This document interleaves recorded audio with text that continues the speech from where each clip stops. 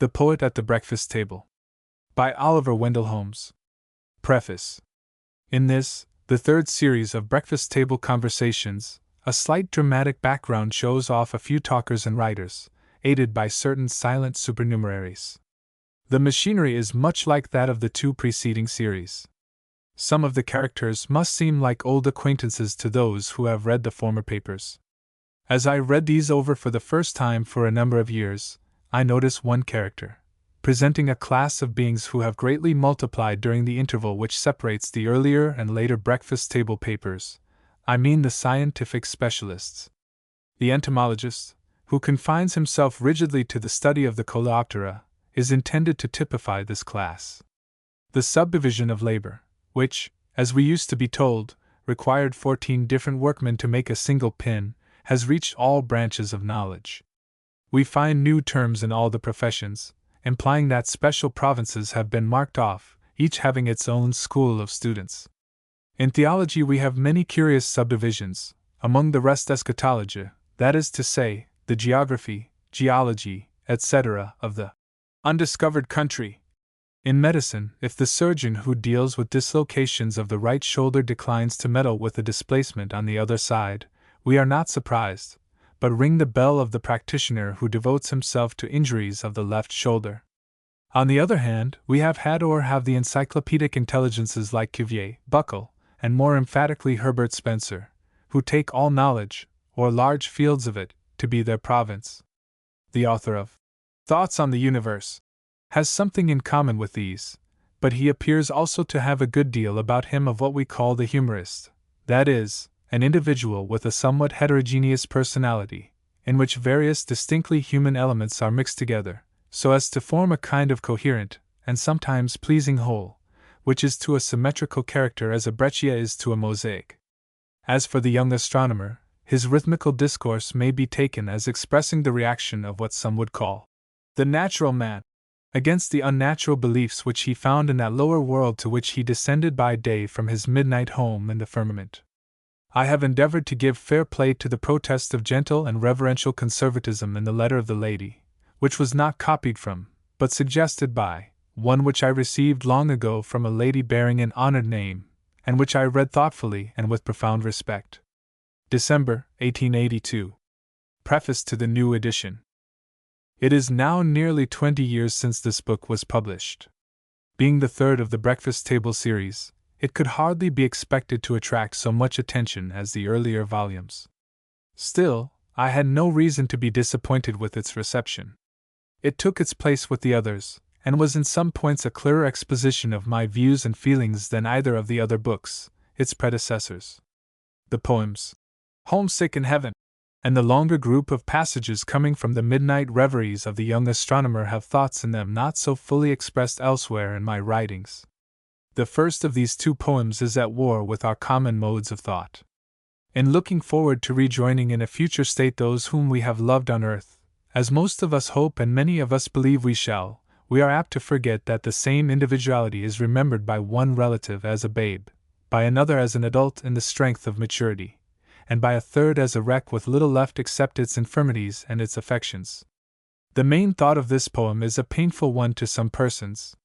They have so closely associated life with its accidents that they expect to see their departed friends in the costume of the time in which they best remember them, and feel as if they should meet the spirit of their grandfather with his wig and cane, as they habitually recall him to memory. The process of scientific specialization referred to and illustrated in this record has been going on more actively than ever during these last 20 years. We have only to look over the lists of the faculties and teachers of our universities to see the subdivision of labor carried out as never before. The movement is irresistible.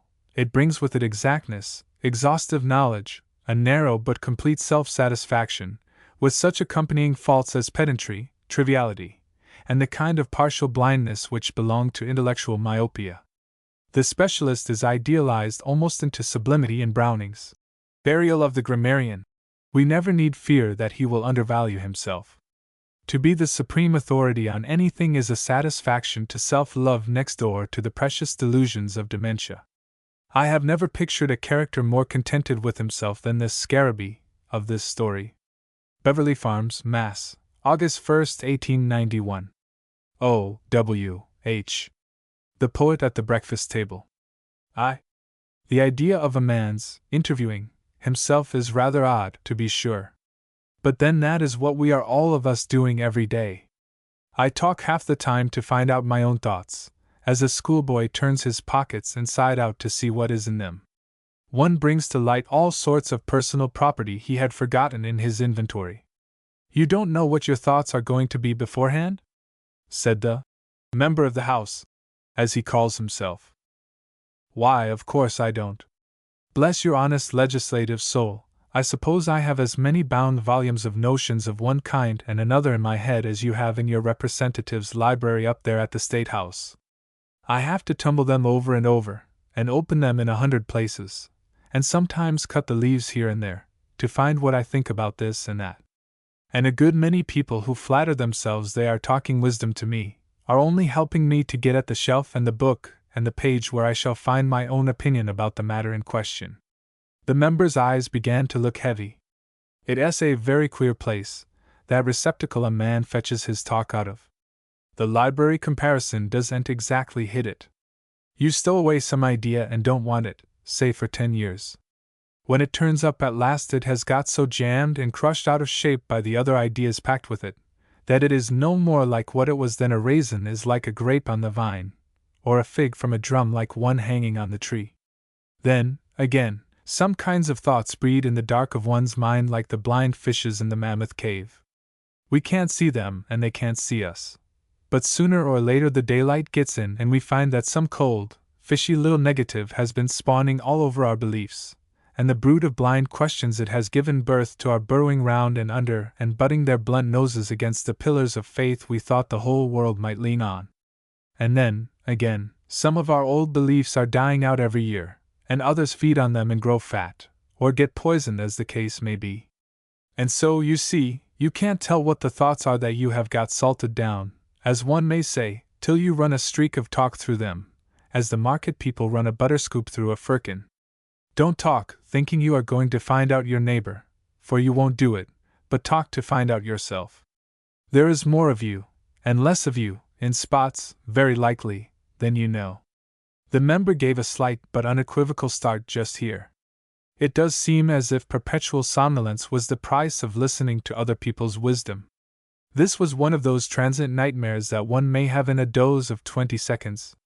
He thought a certain imaginary committee of safety of a certain imaginary legislature was proceeding to burn down his haystack, in accordance with an act, entitled an act to make the poor richer by making the rich poorer. And the chairman of the committee was instituting a forcible exchange of hats with him, to his manifest disadvantage, for he had just bought him a new beaver. He told this dream afterwards to one of the boarders. There was nothing very surprising, therefore, in his asking a question not very closely related to what had gone before. Do you think they mean business?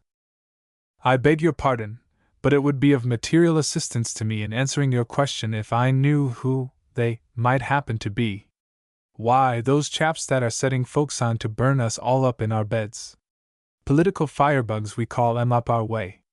Want to substitute the matchbox for the ballot box. Scare all our old women half to death. Oh, yes, to be sure. I don't believe they say what the papers put in their mouths any more than that a friend of mine wrote the letter about Worcester's and Webster's dictionaries, that he had to disown the other day. These newspaper fellows are half asleep when they make up their reports at 2 or 3 o'clock in the morning, and fill out the speeches to suit themselves. I do remember some things that sounded pretty bad, about as bad as nitroglycerin, for that matter. But I don't believe they ever said M when they spoke their pieces, or if they said M I know they didn't mean M. Something like this, wasn't it? If the majority didn't do something the minority wanted M to, then the people were to burn up our cities, and knock us down, and jump on our stomachs. That was about the kind of talk, as the papers had it. I don't wonder it scared the old women. The member was wide awake by this time. I don't seem to remember of them particular phrases, he said. Dear me, no, only leveling everything smack, and trampling us underfoot, as the reporters made it out. That means fire, I take it, and knocking you down and stamping on you, whichever side of your person happens to be uppermost. sounded like a threat, meant, of course, for a warning. But I don't believe it was in the piece as they spoke it, couldn't have been. Then, again, Paris wasn't to blame, as much as to say, so the old woman thought, that New York or Boston wouldn't be to blame if it did the same thing. I've heard of political gatherings where they barbecued an ox, but I can't think there's a party in this country that wants to barbecue a city. But it isn't quite fair to frighten the old women. I don't doubt there are a great many people wiser than I am that wouldn't be hurt by a hint I am going to give them. It's no matter what you say when you talk to yourself, but when you talk to other people, your business is to use words with reference to the way in which those other people are like to understand them. These pretended inflammatory speeches, so reported as to seem full of combustibles, even if they were as threatening as they have been represented, would do no harm if read or declaimed in a man's study to his books, or by the seashore to the waves. But they are not so wholesome moral entertainment for the dangerous classes. Boys must not touch off their squibs and crackers too near the powder magazine. This kind of speech doesn't help on the millennium much. It ain't just the thing to grease your ex with aloe vitriol, said the member. No, the wheel of progress will soon stick fast if you do. You can't keep a dead level long, if you burn everything down flat to make it. Why, bless your soul, if all the cities of the world were reduced to ashes, you'd have a new set of millionaires in a couple of years or so, out of the trade in potash. In the meantime, what is the use of setting the man with the silver watch against the man with the gold watch, and the man without any watch against them both? You can't go gegen human nature, said the member. You speak truly. Here we are traveling through desert together like the children of Israel. Some pick up more manna and catch more quails than others and ought to help their hungry neighbors more than they do. That will always be so until we come back to primitive Christianity, the road to which does not seem to be via Paris, just now. But we don't want the incendiary's pillar of a cloud by day and a pillar of fire by night to lead us in the march to civilization, and we don't want a Moses who will smite rock, not to bring out water for our thirst, but petroleum to burn us all up with. It isn't quite fair to run in opposition to the other funny speaker, Rev. Petroleum V. What's his name? Spoke up an anonymous boarder. You may have been thinking, perhaps, that it was I, the poet, who was the chief talker in the one-sided dialogue to which you have been listening. If so, you were mistaken. It was the old man in the spectacles with large round glasses and the iron-gray hair. He does a good deal of the talking at our table, and, to tell the truth, I rather like to hear him.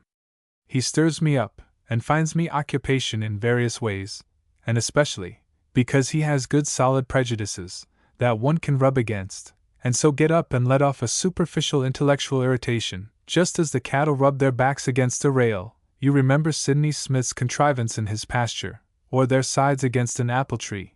I don't know why they take to these so particularly. But you will often find the trunk of an apple tree as brown and smooth as an old saddle at the height of a cow's ribs. I think they begin rubbing in cold blood, and then, you know, l'appétit vient en mangeant, the more they rub the more they want to. That is the way to use your friend's prejudices. This is a sturdy-looking personage of a good deal more than middle age, his face marked with strong manly furrows, records of hard thinking and square stand-up fights with life and all its devils. There is a slight touch of satire in his discourse now and then, and an odd way of answering one that makes it hard to guess how much more or less he means than he seems to say. But he is honest, and always has a twinkle in his eye to put you on your guard when he does not mean to be taken quite literally. I think old Ben Franklin had just that look. I know his great-grandson, in Pace, had it, and I don't doubt he took it in the straight line of descent, as he did his grand intellect.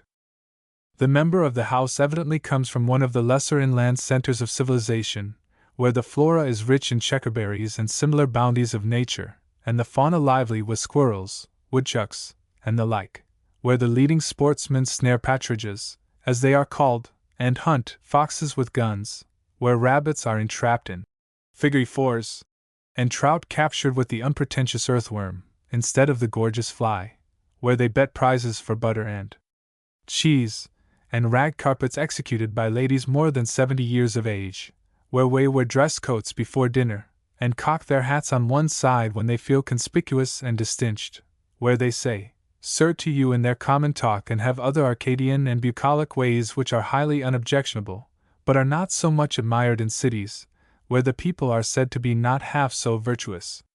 There is with us a boy of modest dimensions, not otherwise especially entitled to the epithet, who ought be 6 or 7 years old, to judge by the gap left by his front milk teeth, these having resigned in favor of their successors, who have not yet presented their credentials. He is rather old for an enfant terrible, and quite too young to have grown into the bashfulness of adolescence. But he has some of the qualities of both these engaging periods of development. The member of the house calls him Bub. Invariably, such term I take to be an abbreviation of Beelzeb, as bus is the short form of omnibus. Many eminently genteel persons, whose manners make them at home anywhere, being evidently unaware of true derivation of this word, are in the habit of addressing all unknown children by one of the two terms, bub and sis, which they consider endears them greatly to the young people, and recommends them to the acquaintance of their honored parents, if these happen to accompany them.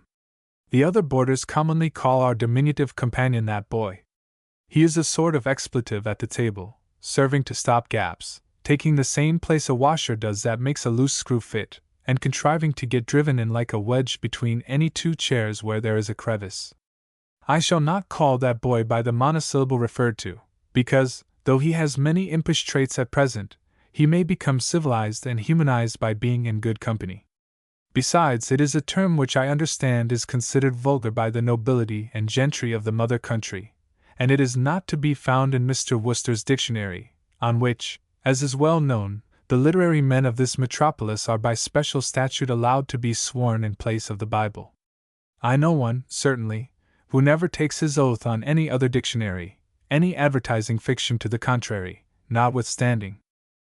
I wanted to write out my account of some of the other boarders, but a domestic occurrence, a somewhat prolonged visit from the landlady, who is rather too anxious that I should be comfortable, broken upon the continuity of my thoughts, and occasioned, in short, I gave up writing for that day.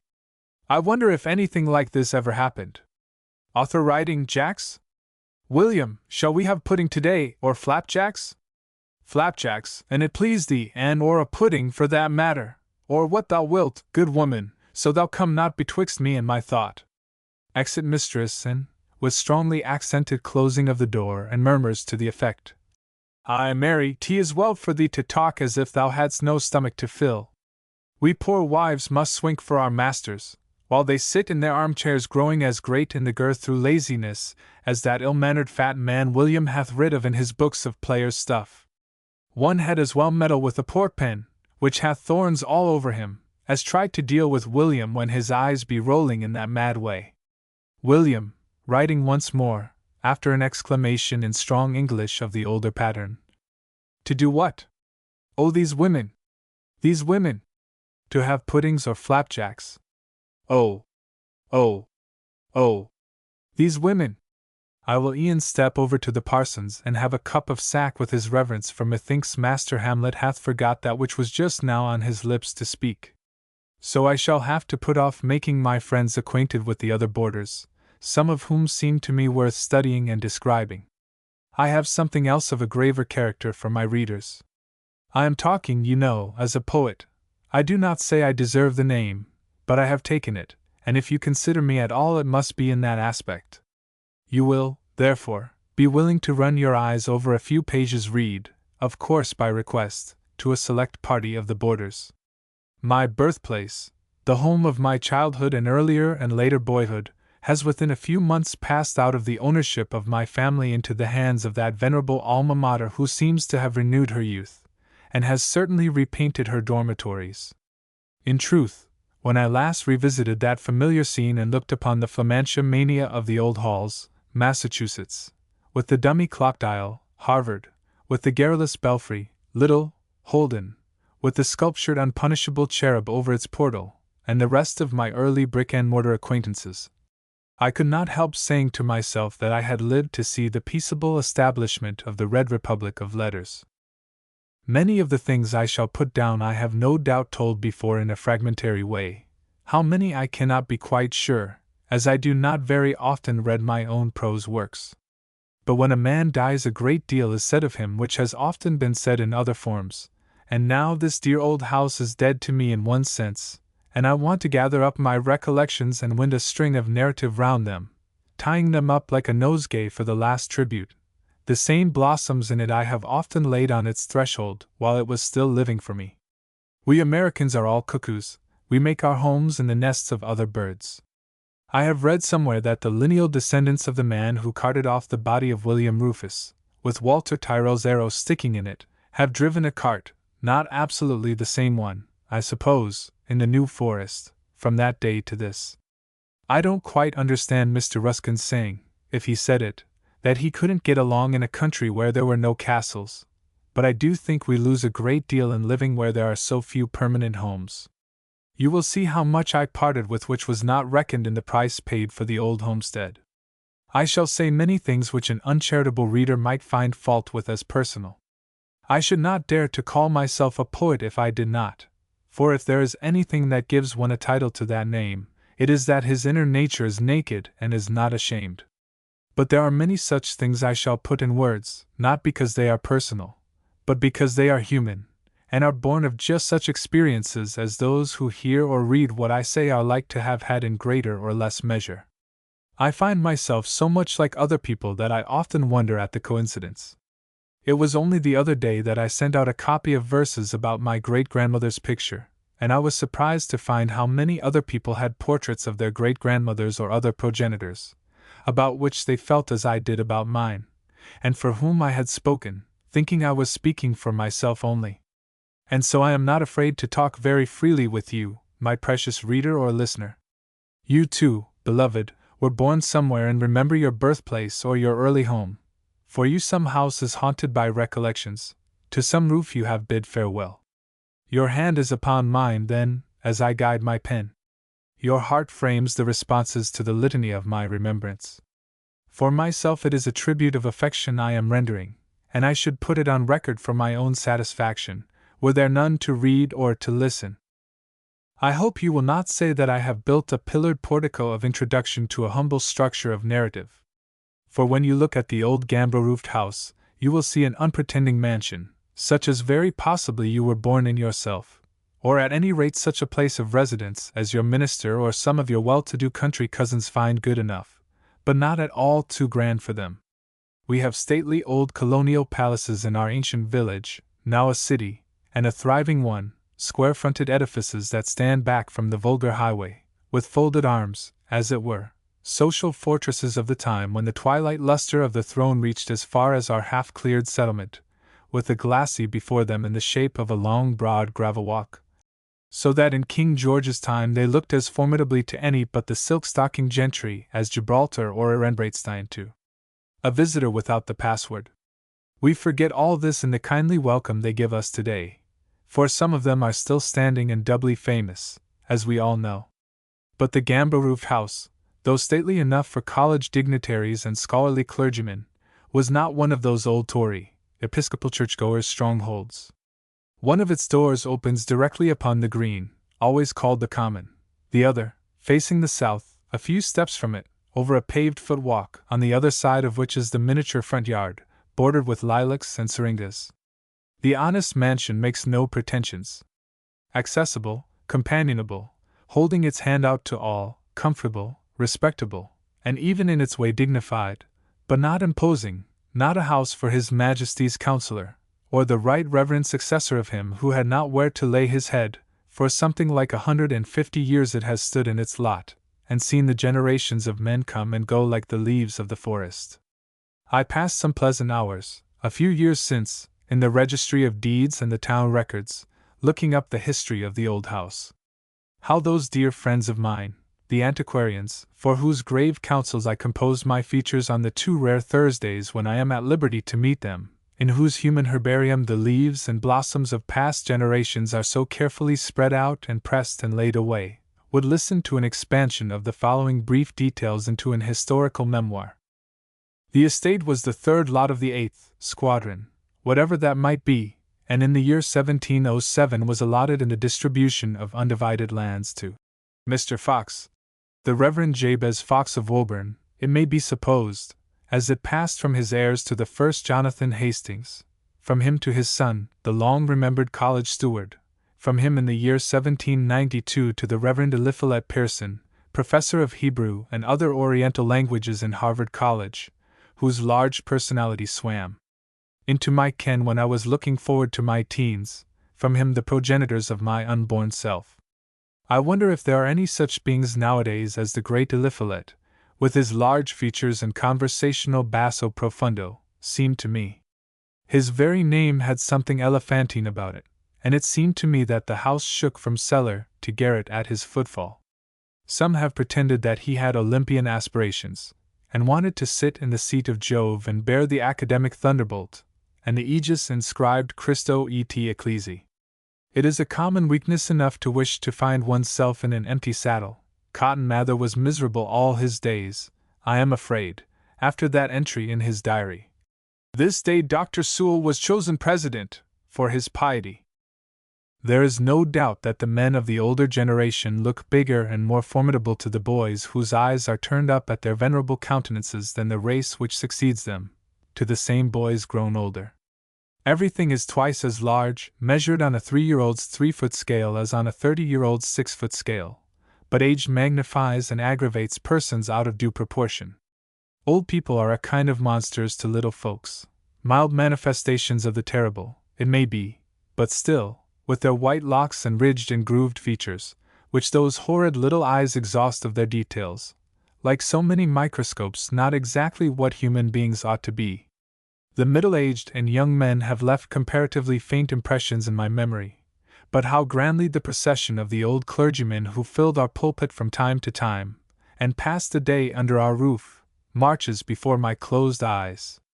At their head the most venerable David Osgood, the majestic minister of Medford, with massive front and shaggy overshadowing eyebrows, following in the train, mild-eyed John Foster of Brighton, with the lambent aurora of a smile about his pleasant mouth, which not even the Sabbath could subdue to the true Levitical aspect, and bulky Charles Steams of Lincoln, author of The Lady's Philosophy of Love, a poem, 1797 inch.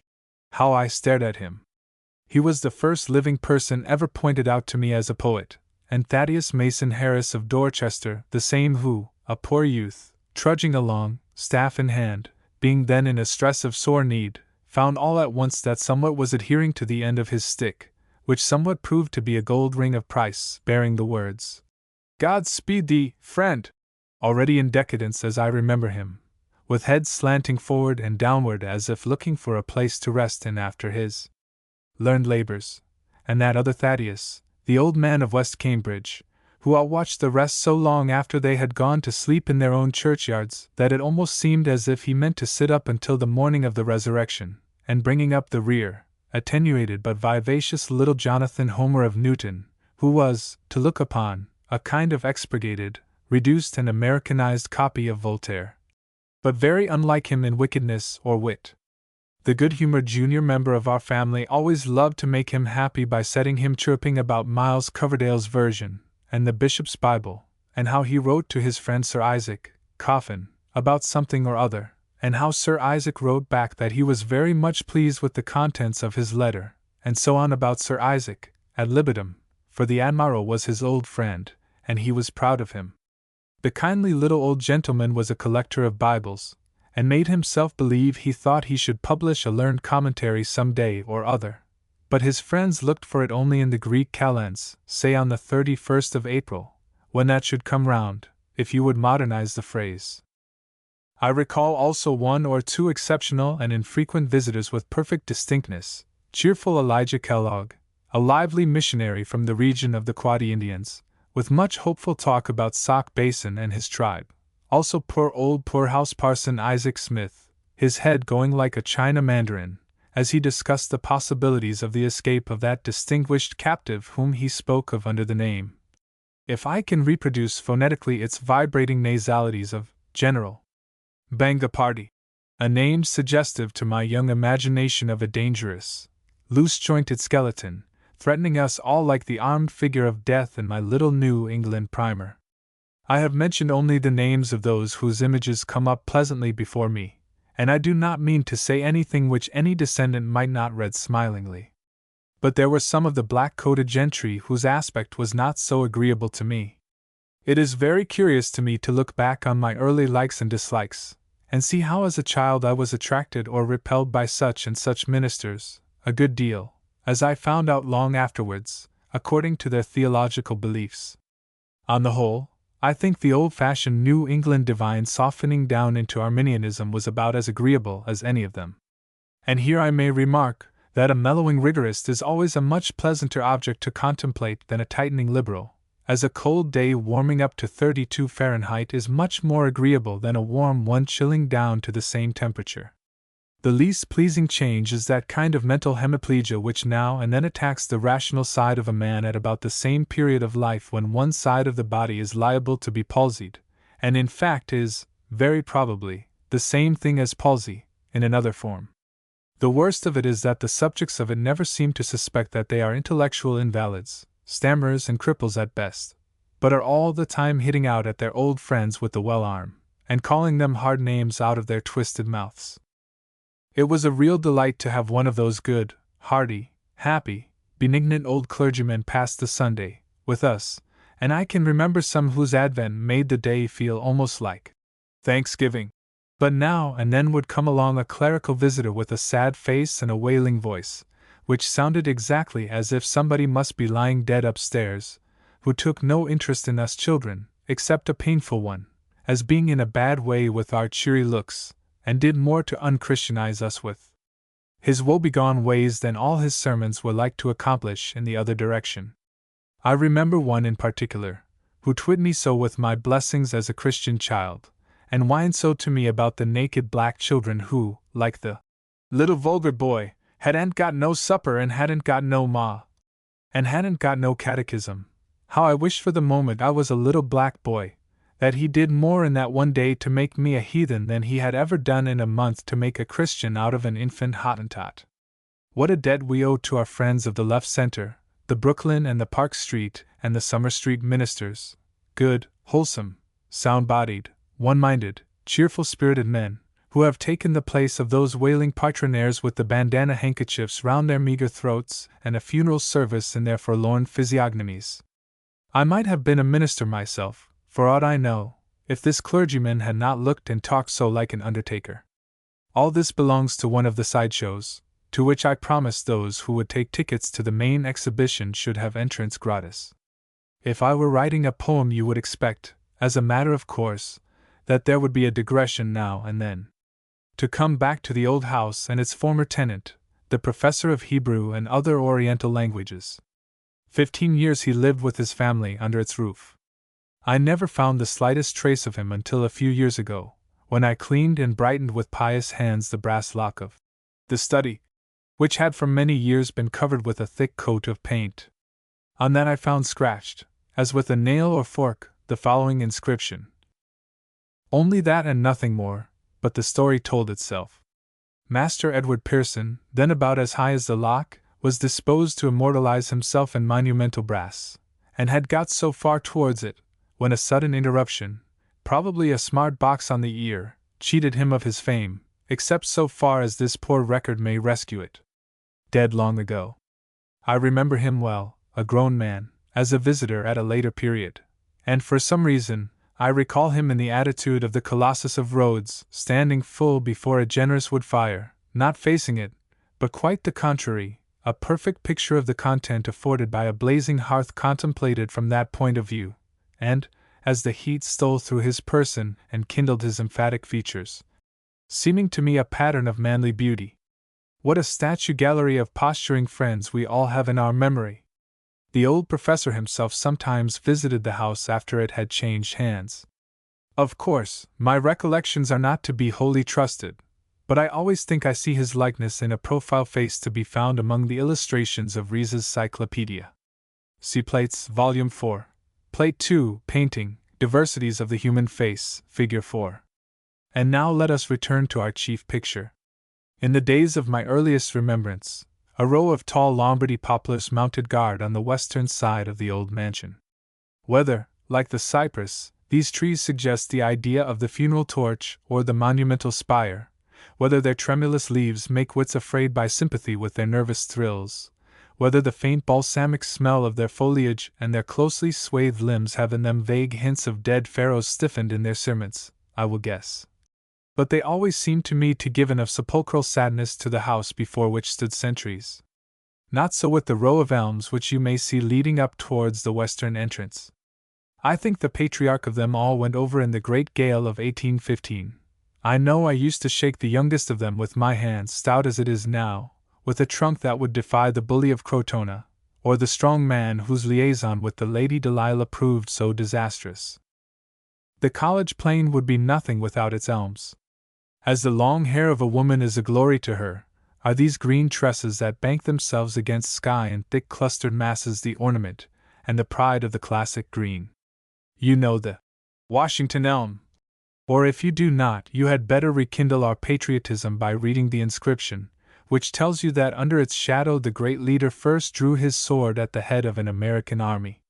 In a line with that you may see two others, the coral fan, as I always called it from its resemblance in form to that beautiful marine growth, and a third a little farther along. I have heard it said that all three were planted at the same time, and that the difference of their growth is due to the slope of the ground, the Washington elm being lower than either of the others. There is a row of elms just in front of the old house on the south.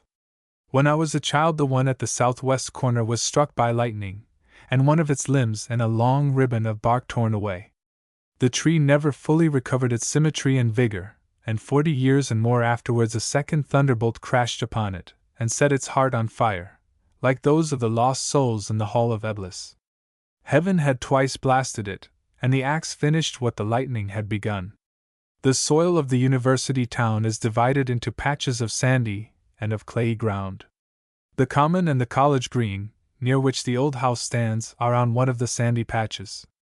For curses are the local inheritance: droughts, dust, mud, and cankerworms.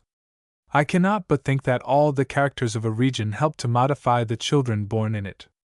I am fond of making apologies for human nature, and I think I could find an excuse for myself if I, too, were dry and barren and muddy-witted and cantankerous, disposed to get my back up, like those other natives of the soil. I know this, that the way Mother Earth treats a boy shapes out a kind of natural theology for him. I fell into Manichaean ways of thinking from the teaching of my garden experiences. Like other boys in the country, I had my patch of ground to which, in the springtime, I entrusted the seeds furnished me, with a confident trust in their resurrection and glorification in the better world of summer.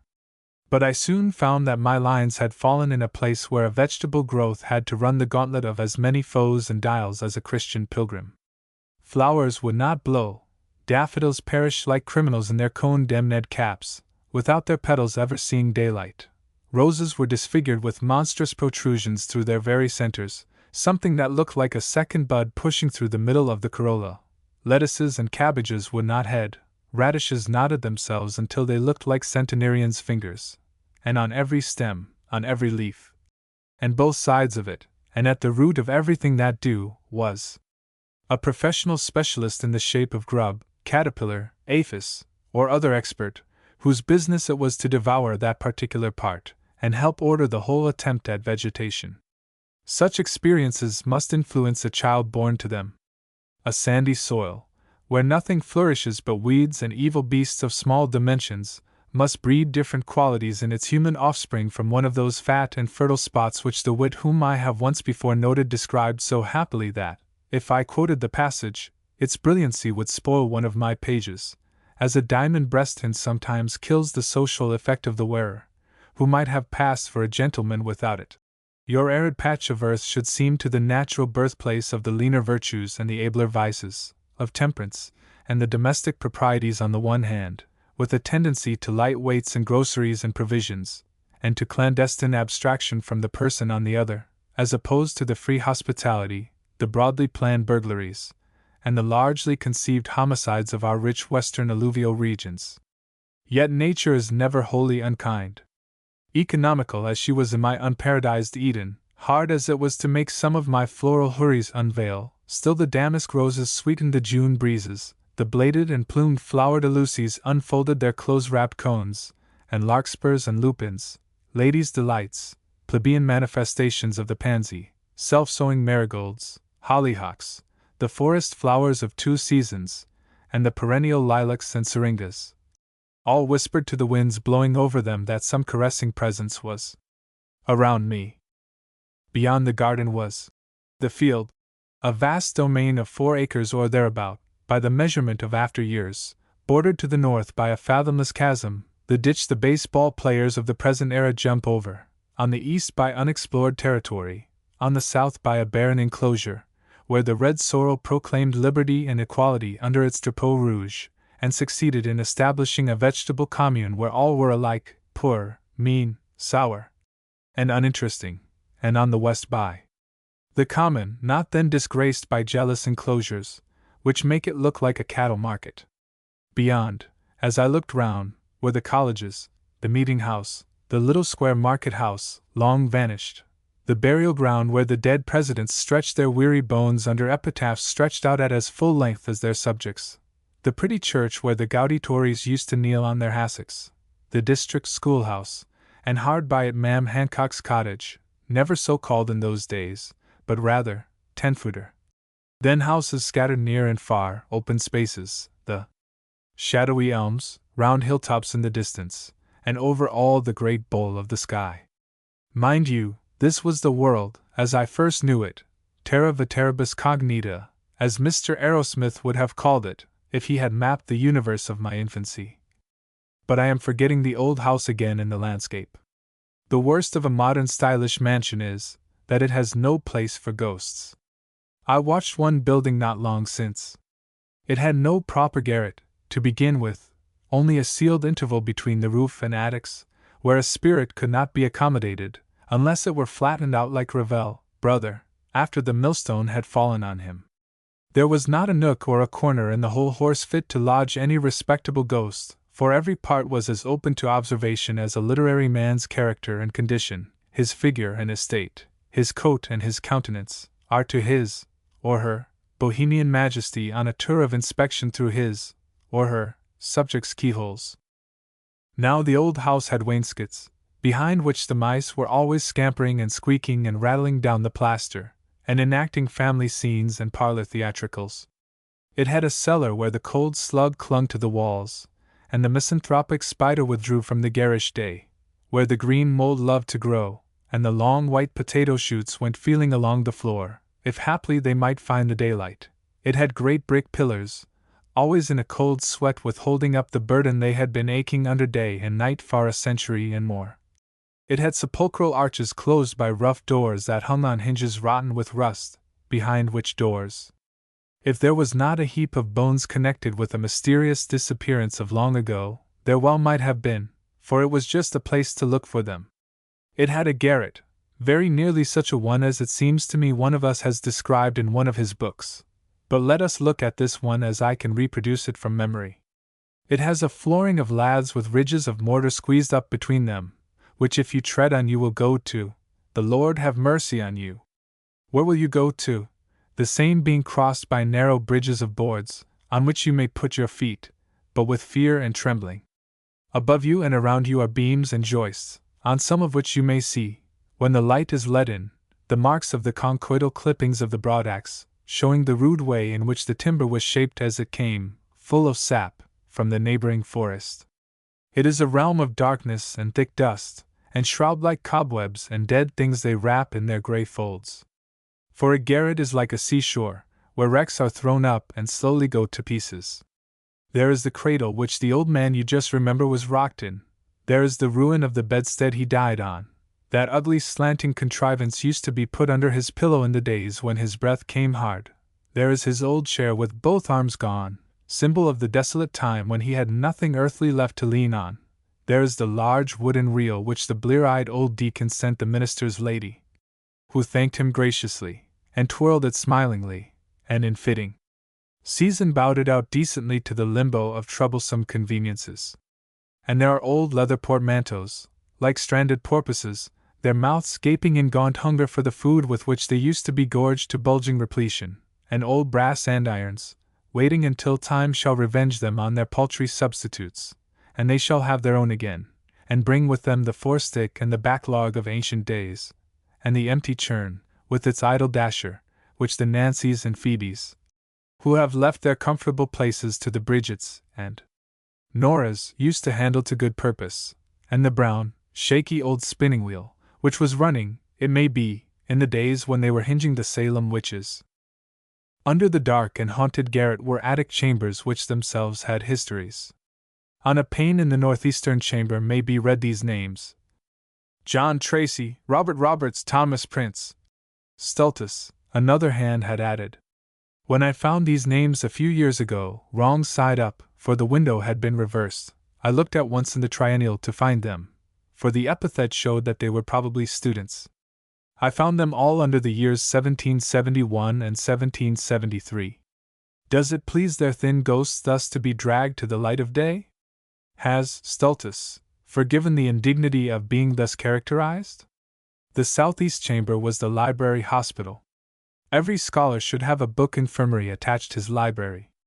There should find a peaceable refuge the many books, invalids from their birth, which are sent, with the best regards of the author, the respected, but unpresentable cripples which have lost cover, the odd volumes of honored sets which go mourning all their days for their lost brother, the school books which have been so often the subjects of assault and battery, that they look as if the police must know them by heart.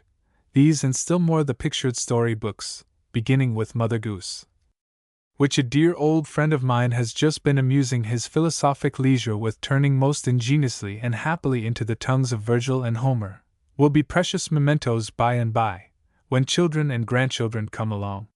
What would I not give for that dear little paper-bound quarto, in large and most legible type, on certain pages of which the tender hand that was the shield of my infancy had crossed out with deep black marks something awful, probably about bears, such as once tear 240 of us little folks for making faces, and the very name of which made us hide our heads under the bedclothes.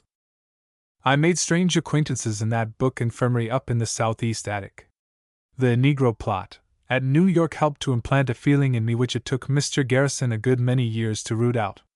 Thinks I to myself, an old novel, which has been attributed to a famous statesman, introduced me to a world of fiction which was not represented on the shelves of the library proper, unless perhaps by Colebs in search of a wife, or allegories of the bitter tonic class, as the young doctor that sits on the other side of the table would probably call them. I always, from an early age, had a keen eye for a story with a moral sticking out of it, and gave it a wide berth, though in my later years I have myself written a couple of medicated novels, as one of my dearest and pleasantest old friends wickedly called them, when somebody asked her if she had read the last of my printed performances. I forgave the satire for the charming esprit of the epithet.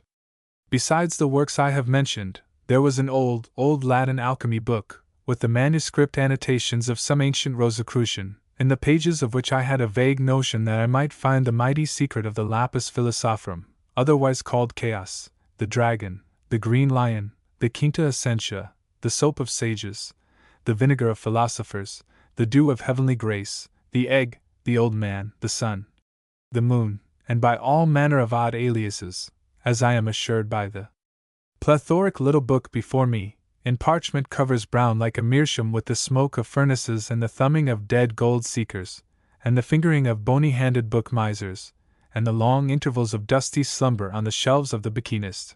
For next year it will be 3 centuries old, and it had already seen 9 generations of men when I caught its eye, Alchimie Doctrina, and recognized it at pistol-shot distance as a prize, among the breviaries and airs and trumpery volumes of the old open-air dealer who exposed his treasures under the shadow of St. Sulpice.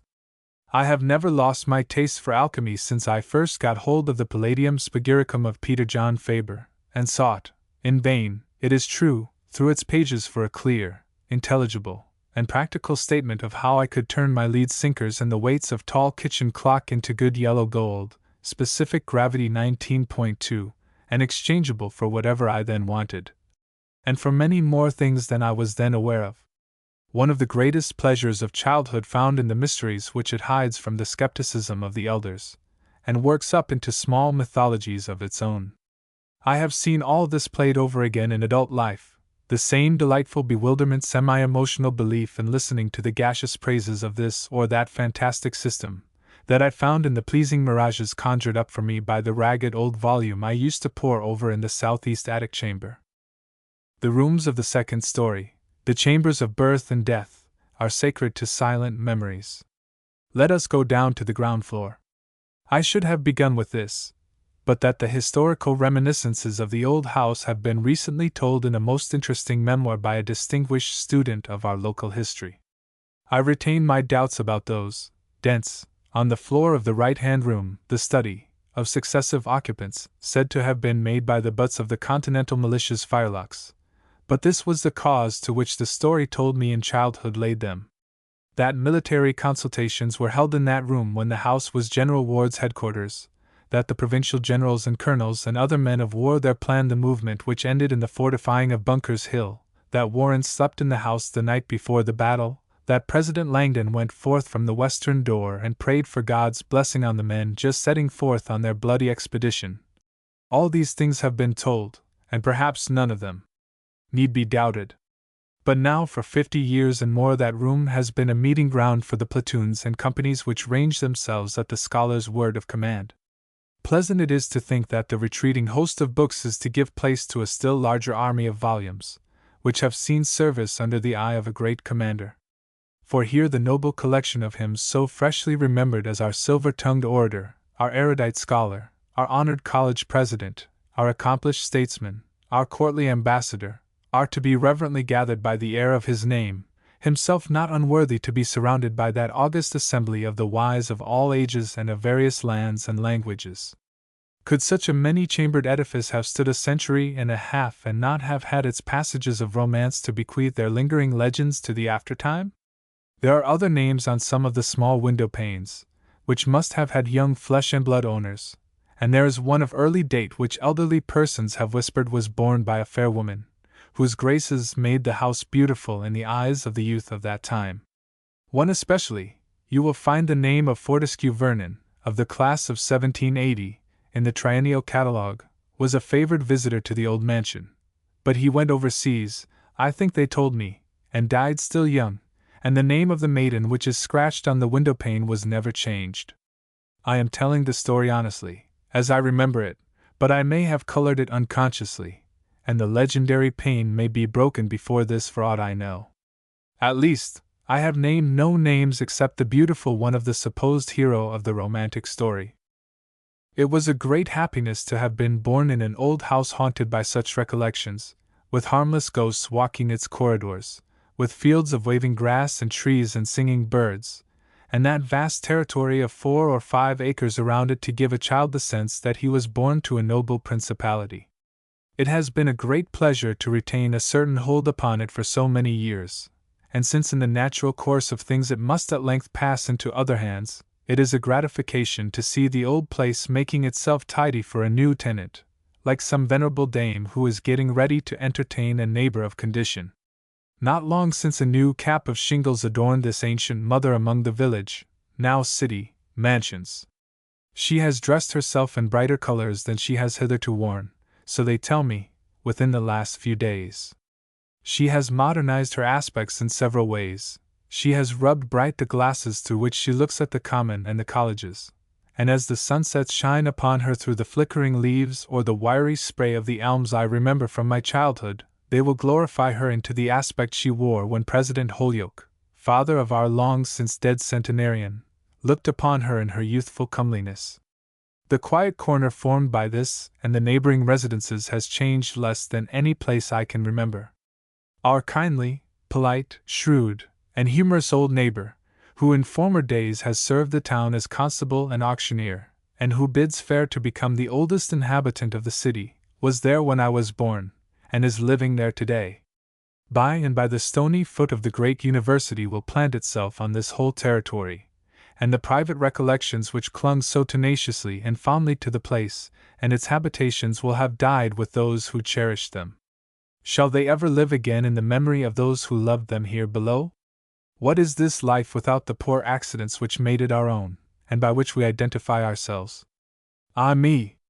I might like to be a winged chorister, but still it seems to me I should hardly be quite happy if I could not recall at will the old house with the long entry, and the white chamber, where I wrote the first verses that made me known, with a pencil, stands PD in uno, pretty, nearly, and the little parlor, and the study, and the old books and uniforms as varied as those of the ancient and honorable artillery company used to be, if my memory serves me right, and the front yard with the star of Bethlehem's growing, flowerless, among the grass, and the dear faces to be seen no more there or anywhere on this earthly place of farewells. I have told my story. I do not know what special gifts have been granted or denied me, but this I know, that I am like so many others of my fellow creatures, that when I smile, I feel as if they must; when I cry, I think their eyes fill, and it always seems to me that when I am most truly myself I come nearest to them and am surest of being listened to by the brothers and sisters of the larger family into which I was born so long ago. I have often feared they might be tired of me and what I tell them. But then, perhaps, would come a letter from some quiet body in some out-of-the-way place, which showed me that I had said something which another had often felt but never said, or told the secret of another's heart in unburdening my own.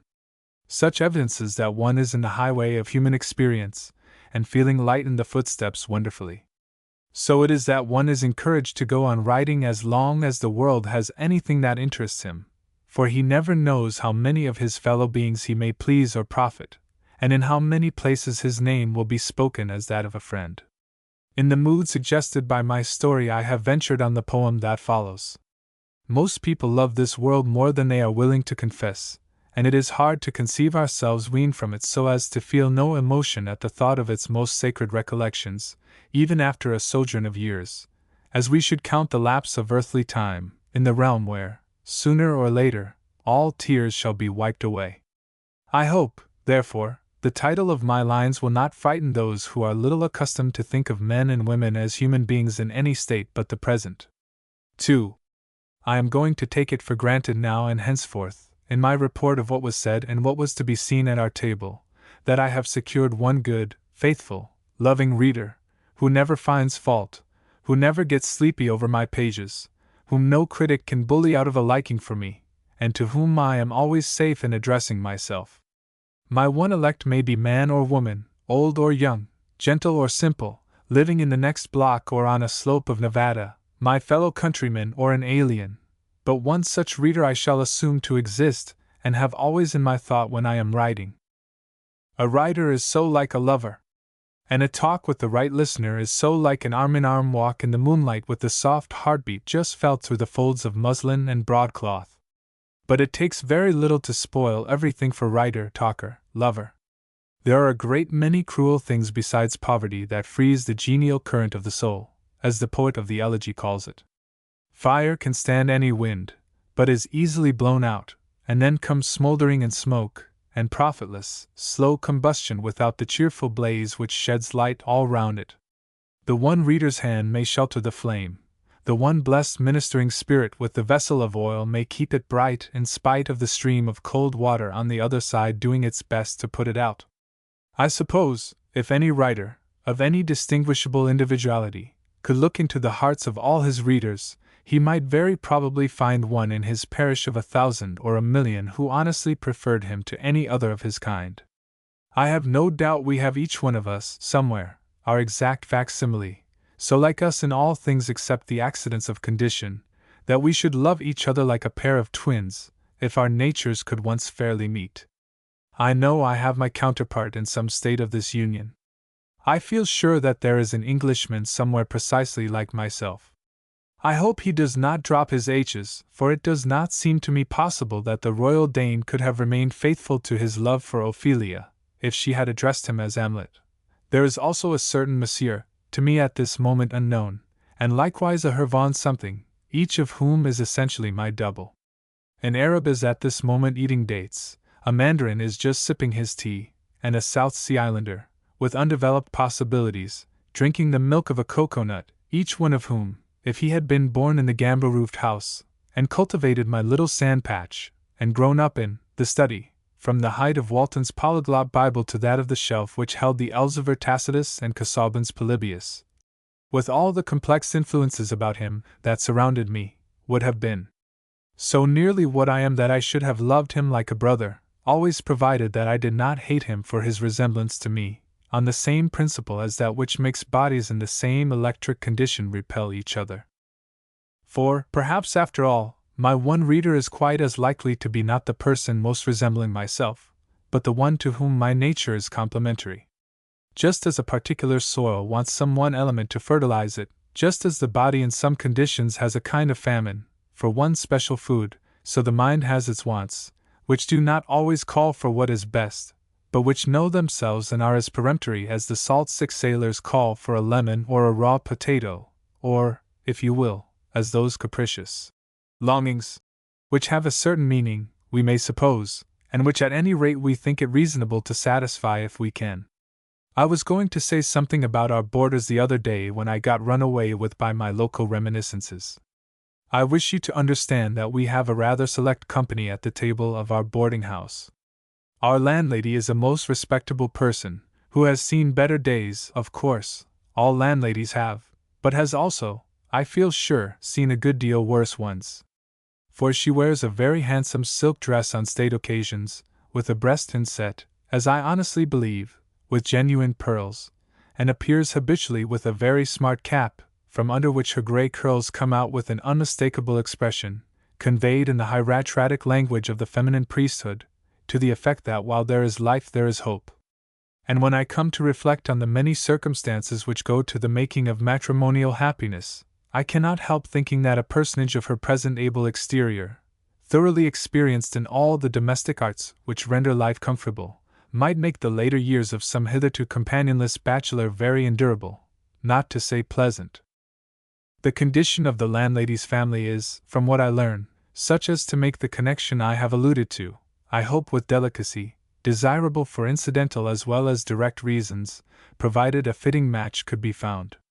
I was startled at hearing her addressed by the familiar name of Benjamin, the young physician I have referred to, until I found on inquiry, what I might have guessed by the size of his slices of pie and other little marks of favoritism, that he was her son. He has recently come back from Europe, where he has topped off his home training with a first-class foreign finish. As the landlady could never have educated him in this way out of the profits of keeping boarders, I was not surprised when I was told that she had received a pretty little property in the form of a bequest from a former boarder, a very kind-hearted, worthy old gentleman who had been long with her, and seen how hard she worked for food and clothes for herself and this son of hers, Benjamin Franklin by his baptismal name. Her daughter had also married well, to a member of what we may call the post-medical profession, that, namely, which deals with the mortal frame after the practitioners of the healing art have done with it, and taken their leave. So thriving had this son-in-law of hers been in his business, that his wife drove about in her own carriage, drawn by a pair of jet-black horses of most dignified demeanor, whose only fault was a tendency to relapse at once into a walk after every application of a stimulus that quickened their pace to a trot, which application always caused them to look round upon the driver with a surprised and offended air, as if he had been guilty of a grave indecorum. The landlady's daughter had been blessed with a number of children, of great sobriety of outward aspect, but remarkably cheerful in their inward habit of mind, more especially on the occasion of the death of a doll, which was an almost daily occurrence, and gave them immense delight in getting up a funeral, for which they had a complete miniature outfit. How happy they were under their solemn aspect! For the head mourner, a child of remarkable gifts, could actually make the tears run down her cheeks, as real ones as if she had been a grown person following a rich relative, who had not forgotten his connections, to his last unfurnished lodgings. So this was a most desirable family connection for the right man to step into, a thriving, thrifty mother-in-law, who knew what was good for the sustenance of the body, and had no doubt taught it to her daughter, a medical artist at hand in case the luxuries of the table should happen to disturb the physiological harmonies, and in the worst event, a sweet consciousness that the last sad offices would be attended to with affectionate zeal, and probably a large discount from the usual charges. It seems as if I could hardly be at this table for a year, if I should stay so long, without seeing some romance or other work itself out under my eyes, and I cannot help thinking that the landlady is to be the heroine of the love history like to unfold itself. I think I see the little cloud in the horizon, with a silvery lining to it, which may end in a rain of cards tied round with white ribbons. Extremes meet, and who so like to be the other party as the elderly gentleman at the other end of the table, as far from her now as the length of the board permits? I may be mistaken, but I think this is to be the romantic episode of the year before me. Only it seems so natural it is improbable, for you never find your dropped money just where you look for it, and so it is with these a priori matches. This gentleman is a tight, tidy, wiry little man, with a small, brisk head, close-cropped white hair, a good wholesome complexion, a quiet, rather kindly face, quick in his movements, neat in his dress, but fond of wearing a short jacket over his coat, which gives him the look of a pickled or preserved schoolboy. He has retired, they say, from a thriving business, with a snug property, suspected by some to be rather more than snug, and entitling him to be called a capitalist, except that this word seems to be equivalent to highway robber in the new gospel of St. Petroleum. That he is economical in his habits cannot be denied, for he saws and splits his own wood, for exercise, he says, and makes his own fires, brushes his own shoes, and it is whispered, darns a hole in a stocking now and then, all for exercise, I suppose. Every summer he goes out of town for a few weeks. On a given day of the month a wagon stops at the door and takes up, not his trunks, for he does not indulge in any such extravagance, but the stout brown linen bags in which he packs the few conveniences he carries with him. I do not think this worthy and economical personage will have much to do or to say, unless he marries the landlady. If he does that, he will play a part of some importance, but I don't feel sure at all. His talk is little in amount, and generally ends in some compact formula condensing much wisdom in few words, as that a man should not put all his eggs in one basket, that there are as good fish in the sea as ever came out of it, and one in particular, which he surprised me by saying in pretty good French one day, to the effect that the inheritance of the world belongs to the phlegmatic people, which seems to me to have a good deal of truth in it. The other elderly personage, the old man with iron-gray hair and large round spectacles, sits at my right at table. He is a retired college officer, a man of books and observation, and himself an author. Magister Artium is one of his titles on the college catalogue, and I like best to speak of him as the master, because he has a certain air of authority which none of us feel inclined to dispute. He has given me a copy of a work of his which seems to me not wanting in suggestiveness, and which I hope I shall be able to make some use of in my records by and by. I said the other day that he had good solid prejudices, which is true, and I like him none the worse for it, but he has also opinions more or less original, valuable, probable, fanciful, fantastic, or whimsical, perhaps, now and then, which he promulgates at table somewhat in the tone of imperial edicts.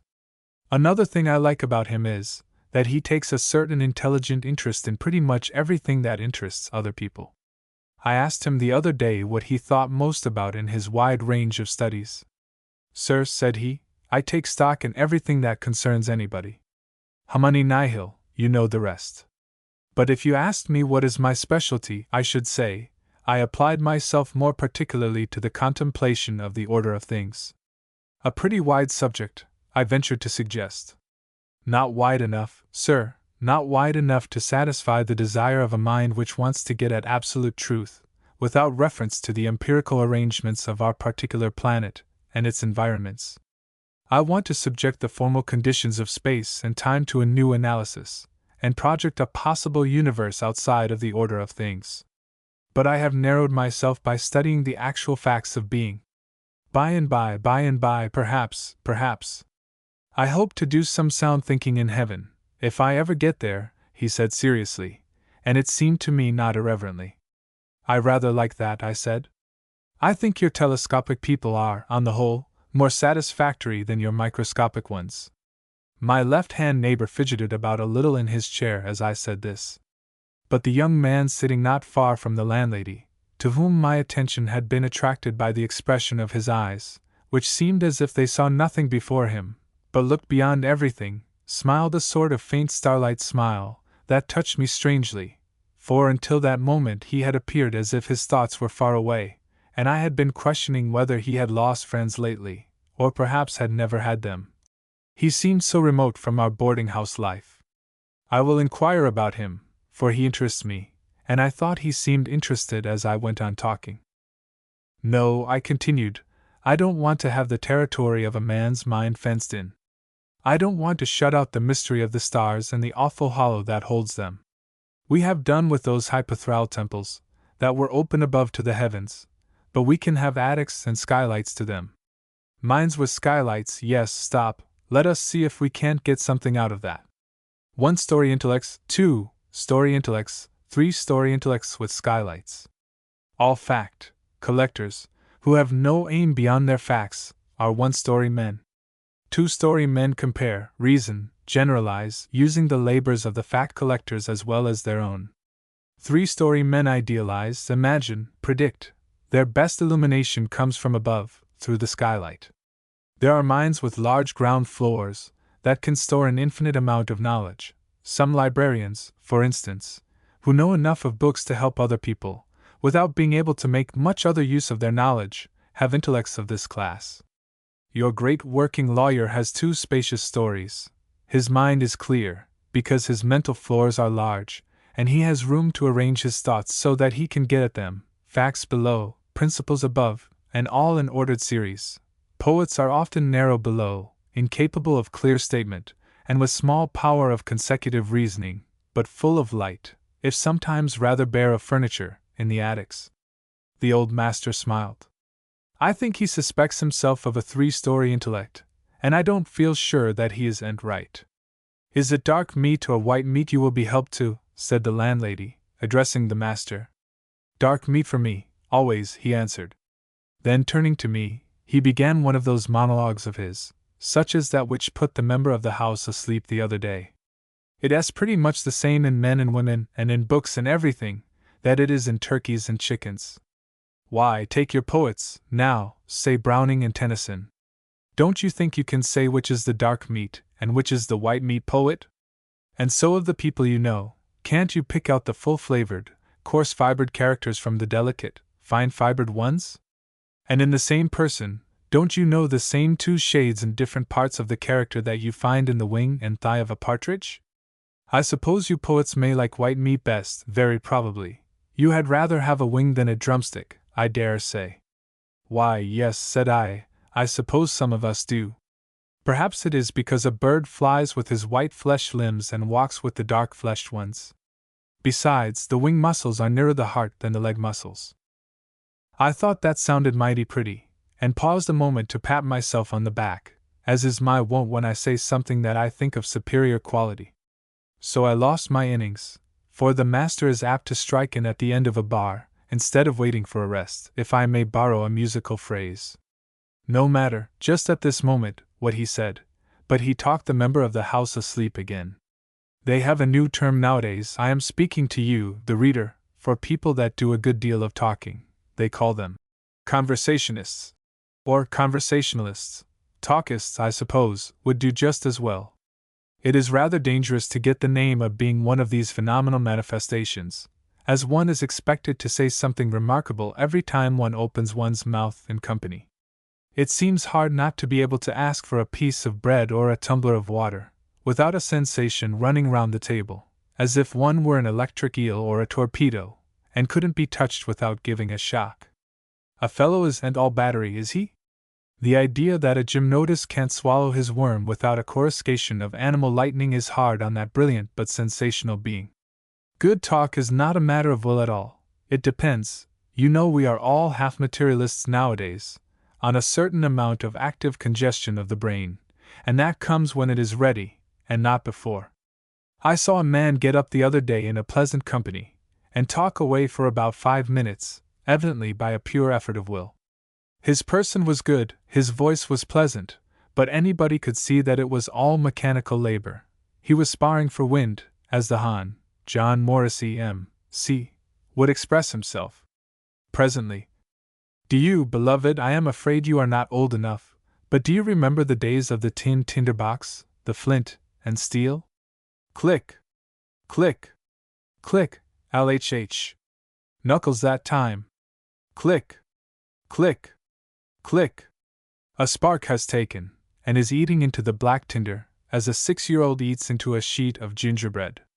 Presently, After hammering away for his 5 minutes with mere words, the spark of a happy expression took somewhere among the mental combustibles, and then for 10 minutes we had a pretty, wandering, scintillating play of eloquent thought, that enlivened, if it did not kindle, all around it. If you want the real philosophy of it, I will give it to you. The chance thought or expression struck the nervous center of consciousness, as the rowel of a spur stings the flank of a racer. Away through all the telegraphic radiations of the nervous cords flashed the intelligence that the brain was kindling, and must be fed with something or other, or it would burn itself to ashes. And all the great hydraulic engines poured in their scarlet blood, and the fire kindled, and the flame rose, for the blood is a stream that, like burning rock oil, at once kindles, and is itself the fuel. You can't order these organic processes, any more than a milliner can make a rose. She can make something that looks like a rose, more or less, but it takes all the forces of the universe to finish and sweeten that blossom in your buttonhole, and you may be sure that when the orator's brain is in a flame, when the poet's heart is in a tumult, it is something mightier than he and his will that is dealing with him. As I have looked from one of the northern windows of the street which commands our noble estuary, the view through which is a picture on an illimitable canvas and a poem in innumerable cantos, I have sometimes seen a pleasure boat drifting along, her sail flapping, and she seeming as if she had neither will nor aim. At her stern a man was laboring to bring her head round with an oar, to little purpose, as it seemed to those who watched him pulling and tugging.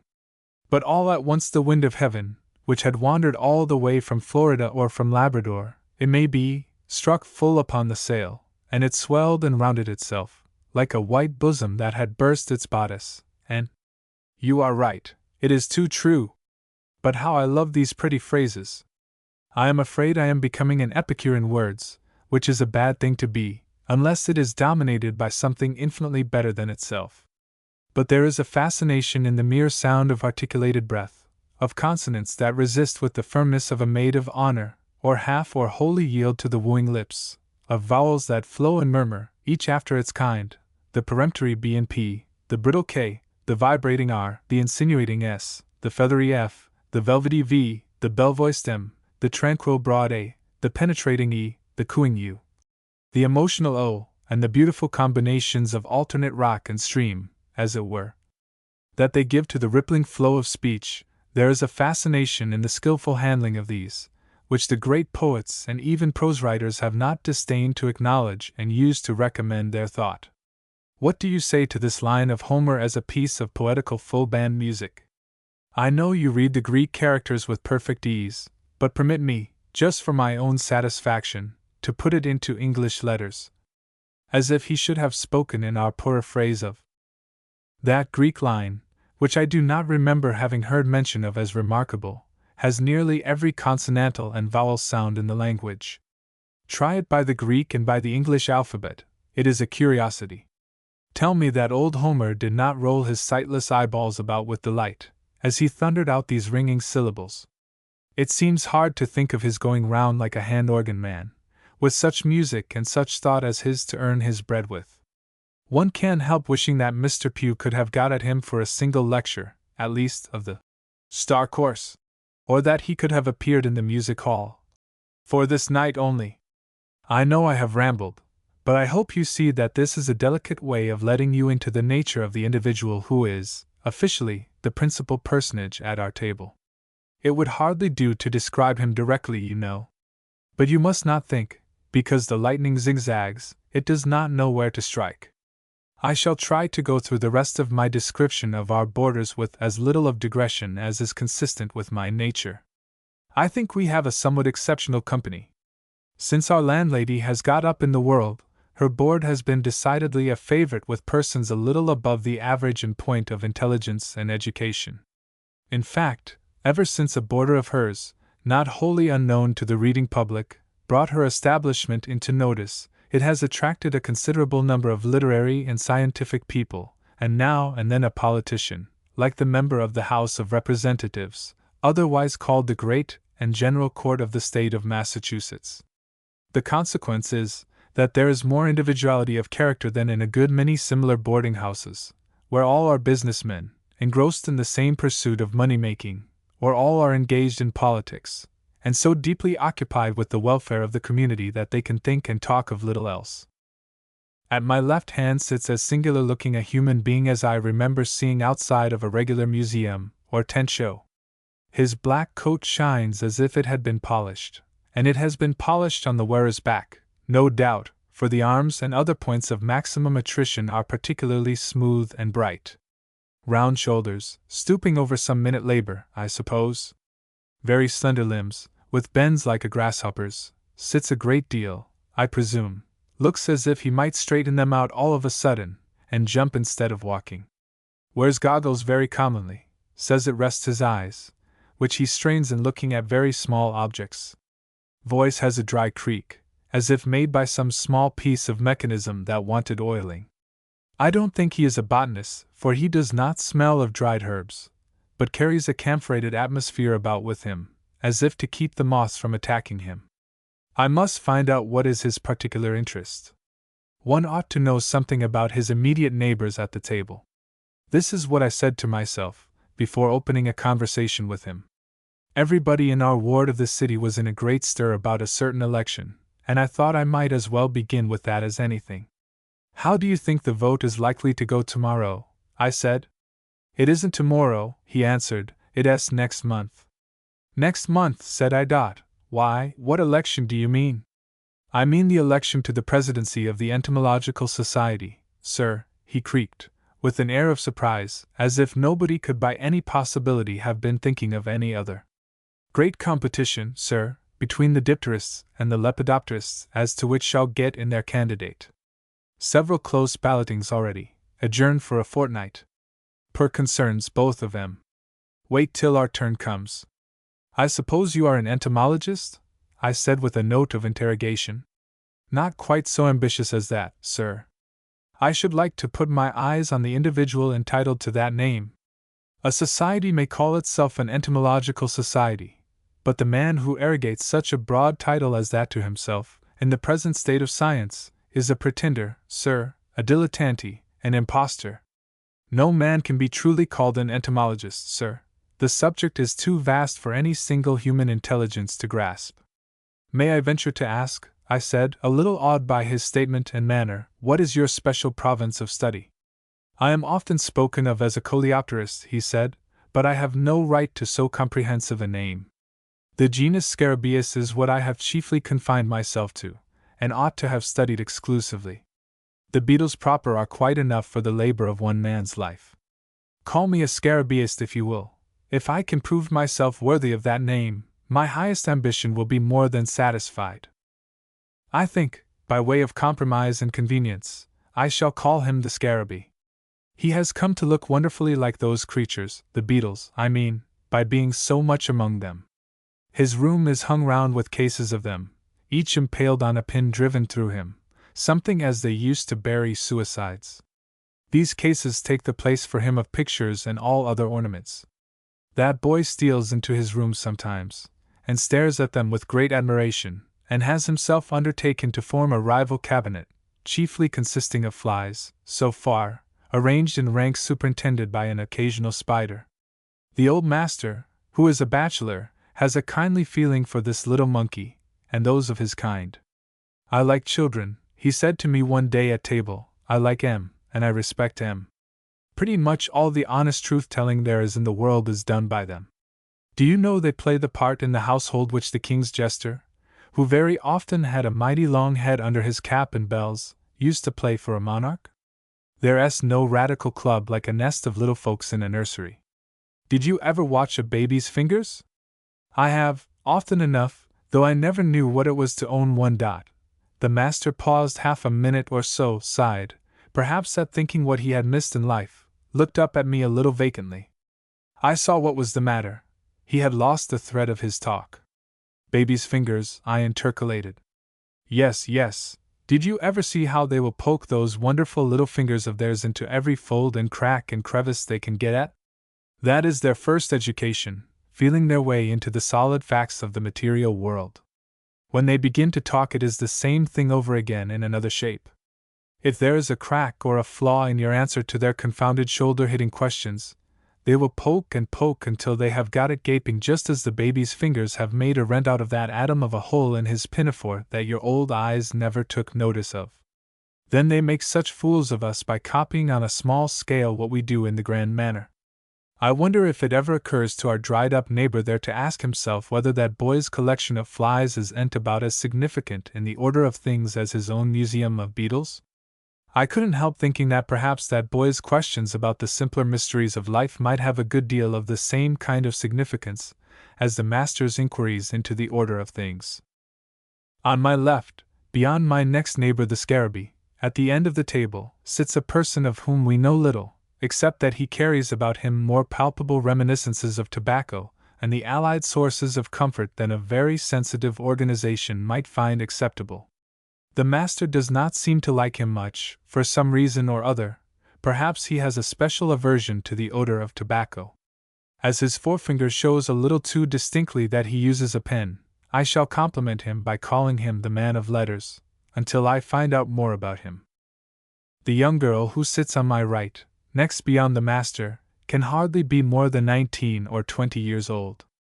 I wish I could paint her so as to interest others as much as she does me. But she has not a profusion of sunny tresses wreathing a neck of alabaster, and a cheek where the rose and the lily are trying to settle their old quarrel with alternating victory. Her hair is brown, her cheek is delicately pallid, her forehead is too ample for a ballroom beauty's. A single faint line between the eyebrows is the record of long, continued anxious efforts to please in the task she has chosen, or rather which has been forced upon her. It is the same line of anxious and conscientious effort which I saw not long since on the forehead of one of the sweetest and truest singers who has visited us, the same which is so striking on the masks of singing women painted upon the facade of our great organ, that Himalayan home of harmony which you are to see and then die, if you don't live where you can see and hear it often. Many deaths have happened in a neighboring large city from that well-known complaint, icterus invidious sorum, after returning from a visit to the music hall. The invariable symptom of a fatal attack is the risus sardonicus. But the young girl. She gets her living by writing stories for a newspaper. Every week she furnishes a new story. If her head aches or her heart is heavy, so that she does not come to time with her story, she falls behindhand and has to live on credit. It sounds well enough to say that she supports herself by her pen. But her lot is a trying one, it repeats the doom of the Danaides. The weekly bucket has no bottom, and it is her business to help fill it. Imagine for one moment what it is to tell a tale that must flow on, flow ever, without pausing, the lover miserable and happy this week, to begin miserable again next week and end as before, the villain scowling, plotting, punished, to scowl, plot, and get punished again in our next, an endless series of woes and busses, into each paragraph of which the forlorn artist has to throw all the liveliness, all the emotion, all the graces of style she is mistress of, for the wages of a maid of all work, and no more recognition or thanks from anybody than the apprentice who sets the types for the paper that prints her ever-ending and ever-beginning stories. And yet she has a pretty talent, sensibility, a natural way of writing, an ear for the music of verse, in which she sometimes indulges to vary the dead monotony of everlasting narrative, and a sufficient amount of invention to make her stories readable. I have found my eyes dimmed over them oftener than once, more with thinking about her, perhaps, than about her heroes and heroines. Poor little body! Poor little mind! Poor little soul! She is one of that great company of delicate, intelligent, emotional young creatures, who are waiting, like that sail I spoke of, for some breath of heaven to fill their white bosoms. Love, the right of every woman, religious emotion, sister of love, with the same passionate eyes, but cold, thin, bloodless hands, some enthusiasm of humanity or divinity, and find that life offers them, instead, a seat on a wooden bench, a chain to fasten them to it, and a heavy oar to pull day and night. We read the Arabian tales and pity the doomed lady who must amuse her lord and master from day to day or have her head cut off. How much better is a mouth without bread to fill it than no mouth at all to fill, because no head? We have all round us a weary-eyed company of Scheherazades. This is one of them, and I may call her by that name when it pleases me to do so. The next boarder I have to mention is the one who sits between the young girl and the landlady. In a little chamber into which a small thread of sunshine finds its way for half an hour or so every day during a month or 6 weeks of the spring or autumn, at all other times obliged to content itself with ungilded daylight, lives this boarder, whom, without wronging any others of our company, I may call, as she is very generally called in the household, the lady. In giving her this name, it is not meant that there are no other ladies at our table, or that the handmaids who serve us are not ladies, or to deny the general proposition that everybody who wears the unbifurcated garment is entitled to that appellation. Only this lady has a look and manner which there is no mistaking as belonging to a person always accustomed to refined and elegant society. Her style is perhaps a little more courtly and gracious than some would like. The language and manner which betray the habitual desire of pleasing, and which add a charm to intercourse in the higher social circles, are liable to be construed by sensitive beings and used to such amenities as an odious condescension when addressed to persons of less consideration than the accused, and as a still more odious, you know the word, when directed to those who are esteemed by the world as considerable personages. But of all this the accused are fortunately wholly unconscious, for there is nothing so entirely natural and unaffected as the highest breeding. From an aspect of dignified but undisguised economy which showed itself in her dress as well as in her limited quarters, I suspected a story of shipwrecked fortune, and determined to question our landlady. That worthy woman was delighted to tell the history of her most distinguished boarder.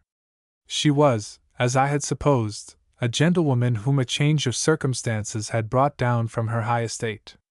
Did I know the Goldenrod family? Of course I did. Well, the lady was first cousin to Mrs. Midas Goldenrod. She had been here in her carriage to call upon her, not very often. Were her rich relations kind and helpful to her? Well, yes, at least they made her presents now and then. 3 or 4 years ago they sent her a silver waiter, and every Christmas they sent her a bouquet. It must cost as much as $5, the landlady thought. And how did the lady receive these valuable and useful gifts? Every Christmas she got out the silver waiter and borrowed a glass tumbler, and filled it with water, and put the bouquet in it, and set it on the waiter.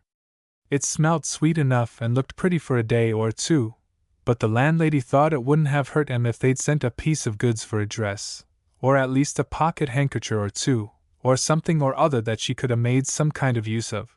But beggars mustn't be choosers. Not that she was a beggar, for she'd sooner die than do that if she was in want of a meal of victuals.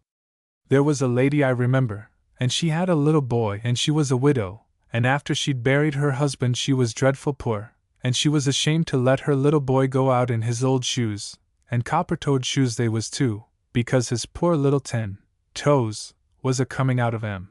And what do you think my husband's rich uncle? Well, there now, it was me and my little Benjamin, as he was then. There's no use in hiding of it.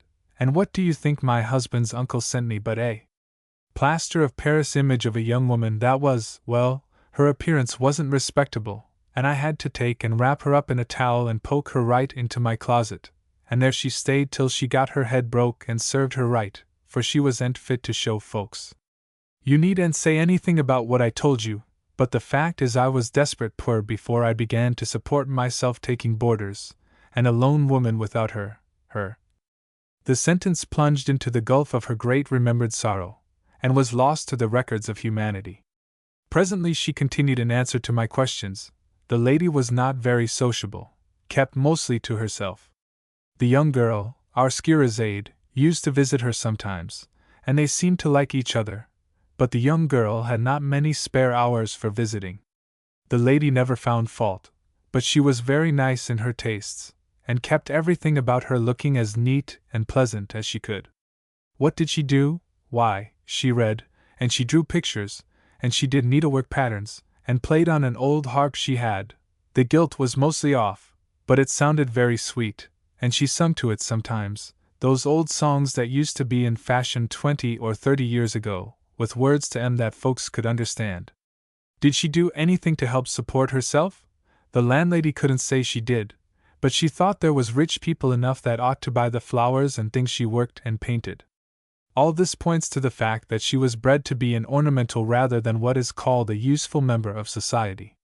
This is all very well so long as fortune favors those who are chosen to be the ornamental personages. But if the golden tide recedes and leaves them stranded, they are more to be pitied than almost any other class.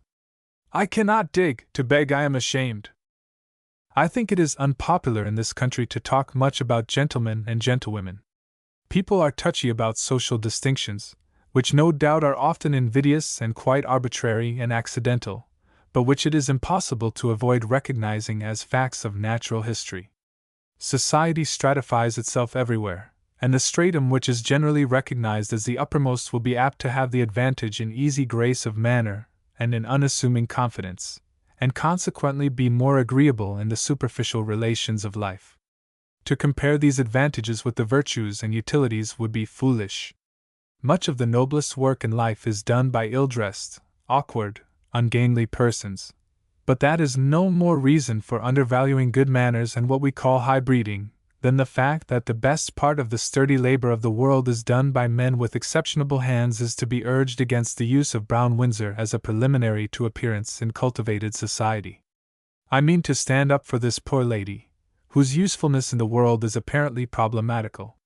She seems to me like a picture which has fallen from its gilded frame and lies, face downward, on the dusty floor. The picture never was as needful as a window or a door, but it was pleasant to see it in its place, and it would be pleasant to see it there again, and I, for one, should be thankful to have the lady restored by some turn of fortune to the position from which she has been so cruelly cast down. I have asked the landlady about the young man sitting near her, the same who attracted my attention the other day while I was talking, as I mentioned. He passes most of his time in a private observatory, it appears, a watcher of the stars. That, I suppose, gives the peculiar look to his lustrous eyes. The master knows him, and was pleased to tell me something about him. You call yourself a poet, he said, and we call you so, too, and so you are. I read your verses and like 'em. But that young man lives in a world beyond the imagination of poets, let me tell you. The daily home of his thought is in illimitable space, hovering between the two eternities. In his contemplations the divisions of time run together, as in the thought of his Maker. With him also, I say it not profanely, one day is as 1,000 years and 1,000 years as one day. This account of his occupation increased the interest his look had excited in me, and I have observed him more particularly, and found out more about him. Sometimes, after a long night's watching, he looks so pale and worn that one would think the cold moonlight had stricken him with some malign effluence such as it is fabled to send upon those who sleep in it.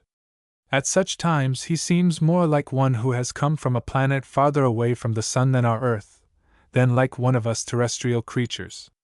His home is truly in the heavens, and he practices an asceticism in the cause of science almost comparable to that of Saint Simeon Stylites. Yet they tell me he might live in luxury if he spent on himself what he spends on science. His knowledge is of that strange, remote character that it seems sometimes almost superhuman. He knows the ridges and chasms of the moon as a surveyor knows a garden plot he has measured. He watches the snows that gather around the poles of Mars. He is on the lookout for the expected comet at the moment when its faint stain of diffused light first shows itself. He analyzes the ray that comes from the sun's photosphere. He measures the rings of Saturn.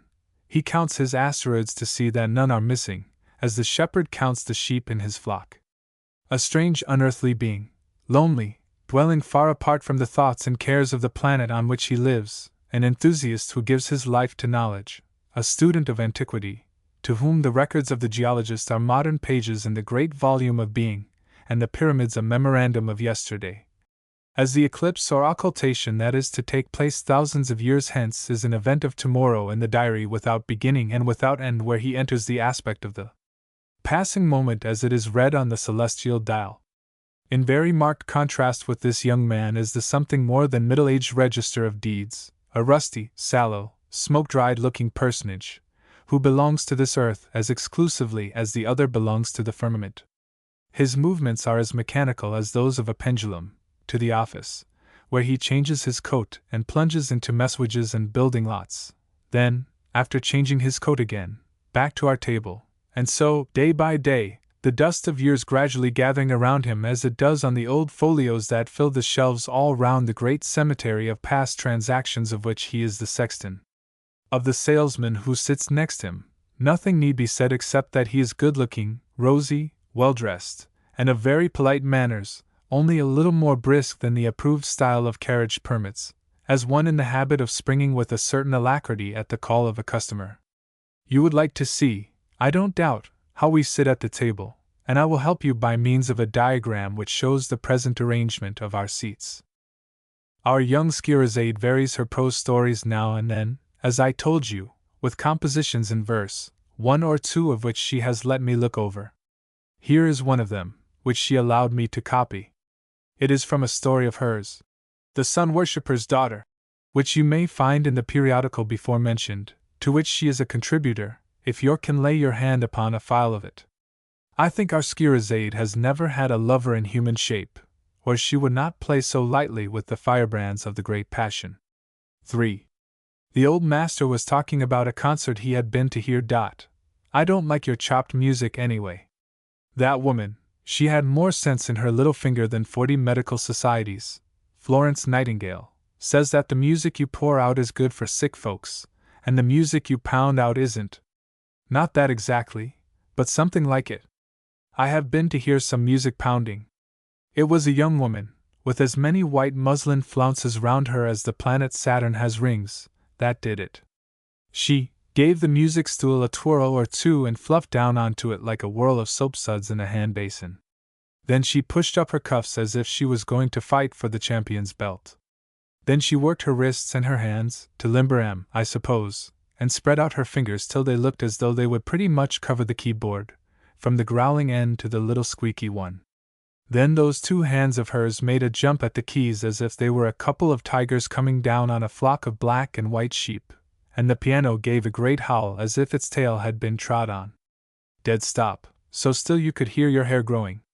Then another jump, and another howl, as if the piano had two tails and you had trod on both of them at once, and then a grand clatter and scramble and string of jumps, up and down, back and forward, one hand over the other, like a stampede of rats and mice, more than like anything I call music. I like to hear a woman sing, and I like to hear a fiddle sing, but these noises they hammer out of their wood and ivory anvils, don't talk to me. I know the difference between a bullfrog and a wood thrush, and pop went a small piece of artillery such as is made of a stick of elder and carries a pellet of very moderate consistency. That boy was in his seat and looking demure enough, but there could be no question that he was the artilleryman who had discharged the missile. The aim was not a bad one, for it took the master full in the forehead, and had the effect of checking the flow of his eloquence. How the little monkey had learned to time his interruptions I do not know, but I have observed more than once before this, that the pop-gun would go off just at the moment when someone of the company was getting too energetic or prolix. The boy isn't old enough to judge for himself when to intervene to change the order of conversation. No, of course he isn't. Somebody must give him a hint. Somebody. Who is it? I suspect Dr. B. Franklin. He looks too knowing. There is certainly a trick somewhere.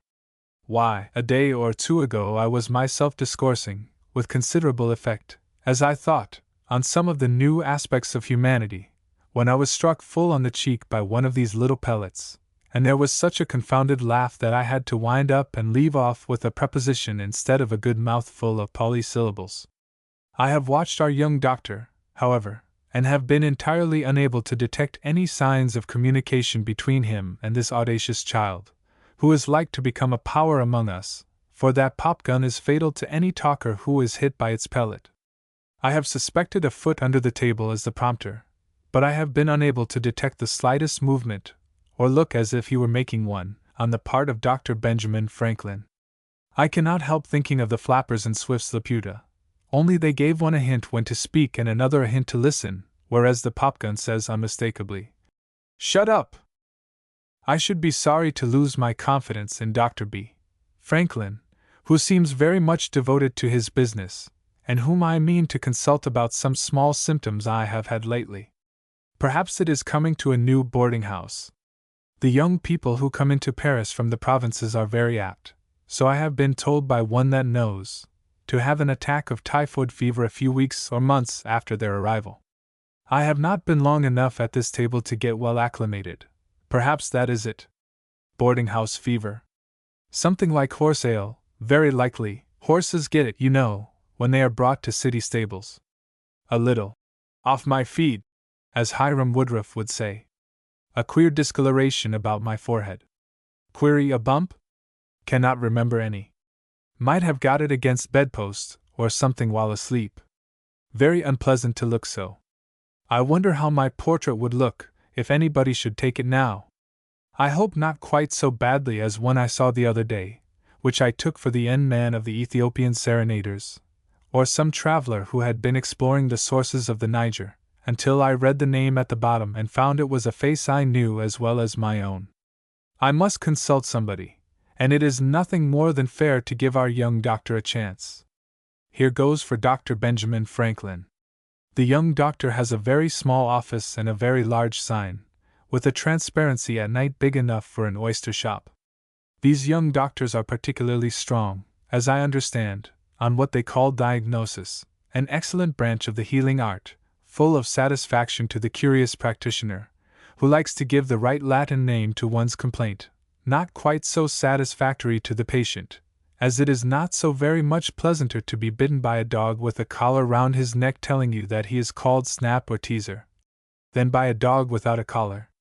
Sometimes, in fact, one would a little rather not know the exact name of his complaint, as if he does he is pretty sure to look it out in a medical dictionary, and then if he reads, "This terrible disease is attended with vast suffering and is inevitably mortal," or any such statement, it is apt to affect him unpleasantly. I confess to a little shakiness when I knocked at Dr. Benjamin's office door. "Come in!" exclaimed Dr. B.F., in tones that sounded ominous and sepulchral. And I went in. I don't believe the chambers of the Inquisition ever presented a more alarming array of implements for extracting a confession than our young doctor's office did of instruments to make nature tell what was the matter with a poor body. There were ophthalmoscopes and rhinoscopes and otoscopes and laryngoscopes and stethoscopes, and thermometers and spirometers and dynamometers and sphygmometers and pleximeters, and probes and probangs and all sorts of frightful inquisitive exploring contrivances, and scales to weigh you in, and tests and balances and pumps and electromagnets and magneto-electric machines, in short, apparatus for doing everything but turn you inside out. Dr. Benjamin set me down before his one window and began looking at me with such a superhuman air of sagacity, that I felt like one of those open-breasted clocks which make no secret of their inside arrangements, and almost thought he could see through me as one sees through a shrimp or a jellyfish. First he looked at the place inculpated, which had a sort of greenish-brown color, with his naked eyes, with much corrugation of forehead and fearful concentration of attention, then through a pocket glass which he carried. Then he drew back a space, for a perspective view. Then he made me put out my tongue and laid a slip of blue paper on it, which turned red and scared me a little. Next he took my wrist, but instead of counting my pulse in the old-fashioned way, he fastened a machine to it that marked all the beats on a sheet of paper, for all the world like a scale of the heights of mountains, say from Mount Tom up to Chimborazo, and then down again, and up again, and so on. In the meantime he asked me all sorts of questions about myself and all my relatives, whether we had been subject to this and that malady, until I felt as if we must some of us have had more or less of them, and could not feel quite sure whether elephantiasis and beriberi and progressive locomotor ataxy did not run in the family. After all this overhauling of myself and my history, he paused and looked puzzled. Something was suggested about what he called an exploratory puncture. This I at once declined, with thanks. Suddenly a thought struck him. He looked still more closely at the discoloration I have spoken of. Looks like, I declare it reminds me of, very rare. Very curious. It would be strange if my first case, of this kind, should be one of our boarders. What kind of a case do you call it? I said, with a sort of feeling that he could inflict a severe or a light malady on me, as if he were a judge passing sentence. The color reminds me, said Dr. B. Franklin, of what I have seen in a case of Addison's disease, morbus Addisonii. But my habits are quite regular, I said, for I remembered that the distinguished essayist was too fond of his brandy and water, and I confessed that the thought was not pleasant to me of following Dr. Johnson's advice, with the slight variation of giving my days and my nights to trying on the favorite maladies of Addison. Temperance people are subject to it, exclaimed Dr. Benjamin, almost exultingly, I thought. But I had the impression that the author of The Spectator was afflicted with the dropsy, or some such inflated malady, to which persons of sedentary and bibacious habits are liable. A literary swell, I thought to myself, but I did not say it. I felt too serious. The author of The Spectator, cried out Dr. Benjamin, I mean the celebrated Dr. Addison, inventor, I would say discoverer, of the wonderful new disease called after him. And what may this valuable invention or discovery consist in? I asked, for I was curious to know the nature of the gift which this benefactor of the race had bestowed upon us. A most interesting affection, and rare, too. Allow me to look closely at that discoloration once more for a moment. Cutescenia, brown skin, they call it sometimes, extraordinary pigmentation, a little more to the light, if you please, ah.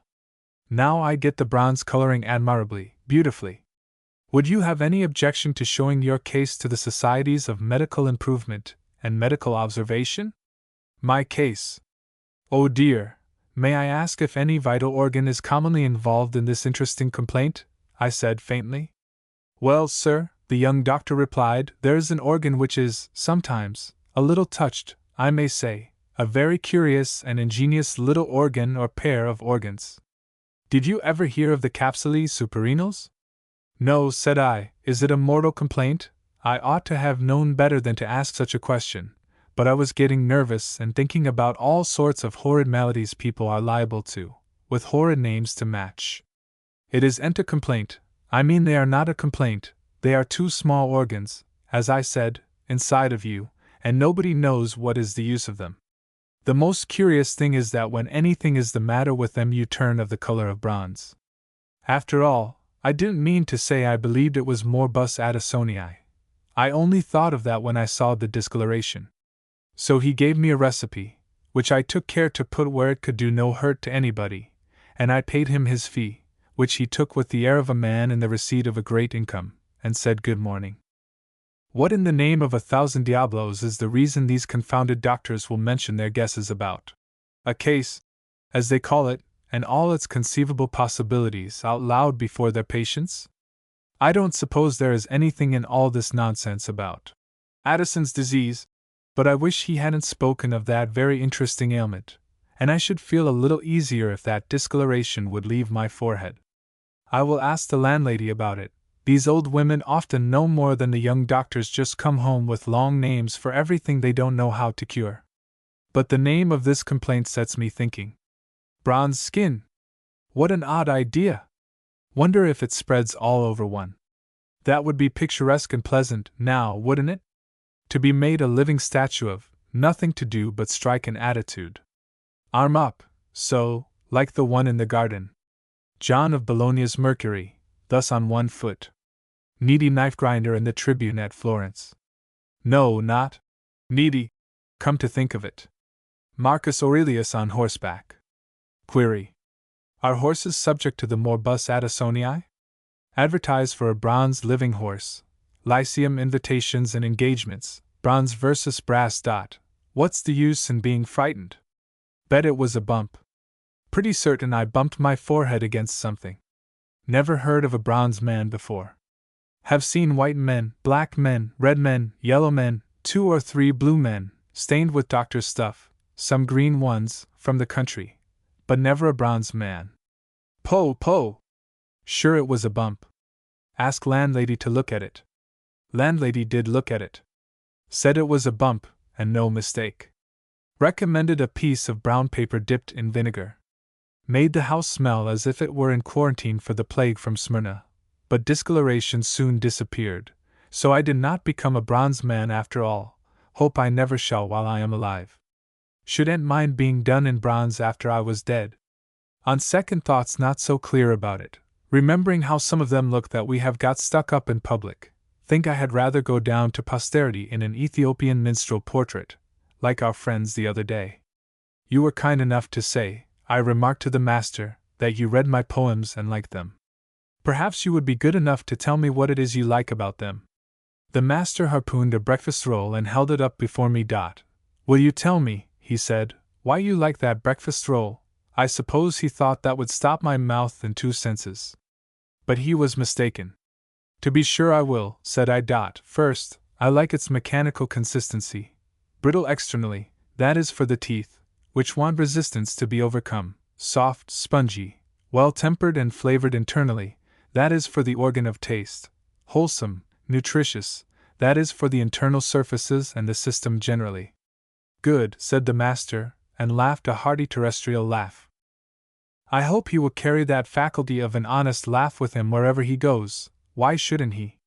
The order of things, as he calls it, from which hilarity was excluded, would be crippled and one-sided enough. I don't believe the human gamut will be cheated of a single note after men have done breathing this fatal atmospheric mixture, and die into the ether of immortality. I didn't say all that. If I had said it, it would have brought a pellet from the popgun, I feel quite certain. The master went on after he had had out his laugh. There is one thing I am His Imperial Majesty about, and that is my likes and dislikes. What if I do like your verses? You can't help yourself. I don't doubt somebody or other hates them and hates you and everything you do, or ever did, or ever can do. He is all right. There is nothing you or I like that somebody does and hate. Was there ever anything wholesome that was not poison to somebody? If you hate honey or cheese, or the products of the dairy, I know a family a good many of whose members can't touch milk, butter, cheese, and the like. Why, say so, but don't find fault with the bees and the cows. Some are afraid of roses, and I have known those who thought a pond lily a disagreeable neighbor. That boy will give you the metaphysics of likes and dislikes. Look here, you young philosopher over there, do you like candy? That boy. You bet. Give me a stick and see if I don't. And can you tell me why you like candy? That boy. Because I do. There now, that is the whole matter in a nutshell.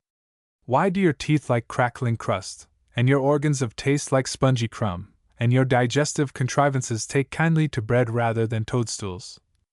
That boy, thinking he was still being catechized. Because they do. Whereupon the landlady said, "S.H." And the young girl laughed, and the lady smiled, and Dr. Ben Franklin kicked him, moderately, under the table, and the astronomer looked up at the ceiling to see what had happened, and the member of the house cried, "Order! Order!" And the salesman said, "Shut up, cash boy."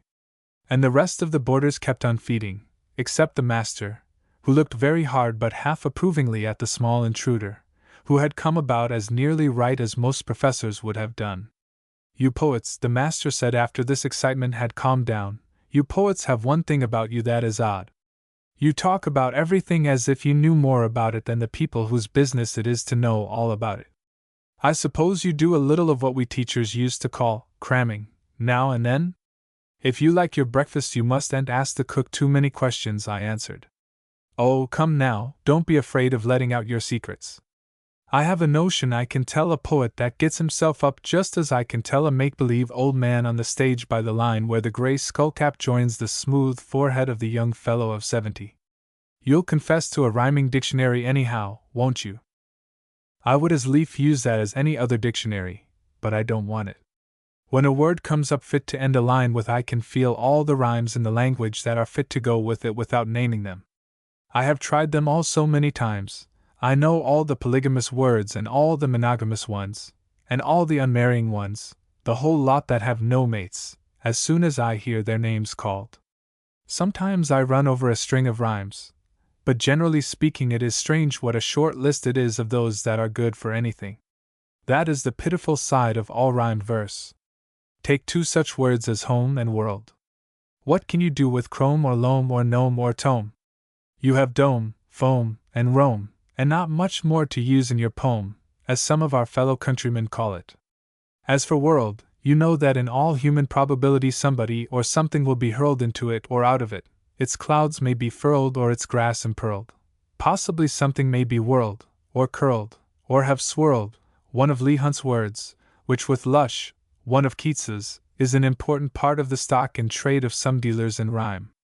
And how much do you versifiers know of all those arts and sciences you refer to as if you were as familiar with them as a cobbler is with his wax and lapstone?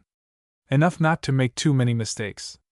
The best way is to ask some expert before one risks himself very far in illustrations from a branch he does not know much about. Suppose, for instance, I wanted to use the double star to illustrate anything, say the relation of two human souls to each other, what would I do? Why, I would ask our young friend there to let me look at one of those loving celestial pairs through his telescope, and I don't doubt he'd let me do so, and tell me their names and all I wanted to know about them. I should be most happy to show any of the double stars or whatever else there might be to see in the heavens to any of our friends at this table, the young man said, so cordially and kindly that it was a real invitation. Show us the man in the moon, said that boy. I should so like to see a double star, said Scheherazade, with a very pretty air of smiling modesty. Will you go, if we make up a party? I asked the master. A cold in the head lasts me from 3 to 5 days, answered the master. I am not so very fond of being out in the dew like Nebuchadnezzar. That will do for you young folks. I suppose I must be one of the young folks, not so young as our Scheherazade, nor so old as the capitalist, young enough at any rate to want to be of the party.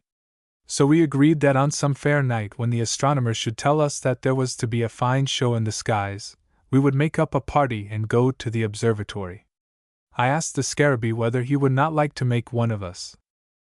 Out of the question, sir, out of the question. I am altogether too much occupied with an important scientific investigation to devote any considerable part of an evening to stargazing. Oh, indeed, said I, and may I venture to ask on what particular point you are engaged just at present? Certainly, sir, you may. It is, I suppose, as difficult and important a matter to be investigated as often comes before a student of natural history.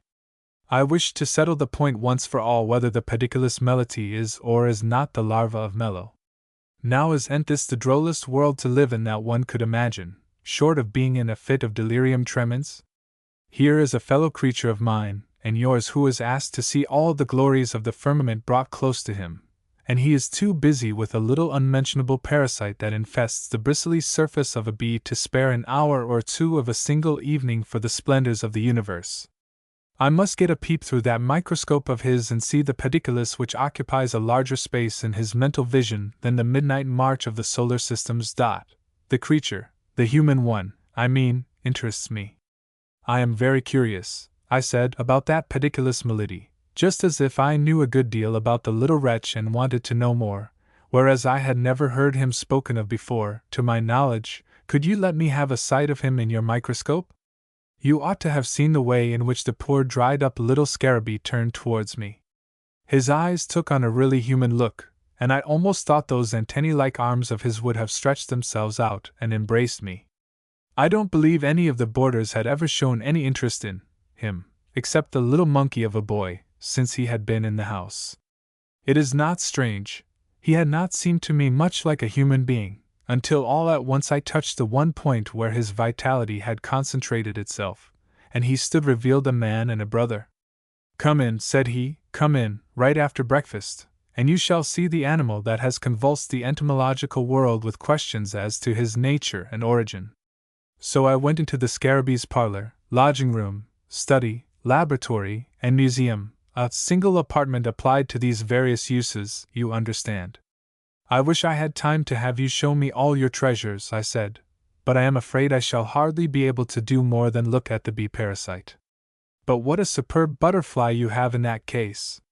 Oh, yes, well enough, came from South America with the beetle there. Look at him. These Lepidoptera are for children to play with, pretty to look at, so some think. Give me the Coleoptera, and the kings of the Coleoptera are the beetles.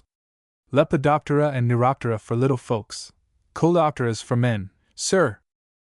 The particular beetle he showed me in the case with the magnificent butterfly was an odious black wretch that one would say, ugh, at, and kick out of his path, if he did not serve him worse than that.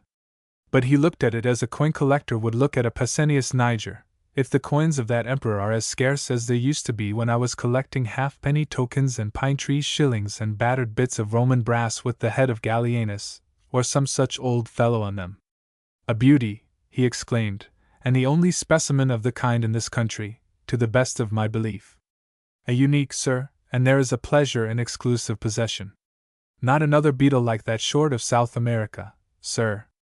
I was glad to hear that there were no more like it in this neighborhood, the present supply of cockroaches answering every purpose, so far as I am concerned, that such an animal as this would be likely to serve. Here are my bee parasites, said the scarabee, showing me a box full of glass slides, each with a specimen ready mounted for the microscope.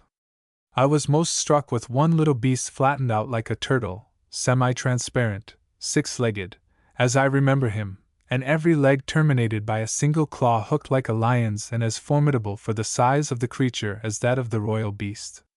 Lives on a bumblebee, does he? I said. That's the way I call it. Bumblebee or bumblebee and huckleberry.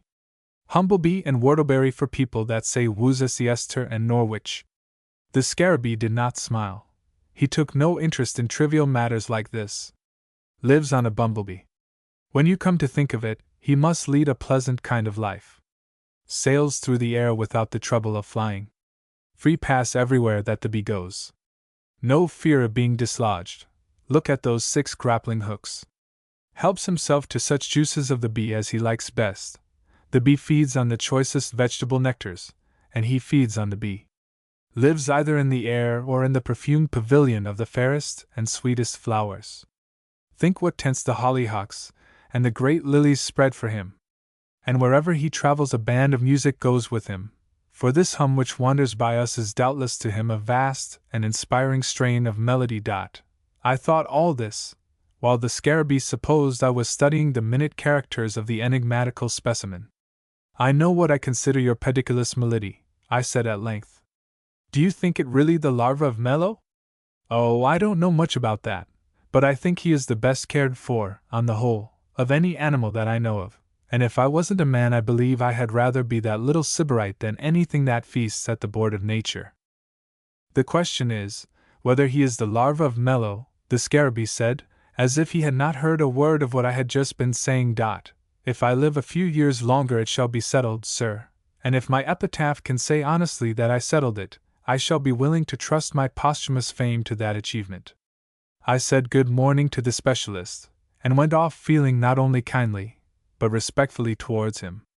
He is an enthusiast, at any rate, as earnest a man as any philanthropic reformer who, having passed his life in worrying people out of their misdoings into good behavior, comes at last to a state in which he is never contented except when he is making somebody uncomfortable. He does certainly know one thing well, very likely better than anybody in the world. I find myself somewhat singularly placed at our table between a minute philosopher who has concentrated all his faculties on a single subject, and my friend who finds the present universe too restricted for his intelligence. I would not give much to hear what the scarabee says about the old master, for he does not pretend to form a judgment of anything but beetles, but I should like to hear what the master has to say about the scarabee. I waited after breakfast until he had gone, and then asked the master what he could make of our dried-up friend. Well, he said, I am hospitable enough in my feelings to him, and all his tribe. These specialists are the coral insects that build up a reef. By and by it will be an island, and for all we know may grow into a continent. But I don't want to be a coral insect myself. I had rather be a voyager that visits all the reefs and islands the creatures build, and sails over the seas where they have as yet built up nothing. I am a little afraid that science is breeding us down too fast into coral insects. A man like Newton or Leibniz or Haller used to paint a picture of outward or inward nature with a free hand, and stand back and look at it as a whole and feel like an archangel. But nowadays you have a society, and they come together and make a great mosaic, each man bringing his little bit and sticking it in its place. But so taken up with his petty fragment, that he never thinks of looking at the picture the little bits make when they are put together. You can't get any talk out of these specialists away from their own subjects, any more than you can get help from a policeman outside of his own beat. Yes, said I, but why shouldn't we always set a man talking about the thing he knows best? No doubt, if you meet him once. But what are you going to do with him if you meet him every day? I travel with a man and we want to make change very often in paying bills. But every time I asked him to change a pistareen, or give me 2 halfpennies for a 9 pence, or help me to make out 2 and 3 pence, mark the old master's archaisms about the currency, what does the fellow do but put his hand in his pocket and pull out an old Roman coin? I have no change, says he, but this Assyrian of Diocletian. Mighty deal of good that'll do me. It isn't quite so handy as a few specimens of the modern currency would be, but you can pump him on numismatics. To be sure. I've pumped 1,000 men of all they could teach me, or at least all I could learn from 'em, and if it comes to that, I never saw the man that couldn't teach me something. I can get along with everybody in his place, though I think the place of some of my friends is over there among the feeble-minded pupils, and I don't believe there's one of them. I couldn't go to school for half an hour and be the wiser for it. But people you talk with every day have got to have feeders for their minds, as much as the stream that turns a mill wheel has. It isn't one little rill that's going to keep the float boards turning round. Take a dozen of the brightest men you can find in the brightest city, wherever that may be, perhaps you and I think we know, and let 'em come together once a month, and you'll find out in the course of a year or two the ones that have feeders from all the hillsides. Your common talkers, that exchange the gossip of the day, have no wheel in particular to turn, and the wash of the rain as it runs down the street is enough for them. Do you mean you can always see the sources from which a man fills his mind, his feeders, as you call them? I don't go quite so far as that, the master said. I've seen men whose minds were always overflowing, and yet they didn't read much nor go much into the world. Sometimes you'll find a bit of a pond hole in a pasture, and you'll plunge your walking stick into it and think you are going to touch bottom. But you find you are mistaken. Some of these little stagnant pond holes are a good deal deeper than you think. You may tie a stone to a bedcord and not get soundings in some of them. The country boys will tell you they have no bottom, but that only means that they are mighty deep, and so a good many stagnant, stupid-seeming people are a great deal deeper than the length of your intellectual walking stick, I can tell you. There are hidden springs that keep the little pond holes full when the mountain brooks are all dried up. You poets ought to know that. I can't help thinking you are more tolerant towards the specialists than I thought at first, by the way you seem to look at our dried-up neighbor and his small pursuits. I don't like the word tolerant, the master said. As long as the Lord can tolerate me, I think I can stand my fellow creatures. Philosophically, I love them all. Empirically, I don't think I am very fond of all of them. It depends on how you look at a man or a woman. Come here, youngster, will you? He said to that boy. The boy was trying to catch a blue bottle to add to his collection, and was indisposed to give up the chase. But he presently saw that the master had taken out a small coin and laid it on the table, and felt himself drawn in that direction. Read that, said the master. United States of America 5 cents. The master turned the coin over. Now read that. In God is our trust, trust. 1869. Is that the same piece of money as the other one? There ain't any other one, said the boy. There ain't but one, but it's got 2 sides to it with different reading. That's it, said the master. 2 sides to everybody, as there are to that piece of money. I've seen an old woman that wouldn't fetch 5 cents if you should put her up for sale at public auction, and yet come to read the other side of her, she had a trust in God Almighty that was like the bow anchor of a 3-decker. It's faith in something and enthusiasm for something that makes a life worth looking at. I don't think your ant-eating specialist, with his sharp nose and pinhead eyes, is the best everyday companion, but any man who knows one thing well is worth listening to for once, and if you are of the large-brained variety of the race, and want to fill out your program of the order of things in a systematic and exhaustive way, and get all the half-notes and flats and sharps of humanity into your scale, you'd a great deal better shut your front door and open your 2 side ones when you come across a fellow that has made a real business of doing anything. That boy stood all this time looking hard at the 5-cent piece. Take it, said the master, with a good-natured smile. The boy made a snatch at it, and was off for the purpose of investing it. A child naturally snaps at a thing as a dog does at his meat, said the master. If you think of it, we've all been quadrupeds. A child that can only crawl has all the instincts of a 4-footed beast. It carries things in its mouth just as cats and dogs do. I've seen the little brutes do it over and over again. I suppose a good many children would stay quadrupeds all their lives, if they didn't learn the trick of walking on their hind legs from seeing all the grown people walking in that way. Do you accept Mr. Darwin's notions about the origin of the race? Said I. The master looked at me with that twinkle in his eye which means that he is going to parry a question. Better stick to Blair's chronology. That settles it. Adam and Eve, created Friday, October 28th, b. circa 4004. You've been in a ship for a good while, and here comes Mr. Darwin on deck with an armful of sticks and says, "Let's build a raft, and trust ourselves to that. If your ship springs a leak, what would you do?" He looked me straight in the eyes for about half a minute. If I heard the pumps going, I'd look and see whether they were gaining on the leak or not. If they were gaining, I'd stay where I was. Go and find out what's the matter with that young woman.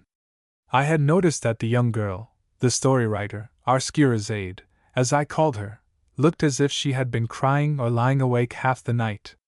I found on asking her, for she is an honest little body and is disposed to be confidential with me for some reason or other, that she had been doing both. And what was the matter now? I questioned her in a semi-paternal kind of way, as soon as I got a chance for a few quiet words with her.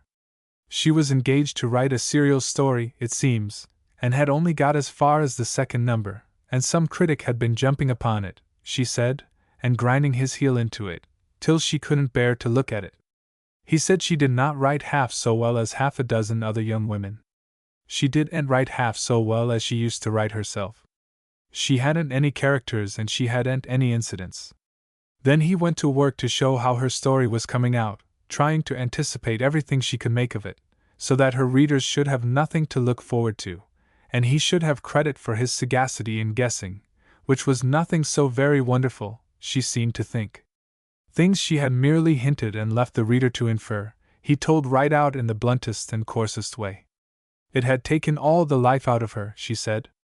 It was just as if at a dinner party one of the guests should take a spoonful of soup and get up and say to the company, "Poor stuff, you won't get anything better. Let's go somewhere else where things are fit to eat." "What do you read such things for, my dear?" said I. The film glistened in her eyes at the strange sound of those two soft words. She had not heard such very often, I am afraid. "I know I am a foolish creature to read them," she answered, "but I can't help it. Somebody always sends me everything that will make me wretched to read, and so I sit down and read it, and ache all over for my pains, and lie awake all night." She smiled faintly as she said this, for she saw the sub-ridiculous side of it, but the film glittered still in her eyes. There are a good many real miseries in life that we cannot help smiling at, but they are the smiles that make wrinkles and not dimples. "Somebody always sends her everything that will make her wretched." Who can those creatures be who cut out the offensive paragraph and send it anonymously to us?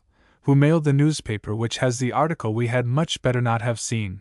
Who take care that we shall know everything which can, by any possibility, help to make us discontented with ourselves and a little less light-hearted than we were before we had been fools enough to open their incendiary packages? I don't like to say it to myself, but I cannot help suspecting, in this instance, the doubtful-looking personage who sits on my left, beyond the scarabee. I have some reason to think that he has made advances to the young girl which were not favorably received, to state the case in moderate terms, and it may be that he is taking his revenge in cutting up the poor girl's story. I know this very well, that some personal pique or favoritism is at the bottom of half the praise and dispraise which pretend to be so very ingenuous and discriminating. Of course I have been thinking all this time and telling you what I thought. "What you want is encouragement, my dear," said I know that as well as you. I don't think the fellows that write such criticisms, as you tell me of, want to correct your faults.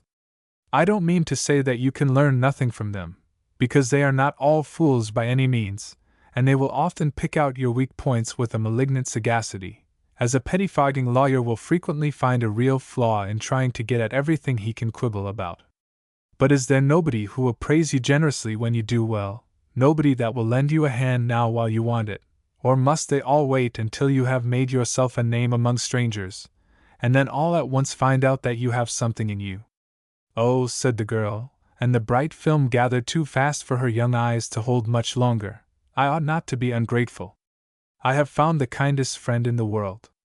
Have you ever heard the lady, the one that I sit next to at the table, say anything about me? I have not really made her acquaintance, I said.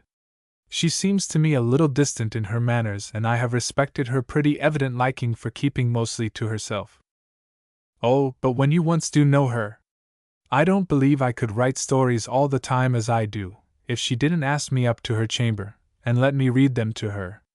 Do you know, I can make her laugh and cry, reading my stories?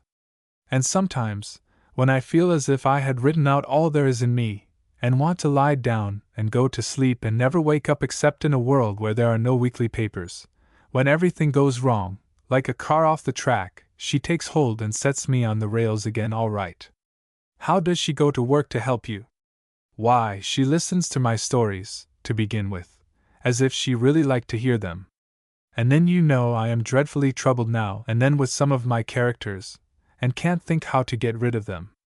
And she'll say, perhaps, don't shoot your villain this time, you've shot 3 or 4 already in the last 6 weeks.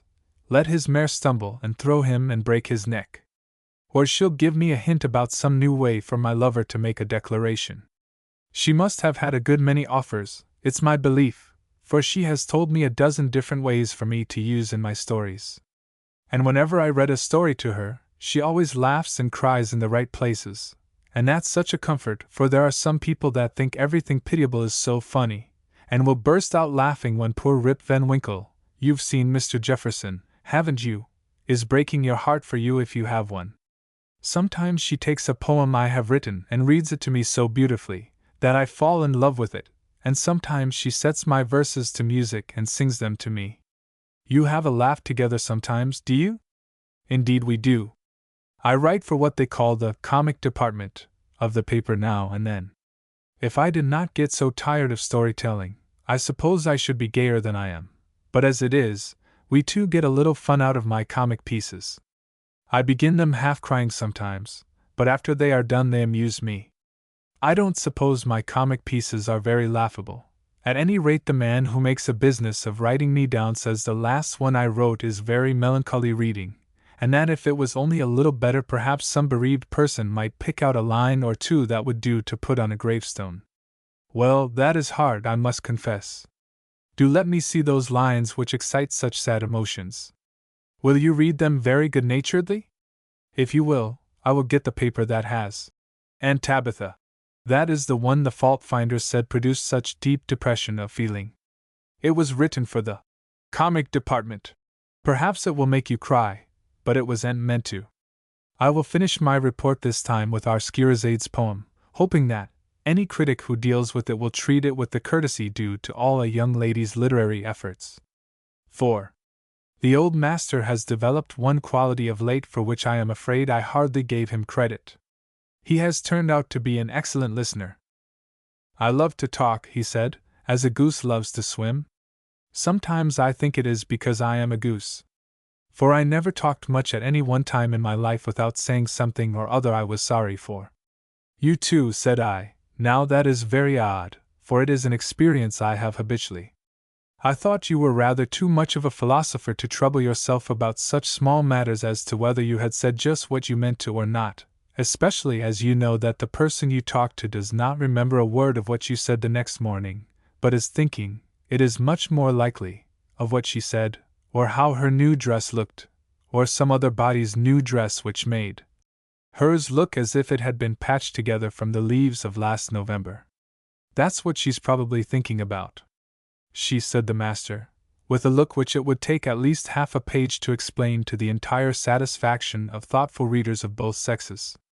I paid the respect due to that most significant monosyllable, which, as the old rabbi spoke it, with its targum of tone and expression, was not to be answered flippantly, but soberly, advisedly, and after a pause long enough for it to unfold its meaning in the listener's mind.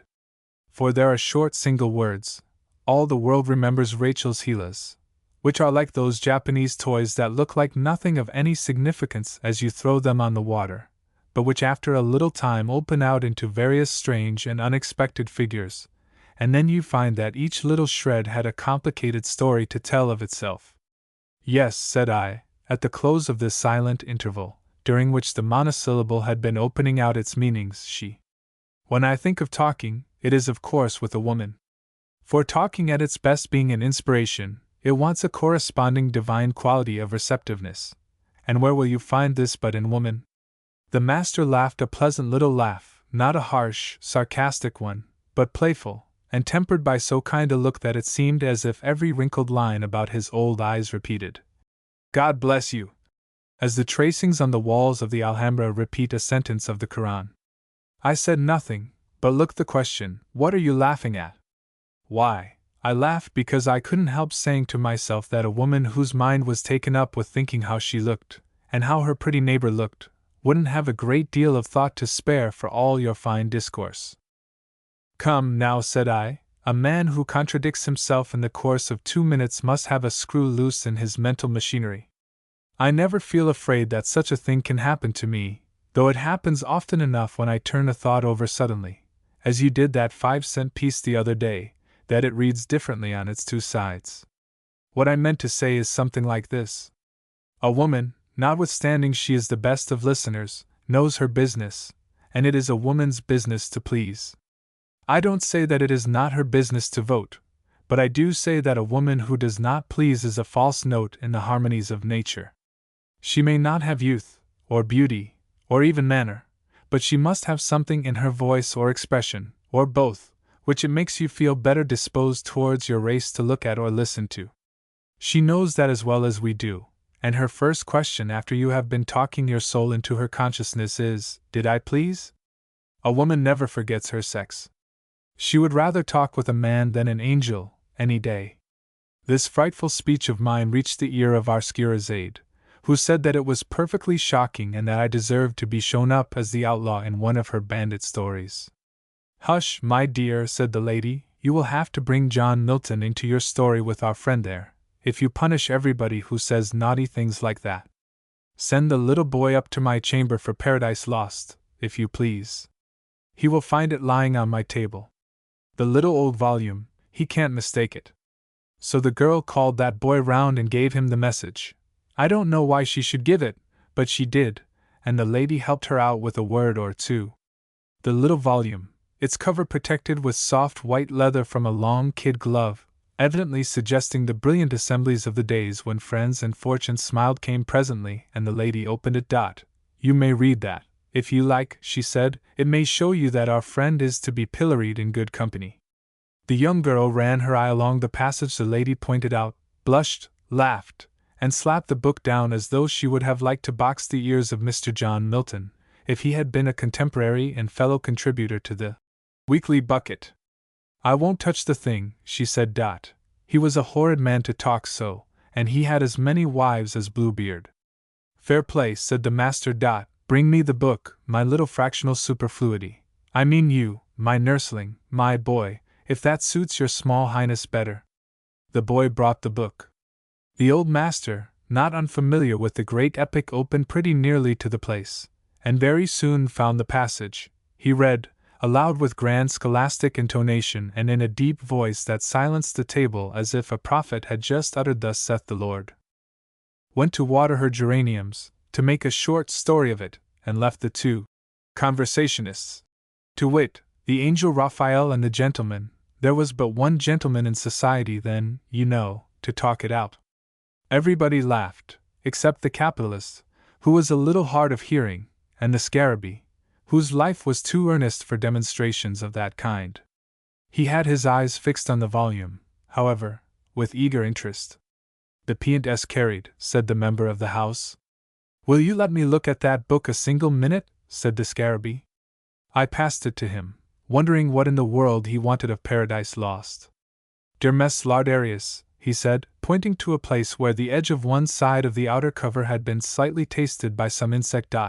"Very fond of leather while they in the larva state. Damage the goods as bad as mice," said the salesman. "Eat half the binding off." Folio 67, said the Register of Deeds. Something did, anyhow, and it was mice. Found the shelf covered with little hairy cases belonging to something or other that had no business there. "Skins of the Dermes slaughterhouse," said the scarabee. "You can always tell them by those brown hairy coats. That's the name to give them." What good does it do to give 'em a name after they've eat the binding off my folios?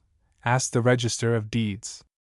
The Scarabee had too much respect for science to answer such a question as that, and the book, having served its purposes, was passed back to the lady. I return to the previous question, said I, if our friend the member of the House of Representatives will allow me to borrow the phrase.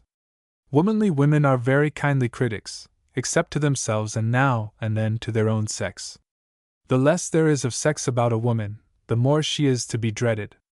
But take a real woman at her best moment, well dressed enough to be pleased with herself, not so resplendent as to be a show and a sensation, with those varied outside influences which set vibrating the harmonic notes of her nature stirring in the air about her, and what has social life to compare with one of those vital interchanges of thought and feeling with her that make an hour memorable? What can equal her tact, her delicacy, her subtlety of apprehension, her quickness to feel the changes of temperature as the warm and cool currents of talk blow by turns? At one moment she is microscopically intellectual, critical, scrupulous in judgment as an analyst's balance, and the next as sympathetic as the open rose that sweetens the wind from whatever quarter it finds its way to her bosom. It is in the hospitable soul of a woman that a man forgets he is a stranger, and so becomes natural and truthful, at the same time that he is mesmerized by all those divine differences which make her a mystery and a bewilderment too. If you fire your popgun at me, you little chimpanzee, I will stick a pin right through the middle of you and put you into one of this gentleman's beetle cases. I caught the imp that time, but what started him was more than I could guess. It is rather hard that this spoiled child should spoil such a sentence as that was going to be. But the wind shifted all at once, and the talk had to come round on another tack, or at least fall off a point or two from its course. I'll tell you who I think are the best talkers in all probability, said I to the master, who, as I mentioned, was developing interesting talent as a listener, poets who never write verses. And there are a good many more of these than it would seem at first sight. I think you may say every young lover is a poet, to begin with. I don't mean either that all young lovers are good talkers. They have an eloquence all their own when they are with the beloved object, no doubt, emphasized after the fashion the solemn bard of paradise refers to with such delicious humor in the passage we just heard. But a little talk goes a good way in most of these cooing matches, and it wouldn't do to report them too literally. What I mean is, that a man with the gift of musical and impassioned phrase, and love often deeds that to a young person for a while, who wreaks it, to borrow Byron's word, on conversation as the natural outlet of his sensibilities and spiritual activities, is likely to talk better than the poet, who plays on the instrument of verse. A great pianist or violinist is rarely a great singer. To write a poem is to expend the vital force which would have made one brilliant for an hour or two, and to expend it on an instrument with more pipes, reeds, keys, stops, and pedals than the great organ that shakes New England every time it is played in full blast. Do you mean that it is hard work to write a poem? Said the old master. I had an idea that a poem wrote itself, as it were, very often, that it came by influx, without voluntary effort. Indeed, you have spoken of it as an inspiration rather than a result of volition. Did you ever see a great ballet dancer? I asked him. I have seen Taglioni, he answered. She used to take her steps rather prettily. I have seen the woman that danced the capstone onto Bunker Hill Monument, as Orpheus moved the rocks by music, the Elsler woman, Fanny Elsler. She would dance you a rigadoon or cut a pigeon's wing for you very respectably. Confound this old college bookworm, he has seen everything. Well, did these two ladies dance as if it was hard work to them?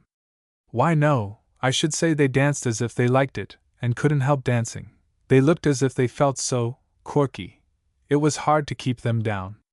And yet they had been through such work to get their limbs strong and flexible and obedient, that a cart horse lives an easy life compared to theirs while they were in training. The master cut in just here. I had sprung the trap of a reminiscence. When I was a boy, he said, some of the mothers in our small town, who meant that their children should know what was what as well as other people's children, laid their heads together and got a dancing master to come out from the city and give instruction at a few dollars a quarter to the young folks of condition in the village. Some of their husbands were ministers and some were deacons, but the mothers knew what they were about, and they didn't see any reason why ministers' and deacons' wives' children shouldn't have as easy manners as the sons and daughters of Belial. So, as I tell you, they got a dancing master to come out to our place, a man of good repute, a most respectable man. Madam, to the landlady, you must remember the worthy old citizen, in his advanced age, going about the streets, a most gentlemanly bundle of infirmities, only he always cocked his hat a little too much on one side, as they do here and there along the Connecticut River, and sometimes on our city sidewalks. When they've got a new beaver, they got him, I say, to give us boys and girls lessons in dancing and deportment. He was as gray and as lively as a squirrel, as I remember him, and used to spring up in the air and cross his feet, as we called it, 3 times before he came down. Well, at the end of each term there was what they called an exhibition ball, in which the scholars danced cotillons and country dances, also something called a gavotte, and I think one or more walked a minuet. But all this is not what I wanted to say. At this exhibition ball he used to bring out a number of hoops wreathed with roses, of the perennial kind, by the aid of which a number of amazingly complicated and startling evolutions were exhibited, and also his 2 daughters, who figured largely in these evolutions, and whose wonderful performances to us, who had not seen Miss Taglioni or Miss Elsler, were something quite bewildering, in fact, surpassing the natural possibilities of human beings.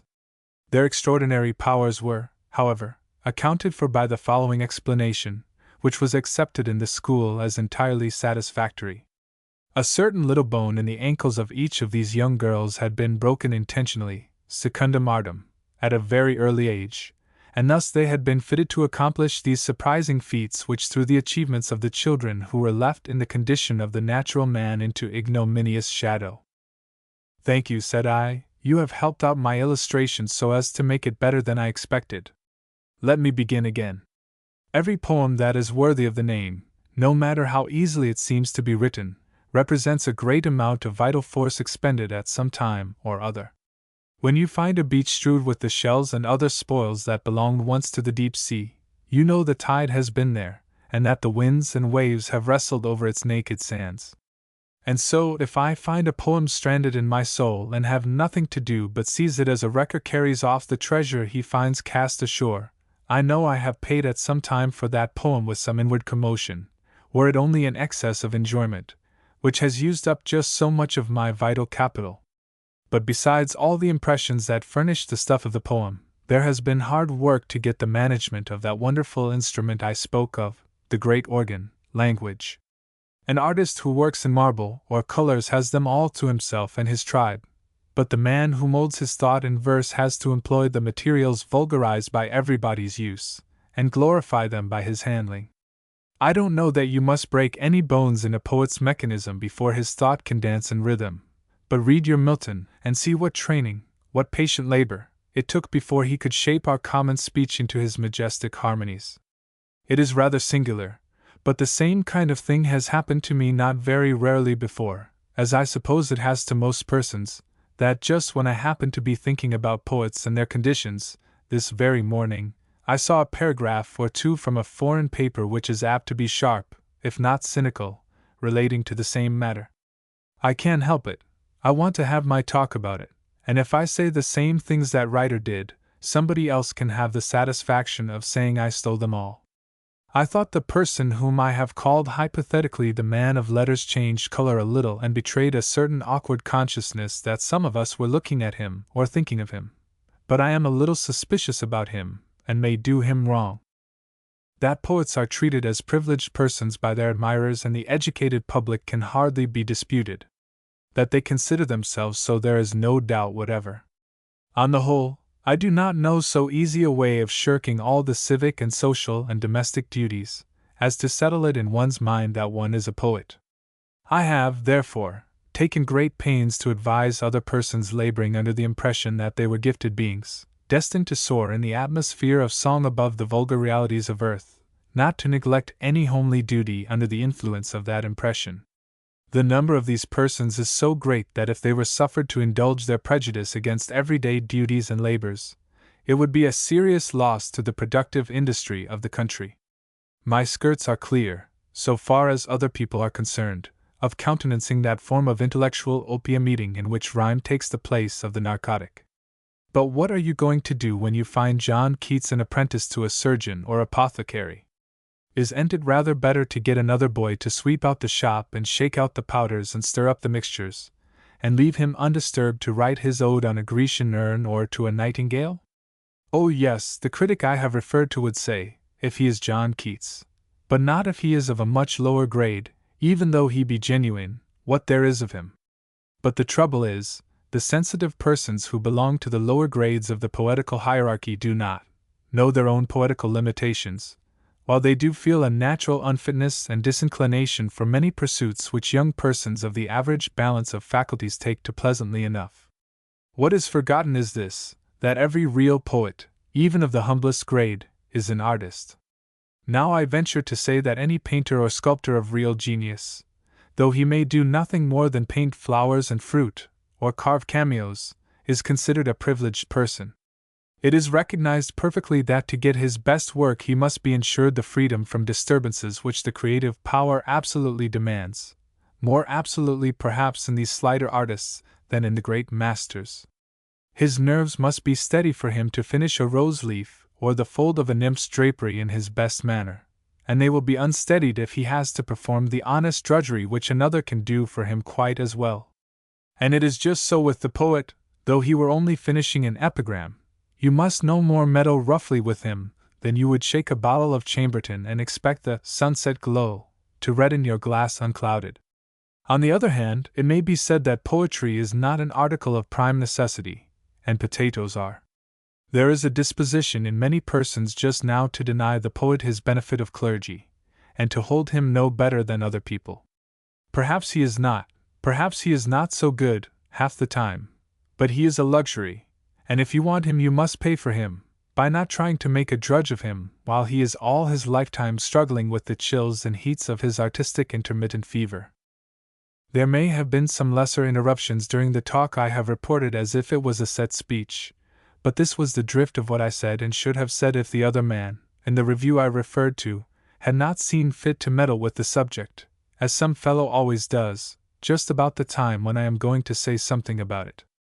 The old master listened beautifully, except for cutting in once, as I told you he did. But now he had held in as long as it was in his nature to contain himself, and must have his say or go off in an apoplexy, or explode in some way. I think you're right about the poets, he said. They are to common folks what repeaters are to ordinary watches. They carry music in their inside arrangements, but they want to be handled carefully or you put them out of order.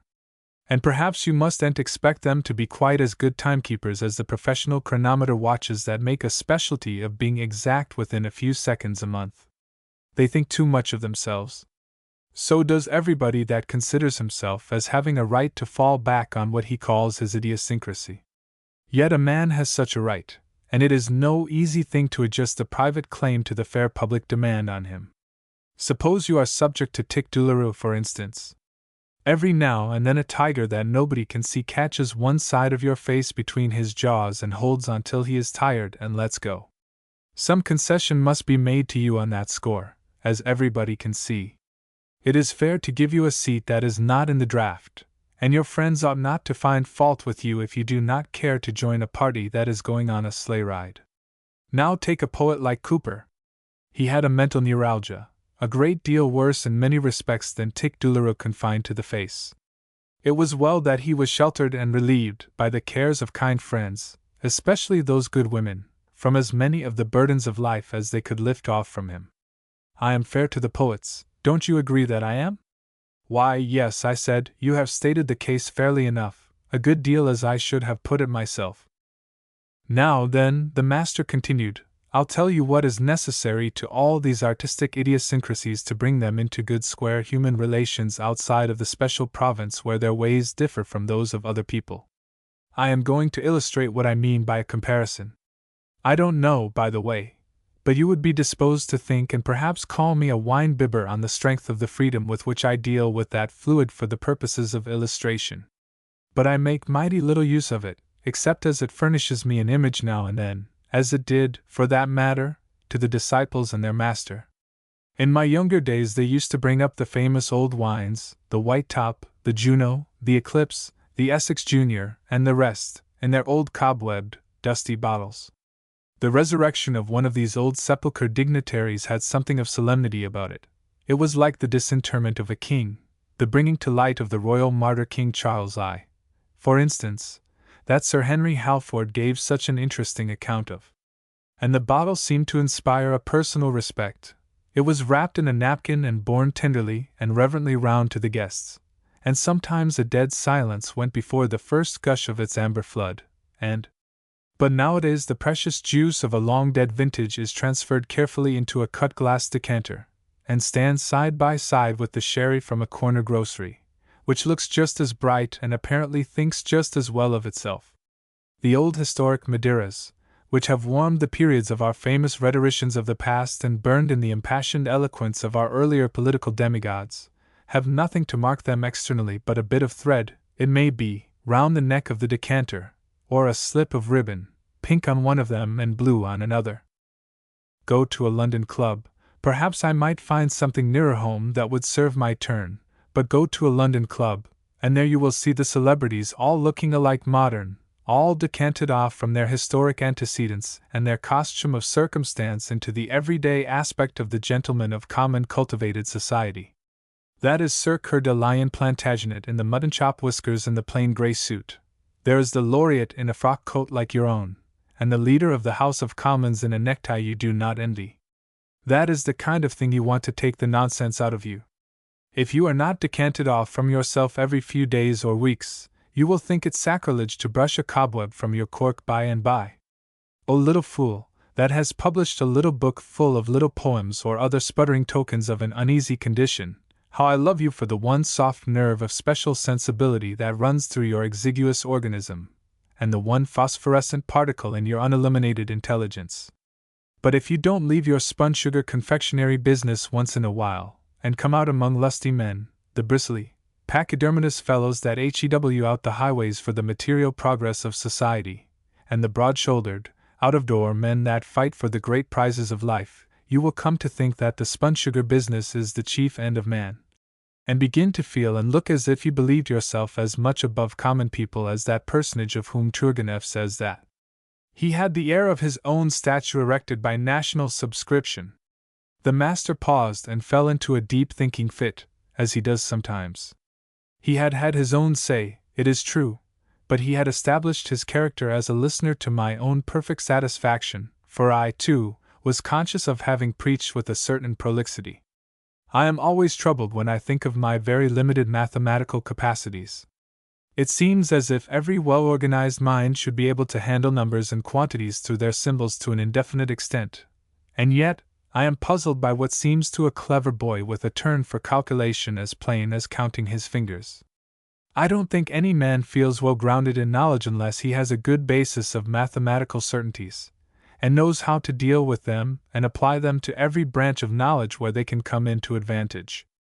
Our young astronomer is known for his mathematical ability, and I asked him what he thought was the difficulty in the minds that are weak in that particular direction, while they may be of remarkable force in other provinces of thought, as is notoriously the case with some men of great distinction in science.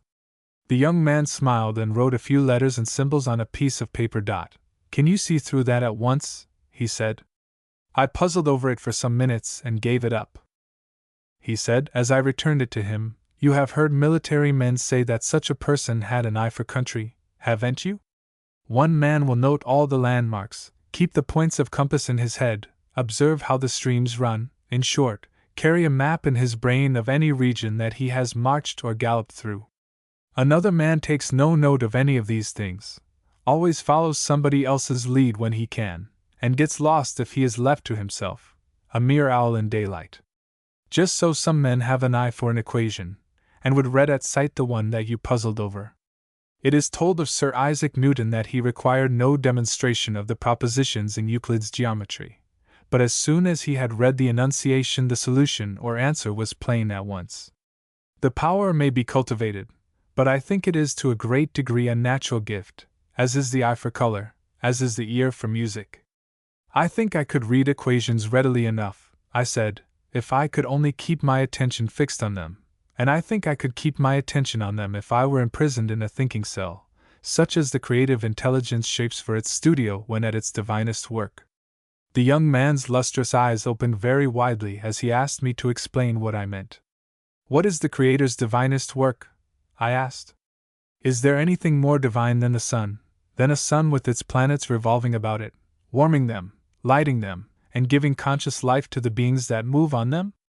You agree, then, that conscious life is the grand aim and end of all this vast mechanism. Without life that could feel and enjoy, the splendors and creative energy would all be thrown away. You know Harvey's saying, omnia animalia ex ovo, all animals come from an egg. You ought to know it, for the great controversy going on about spontaneous generation has brought it into special prominence lately. Well, then, the ovum, the egg, is, to speak in human phrase, the Creator's more private and sacred studio, for his magnum opus. Now, look at a hen's egg, which is a convenient one to study, because it is large enough and built solidly enough to look at and handle easily. That would be the form I would choose for my thinking cell. Build me an oval with smooth, translucent walls, and put me in the center of it with Newton's Principia, or Kant's Critic, and I think I shall develop an eye for an equation, as you call it, and a capacity for an abstraction. But do tell me, said the astronomer, a little incredulously, what there is in that particular form which is going to help you to be a mathematician or a metaphysician. It is end help I want, it is removing hindrances. I don't want to see anything to draw off my attention. I don't want a cornice, or an angle, or anything but a containing curve. I want diffused light, and no single luminous center to fix my eye, and so distract my mind from its one object of contemplation. The metaphysics of attention have hardly been sounded to their depths.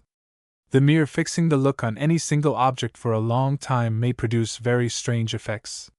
Gibbon's well-known story of the monks of Mount Athos and their contemplative practice is often laughed over, but it has a meaning. They were to shut the door of the cell, recline the beard and chin on the breast, and contemplate the abdominal center. At first all will be dark and comfortless, but if you persevere day and night, you will feel an ineffable joy, and no sooner has the soul discovered the place of the heart than it is involved in a mystic and ethereal light. And Mr. Braid produces absolute anesthesia, so that surgical operations can be performed without suffering to the patient, only by making him fix his eyes and his mind on a single object. And Newton is said to have said, as you remember, I keep the subject constantly before me, and wait till the first dawnings open slowly by little and little into a full and clear light. These are different, but certainly very wonderful, instances of what can be done by attention. But now suppose that your mind is in its nature discursive, erratic, subject to electric attractions and repulsions, volage. It may be impossible for you to compel your attention except by taking away all external disturbances. I think the poets have an advantage and a disadvantage as compared with the steadier-going people. Life is so vivid to the poet that he is too eager to seize and exhaust its multitudinous impressions. Like Sinbad in the Valley of Precious Stones, he wants to fill his pockets with diamonds, but lo! There is a great ruby like a setting sun in its glory, and a sapphire that, like Bryant's blue gentian, seems to have dropped from the cerulean walls of heaven, and a nest of pearls that look as if they might be unhatched angels' eggs, and so he hardly knows what to seize, and tries for too many, and comes out of the enchanted valley with more gems than he can carry, and those that he lets fall by the wayside we call his poems. You may change the image 1,000 ways to show you how hard it is to make a mathematician or a logician out of a poet. He carries the tropics with him wherever he goes. He is in the true sense felius naturae, and nature tempts him, as she tempts a child walking through a garden where all the finest fruits are hanging over him and dropping round him, and he takes a bite out of the sunny side of this and the other, and ever stimulated and never satisfied, is hurried through the garden, and before he knows it, finds himself at an iron gate which opens outward, and leaves the place he knows and loves. For one he will perhaps soon learn to love and know better, said the master. But I can help you out with another comparison, not quite so poetical as yours. Why did not you think of a railway station, where the cars stop 5 minutes for refreshments? Isn't that a picture of the poet's hungry and hurried feast at the banquet of life? The traveler flings himself on the bewildering miscellany of delicacies spread before him, the various tempting forms of ambrosia and seducing draughts of nectar, with the same eager hurry and restless ardor that you describe in the poet. Dear me! If it wasn't for all aboard!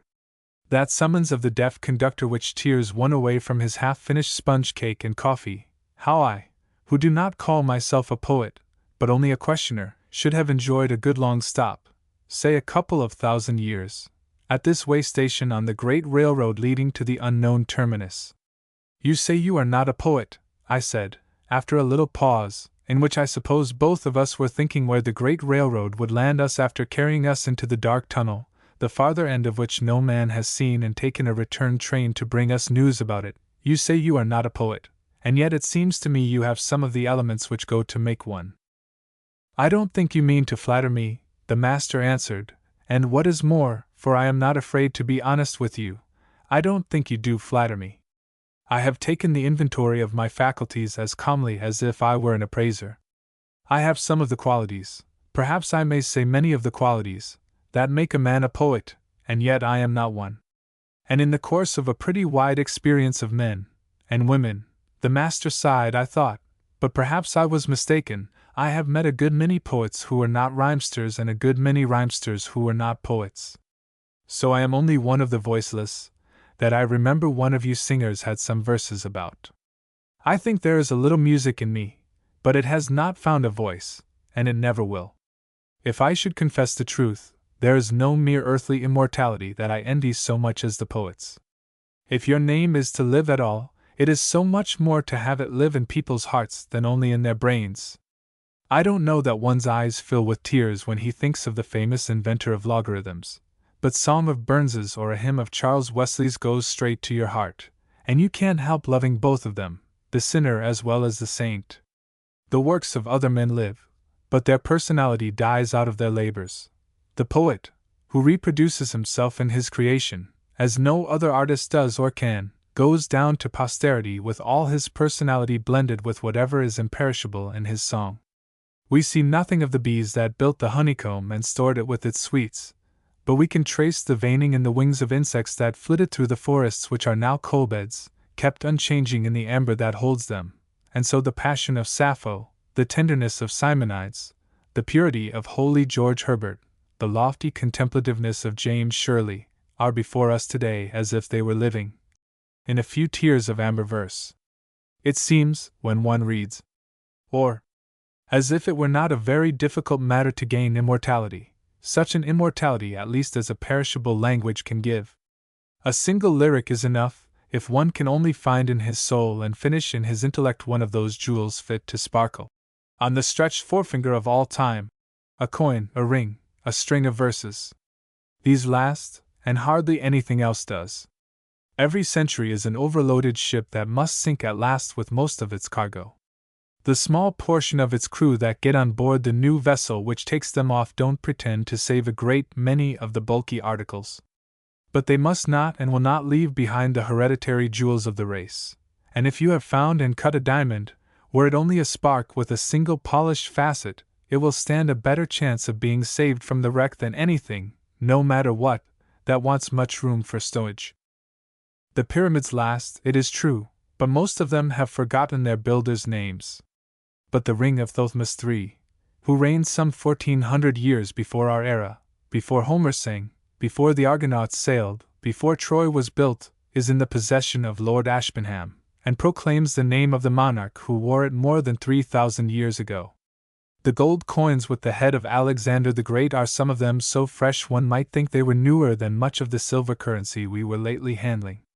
As we have been quoting from the poets this morning, I will follow the precedent, and give some lines from an epistle of Pope to Addison after the latter had written, but not yet published, his dialogue on metals. Some of these lines have been lingering in my memory for a great many years, but I looked at the original the other day and was so pleased with them that I got them by heart. I think you will say they are singularly pointed and elegant. It is the same thing in literature. Write half a dozen folios full of other people's ideas, as all folios are pretty sure to be, and you serve as ballast to the lower shelves of a library, about as like to be disturbed as the kenledge in the hold of a ship. Write a story, or a dozen stories, and your book will be in demand like an oyster while it is freshly opened, and after the highways of literature are spread over with the shells of dead novels, each of which has been swallowed at a mouthful by the public, and is done with. But write a volume of poems. No matter if they are all bad but one, if that one is very good. It will carry your name down to posterity like the ring of Thothmes, like the coin of Alexander. I don't suppose one would care a great deal about it 100 or 1,000 years after he is dead, but I don't feel quite sure. It seems as if, even in heaven, King David might remember, "The Lord is my shepherd," with a certain twinge of earthly pleasure. But we don't know. What in the world can have become of that boy and his popgun while all this somewhat extended sermonizing was going on? I don't wonder you ask, beloved reader, and I suppose I must tell you how we got on so long without interruption. Well, the plain truth is, the youngster was contemplating his gastric center, like the monks of Mount Athos, but in a less happy state of mind than those tranquil recluses, in consequence of indulgence in the heterogeneous assortment of luxuries procured with the 5-cent piece given him by the kind-hearted old master. But you need not think I am going to tell you every time his popgun goes off, making a sailor of him whenever I want to change the subject. Occasionally he was ill-timed in his artillery practice and ignominiously rebuked, sometimes he was harmlessly playful and nobody minded him. But every now and then he came in so apropos that I am morally certain he gets a hint from somebody who watches the course of the conversation, and means through him to have a hand in it, and stop any of us when we are getting prosy. But in consequence of that boy's indiscretion, we were without a check upon our expansiveness, and ran on in the way you have observed and may be disposed to find fault with. One other thing the master said before we left the table, after our long talk of that day.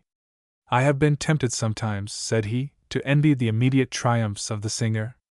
He enjoys all that praise can do for him and at the very moment of exerting his talent. And the singing women!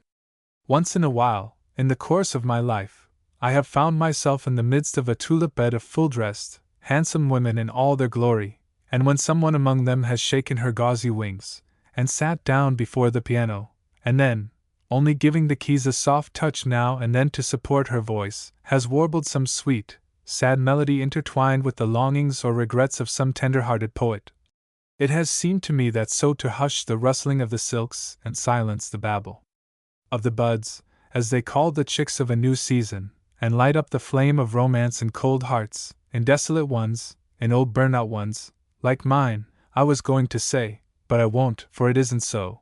And you may laugh to hear me say it isn't so, if you like, was perhaps better than to be remembered a few 100 years by a few perfect stanzas, when your gravestone is standing aslant, and your name is covered over with a lichen as big as a militia colonel's cockade, and nobody knows or cares enough about you to scrape it off and set the tipsy old slate stone upright again."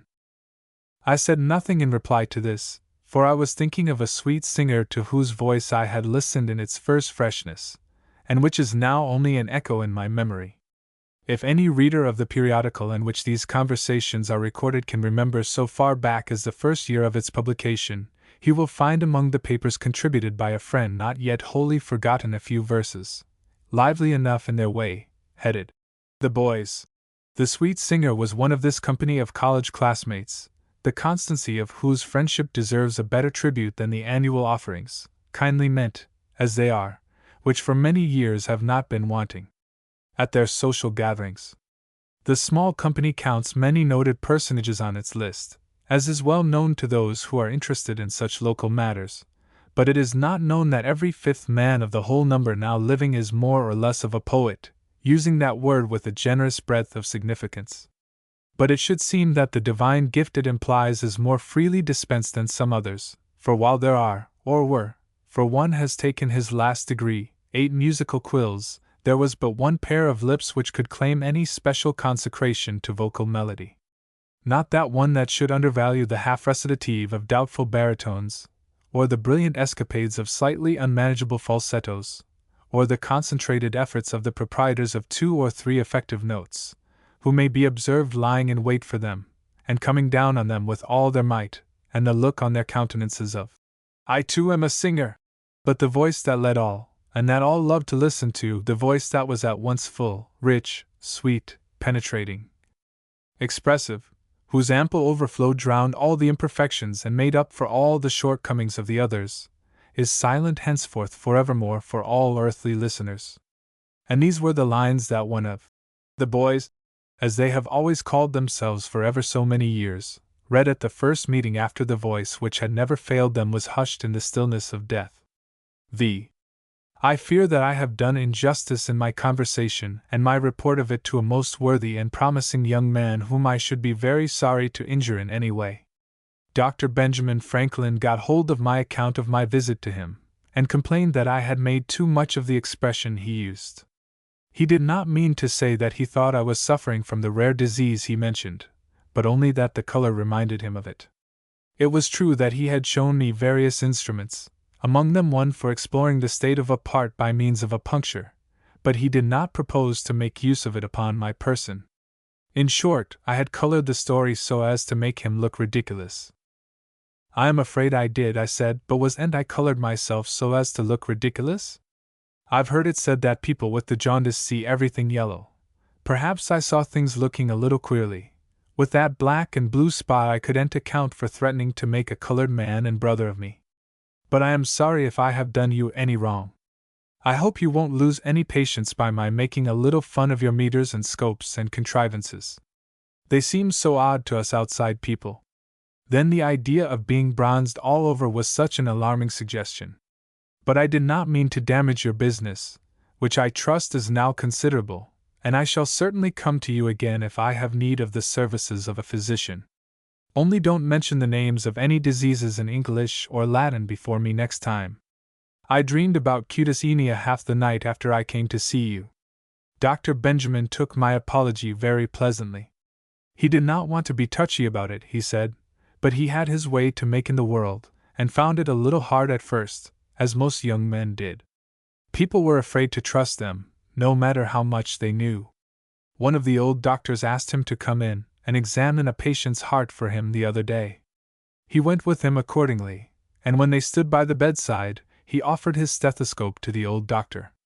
The old doctor took it and put the wrong end to his ear and the other to the patient's chest, and kept it there about 2 minutes, looking all the time as wise as an old owl. Then he, Dr. Benjamin, took it and applied it properly, and made out where the trouble was in no time at all. But what was the use of a young man's pretending to know anything in the presence of an old owl? I saw by their looks, he said, that they all thought I used the stethoscope wrong end up, and was nothing but apprentice hand to the old doctor. I am much pleased to say that since Dr. Benjamin has had charge of a dispensary district, and been visiting 40 or 50 patients a day, I have reason to think he has grown a great deal more practical than when I made my visit to his office. I think I was probably one of his first patients, and that he naturally made the most of me.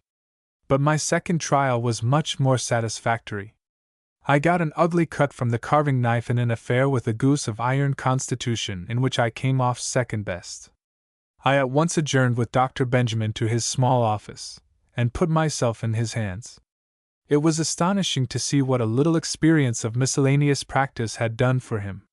He did not ask me any more questions about my hereditary predispositions on the paternal and maternal sides.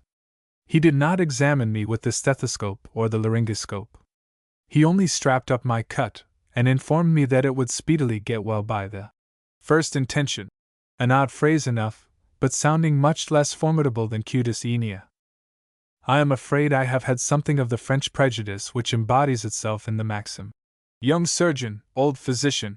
But a young physician who has been taught by great masters of the profession, in ample hospitals, starts in his profession knowing more than some old doctors have learned in a lifetime. Give him a little time to get the use of his wits in emergencies, and to know the little arts that do so much for a patient's comfort, just as you give a young sailor time to get his sea legs on and teach his stomach to behave itself, and he will do well enough. The old master knows 10 times more about this matter and about all the professions, as he does about everything else, than I do. My opinion is that he has studied 2, if not 3, of these professions in a regular course.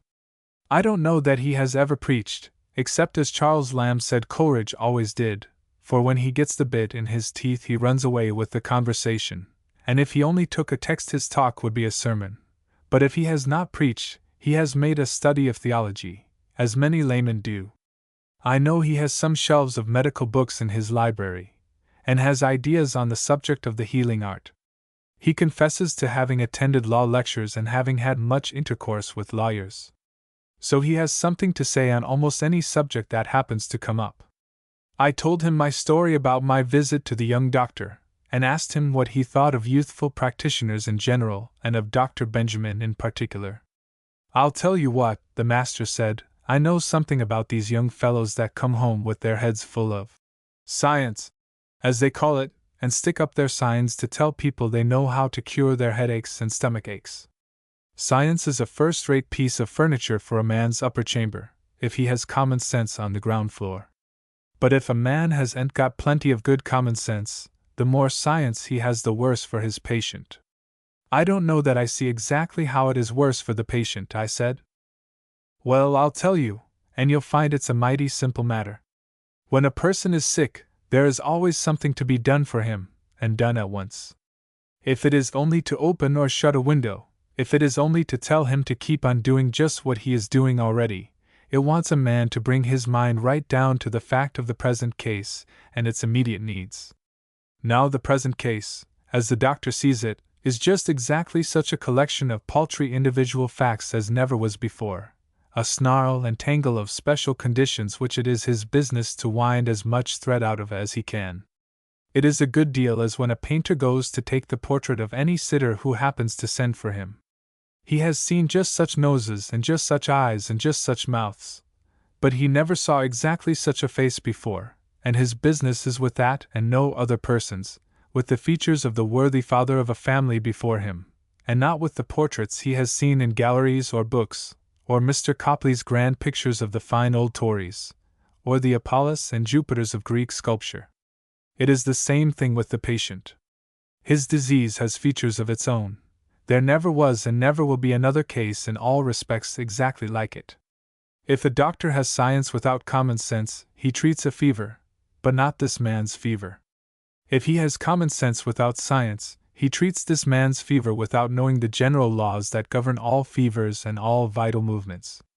I'll tell you what saves these last fellows.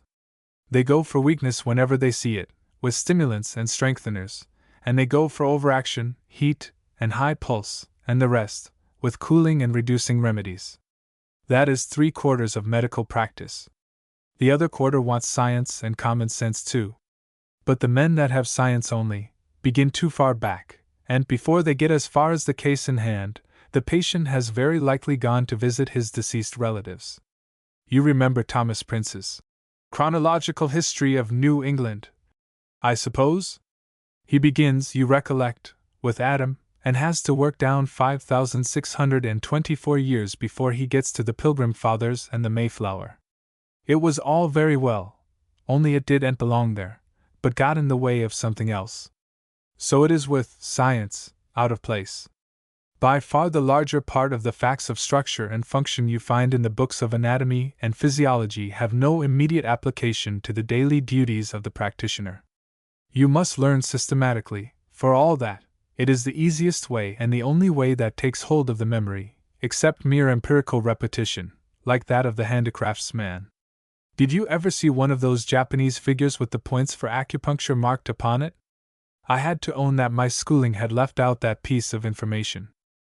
Well, I'll tell you about it. You see, they have a way of pushing long, slender needles into you for the cure of rheumatism and other complaints, and it seems there is a choice of spots for the operation, though it is very strange how little mischief it does in a good many places one would think unsafe to meddle with. So they had a doll made, and marked the spots where they had put in needles without doing any harm.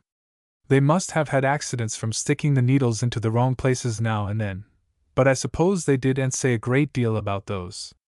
After a time, say a few centuries of experience, they had their doll all spotted over with safe places for sticking in the needles. That is their way of registering practical knowledge. We, on the other hand, study the structure of the body as a whole, systematically, and have no difficulty at all in remembering the track of the great vessels and nerves, and knowing just what tracks will be safe and what unsafe. It is just the same thing with the geologists. Here is a man close by us boring for water through one of our ledges, because somebody else got water somewhere else in that way, and a person who knows geology, or ought to know it, because he has given his life to it, tells me he might as well bore there for lager beer as for water.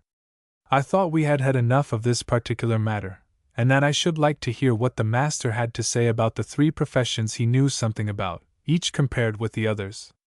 "What is your general estimate of doctors, lawyers, and ministers?" said I. "Wait a minute, till I have got through with your first question," said the master. "One thing at a time. You asked me about the young doctors, and about our young doctor. They come home tres bien chaussés, as a Frenchman would say, mighty well shod with professional knowledge. But when they begin walking round among their poor patients, they don't commonly start with millionaires.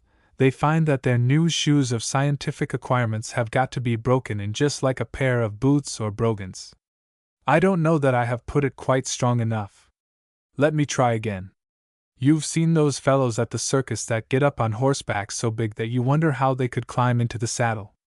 But pretty soon they throw off their outside coat, and the next minute another one, and then the one under that, and so they keep peeling off one garment after another till people begin to look queer and think they are going too far for strict propriety. Well, that is the way a fellow with a real practical turn serves a good many of his scientific wrappers, flings them off for other people to pick up, and goes right at the work of curing stomach aches and all the other little mean unscientific complaints that make up the larger part of every doctor's business. I think our Dr. Benjamin is a worthy young man, and if you are in need of a doctor at any time I hope you will go to him, and if you come off without harm, I will recommend some other friend to try him." I thought he was going to say he would try him in his own person, but the master is not fond of committing himself. "Now I will answer your other question," he said. "The lawyers are the cleverest men, the ministers are the most learned, and the doctors are the most sensible. The lawyers are a picked lot, first scholars, and the like, but their business is as unsympathetic as Jack Ketch's. There is nothing humanizing in their relations with their fellow creatures. They go for the side that retains them. They defend the man they know to be a rogue, and not very rarely throw suspicion on the man they know to be innocent. Mind you, I am not finding fault with them. Every side of a case has a right to the best statement it admits of, but I say it does not tend to make them sympathetic. Suppose in a case of fever versus patient, the doctor should side with either party according to whether the old miser or his expectant heir was his employer. Suppose the minister should side with the Lord or the devil, according to the salary offered and other incidental advantages, where the soul of a sinner was in question. You can see what a piece of work it would make of their sympathies. But the lawyers are quicker witted than either of the other professions, and abler men generally. They are good-natured, or, if they quarrel, their quarrels are above board. I don't think they are as accomplished as the ministers, but they have a way of cramming with special knowledge for a case which leaves a certain shallow sediment of intelligence in their memories about a good many things. They are apt to talk law in mixed company, and they have a way of looking round when they make a point, as if they were addressing a jury. That is mighty aggravating, as I once had occasion to see when one of them, and a pretty famous one, put me on the witness stand at a dinner party once. The ministers come next in point of talent. They are far more curious and widely interested outside of their own calling than either of the other professions. I like to talk with them. They are interesting men, full of good feelings, hard workers, always foremost in good deeds, and on the whole the most efficient civilizing class, working downwards from knowledge to ignorance, that is, not so much upwards, perhaps, that we have. The trouble is, that so many of them work in harness, and it is pretty sure to chafe somewhere. They feed us on canned meats mostly. They cripple our instincts and reason, and give us a crutch of doctrine. I have talked with a great many of them of all sorts of belief, and I don't think they are quite so easy in their minds, the greater number of them, nor so clear in their convictions, as one would think to hear them lay down the law in the pulpit. They used to lead the intelligence of their parishes. Now they do pretty well if they keep up with it, and they are very apt to lag behind it. Then they must have a colleague. The old minister thinks he can hold to his old course, sailing right into the wind's eye of human nature, as straight as that famous old skipper John Bunyan. The young minister falls off 3 or 4 points and catches the breeze that left the old man's sails all shivering. By and by the congregation will get ahead of him, and then it must have another new skipper. The priest holds his own pretty well. The minister is coming down every generation nearer and nearer to the common level of the useful citizen, no oracle at all, but a man of more than average moral instincts, who, if he knows anything, knows how little he knows. The ministers are good talkers, only the struggle between nature and grace makes some of them a little awkward occasionally. The women do their best to spoil them, as they do the poets. You find it very pleasant to be spoiled, no doubt, so do they. Now and then one of them goes over the dam. No wonder they're always in the rapids. By this time our 3 ladies had their faces all turned toward the speaker, like the weathercocks in a northeaster, and I thought it best to switch off the talk onto another rail. How about the doctors? I said. Theirs is the least learned of the professions, in this country at least. They have not half the general culture of the lawyers, nor a quarter of that of the ministers. I rather think, though, they are more agreeable to the common run of people than the men with black coats, or the men with green bags. People can swear before 'em if they want to, and they can't very well before ministers. I don't care whether they want to swear or not, they don't want to be on their good behavior. Besides, the minister has a little smack of the sexton about him. He comes when people are in extremis, but they don't send for him every time they make a slight moral slip, tell a lie for instance, or smuggle a silk dress through the custom house. But they call in the doctor when a child is cutting a tooth or gets a splinter in its finger. So it doesn't mean much to send for him, only a pleasant chat about the news of the day, for putting the baby to rights doesn't take long. Besides, everybody doesn't like to talk about the next world. People are modest in their desires, and find this world as good as they deserve, but everybody loves to talk physic. Everybody loves to hear of strange cases. People are eager to tell the doctor of the wonderful cures they have heard of.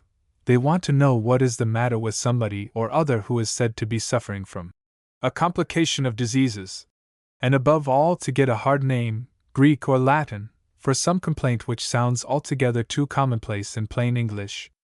If you will only call a headache a cephalgia, it acquires dignity at once, and a patient becomes rather proud of it. So I think doctors are generally welcome in most companies. In old times, when people were more afraid of the devil and of witches than they are now, they liked to have a priest or a minister somewhere near to scare him off. But nowadays, if you could find an old woman that would ride round the room on a broomstick, Barnum would build an amphitheater to exhibit her in, and if he could come across a young imp, with hoofs, tail, and budding horns, a lineal descendant of one of those demons, which the good people of Gloucester fired at, and were fired at, by, for the best part of a month together.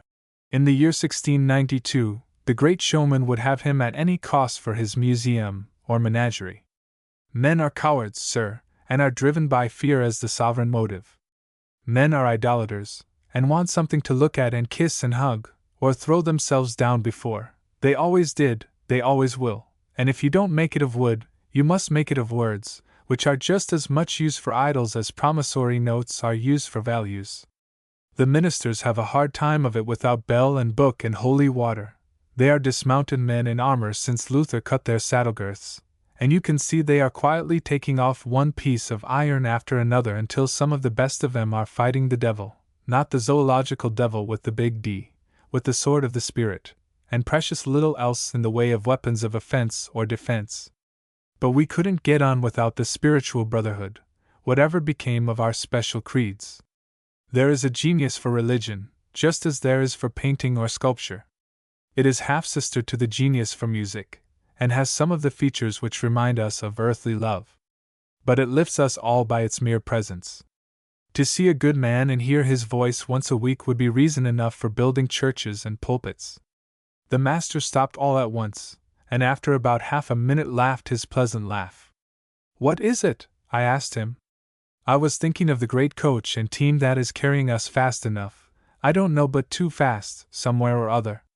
The D.S. used to be the leaders, but now they are the wheel horses. It's pretty hard to tell how much they pull, but we know they can hold back like that. When we're going downhill, I said, as neatly as if I had been a high church curate trained to snap at the last word of the response, so that you couldn't wedge in the tail of a comma between the end of the congregation's closing syllable and the beginning of the next petition.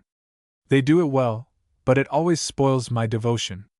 To save my life, I can't help watching them, as I watch to see a duck dive at the flash of a gun, and that is not what I go to church for. It is a juggler's trick, and there is no more religion in it than in catching a ball on the fly. I was looking at our Scheherazade the other day, and thinking what a pity it was that she had never had fair play in the world. I wish I knew more of her history. There is one way of learning it, making love to her. I wonder whether she would let me and like it.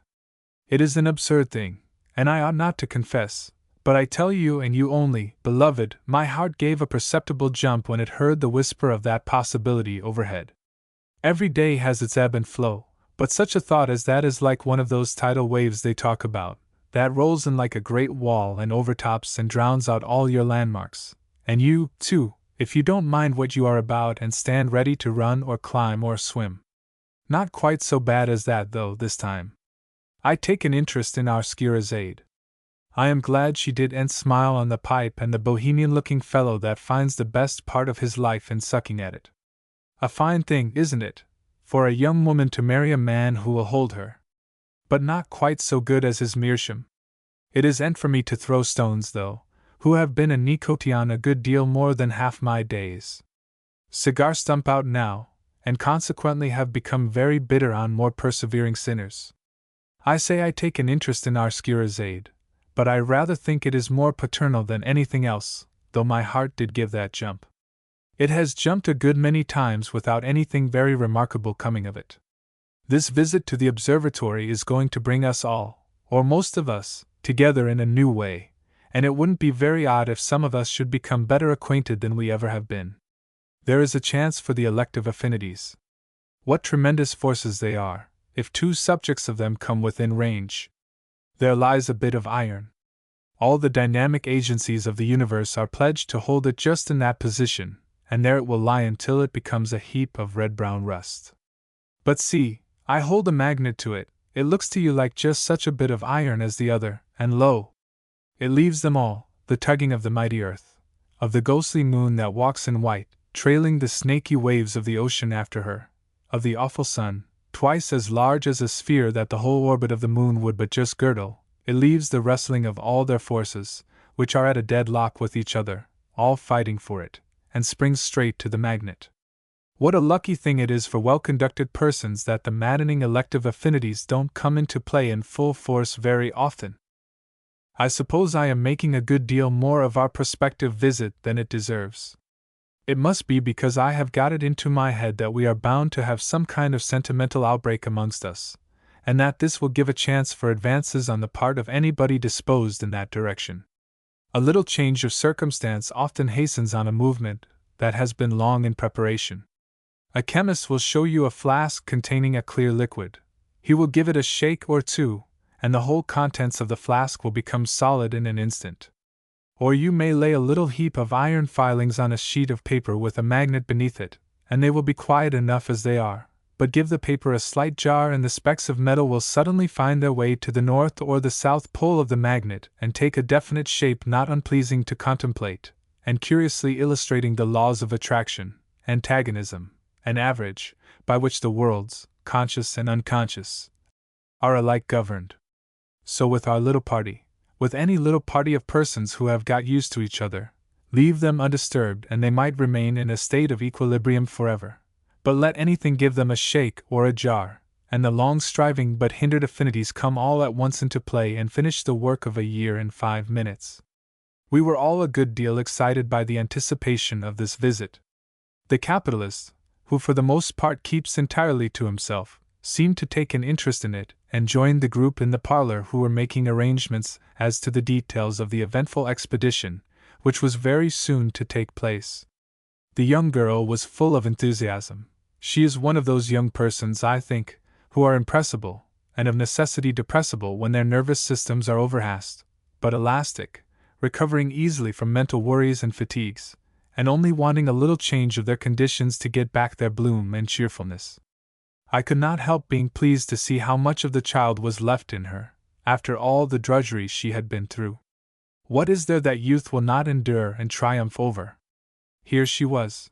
Her story for the week was done in good season. She had got rid of her villain by a new and original catastrophe. She had received a sum of money for an extra string of verses, painfully small, it is true, but it would buy her a certain ribbon she wanted for the great excursion.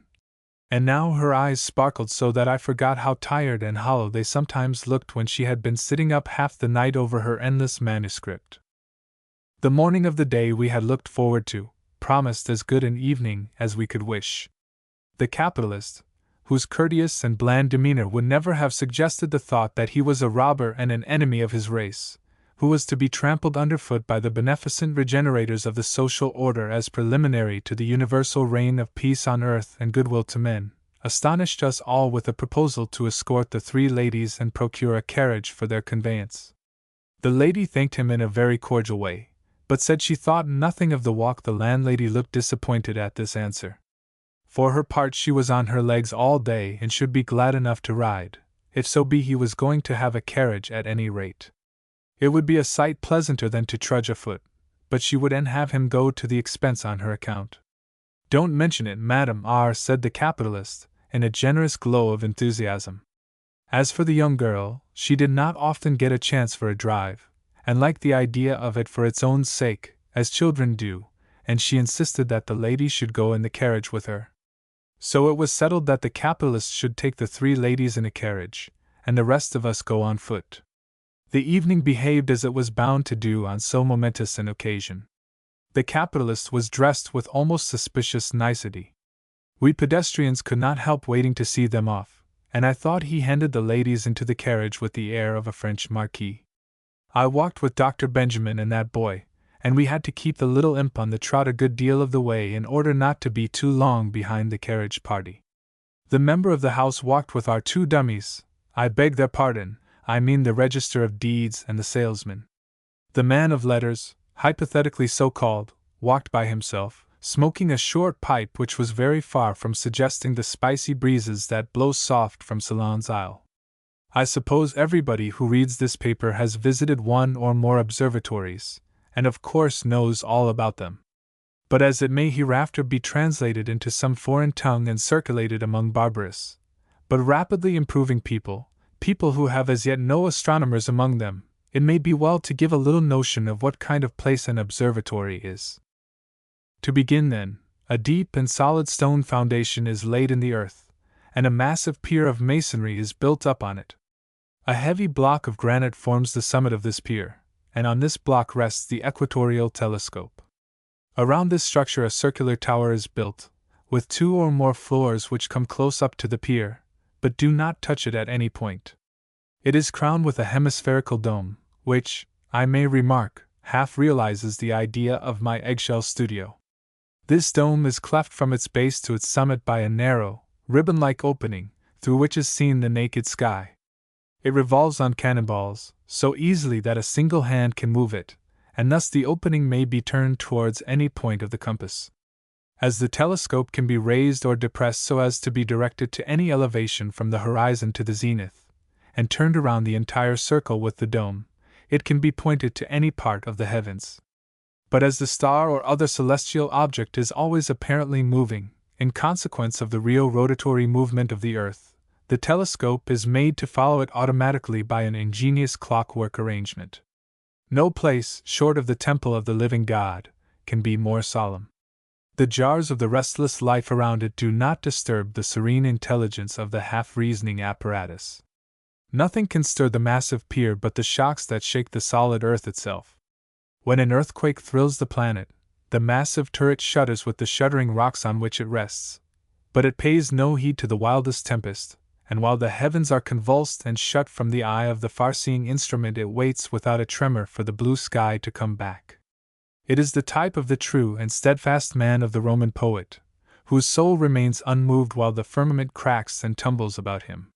It is the material image of the Christian, his heart resting on the rock of ages, his eye fixed on the brighter world above. I did not say all this while we were looking round among these wonders, quite new to many of us. People don't talk in straight-off sentences like that. They stumble and stop, or get interrupted, change a word, begin again, miss connections of verbs and nouns, and so on, till they blunder out their meaning. But I did let fall a word or two, showing the impression the celestial laboratory produced upon me. I rather think I must own to the Rock of Ages comparison. Thereupon the man of letters, so called, took his pipe from his mouth, and said that he didn't go in for sentiment and that sort of thing. Gush was played out. The member of the House, who, as I think, is not wanting in that homely good sense which one often finds in plain people from the huckleberry districts, but who evidently supposes the last speaker to be what he calls a talented man, looked a little puzzled. My remark seemed natural and harmless enough to him, I suppose, but I had been distinctly snubbed, and the member of the House thought I must defend myself, as is customary in the deliberative body to which he belongs, when one gentleman accuses another gentleman of mental weakness or obliquity. I could not make up my mind to oblige him at that moment by showing fight. I suppose that would have pleased my assailant, as I don't think he has a great deal to lose, and might have made a little capital out of me if he could have got a laugh out of the member or either of the dummies. I beg their pardon again, I mean the two undemonstrative boarders. But I will tell you, beloved, just what I think about this matter. We poets, you know, are much given to indulging in sentiment, which is a mode of consciousness at a discount just now with the new generation of analysts who are throwing everything into their crucibles. Now we must not claim too much for sentiment. It does not go a great way in deciding questions of arithmetic, or algebra, or geometry. 2 and 2 will undoubtedly make 4, irrespective of the emotions or other idiosyncrasies of the calculator, and the 3 angles of a triangle insist on being equal to 2 right angles, in the face of the most impassioned rhetoric or the most inspired verse. But inasmuch as religion and law and the whole social order of civilized society, to say nothing of literature and art, are so founded on and pervaded by sentiment that they would all go to pieces without it, it is a word not to be used too lightly in passing judgment, as if it were an element to be thrown out or treated with small consideration. Reason may be the lever, but sentiment gives you the fulcrum and the place to stand on if you want to move the world. Even sentimentality, which is sentiment overdone, is better than that affectation of superiority to human weakness which is only tolerable as one of the stage properties of full-blown dandyism, and is, at best, but half-blown cynicism, which participle and noun you can translate, if you happen to remember the derivation of the last of them, by a single familiar word. There is a great deal of false sentiment in the world, as there is of bad logic and erroneous doctrine, but it is very much less disagreeable to hear a young poet overdo his emotions, or even deceive himself about them, than to hear a caustic epithet flinger repeating such words as sentimentality and entusiasm, one of the least admirable of Lord Byron's bequests to our language, for the purpose of ridiculing him into silence. An overdressed woman is not so pleasing as she might be, but at any rate she is better than the oil of vitriol squirter, whose profession it is to teach young ladies to avoid vanity by spoiling their showy silks and satins. The lady was the first of our party who was invited to look through the equatorial. Perhaps this world had proved so hard to her that she was pained to think that other worlds existed, to be homes of suffering and sorrow. Perhaps she was thinking it would be a happy change when she should leave this dark planet for one of those brighter spheres. She sighed, at any rate, but thanked the young astronomer for the beautiful sights he had shown her, and gave way to the next comer, who was that boy, now in a state of irrepressible enthusiasm to see the man in the moon. He was greatly disappointed at not making out a colossal human figure moving round among the shining summits and shadowy ravines of the spotty globe. The landlady came next and wished to see the moon also, in preference to any other object. She was astonished at the revelations of the powerful telescope. Was there any live creatures to be seen on the moon? She asked. The young astronomer shook his head, smiling a little at the question. Was there any meat in houses? There was no evidence, he said, that the moon was inhabited. As there did not seem to be either air or water on its surface, the inhabitants would have a rather hard time of it, and if they went to meeting the sermons would be apt to be rather dry. If there were a building on it as big as York Minster, as big as the Boston Coliseum, the great telescopes like Lord Rosse's would make it out. But it seemed to be a forlorn place. Those who had studied it most agreed in considering it a cold, crude, silent, and desolate ruin of nature, without the possibility, if life were on it, of articulate speech, of music, even of sound. Sometimes a greenish tint was seen upon its surface, which might have been taken for vegetation, but it was thought not improbably to be a reflection from the vast forests of South America. The ancients had a fancy, some of them, that the face of the moon was a mirror in which the seas and shores of the earth were imaged. Now we know the geography of the side toward us about as well as that of Asia, better than that of Africa. The astronomer showed them one of the common small photographs of the moon. He assured them that he had received letters inquiring in all seriousness if these alleged lunar photographs were not really taken from a peeled orange. People had got angry with him for laughing at them for asking such a question. Then he gave them an account of the famous moon hoax which came out, he believed, in 1835. It was full of the most barefaced absurdities, yet people swallowed it all, and even Arago is said to have treated it seriously as a thing that could not well be true, for Mr. Herschel would have certainly notified him of these marvelous discoveries. The writer of it had not troubled himself to invent probabilities, but had borrowed his scenery from the Arabian Nights and his lunar inhabitants from Peter Wilkins. After this lecture the capitalist stepped forward and applied his eye to the lens. I suspect it to have been shut most of the time, for I observe a good many elderly people adjust the organ of vision to any optical instrument in that way. I suppose it is from the instinct of protection to the eye, the same instinct as that which makes the raw militiaman close it when he pulls the trigger of his musket the first time.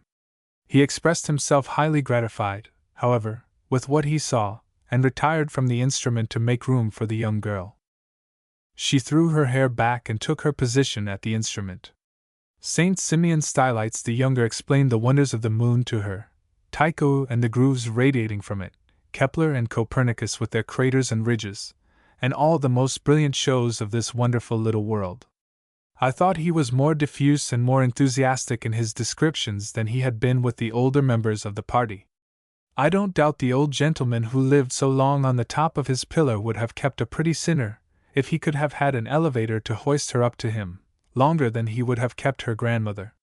These young people are so ignorant, you know. As for our Scheherazade, her delight was unbounded, and her curiosity insatiable. If there were any living creatures there, what odd things they must be. They couldn't have any lungs, nor any hearts. What a pity! Did they ever die? How could they expire if they didn't breathe? Burn up? No air to burn in. Tumble into some of those horrid pits, perhaps, and break all to bits. She wondered how the young people there liked it, or whether there were any young people there. Perhaps nobody was young and nobody was old, but they were like mummies, all of them. What an idea! 2 mummies making love to each other. So she went on in a rattling, giddy kind of way, for she was excited by the strange scene in which she found herself, and quite astonished the young astronomer with her vivacity. All at once she turned to him. "Will you show me the double star you said I should see?" "With the greatest pleasure," he said, and proceeded to wheel the ponderous dome, and then to adjust the instrument, I think to the one in Andromeda, or that in Cygnus, but I should not know one of them from the other.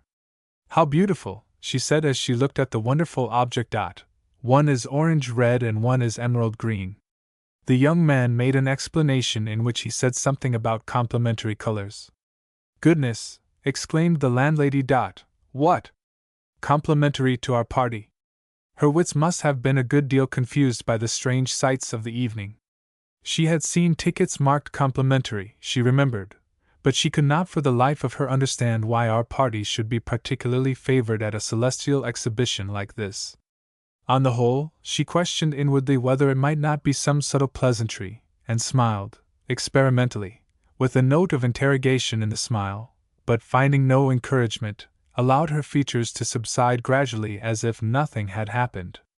I saw all this as plainly as if it had all been printed in great primer type, instead of working itself out in her features. I like to see other people muddled now and then, because my own occasional dullness is relieved by a good solid background of stupidity in my neighbors. And the two revolve round each other? Said the young girl. Yes, he answered, 2 suns, a greater and a less, each shining, but with a different light, for the other.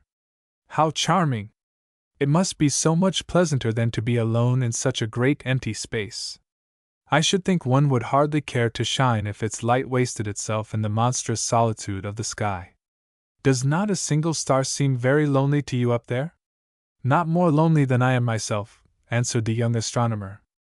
I don't know what there was in those few words, but I noticed that for a minute or two after they were uttered I heard the ticking of the clockwork that moved the telescope as clearly as if we had all been holding our breath and listening for the music of the spheres. The young girl kept her eye closely applied to the eyepiece of the telescope a very long time, it seemed to me. Those double stars interested her a good deal, no doubt. When she looked off from the glass I thought both her eyes appeared very much as if they had been a little strained, for they were suffused and glistening. It may be that she pitied the lonely young man. I know nothing in the world tenderer than the pity that a kind-hearted young girl has for a young man who feels lonely. It is true that these dear creatures are all compassion for every form of human woe, and anxious to alleviate all human misfortunes. They will go to Sunday schools through storms their brothers are afraid of, to teach the most unpleasant and intractable classes of little children the age of Methuselah and the dimensions of Og the king of Bashan's bedstead.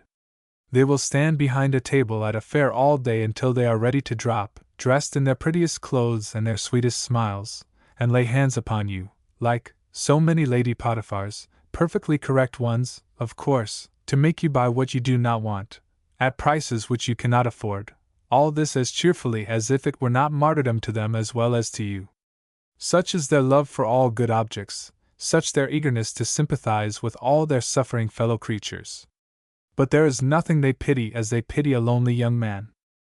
I am sure I sympathize with her in this instance.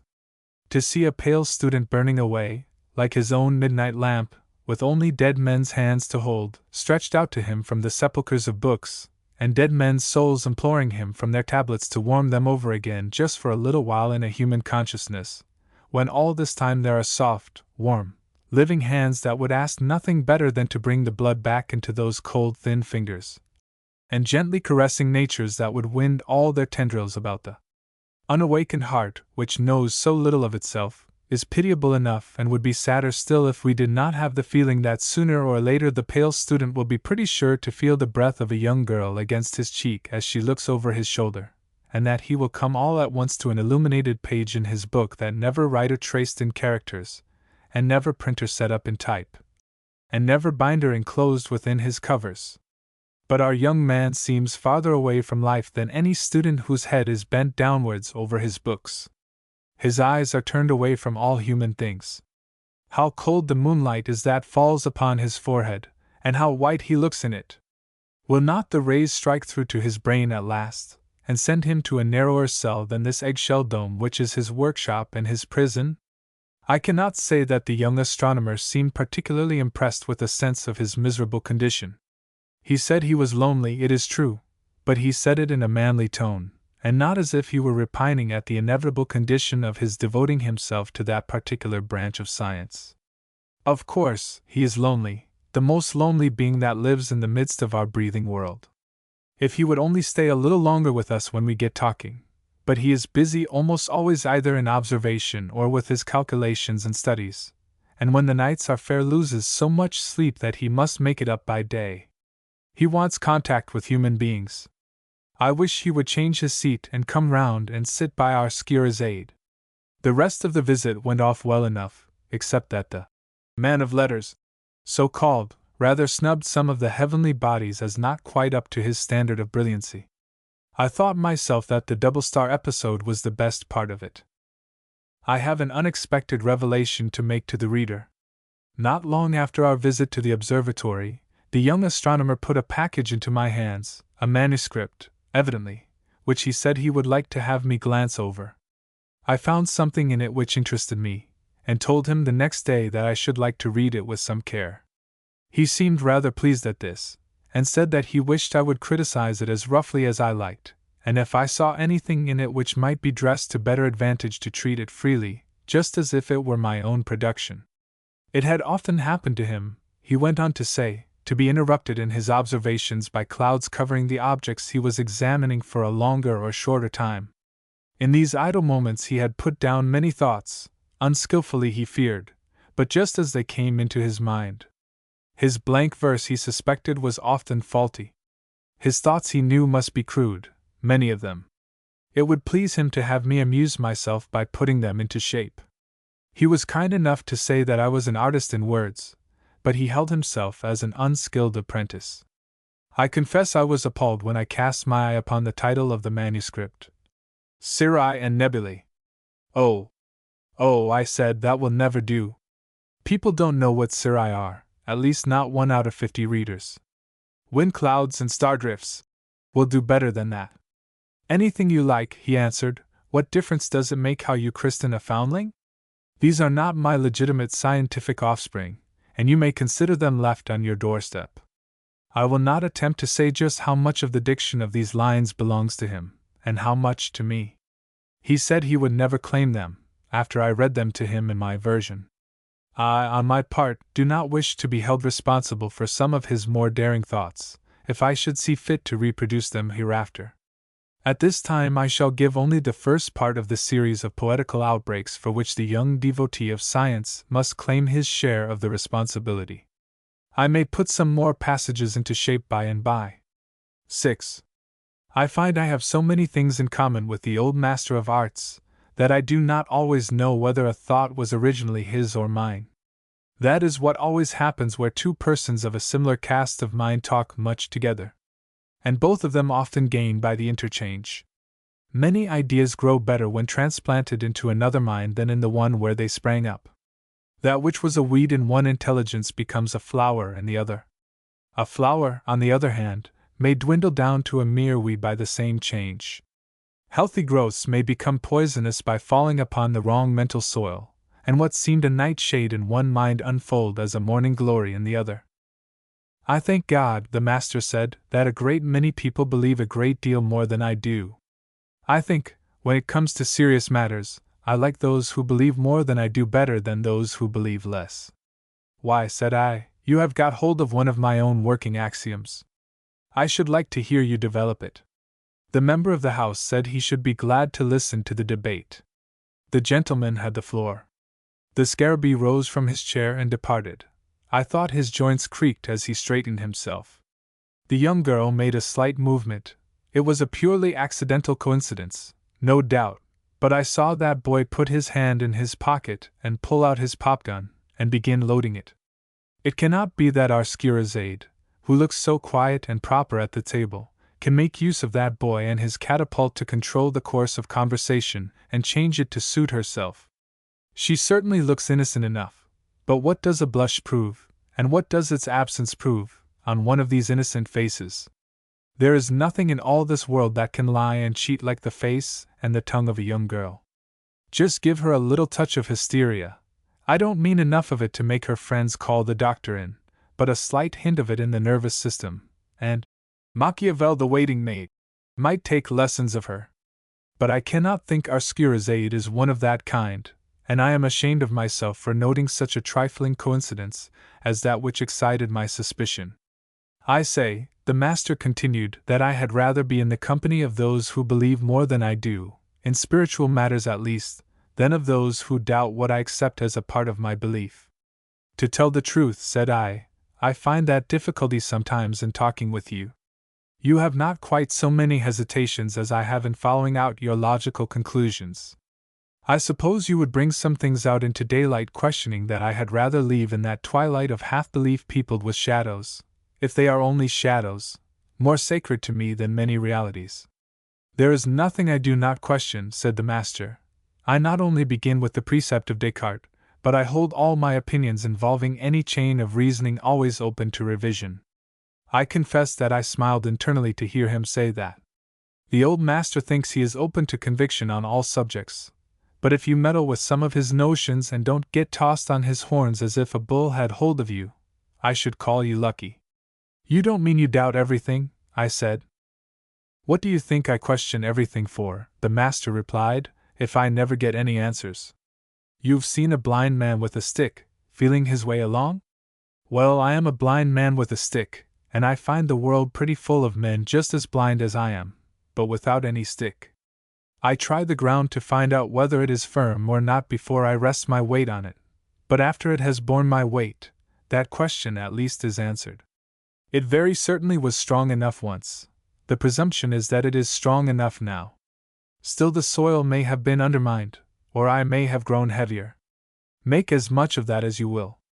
I say I question everything, but if I find Bunker Hill Monument standing as straight as when I leaned against it a year or 10 years ago, I am not very much afraid that Bunker Hill will cave in if I trust myself again on the soil of it. I glanced off, as one often does in talk. The monument is an awful place to visit, I said. The waves of time are like the waves of the ocean. The only thing they beat against without destroying it is a rock, and they destroy that at last.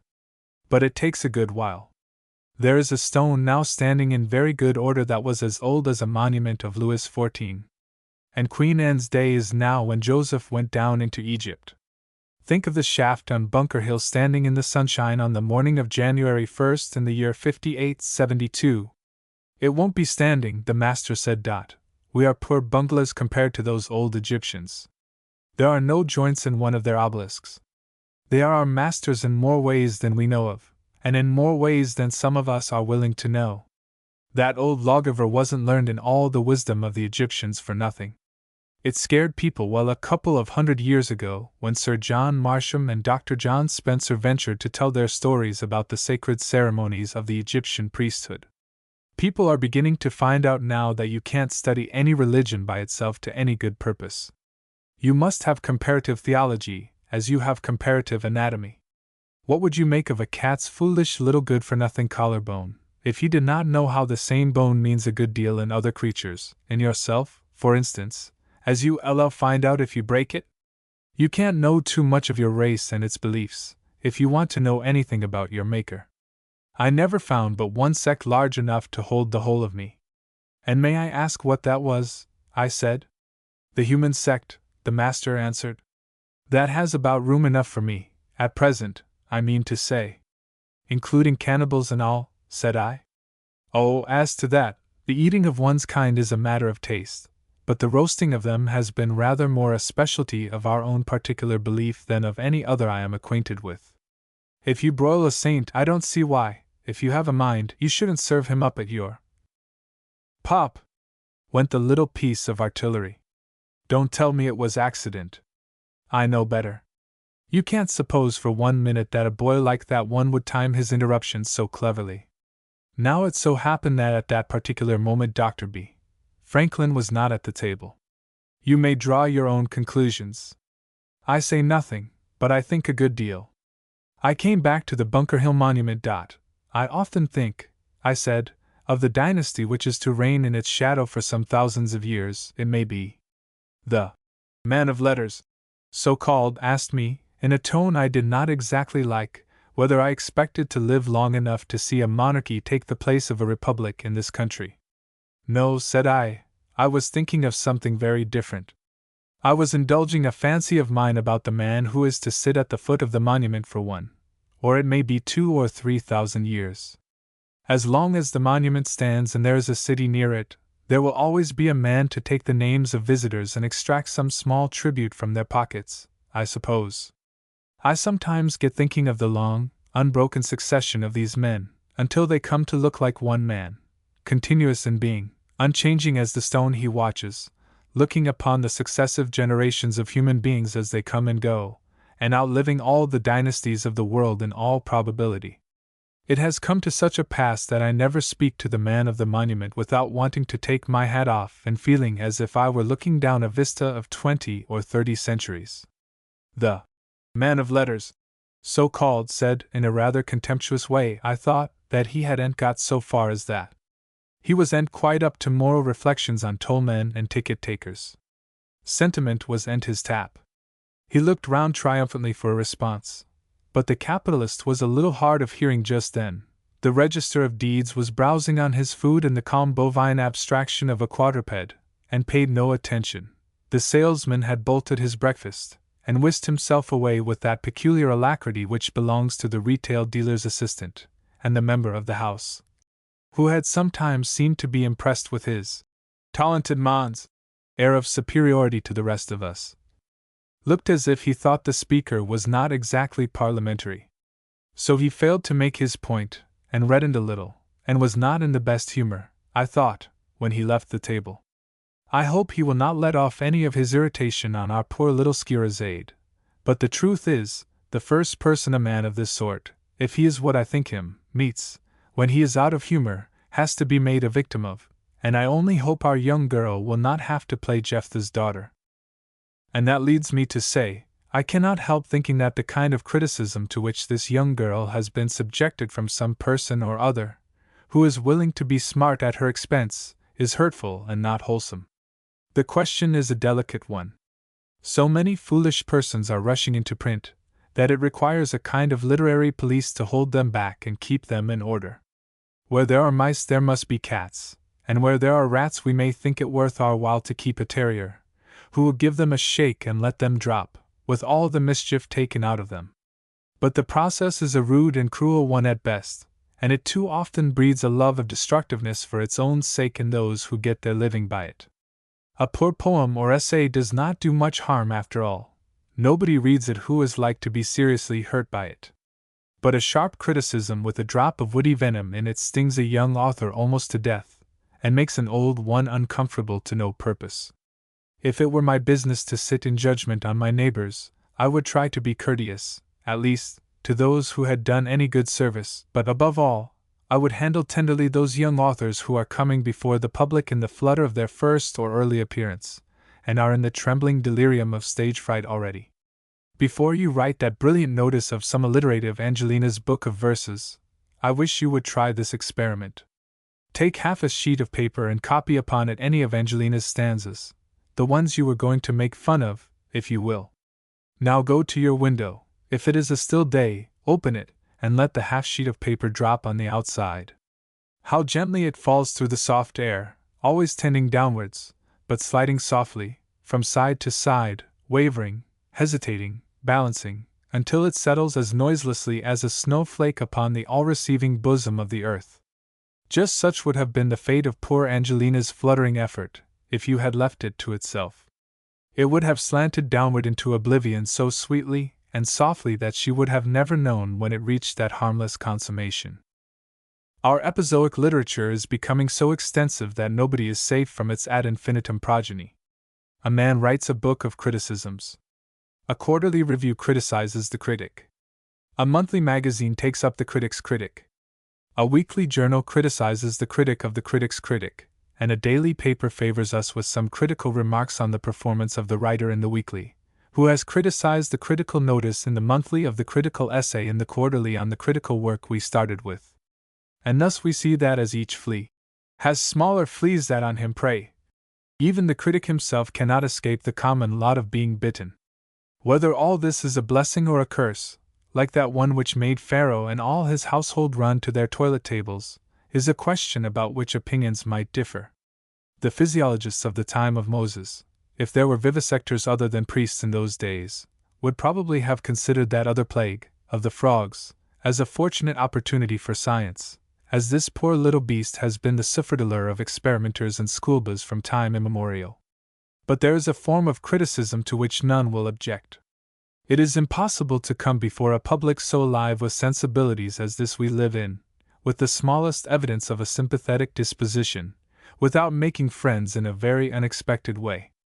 Everywhere there are minds tossing on the unquiet waves of doubt. If you confess to the same perplexities and uncertainties that torture them, they are grateful for your companionship.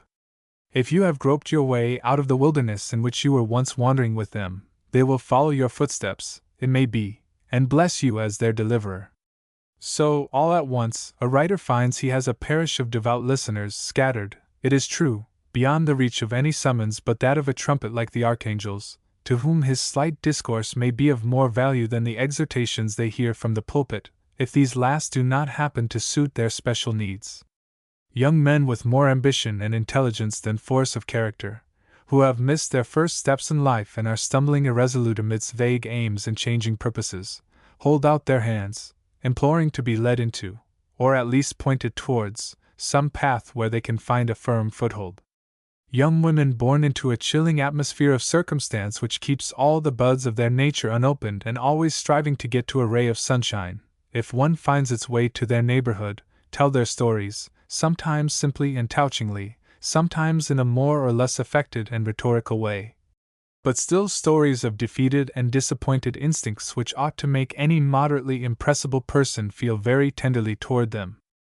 In speaking privately to these young persons, many of whom have literary aspirations, one should be very considerate of their human feelings. But addressing them collectively, a few plain truths will not give any one of them much pain. Indeed, almost every individual among them will feel sure that he or she is an exception to those generalities which apply so well to the rest. If I were a literary pope sending out an encyclical, I would tell these inexperienced persons that nothing is so frequent as to mistake an ordinary human gift for a special and extraordinary endowment. The mechanism of breathing and that of swallowing are very wonderful, and if one had seen and studied them in his own person only, he might well think himself a prodigy. Everybody knows these and other bodily faculties are common gifts, but nobody except editors and schoolteachers and here and there a literary then knows how common is the capacity of rhyming and prattling in readable prose, especially among young women of a certain degree of education. In my character of pontiff, I should tell these young persons that most of them labored under a delusion. It is very hard to believe it. One feels so full of intelligence, and so decidedly superior to one's dull relations and schoolmates. One writes so easily, and the lines sound so prettily to one's self. There are such felicities of expression, just like those we hear quoted from the great poets. And besides, one has been told by so many friends that all one had to do was to print and be famous.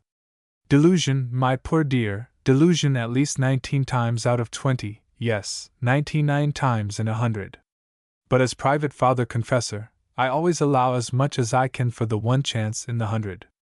I try not to take away all hope, unless the case is clearly desperate, and then to direct the activities into some other channel. Using kind language, I can talk pretty freely. I have counseled more than one aspirant after literary fame to go back to his tailor's board or his lapstone. I have advised the dilettanti, whose foolish friends praise their verses or their stories, to give up all their deceptive dreams of making a name by their genius, and go to work in the study of a profession which asked only for the diligent use of average, ordinary talents. It is a very grave responsibility which these unknown correspondents throw upon their chosen counselors. One whom you have never seen, who lives in a community of which you know nothing, sends you specimens more or less painfully voluminous of his writings, which he asks you to read over, think over, and pray over, and send back an answer informing him whether fame and fortune are awaiting him as the possessor of the wonderful gifts his writings manifest, and whether you advise him to leave all, the shop he sweeps out every morning, the ledger he posts, the mortar in which he pounds, the bench at which he urges the reluctant plane, and follow his genius whithersoever it may lead him. The next correspondent wants you to mark out a whole course of life for him, and the means of judgment he gives you are about as adequate as the brick which the simpleton of old carried round as an advertisement of the house he had to sell. My advice to all the young men that write to me depends somewhat on the handwriting and spelling. If these are of a certain character, and they have reached a mature age, I recommend some honest manual calling, such as they have very probably been bred to, and which will, at least, give them a chance of becoming President of the United States by and by, if that is any object to them. What would you have done with the young person who called on me a good many years ago, so many that he has probably forgotten his literary effort, and read as specimens of his literary workmanship lines like those which I will favor you with presently? He was an able-bodied, grown-up young person, whose ingenuousness interested me, and I am sure if I thought he would ever be pained to see his maiden effort in print, I would deny myself the pleasure of submitting it to the reader. The following is an exact transcript of the lines he showed me, and which I took down on the spot. Do not judge too hastily this sincere effort of a maiden muse. Here was a sense of rhythm, and an effort in the direction of rhyme. Here was an honest transcript of an occurrence of daily life, told with a certain idealizing expression, recognizing the existence of impulses, mysterious instincts, impelling us even in the selection of our bodily sustenance. But I had to tell him that it wanted dignity of incident and grace of narrative, that there was no atmosphere to it, nothing of the light that never was, and so forth. I did not say this in these very words, but I gave him to understand, without being too hard upon him, that he had better not desert his honest toil in pursuit of the poet's bays. This, it must be confessed, was a rather discouraging case. A young person like this may pierce, as the Frenchmen say, by and by, but the chances are all the other way. I advise aimless young men to choose some profession without needless delay, and so get into a good strong current of human affairs, and find themselves bound up in interests with the compact body of their fellowmen. I advise young women who write to me for counsel, perhaps I do not advise them at all, only sympathize a little with them, and listen to what they have to say, 8 closely written pages on the average, which I always read from beginning to end, thinking of the widow's cruse and myself in the character of Elijah, and come now, I don't believe Methuselah would tell you what he said in his letters to young ladies, written when he was in his 969th year. But, dear me, how much work all this private criticism involves! An editor has only to say, "Respectfully declined," and there is the end of it. But the confidential adviser is expected to give the reasons of his likes and dislikes in detail, and sometimes to enter into an argument for their support. That is more than any martyr can stand, but what trials he must go through, as it is.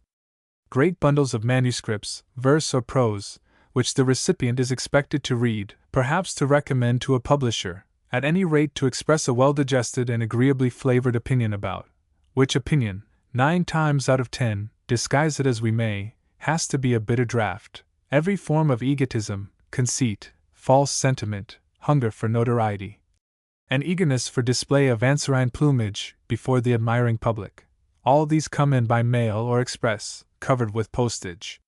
Stamps of so much more cost than the value of the waste words they overlie, that one comes at last to groan and change color at the very sight of a package, and to dread the postman's knock as if it were that of the other visitor whose naked knuckles rap at every door. Still, there are experiences which go far towards repaying all these inflictions. My last young man's case looked desperate enough. Some of his sails had blown from the rigging, some were backing in the wind, and some were flapping and shivering, but I told him which way to head, and to my surprise he promised to do just as I directed, and I do not doubt is under full sail at this moment. What if I should tell my very recent experience with the other sex? I received a paper containing the inner history of a young woman's life, the evolution of her consciousness from its earliest record of itself, written so thoughtfully, so sincerely, with so much firmness and yet so much delicacy, with such truth of detail and such grace in the manner of telling, that I finished the long manuscript almost at a sitting, with a pleasure rarely, almost never experienced in voluminous communications which one has to spell out of handwriting. This was from a correspondent who made my acquaintance by letter when she was little more than a child, some years ago. How easy at that early period to have silenced her by indifference, to have wounded her by careless epithet, perhaps even to have crushed her as one puts his heel on a weed. A very little encouragement kept her from despondency, and brought back one of those overflows of gratitude which make one more ashamed of himself for being so overpaid than he would be for having committed any of the lesser sins. But what pleased me most in the paper lately received was to see how far the writer had outgrown the need of any encouragement of mine, that she had strengthened out of her tremulous questionings into a self-reliance and self-poise which I had hardly dared to anticipate for her. Some of my readers who are also writers have very probably had more numerous experiences of this kind than I can lay claim to, self-revelations from unknown, and sometimes nameless friends, who write from strange corners where the winds have wafted some stray words of theirs which have lighted in the minds and reached the hearts of those to whom they were as the angel that stirred the pool of Bethesda. Perhaps this is the best reward authorship brings. It may not imply much talent or literary excellence, but it means that your way of thinking and feeling is just what some one of your fellow creatures needed. I have been putting into shape, according to his request, some further passages from the young astronomer's manuscript, some of which the reader will have a chance to read if he is so disposed. The conflict in the young man's mind between the desire for fame and the sense of its emptiness as compared with nobler aims has set me thinking about the subject from a somewhat humbler point of view. As I am in the habit of telling you, beloved, many of my thoughts, as well as of repeating what was said at our table, you may read what follows as if it were addressed to you in the course of an ordinary conversation, where I claimed rather more than my share, as I am afraid I am a little in the habit of doing. I suppose we all, those of us who write in verse or prose, have the habitual feeling that we should like to be remembered. It is to be awake when all of those who were round us have been long wrapped in slumber.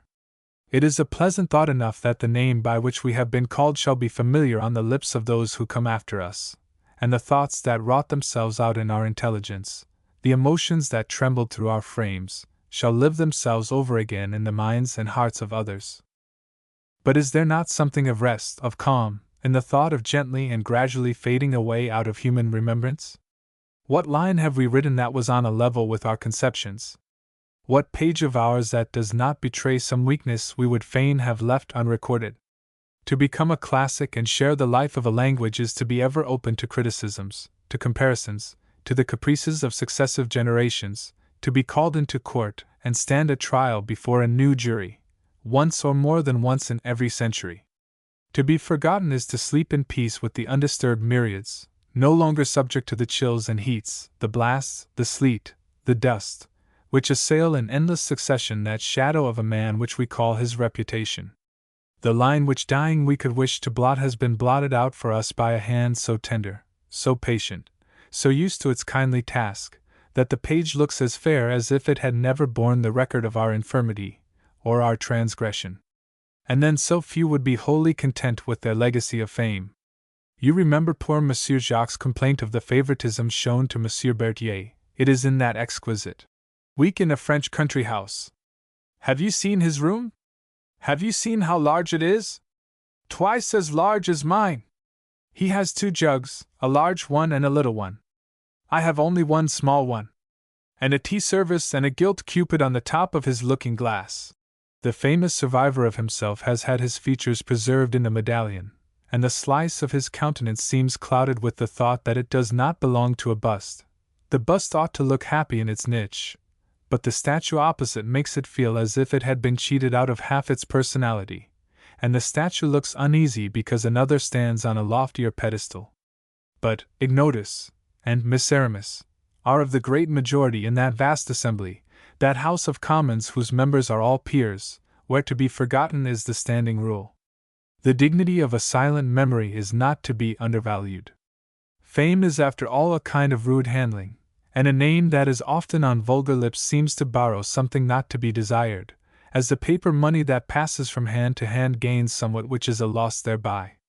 O sweet, tranquil refuge of oblivion, so far as earth is concerned, for us poor blundering, stammering, misbehaving creatures who cannot turn over a leaf of our life's diary without feeling thankful that its failure can no longer stare us in the face.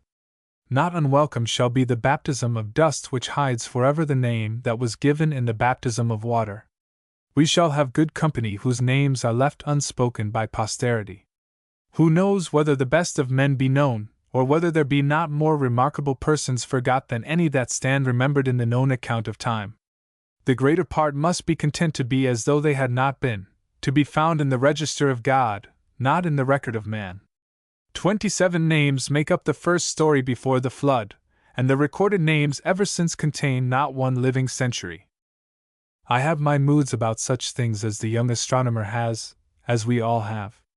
There are times when the thought of becoming utterly nothing to the world we knew so well and loved so much is painful and oppressive. We gasp as if in a vacuum, missing the atmosphere of life we have so long been in the habit of breathing. Not the less are there moments when the aching need of repose comes over us, and the requiescat in pace, heathen benediction as it is, sounds more sweetly in our ears than all the promises that fame can hold out to us. I wonder whether it ever occurred to you to reflect upon another horror there must be in leaving a name behind you. Think what a horrid piece of work the biographers make of a man's private history. Just imagine the subject of one of those extraordinary fictions called biographies coming back and reading the life of himself, written very probably by somebody or other who thought he could turn a penny by doing it, and having the pleasure of seeing. The ghost of the person condemned to walk the earth in a biography glides into a public library, and goes to the shelf where his mummied life lies in its paper sermons.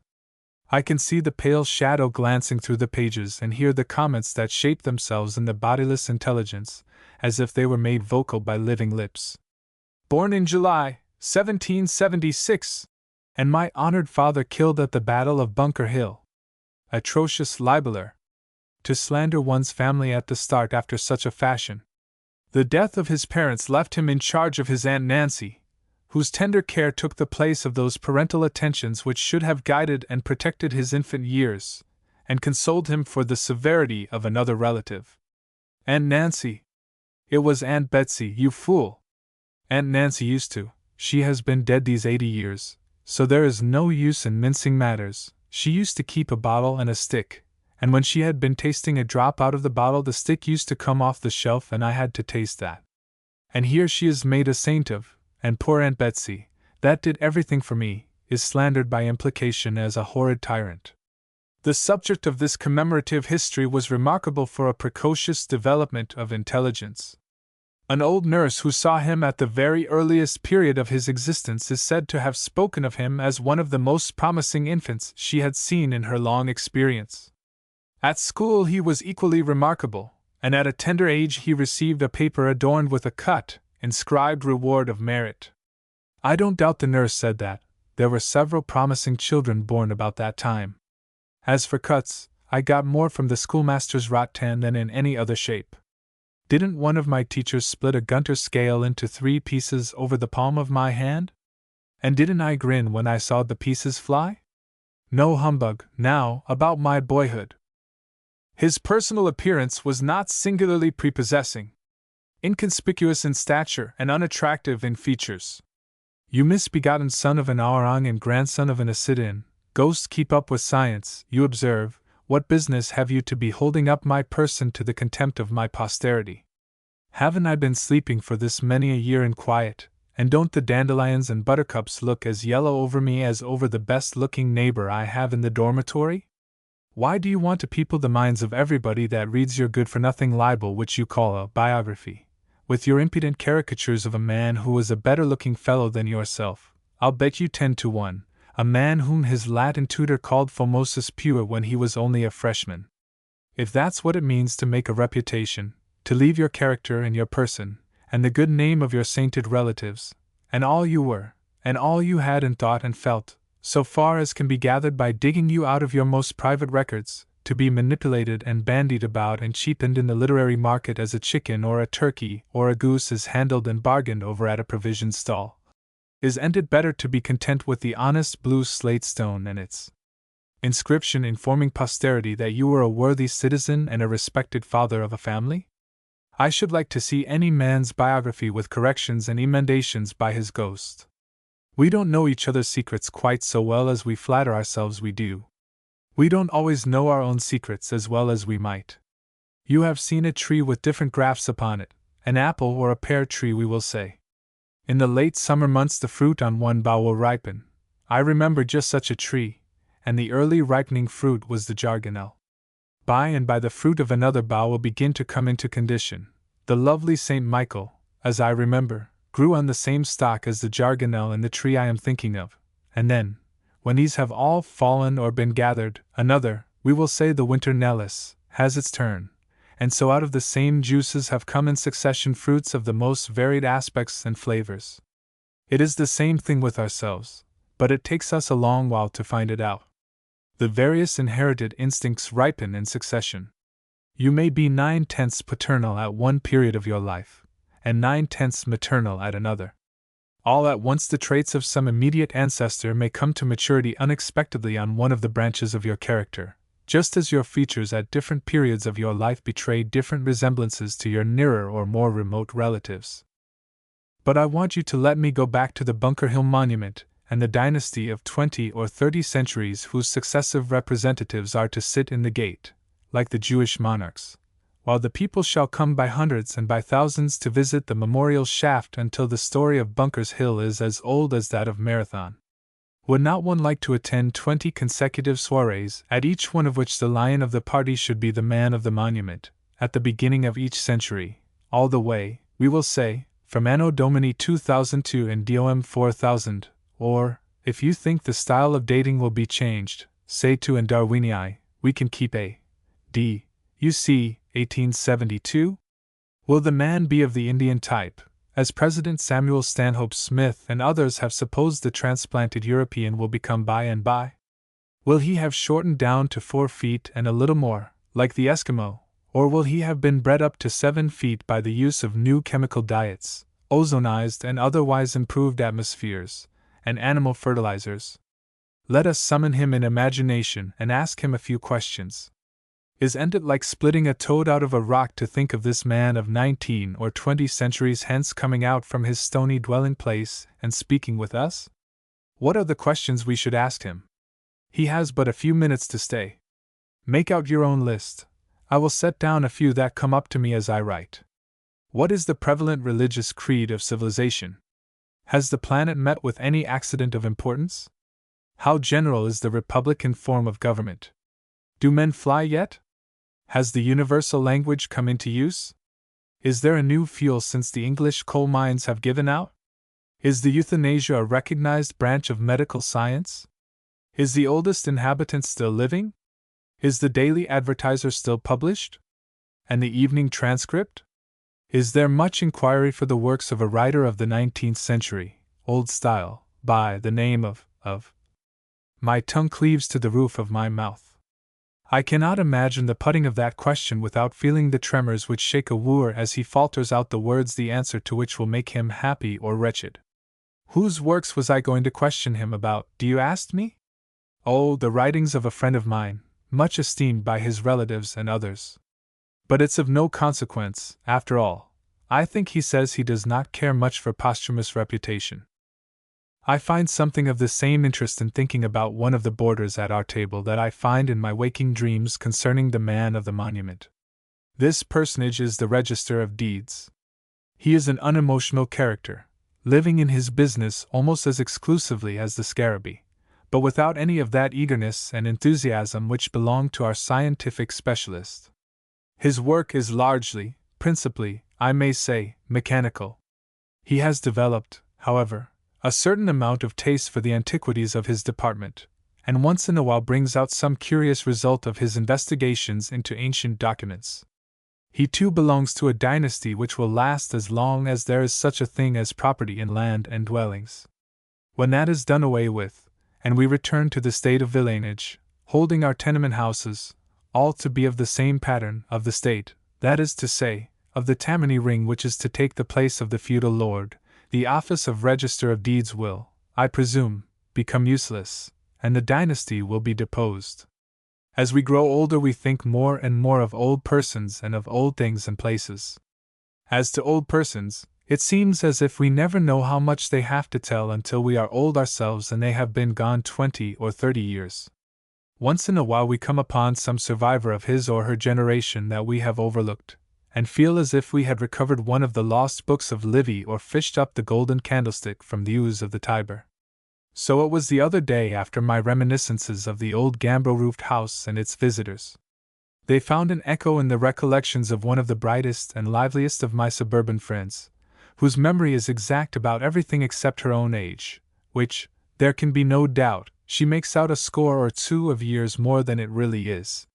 Still she was old enough to touch some lights, and a shadow or two, into the portraits I had drawn, which made me wish that she and I had been the artist who sketched the pictures. Among the lesser regrets that mingle with graver sorrows for the friends of an earlier generation we have lost, are our omissions to ask them so many questions they could have answered easily enough, and would have been pleased to be asked. There! I say to myself sometimes, in an absent mood, I must ask her about that. But she of whom I am now thinking has long been beyond the reach of any earthly questioning, and I sigh to think how easily I could have learned some fact which I should have been happy to have transmitted with pious care to those who are to come after me.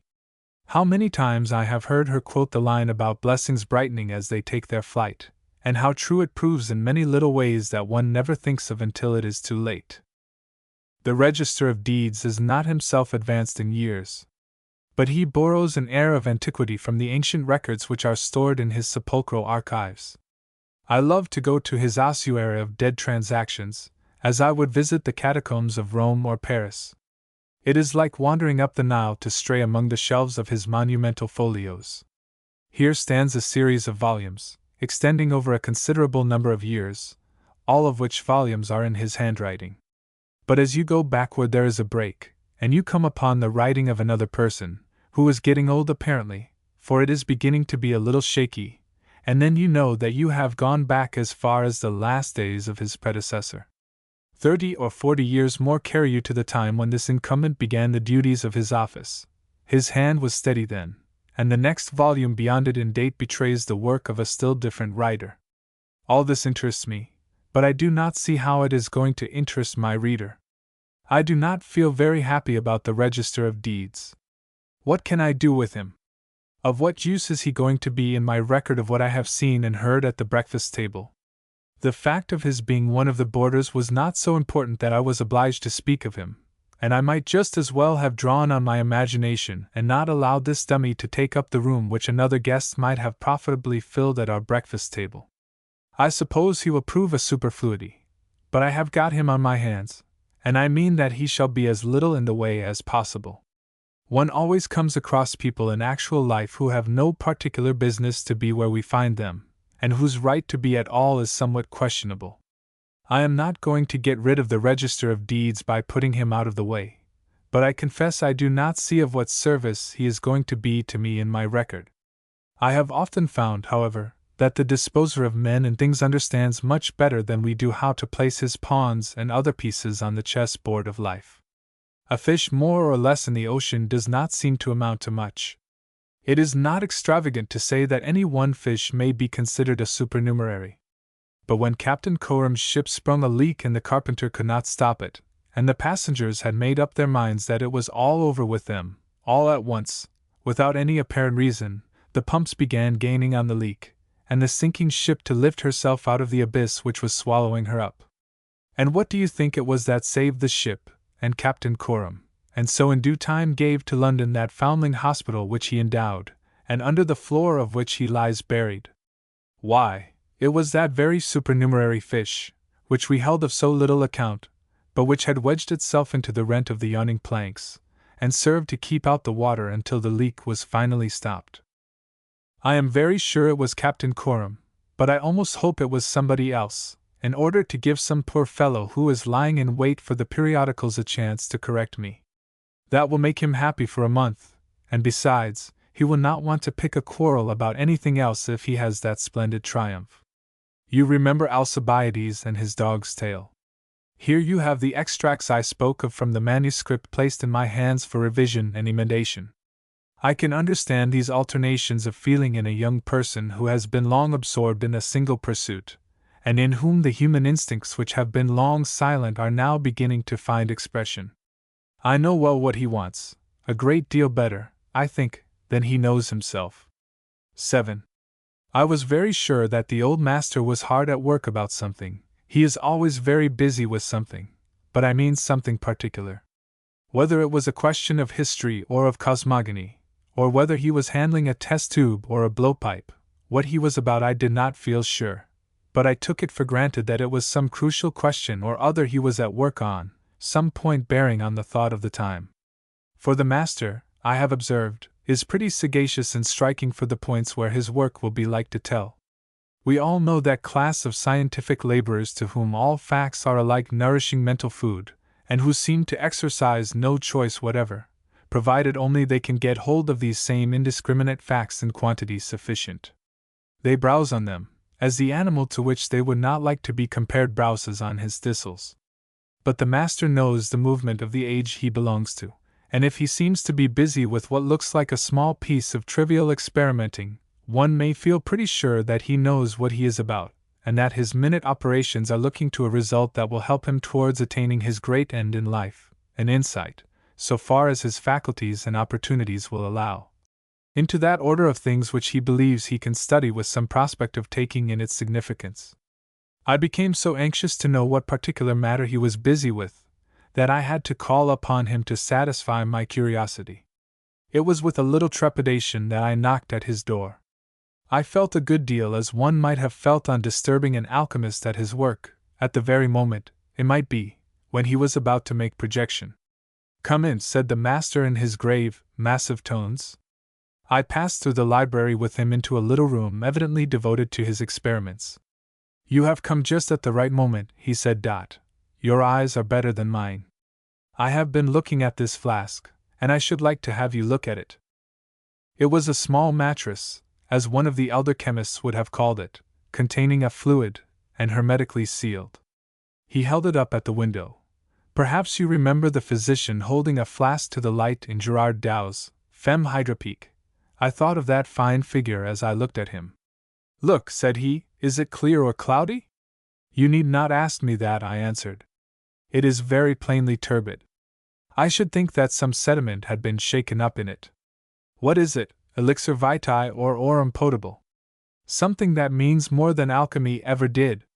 Boiled just 3 hours, and as clear as a bell until within the last few days, since then has been clouding up." I began to form a pretty shrewd guess at the meaning of all this, and to think I knew very nearly what was coming next. I was right in my conjecture. The master broke off the sealed end of his little flask, took out a small portion of the fluid on a glass rod, and placed it on a slip of glass in the usual way for a microscopic examination. 1,000 diameters, he said, as he placed it on the stage of the microscope. "We shall find signs of life, of course. He bent over the instrument and looked but an instant. "There they are," he exclaimed, "look in." I looked in and saw some objects. The straight linear bodies were darting backward and forward in every direction. The wavy ones were wriggling about like eels or water snakes. The round ones were spinning on their axes and rolling in every direction. All of them were in a state of incessant activity, as if perpetually seeking something and never finding it. "They are tough, the germs of these little bodies," said the master. 3 hours boiling has killed them. Now then, let us see what has been the effect of 6 hours boiling." He took up another flask just like the first, containing fluid and hermetically sealed in the same way. "Boiled just 3 hours longer than the other," he said, 6 hours in all. "This is the experimentum crucis. Do you see any cloudiness in it?" "Not a sign of it. It is as clear as crystal, except that there may be a little sediment at the bottom." "That is nothing. The liquid is clear. We shall find no signs of life." He put a minute drop of the liquid under the microscope as before. Nothing stirred. Nothing to be seen but a clear circle of light. We looked at it again and again, but with the same result. 6 hours kill them all, according to this experiment, said the master. Good as far as it goes. One more negative result. Do you know what would have happened if that liquid had been clouded, and we had found life in the sealed flask? Sir, if that liquid had held life in it, the Vatican would have trembled to hear it, and there would have been anxious questionings and ominous whisperings in the halls of Lambeth Palace. The accepted cosmogonies on trial, sir. Traditions, sanctities, creeds, ecclesiastical establishments, all shaking to know whether my little sixpenny flask of fluid looks muddy or not. I don't know whether to laugh or shudder. The thought of an ecumenical council having its leading feature dislocated by my trifling experiment. The thought, again, of the mighty revolution in human beliefs and affairs that might grow out of the same insignificant little phenomenon. A wineglass full of clear liquid growing muddy. If we had found a wriggle, or a zigzag, or a shoot from one side to the other, in this last flask, what a scare there would have been, to be sure, in the schools of the prophets. Talk about your Megatherium and your Megalosaurus. What are these to the bacterium and the vibrio? These are the dreadful monsters of today. If they show themselves where they have no business, the little rascals frighten honest folks worse than ever people were frightened by the dragon of Rhodes. The master gets going sometimes, there is no denying it, until his imagination runs away with him. He had been trying, as the reader sees, one of those curious experiments in spontaneous generation, as it is called, which have been so often instituted of late years, and by none more thoroughly than by that eminent American student of nature, Professor Jeffries Wyman, whose process he had imitated with a result like his. We got talking over these matters among us the next morning at the breakfast table. We must agree they couldn't stand 6 hours boiling, I said. Good for the Pope of Rome, exclaimed the master. The landlady drew back with a certain expression of dismay in her countenance. She hoped he didn't want the Pope to make any more converts in this country. She had heard a sermon only last Sabbath, and the minister had made it out, she thought, as plain as could be, that the Pope was the man of sin and that the Church of Rome was, well, there was very strong names applied to her in Scripture. What was good for the Pope was good for your minister, too, my dear madam, said the master. Good for everybody that is afraid of what people call science.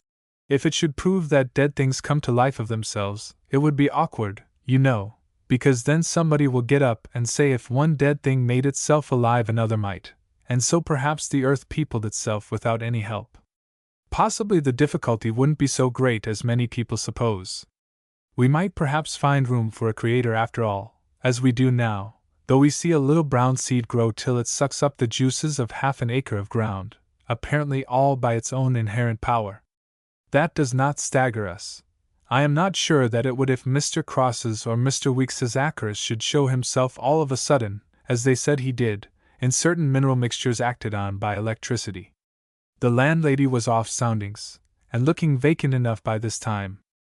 The master turned to me. Don't think too much of the result of our one experiment. It means something, because it confirms those other experiments of which it was a copy. But we must remember that 100 negatives don't settle such a question. Life does get into the world somehow.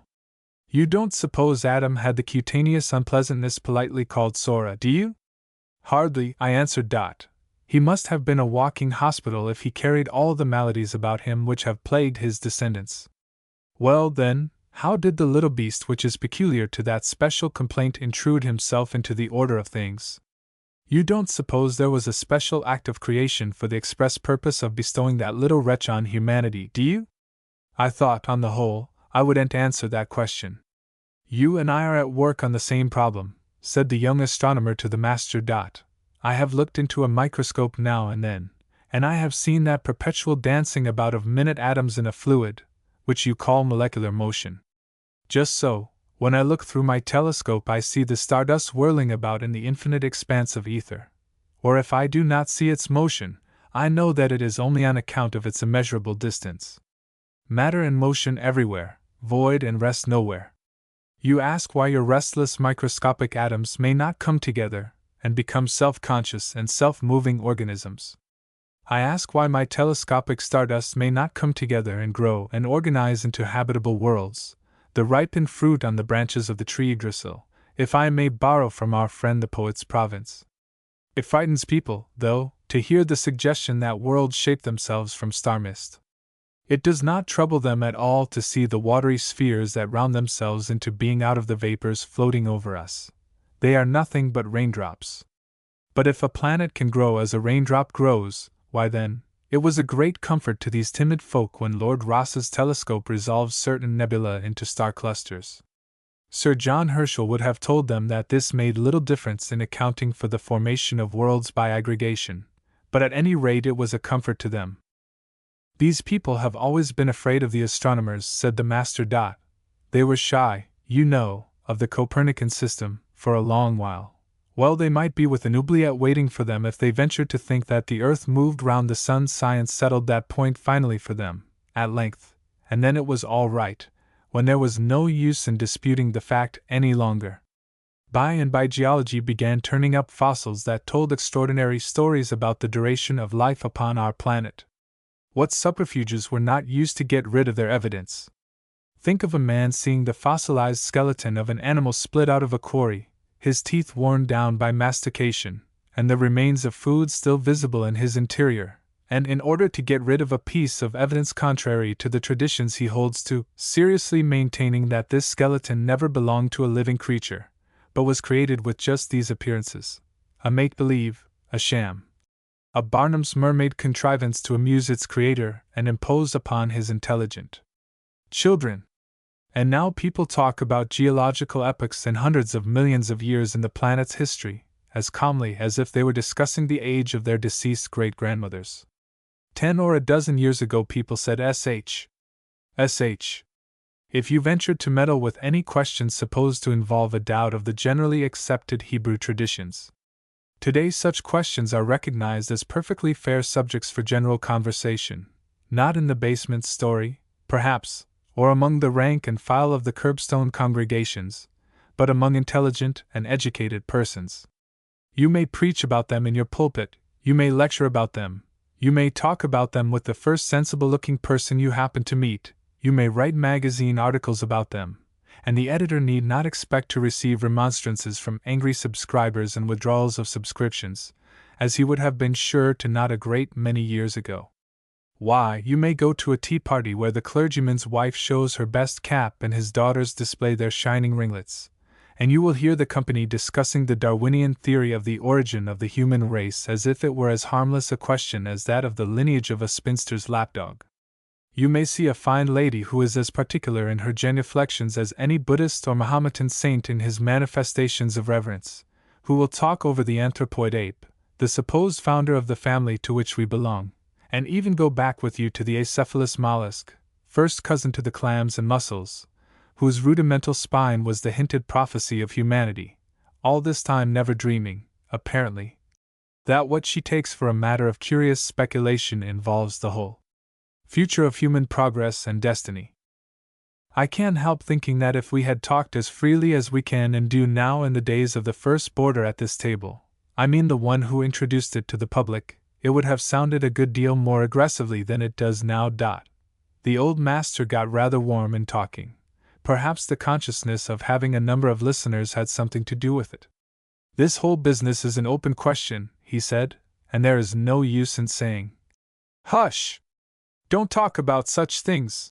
People do talk about 'em everywhere, and if they don't talk about 'em they think about 'em, and that is worse, if there is anything bad about such questions, that is.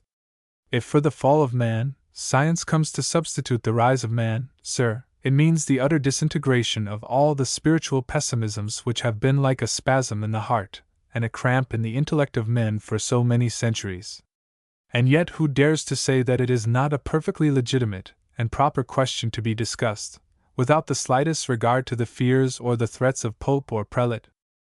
Sir, I believe, the master rose from his chair as he spoke, and said in a deep and solemn tone, but without any declamatory vehemence, sir, I believe that we are at this moment in what will be recognized not many centuries hence as one of the late watches in the night of the Dark Ages. There is a twilight ray, beyond question. We know something of the universe, a very little, and strangely enough, we know most of what is farthest from us. We have weighed the planets and analyzed the flames of the sun and stars. We predict their movements as if they were machines we ourselves had made and regulated. We know a good deal about the earth on which we live. But the study of man has been so completely subjected to our preconceived opinions, that we have got to begin all over again. We have studied anthropology through theology. We have now to begin the study of theology through anthropology. Until we have exhausted the human element in every form of belief, and that can only be done by what we may call comparative spiritual anatomy, we cannot begin to deal with the alleged extra-human elements without blundering into all imaginable puerilities. If you think for one moment that there is not a single religion in the world which does not come to us through the medium of a pre-existing language, and if you remember that this language embodies absolutely nothing but human conceptions and human passions, you will see at once that every religion presupposes its own elements, as already existing in those to whom it is addressed. I once went to a church in London and heard the famous Edward Irving preach, and heard some of his congregation speak in the strange words characteristic of their miraculous gift of tongues. I had a respect for the logical basis of this singular phenomenon. I have always thought it was natural that any celestial message should demand a language of its own, only to be understood by divine illumination. All human words tend, of course, to stop short in human meaning. And the more I hear the most sacred terms employed, the more I am satisfied that they have entirely and radically different meanings in the minds of those who use them. Yet they deal with them as if they were as definite as mathematical quantities or geometrical figures. What would become of arithmetic if the figure 2 meant 3 for one man and 5 for another and 20 for a third, and all the other numerals were in the same way variable quantities? Mighty intelligent correspondence business men would have with each other.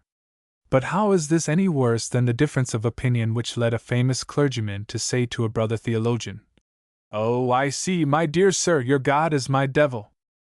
Man has been studied proudly, contemptuously, rather, from the point of view supposed to be authoritatively settled.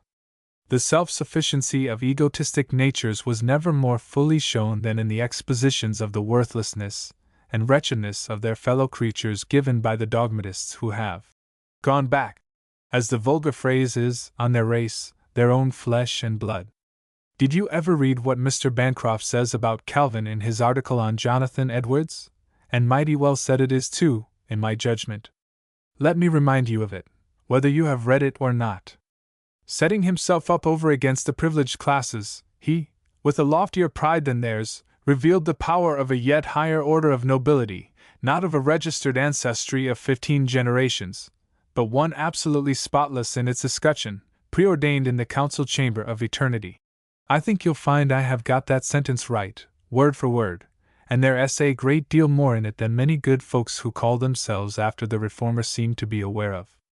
The Pope put his foot on the neck of kings, but Calvin and his cohort crushed the whole human race under their heels in the name of the Lord of Hosts. Now you see, the point that people don't understand is the absolute and utter humility of science, in opposition to this doctrinal self-sufficiency. I don't doubt this may sound a little paradoxical at first, but I think you will find it is all right. You remember the courtier and the monarch, Louis XIV, wasn't it? Never mind, give the poor fellows that live by setting you right a chance. "What o'clock is it?" says the king. "Just whatever o'clock your majesty pleases," says the courtier. I venture to say the monarch was a great deal more humble than the follower, who pretended that his master was superior to such trifling facts as the revolution of the planet. It was the same thing, you remember, with King Canute and the tide on the seashore. The king accepted the scientific fact of the tide's rising. The loyal hangers-on, who believed in divine right, were too proud of the company they found themselves in to make any such humiliating admission. But there are people, and plenty of them, today, who will dispute facts just as clear to those who have taken the pains to learn what is known about them, as that of the tide's rising. They don't like to admit these facts, because they throw doubt upon some of their cherished opinions. We are getting on towards the last part of this 19th century.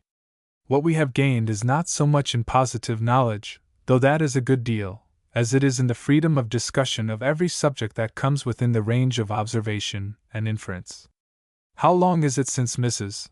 Piazzi wrote, "Let me hope that you will not pursue geology till it leads you into doubts destructive of all comfort in this world and all happiness in the next"?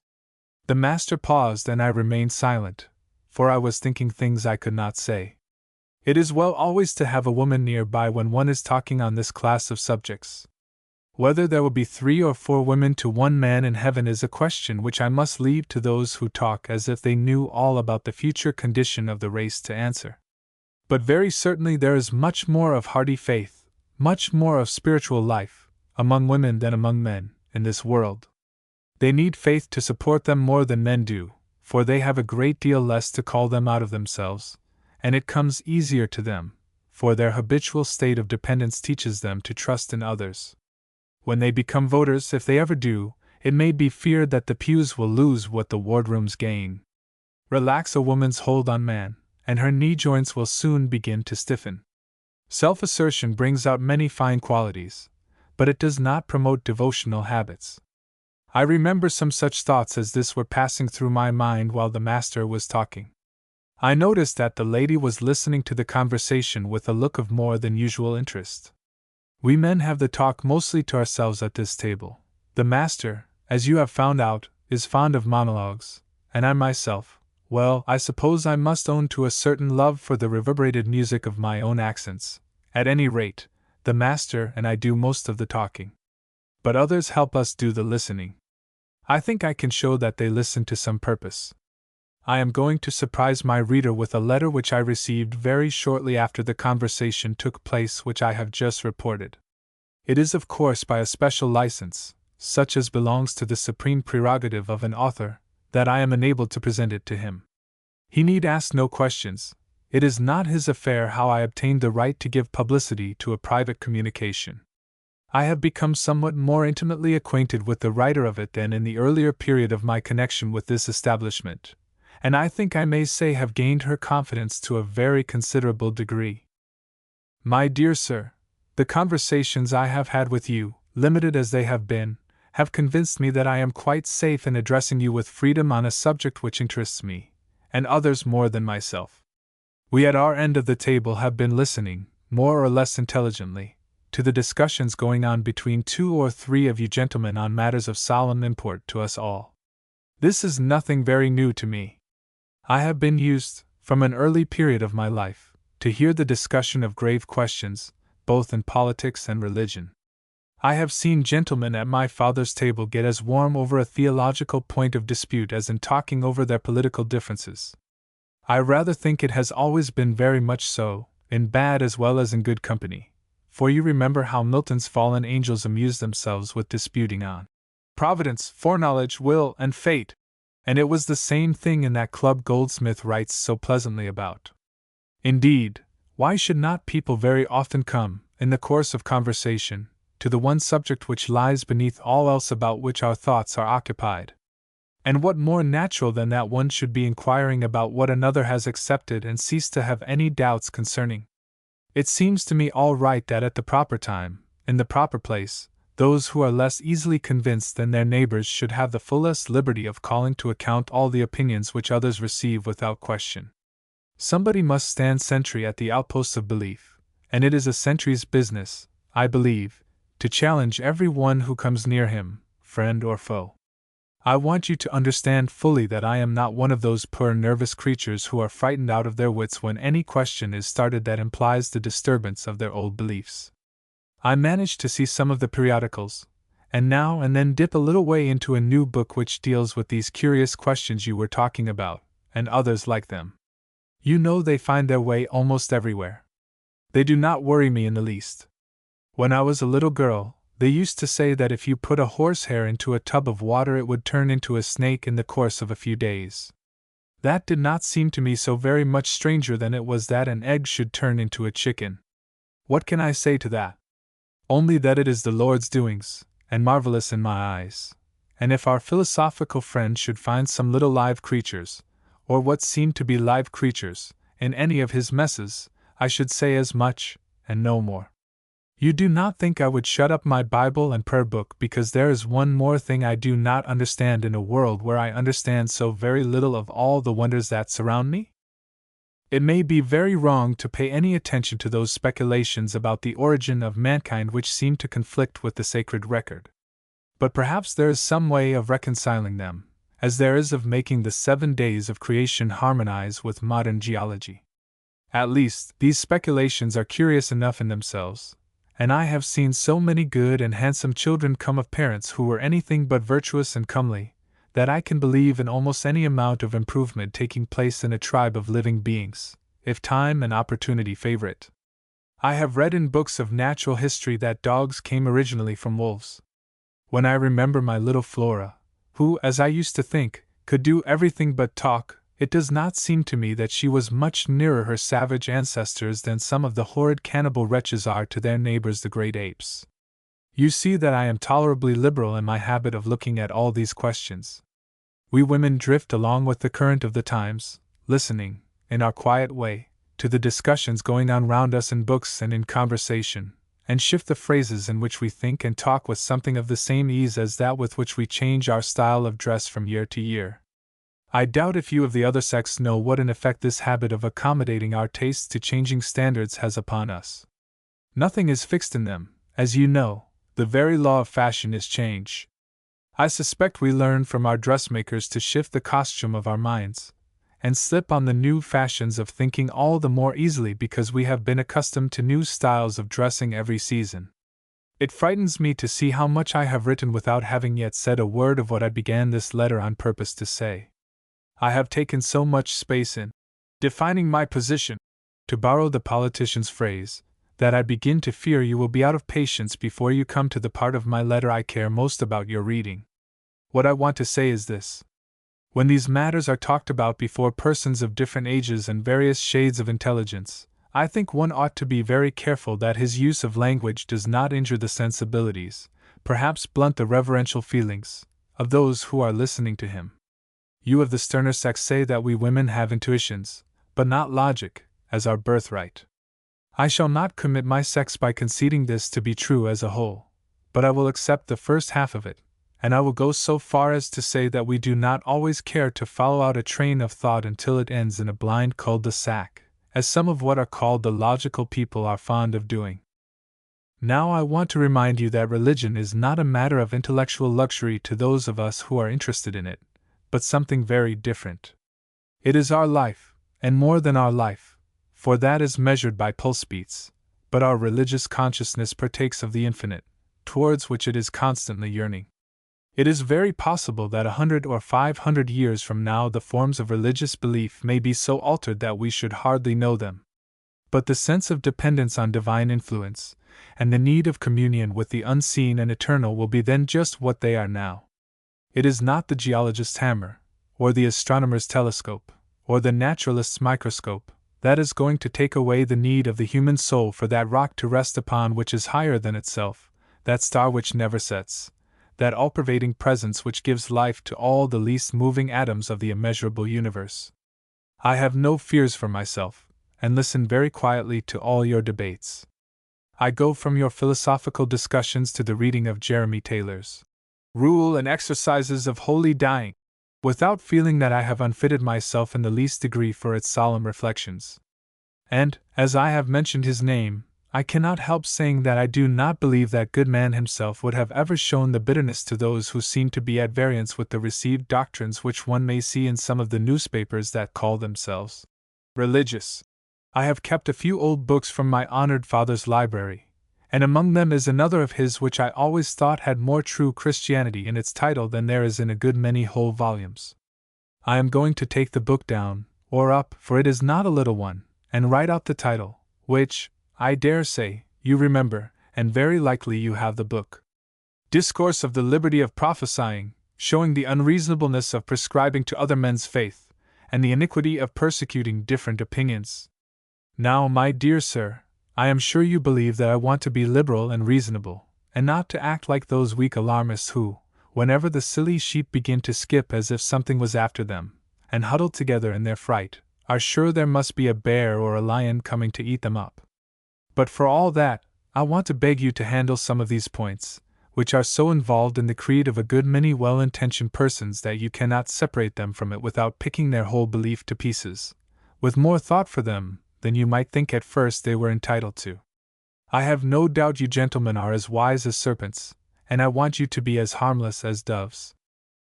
The young girl who sits by me has, I know, strong religious instincts. Instead of setting her out to ask all sorts of questions, I would rather, if I had my way, encourage her to form a habit of attending to religious duties, and make the most of the simple faith in which she was bred. I think there are a good many questions young persons may safely postpone to a more convenient season, and as this young creature is overworked, I hate to have her excited by the fever of doubt which it cannot be denied is largely prevailing in our time. I know you must have looked on our other young friend, who has devoted himself to the sublimest of the sciences, with as much interest as I do. When I was a little girl I used to write out a line of Young's as a copy in my writing book.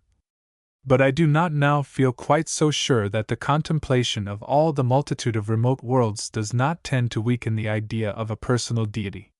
It is not so much that nebular theory which worries me, when I think about this subject, as a kind of bewilderment when I try to conceive of a consciousness filling all those frightful blanks of space they talk about. I sometimes doubt whether that young man worships anything but the stars. They tell me that many young students of science like him never see the inside of a church. I cannot help wishing they did. It humanizes people, quite apart from any higher influence it exerts upon them.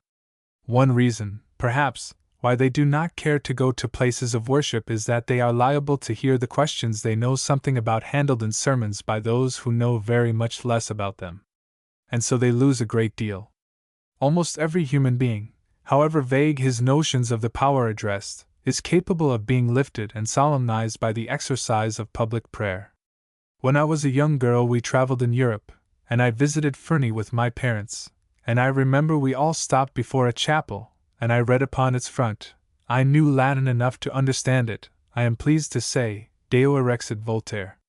I never forgot it, and knowing what a sad scoffer he was at most sacred things, I could not but be impressed with the fact that even he was not satisfied with himself, until he had shown his devotion in a public and lasting form.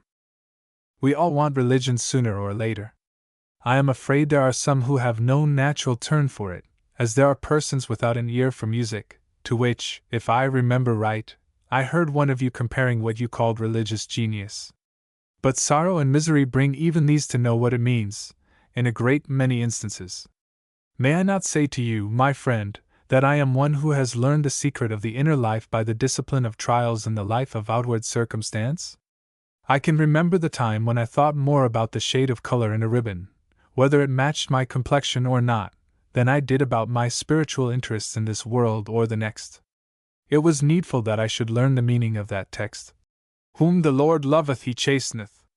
Since I have been taught in the school of trial, I have felt, as I never could before, how precious an inheritance is the smallest patrimony of faith.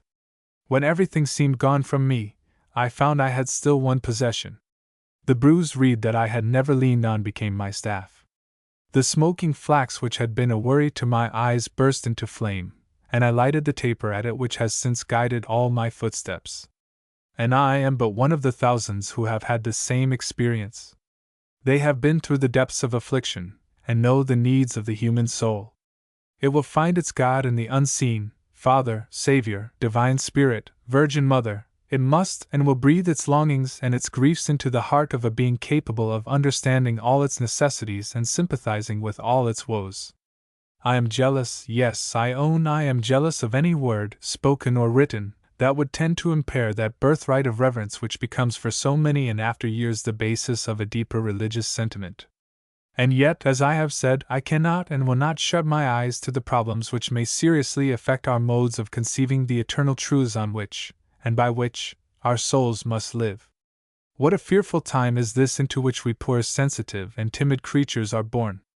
I suppose the life of every century has more or less special resemblance to that of some particular apostle. I cannot help thinking this century has Thomas for its model. How do you suppose the other apostles felt when that experimental philosopher explored the wounds of the being who to them was divine with his inquisitive forefinger? In our time that finger has multiplied itself into 10,000 implements of research, challenging all mysteries, weighing the world as in a balance, and sifting through its prisms and spectroscopes the light that comes from the throne of the Eternal. Pity us, dear Lord, pity us! The peace in believing which belonged to other ages is not for us. Again, thy wounds are open that we may know whether it is the blood of one like ourselves which flows from them, or whether it is a divinity that is bleeding for his creatures. Wilt thou not take the doubt of thy children whom the time commands to try all things in the place of the unquestioning faith of earlier and simpler-hearted generations? We too have need of thee. Thy martyrs in other ages were cast into the flames, but no fire could touch their immortal and indestructible faith. We sit in safety and in peace, so far as these poor bodies are concerned, but our cherished beliefs, the hopes, the trust that stayed the hearts of those we loved who have gone before us, are cast into the fiery furnace of an age which is fast turning to dross the certainties and the sanctities once prized as our most precious inheritance. You will understand me, my dear sir, and all my solicitudes and apprehensions. Had I never been assailed by the questions that meet all thinking persons in our time, I might not have thought so anxiously about the risk of perplexing others. I know as well as you must that there are many articles of belief clinging to the skirts of our time which are the bequests of the ages of ignorance that God winked at. But for all that I would train a child in the nurture and admonition of the Lord, according to the simplest and best creed I could disentangle from those barbarisms, and I would in every way try to keep up in young persons that standard of reverence for all sacred subjects which may, without any violent transition, grow and ripen into the devotion of later years. Believe me, very sincerely yours. I have thought a good deal about this letter, and the writer of it lately.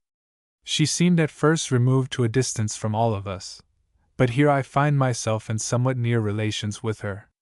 What has surprised me more than that, however, is to find that she is becoming so much acquainted with the register of deeds. Of all persons in the world, I should least have thought of him as like to be interested in her, and still less, if possible, of her fancying him. I can only say they have been in pretty close conversation several times of late, and if I dared to think it of so very calm and dignified a personage, I should say that her color was a little heightened after one or more of these interviews. No! That would be too absurd. But I begin to think nothing is absurd in the matter of the relations of the two sexes, and if this high-bred woman fancies the attentions of a piece of human machinery like this elderly individual, it is none of my business. I have been at work on some more of the young astronomer's lines. I find less occasion for meddling with them as he grows more used to versification. I think I could analyze the processes going on in his mind, and the conflict of instincts which he cannot in the nature of things understand. But it is as well to give the reader a chance to find out for himself what is going on in the young man's heart and intellect. I may just as well stop here as anywhere, for there is more of the manuscript to come, and I can only give it in installments. The young astronomer had told me I might read any portions of his manuscript I saw fit to certain friends.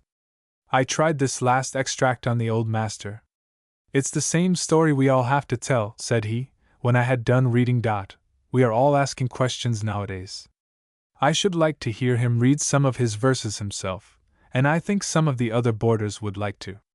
I wonder if he wouldn't do it if we asked him. Poets read their own compositions in a sing-song sort of way, but they do seem to love them so that I always enjoy it. It makes me laugh a little inwardly to see how they dandle their poetical babies, but I don't let them know it. We must get up a select party of the boarders to hear him read. We'll send him a regular invitation. I will put my name at the head of it, and you shall write it." That was neatly done. How I hate writing such things! But I suppose I must do it. 8. The master and I had been thinking for some time of trying to get the young astronomer round to our side of the table. There are many subjects on which both of us like to talk with him, and it would be convenient to have him nearer to us. How to manage it was not quite so clear as it might have been. The scarabee wanted to sit with his back to the light, as it was in his present position. He used his eyes so much in studying minute objects, that he wished to spare them all fatigue, and did not like facing a window. Neither of us cared to ask the man of letters, so called, to change his place, and of course we could not think of making such a request of the young girl, or the lady. So we were at a stand with reference to this project of ours. But while we were proposing, fate or Providence disposed everything for us. The man of letters, so called, was missing one morning, having folded his tent, that is, packed his carpet-bag, with the silence of the Arabs, and encamped, that is, taken lodgings, in some locality which he had forgotten to indicate. The landlady bore this sudden bereavement remarkably well. Her remarks and reflections, though borrowing the aid of homely imagery and doing occasional violence to the nicer usages of speech, were not without philosophical discrimination. "I like a gentleman that is a gentleman. But there's a difference in what folks call gentlemen as there is in what you put on table. There is cabbages and there is cauliflowers. There is clams and there is oysters. There is mackerel and there is salmon. And there is some that knows the difference, and some that doesn't. I had a little account with that boarder that he forgot to settle before he went off, so all of a sudden. I shan't say anything about it. I've seen the time when I should have felt bad about losing what he owed me, but it was no great matter, and if he'll only stay away now he has gone, I can stand losing it, and not cry my eyes out nor lay awake all night neither. I never had ought to have took him. Where he come from and where he's gone to is unbeknown to me. If he'd only smoked good tobacco, I wouldn't have said a word, but it was such dreadful stuff, it'll take a week to get his chambers sweet enough to show them that ask for rooms. It do smell like all posseist." "Left any goods?" asked the salesman. "Or documents?" added the member of the house. The landlady answered with a faded smile, which implied that there was no hope in that direction. Dr. Benjamin, with a sudden recurrence of youthful feeling, made a fan with the fingers of his right hand, the second phalanx of the thumb resting on the tip of the nose, and the remaining digits diverging from each other, in the plane of the median line of the face. I suppose this is the way he would have described the gesture, which is almost a specialty of the Parisian gamin. That boy immediately copied it, and added greatly to its effect by extending the fingers of the other hand in a line with those of the first, and vigorously agitating those of the two hands, a gesture which acts like a puncture on the distended self-esteem of one to whom it is addressed, and cheapens the memory of the absent to a very low figure. I wish the reader to observe that I treasure up with interest all the words uttered by the salesman. It must have been noticed that he very rarely speaks. Perhaps he has an inner life, with its own deep emotional and lofty contemplative elements, but as we see him, he is the boarder reduced to the simplest expression of that term. Yet, like most human creatures, he has generic and specific characters not unworthy of being studied. I notice particularly a certain electrical briskness of movement, such as one may see in a squirrel, which clearly belongs to his calling. The drygoodsman's life behind his counter is a succession of sudden, snappy perceptions and brief series of coordinate spasms, as thus: purple calico, 3/4 wide, 6 yards. Up goes the arm, bang! Tumbles out the flat roll and turns half a dozen somersets, as if for the fun of the thing. The 6 yards of calico hurry over the measuring nails, hunching their backs up, like 6 cankerworms. Out jump the scissors, snip, clip, rip. The stuff is wisped up, brown, papered, tied, labeled, delivered, and the man is himself again, like a child just come out of a convulsion fit. Think of a man's having some hundreds of these semi-epileptic seizures every day, and you need not wonder that he does not say much. These fits take the talk all out of him. But because he, or any other man, does not say much, it does not follow that he may not have, as I have said, an exalted and intense inner life. I have known a number of cases where a man who seemed thoroughly commonplace and unemotional has all at once surprised everybody by telling the story of his hidden life far more pointedly and dramatically than any playwright or novelist or poet could have told it for him. I will not insult your intelligence, beloved, by saying how he has told it. We had been talking over the subjects touched upon in the lady's letter. I suppose 1 man in a dozen, said the master, ought to be born a skeptic. That was the proportion among the apostles, at any rate. So there was one Judas among them, I remarked. Well, said the master, they've been whitewashing Judas of late. But never mind him. I did not say there was not one rogue on the average among a dozen men. I don't see how that would interfere with my proposition. If I say that among a dozen men you ought to find one that weighs over 150 pounds, and you tell me that there were 12 men in your club, and one of them had red hair, I don't see that you have materially damaged my statement. I thought it best to let the old master have his easy victory, which was more apparent than real, very evidently, and he went on. When the Lord sends out a batch of human beings, say 100, did you ever read my book, the new edition of it, I mean? It is rather awkward to answer such a question in the negative, but I said, with the best grace I could, no, not the last edition. Well, I must give you a copy of it. My book and I are pretty much the same thing. Sometimes I steal from my book in my talk without mentioning it, and then I say to myself, oh, that won't do, everybody has read my book and knows it by heart. And then the other I says, you know there are 2 of us, right and left, like a pair of shoes. The other I says, you're a something or other, fool. They haven't read your confounded old book. Besides, if they have forgotten all about it. Another time, I say, thinking I will be very honest, I have said something about that in my book. And then the other I says, what a Balaam's quadruped you are to tell Emmets in your book. They don't care whether it is or not, if it's anything worth saying. And if it isn't worth saying, what are you braying for? That is a rather sensible fellow, that other chap we talk with, but an impudent whelp. I never got such abuse from any blackguard in my life as I have from that number 2 of me, the one that answers the other's questions and makes the comments, and does what in demotic phrase is called the sarzing. I laughed at that. I have just such a fellow always with me, as wise as Solomon, if I would only heed him, but as insolent as Shimei, cursing, and throwing stones and dirt, and behaving as if he had the traditions of the ape-like human being born with him rather than civilized instincts. One does not have to be a king to know what it is to keep a king's jester. I mentioned my book, the master said, because I have something in it on the subject we were talking about. I should like to read you a passage here and there out of it, where I have expressed myself a little more freely on some of those matters we handle in conversation. If you don't quarrel with it, I must give you a copy of the book. It's a rather serious thing to get a copy of a book from the writer of it. It has made my adjectives sweat pretty hard, I know, to put together an answer returning thanks and not lying beyond the twilight of veracity, if one may use a figure. Let me try a little of my book on you, in divided doses, as my friends the doctors say. Fiat experimentum in corpore vili, I said, laughing at my own expense. I don't doubt the medicament is quite as good as the patient deserves, and probably a great deal better, I added, reinforcing my feeble compliment.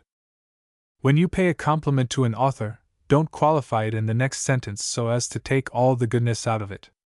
Now I am thinking of it, I will give you 1 or 2 pieces of advice. Be careful to assure yourself that the person you are talking with wrote the article or book you praise. It is not very pleasant to be told, "Well, there now! I always liked your writings, but you never did anything half so good as this last piece." And then to have to tell the blunderer that this last piece isn't yours, but the other man's. Take care that the phrase or sentence you commend is not one that is in quotation marks. The best thing in your piece, I think, is a line I do not remember meeting before. It struck me as very true and well expressed. An honest man's the noblest work of God. But, my dear lady, that line is one which is to be found in a writer of the last century, and not original with me. One ought not to have undeceived her, perhaps, but one is naturally honest, and cannot bear to be credited with what is not his own. The lady blushes, of course, and says she has not read much ancient literature, or some such thing. The pearl upon the Ethiop's arm is very pretty in verse, but one does not care to furnish the dark background for other persons' jewelry. I adjourned from the table in company with the old master to his apartments. He was evidently in easy circumstances, for he had the best accommodations the house afforded. We passed through a reception room to his library, where everything showed that he had ample means for indulging the modest tastes of a scholar. The first thing, naturally, when one enters a scholar's study or library, is to look at his books. One gets a notion very speedily of his tastes, and the range of his pursuits by a glance round his bookshelves. Of course, you know there are many fine houses where the library is a part of the upholstery, so to speak. Books in handsome binding kept locked under plate glass and showy dwarf bookcases are as important to stylish establishments as servants in livery, who sit with folded arms, are to stylish equipages. I suppose those wonderful statues with the folded arms do sometimes change their attitude, and I suppose those books with the gilded backs do sometimes get opened, but it is nobody's business whether they do or not, and it is not best to ask too many questions. This sort of thing is common enough, but there is another case that may prove deceptive if you undertake to judge from appearances. Once in a while you will come on a house where you will find a family of readers and almost no library. Some of the most indefatigable devourers of literature have very few books. They belong to book clubs, they haunt the public libraries, they borrow of friends, and somehow or other get hold of everything they want, scoop out all it holds for them, and have done with it. When I want a book, it is as a tiger wants a sheep. I must have it with one spring, and if I miss it, go away defeated and hungry. And my experience with public libraries is that the first volume of the book I inquire for is out, unless I happen to want the second, when that is out. I was pretty well prepared to understand the master's library and his account of it. We seated ourselves in 2 very comfortable chairs, and I began the conversation. I see you have a large and rather miscellaneous collection of books. Did you get them together by accident or according to some preconceived plan? Both, sir, both, the master answered. When Providence throws a good book in my way, I bow to its decree and purchase it as an act of piety, if it is reasonably or unreasonably cheap. I adopt a certain number of books every year, out of a love for the foundlings and stray children of other people's brains that nobody seems to care for. Look here. He took down a Greek lexicon finely bound in calf, and spread it open. Do you see that Hidericus? I had Greek dictionaries enough and to spare, but I saw that noble quarto lying in the midst of an ignoble crowd of cheap books, and marked with a price which I felt to be an insult to scholarship, to the memory of Homer, sir, and the awful shade of Aeschylus. I paid the mean price asked for it, and I wanted to double it, but I suppose it would have been a foolish sacrifice of coin to sentiment. I loved that book for its looks and behavior. None of your half-calf economies in that volume, sir. And see how it lies open anywhere. There isn't a book in my library that has such a generous way of laying its treasures before you. From alpha to omega, calm, assured rest at any page that your choice or accident may light on. No lifting of a rebellious leaf like an upstart servant that does not know his place and can never be taught manners, but tranquil, well-bred repose. A book may be a perfect gentleman in its aspect and demeanor, and this book would be good company for personages like Roger Ascham and his pupils the Lady Elizabeth and the Lady Jane Grey. The master was evidently writing a hobby, and what I wanted to know was the plan on which he had formed his library. So I brought him back to the point by asking him the question in so many words. Yes, he said, I have a kind of notion of the way in which a library ought to be put together. No, I don't mean that, I mean ought to grow. I don't pretend to say that mine is a model, but it serves my turn well enough, and it represents me pretty accurately. A scholar must shape his own shell, secrete it, one might almost say, for secretion is only separation, you know, of certain elements derived from the materials of the world about us. And a scholar's study, with the books lining its walls, is his shell. It isn't a mollusk shell either, it's a caddisworm's shell. You know about the caddisworm? More or less rather than more, was my humble reply.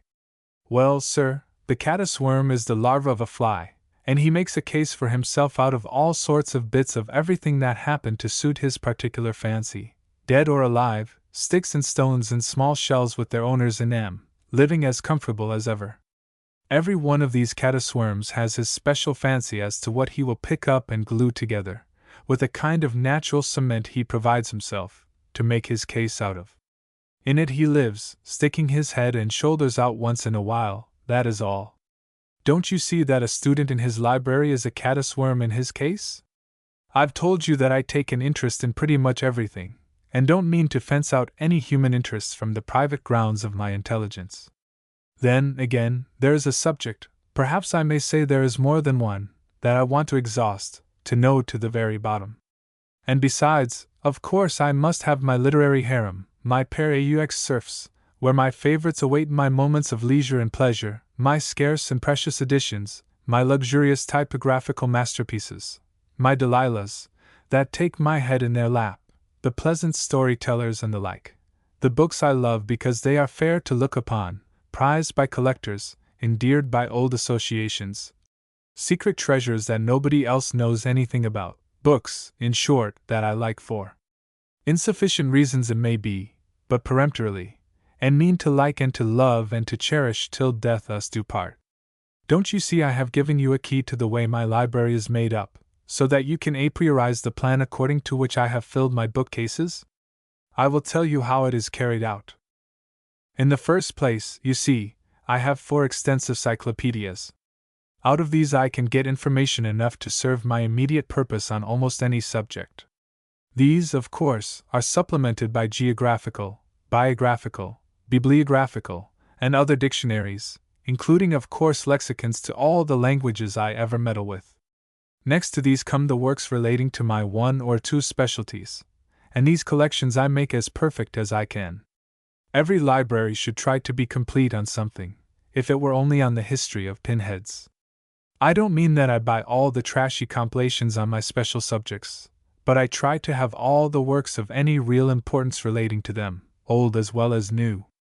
In the following compartment you will find the great authors in all the languages I have mastered, from Homer and Hesiod downward to the last great English name. This division, you see, you can make almost as extensive or as limited as you choose. You can crowd the great representative writers into a small compass, or you can make a library consisting only of the different editions of Horace, if you have space and money enough. Then comes the harem, the shelf or the bookcase of Delilahs, that you have paid wicked prices for, that you love without pretending to be reasonable about it, and would bag in case of fire before all the rest, just as Mr. Townley took the Clitty to his carriage when the anti-Catholic mob threatened his house in 1780. As for the foundlings like my Hidericus, they go among their peers. It is a pleasure to take them from the dusty stall where they were elbowed by plebeian schoolbooks and battered odd volumes, and give them Alduses and Elzevirs for companions. Nothing remains but the infirmary. The most painful subjects are the unfortunates that have lost a cover. Bound 100 years ago, perhaps, and one of the rich old brown covers gone. What a pity! Do you know what to do about it? I'll tell you, no, I'll show you. Look at this volume. M.T. Cicerone's Opera, a dozen of M, one of M minus half his cover, a poor one-legged cripple, 6 months ago, now see him. He looked very respectably indeed, both covers dark, ancient, very decently matched. One would hardly notice the fact that they were not twins. I'll tell you what I did. You poor devil, said I, you are a disgrace to your family. We must send you to a surgeon and have some kind of a Taliacotian operation performed on you. You remember the operation as described in Hudibras, of course.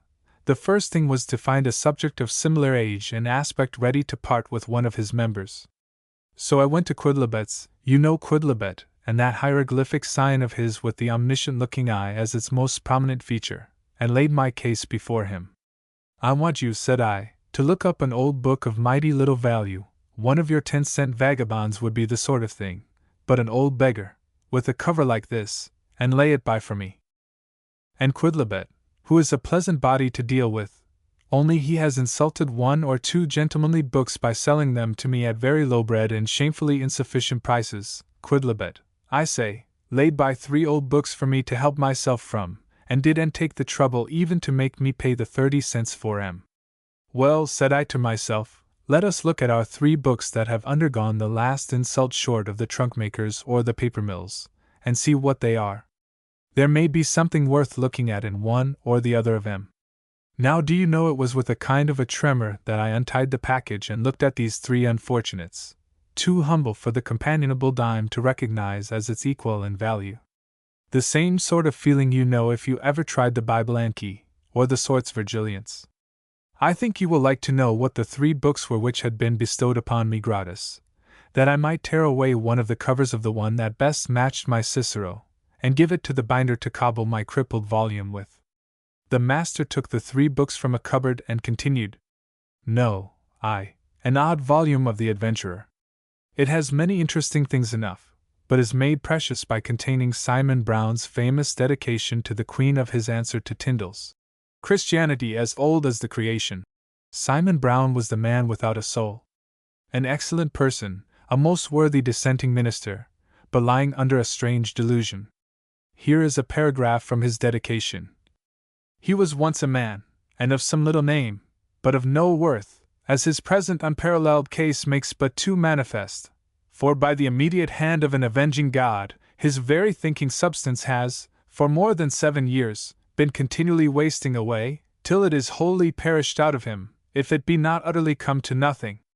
None, no, not the least remembrance of its very ruins, remains, not the shadow of an idea is left, nor any sense that so much as one single one, perfect or imperfect, whole or diminished, ever did appear to a mind within him, or was perceived by it.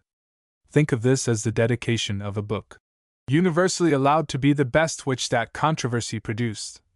And what a flood of light it pours on the insanities of those self-analyzing diarists, whose morbid reveries have been so often mistaken for piety.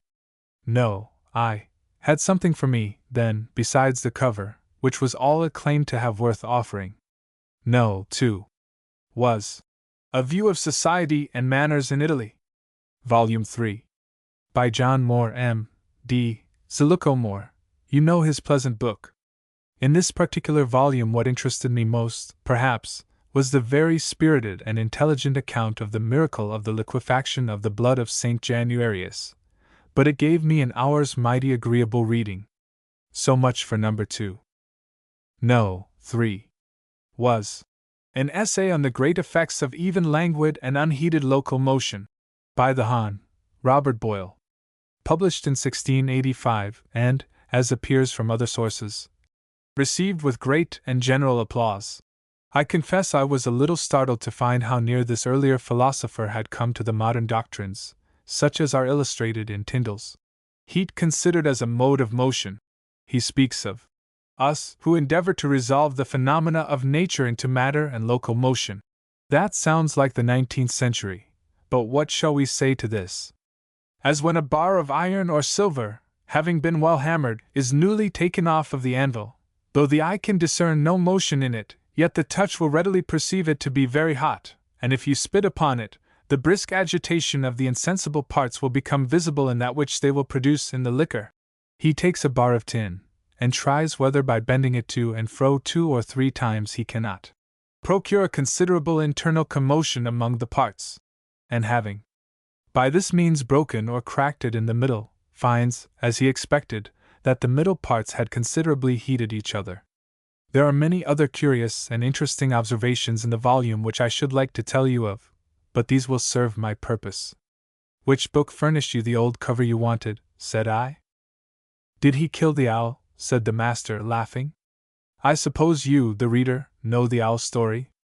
It was number 2 that lent me one of his covers. Poor wretch! He was one of 3, and had lost his 2 brothers. From him that hath not shall be taken even that which he hath. The scripture had to be fulfilled in his case. But I couldn't help saying to myself, what do you keep writing books for, when the stalls are covered all over with them, good books, too, that nobody will give 10 cents apiece for, lying there like so many dead beasts of burden, of no account except to strip off their hides. What is the use, I say? I have made a book or 2 in my time, and I am making another that perhaps will see the light one of these days. But if I had my life to live over again, I think I should go in for silence, and get as near to nirvana as I could. This language is such a paltry tool. The handle of it cuts, and the blade doesn't. You muddle yourself by not knowing what you mean by a word, and send out your unanswered riddles and rebuses to clear up other people's difficulties. It always seems to me that talk is a ripple and thought is a ground swell. A string of words, that mean pretty much anything, helps you in a certain sense to get hold of a thought, just as a string of syllables that mean nothing helps you to a word. But it's a poor business, and the more you study definition the more you find out how poor it is. Do you know I sometimes think our little entomological neighbor is doing a sounder business than we people that make books about ourselves and our slippery abstractions? A man can see the spots on a bug and count them, and tell what their color is, and put another bug alongside of him and see whether the 2 are alike or different. And when he uses a word he knows just what he means. There is no mistake as to the meaning and identity of Pulex irritans, confound him. What if we should look in, some day, on the scarabaeus, as he calls himself? Said I. The fact is the master had got a going at such a rate that I was willing to give a little turn to the conversation. Oh, very well, said the master, I had some more things to say, but I don't doubt they'll keep. And besides, I take an interest in entomology, and have my own opinion on the mellow question. You don't mean to say you have studied insects, as well as solar systems, and the order of things generally? He looked pleased. All philosophers look pleased when people say to them virtually, "Ye are gods." The master says he is vain constitutionally, and thanks God that he is.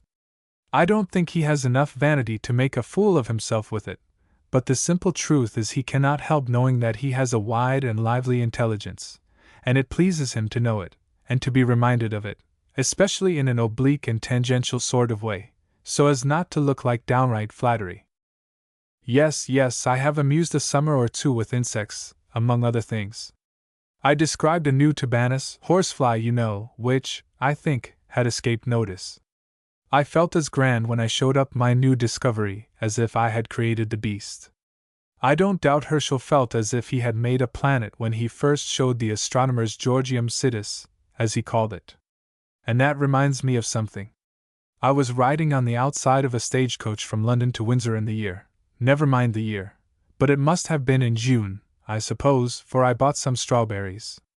England owes me a 6pence with interest from date, for I gave the woman a shilling, and the coach contrived to start, or the woman timed it so that I just missed getting my change. What an odd thing memory is, to be sure, to have kept such a triviality, and have lost so much that was invaluable. She is a crazy wench, that Mnemosyne. She throws her jewels out of the window and locks up straws and old rags in her strong box. De profundis, said I to myself, the bottom of the bushel has dropped out. Sancta Maria, ora pro nobis. But as I was saying, I was riding on the outside of a stagecoach from London to Windsor, when all at once a picture familiar to me from my New England village childhood came upon me like a reminiscence rather than a revelation. It was a mighty bewilderment of slanted masts and spars and ladders and ropes, from the midst of which a vast tube, looking as if it might be a piece of ordnance such as the revolted angels battered the walls of heaven with, according to Milton, lifted its muzzle defiantly towards the sky. Why, you blessed old rattletrap, said I to myself, I know you as well as I know my father's spectacles and snuff-box.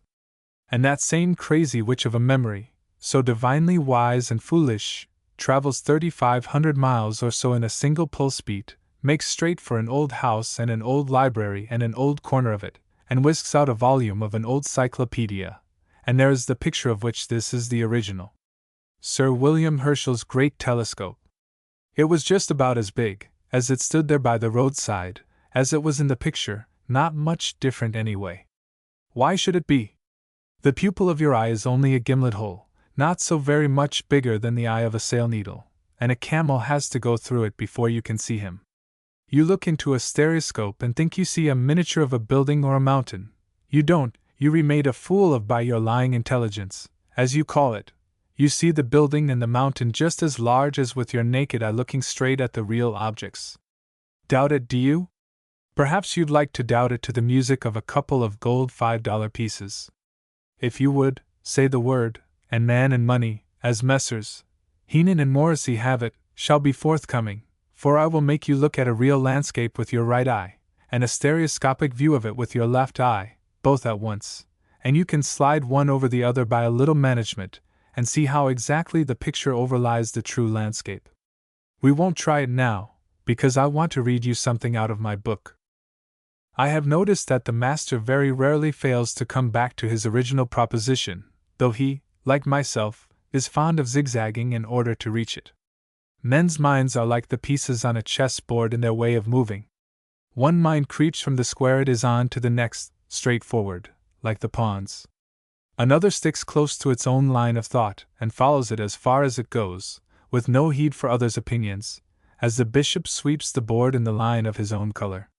And another class of minds break through everything that lies before them, ride over argument and opposition, and go to the end of the board, like the castle.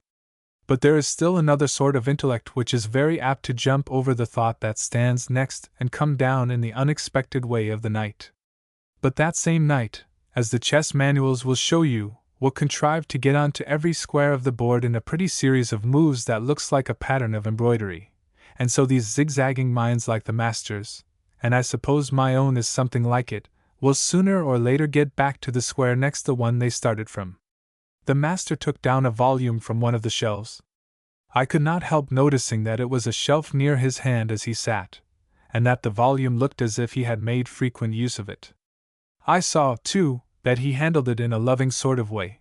The tenderness he would have bestowed on a wife and children had to find a channel somewhere, and what more natural than that he should look fondly on the volume which held the thoughts that had rolled themselves smooth and round in his mind like pebbles on a beach, the dreams which, under cover of the simple artifices such as all writers use, told the little world of readers his secret hopes and aspirations, the fancies which had pleased him and which he could not bear to let die without trying to please others with them.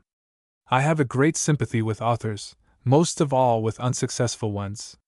If one had a dozen lives or so, it would all be very well, but to have only a single ticket in the great lottery, and have that drawn a blank, is a rather sad sort of thing. So I was pleased to see the affectionate kind of pride with which the master handled his book. It was a success, in its way, and he looked on it with a cheerful sense that he had a right to be proud of it. The master opened the volume, and putting on his large round glasses, began reading, as authors love to read that love their books. The only good reason for believing in the stability of the moral order of things is to be found in the tolerable steadiness of human averages. Out of 100 human beings, 51 will be found in the long run on the side of the right, so far as they know it, and against the wrong. They will be organizers rather than disorganizers, helpers and not hinderers in the upward movement of the race. This is the main fact we have to depend on. The right hand of the great organism is a little stronger than the left, that is all. Now and then we come across a left-handed man. So now and then we find a tribe or a generation, the subject of what we may call moral left-handedness, but that need not trouble us about our formula. All we have to do is to spread the average over a wider territory or a longer period of time. Any race or period that insists on being left-handed must go under if it comes in contact with a right-handed one. If there were, as a general rule, 51 rogues in the 100 instead of 49, all other qualities of mind and body being equally distributed between the two sections, the order of things would sooner or later end in universal disorder. It is the question between the leak and the pumps. It does not seem very likely that the Creator of all things is taken by surprise at witnessing anything any of His creatures do or think. Men have sought out many inventions, but they can have contrived nothing which did not exist as an idea in the omniscient consciousness to which past, present, and future are alike now. We read what travelers tell us about the King of Dahomey, or the Fiji Island people, or the short and simple annals of the celebrities recorded in the Newgate calendar, and do not know just what to make of these brothers and sisters of the race. But I do not suppose an intelligence even as high as the angelic beings, to stop short there, would see anything very peculiar or wonderful about them. Except as everything is wonderful and unlike everything else. It is very curious to see how science, that is, looking at and arranging the facts of a case with our own eyes and our own intelligence, without minding what somebody else has said, or how some old majority vote went in a pack of intriguing ecclesiastics, I say it is very curious to see how science is catching up with one superstition after another. There is a recognized branch of science familiar to all those who know anything of the studies relating to life, under the name of teratology. It deals with all sorts of monstrosities which are to be met with in living beings, and more especially in animals. It is found that what used to be called lusus naturae, or freaks of nature, are just as much subject to laws as the naturally developed forms of living creatures. The rustic looks at the Siamese twins, and thinks he is contemplating an unheard-of anomaly, but there are plenty of cases like theirs in the books of scholars, and though they are not quite so common as double cherries, the mechanism of their formation is not a whit more mysterious than that of the twin fruits. Such cases do not disturb the average arrangement. We have Changs and Engs at one pole, and Cains and Abels at the other. One child is born with 6 fingers on each hand, and another falls short by 1 or more fingers of his due allowance. But the glover puts his faith in the great law of averages, and makes his gloves with 5 fingers apiece, trusting nature for their counterparts. Thinking people are not going to be scared out of explaining, or at least trying to explain things by the shrieks of persons whose beliefs are disturbed thereby. Comets were portents to increase Mather, president of Harvard College. Preachers of divine wrath, heralds and messengers of evil tidings to the world. It is not so very long since Professor Winthrop was teaching at the same institution. I can remember 2 of his boys very well, old boys, it is true, they were, and one of them wore a 3-cornered cocked hat. But the father of these boys, whom, as I say, I can remember, had to defend himself against the minister of the Old South Church for the impiety of trying to account for earthquakes on natural principles. And his ancestor, Governor Winthrop, would probably have shaken his head over his descendant's dangerous audacity, if one may judge by the solemn way in which he mentions poor Mrs. Hutchinson's unpleasant experience, which so grievously disappointed her maternal expectations. But people used always to be terribly frightened by those irregular vital products which we now call interesting specimens, and carefully preserve in jars of alcohol. It took next to nothing to make a panic. A child was born a few centuries ago with 6 teeth in its head, and about that time the Turks began gaining great advantages over the Christians. Of course there was an intimate connection between the prodigy and the calamity. So said the wise men of that day. All these out-of-the-way cases are studied connectedly now, and are found to obey very exact rules. With a little management, one can even manufacture living monstrosities. Malformed salmon and other fish can be supplied in quantity, if anybody happens to want them. Now, what all I have said is tending to is exactly this, namely, that just as the celestial movements are regulated by fixed laws, just as bodily monstrosities are produced according to rule, and with as good reason as normal shapes, so obliquities of character are to be accounted for on perfectly natural principles. They are just as capable of classification as the bodily ones, and they all diverge from a certain average or middle term which is the type of its kind. If life had been a little longer, I would have written a number of essays for which, as it is, I cannot expect to have time. I have set down the titles of 100 or more, and I have often been tempted to publish these, for according to my idea, the title of a book very often renders the rest of it unnecessary. Moral Teratology, for instance, which is marked number 67 on my list of essays potential, not actual, suggests sufficiently well what I should be like to say in the pages it would preface. People hold up their hands at a moral monster, as if there was no reason for his existence but his own choice. That was a fine specimen we read of in the papers a few years ago, the Frenchman, it may be remembered, who used to waylay and murder young women, and after appropriating their effects, bury their bodies in a private cemetery he kept for that purpose. It is very natural, and I do not say it is not very proper, to hang such eccentric persons as this, but it is not clear whether his vagaries produce any more sensation at headquarters than the meek enterprises of the mildest of city missionaries. For the study of moral teratology will teach you that you do not get such a malformed character as that without a long chain of causes to account for it, and if you only knew those causes, you would know perfectly well what to expect. You may feel pretty sure that our friend of the private cemetery was not the child of pious and intelligent parents, that he was not nurtured by the best of mothers, and educated by the most judicious teachers, and that he did not come of a lineage long known and honored for its intellectual and moral qualities.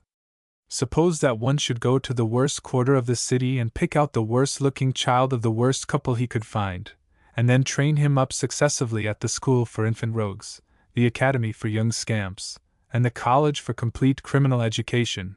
Would it be reasonable to expect a Francois Xavier or a Henry Martin to be the result of such a training? The traditionists, in whose presumptuous hands the science of anthropology has been trusted from time immemorial, have insisted on eliminating cause and effect from the domain of morals. When they have come across a moral monster, they have seemed to think that he put himself together, having a free choice of all the constituents which make up manhood, and that consequently no punishment could be too bad for him. I say, hang him and welcome, if that is the best thing for society. Hate him, in a certain sense, as you hate a rattlesnake, but if you pretend to be a philosopher, recognize the fact that what you hate in him is chiefly misfortune, and that if you had been born with his villainous low forehead and poisoned instincts, and bred among creatures of the races Maudites, whose natural history has to be studied like that of beasts of prey and vermin, you would not have been sitting there in your gold bowed spectacles and passing judgment on the peccadilloes of your fellow creatures. I have seen men and women so disinterested and noble, and devoted to the best works, that it appeared to me if any good and faithful servant was entitled to enter into the joys of his Lord, such as these might be. But I do not know that I ever met with a human being who seemed to me to have a stronger claim on the pitying consideration and kindness of his Maker than a wretched, puny, crippled, stunted child that I saw in Newgate, who was pointed out as one of the most notorious and inveterate little thieves in London. I have no doubt that some of those who were looking at this pitiable morbid secretion of the diseased social organism thought they were very virtuous for hating him so heartily. It is natural, and in one sense is all right enough. I want to catch a thief and put the extinguisher on an incendiary as much as my neighbors do, but I have two sides to my consciousness as I have two sides to my heart, one carrying dark, impure blood, and the other the bright stream which has been purified and vivified by the great source of life and death, the oxygen of the air which gives all things their vital heat, and burns all things at last to ashes. One side of me loves and hates, the other side of me judges, say rather pleads and suspends judgment. I think, if I were left to myself, I should hang a rogue and then write his apology and subscribe to a neat monument, commemorating, not his virtues, but his misfortunes. I should, perhaps, adorn the marble with emblems, as is the custom with regard to the more regular and normally constituted members of society. It would not be proper to put the image of a lamb upon the stone which marked the resting place of him of the private cemetery. But I would not hesitate to place the effigy of a wolf or a hyena upon the monument. I do not judge these animals, I only kill them or shut them up. I presume they stand just as well with their maker as lambs and kids, and the existence of such beings is a perpetual plea for God Almighty's poor, yelling, scalping Indians, his weazen-stopping thugs, his despised felons, his murdering miscreants, and all the unfortunates whom we, picked individuals of a picked class of a picked race, scrubbed, combed, and catechized from our cradles upward, undertake to find accommodations for in another state of being where it is to be hoped they will have a better chance than they had in this. The master paused, and took off his great round spectacles. I could not help thinking that he looked benevolent enough to pardon Judas Iscariot just at that moment, though his features can knot themselves up pretty formidably on occasion. You are somewhat of a phrenologist, I judge, by the way you talk of instinctive and inherited tendencies, I said. They tell me I ought to be, he answered, parrying my question, as I thought. I have had a famous chart made out of my cerebral organs, according to which I ought to have been something more than a poor magister art homme.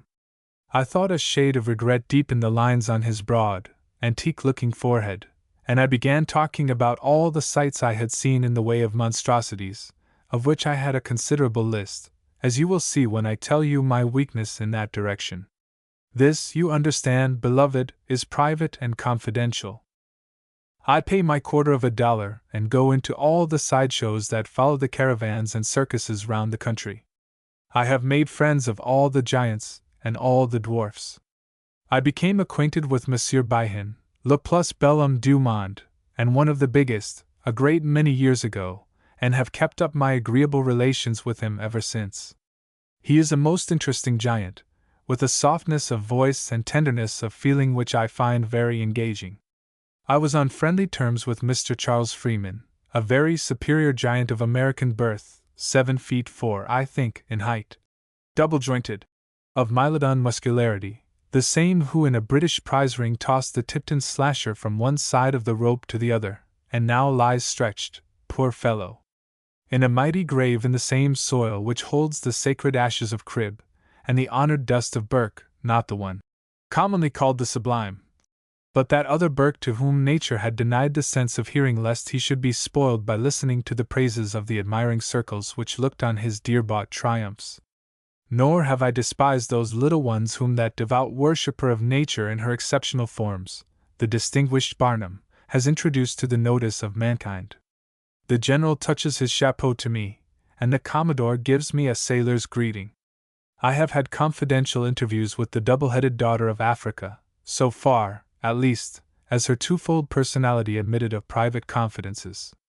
I have listened to the touching experiences of the bearded lady, whose rough cheeks belie her susceptible heart. Miss Jane Campbell has allowed me to question her on the delicate subject of avoirdupois equivalents, and the armless fair one, whose embrace no monarch could hope to win, has wrought me a watch paper with those despised digits which have been degraded from gloves to boots in our evolution from the condition of quadrumana.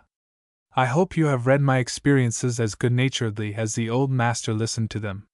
He seemed to be pleased with my whim, and promised to go with me to see all the sideshows of the next caravan. Before I left him he wrote my name in a copy of the new edition of his book, telling me that it would not all be new to me by a great deal, for he often talked what he had printed to make up for having printed a good deal of what he had talked. Here is the passage of his poem the young astronomer read to us. 4 of us listened to these lines as the young man read them, the master and myself and our 2 ladies. This was the little party we got up to hear him read. I do not think much of it was very new to the master or myself. At any rate, he said to me when we were alone, that is the kind of talk the natural man, as the theologians call him, is apt to fall into. I thought it was the Apostle Paul, and not the theologians, that used the term natural man, I ventured to suggest.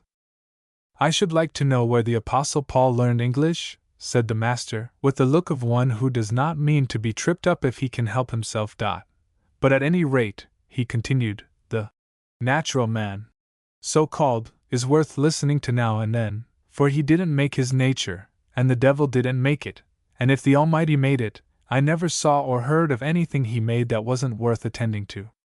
The young man begged the lady to pardon anything that might sound harshly in these crude thoughts of his. He had been taught strange things, he said, from old theologies, when he was a child, and had thought his way out of many of his early superstitions. As for the young girl, our Scheherazade, he said to her that she must have got dreadfully tired, at which she colored up and said it was no such thing, and he promised that, to pay for her goodness in listening, he would give her a lesson in astronomy the next fair evening, if she would be his scholar, at which she blushed deeper than before, and said something which certainly was not no. 9. There was no sooner a vacancy on our side of the table than the master proposed a change of seats which would bring the young astronomer into our immediate neighborhood. The scarabee was to move into the place of our late unlamented associate, the man of letters so called. I was to take his place, the master to take mine, and the young man that which had been occupied by the master. The advantages of this change were obvious. The old master likes an audience, plainly enough, and with myself on one side of him, and the young student of science, whose speculative turn is sufficiently shown in the passages from his poem, on the other side, he may feel quite sure of being listened to. There is only one trouble in the arrangement, and that is that it brings this young man not only close to us, but also next to our Scheherazade. I am obliged to confess that he has shown occasional marks of inattention even while the master was discoursing in a way that I found agreeable enough. I am quite sure it is no intentional disrespect to the old master. It seems to me rather that he has become interested in the astronomical lessons he has been giving the young girl. He has studied so much alone, that it is naturally a pleasure to him to impart some of his knowledge. As for his young pupil, she has often thought of being a teacher herself, so that she is of course very glad to acquire any accomplishment that may be useful to her in that capacity. I do not see any reason why some of the boarders should have made such remarks as they have done. One cannot teach astronomy to advantage, without going out of doors, though I confess that when two young people go out by daylight to study the stars, as these young folks have done once or twice, I do not so much wonder at a remark or suggestion from those who have nothing better to do than study their neighbors. I ought to have told the reader before this that I found, as I suspected, that our innocent-looking Scheherazade was at the bottom of the popgun business. I watched her very closely, and one day, when the little monkey made us all laugh by stopping the member of the House in the middle of a speech he was repeating to us, it was his great effort of the season on a bill for the protection of Hornpout and Little Muddy River, I caught her making the signs that set him going. At a slight tap of her knife against her plate, he got all ready, and presently I saw her cross her knife and fork upon her plate, and as she did so, pop! Went the small piece of artillery. The member of the House was just saying that this bill hit his constituents in their most vital, when a pellet hit him in the feature of his countenance most exposed to aggressions and least tolerant of liberties. The member resented this unparliamentary treatment by jumping up from his chair and giving the small aggressor a good shaking, at the same time seizing the implement which had caused his wrath and breaking it into splinters. The boy blubbered, the young girl changed color, and looked as if she would cry, and that was the last of these interruptions. I must own that I have sometimes wished we had the popgun back, for it answered all the purpose of the previous question, in a deliberative assembly. No doubt the young girl was capricious in setting the little engine at work, but she cut short a good many disquisitions that threatened to be tedious. I find myself often wishing for her and her small fellow conspirators' intervention, in company where I am supposed to be enjoying myself. When my friend the politician gets too far into the personal details of the quorum pars magna fui, I find myself all at once exclaiming in mental articulation, popgun. When my friend the storyteller begins that protracted narrative which has often emptied me of all my voluntary laughter for the evening, he has got but a very little way when I say to myself, what wouldn't I give for a pellet from that popgun?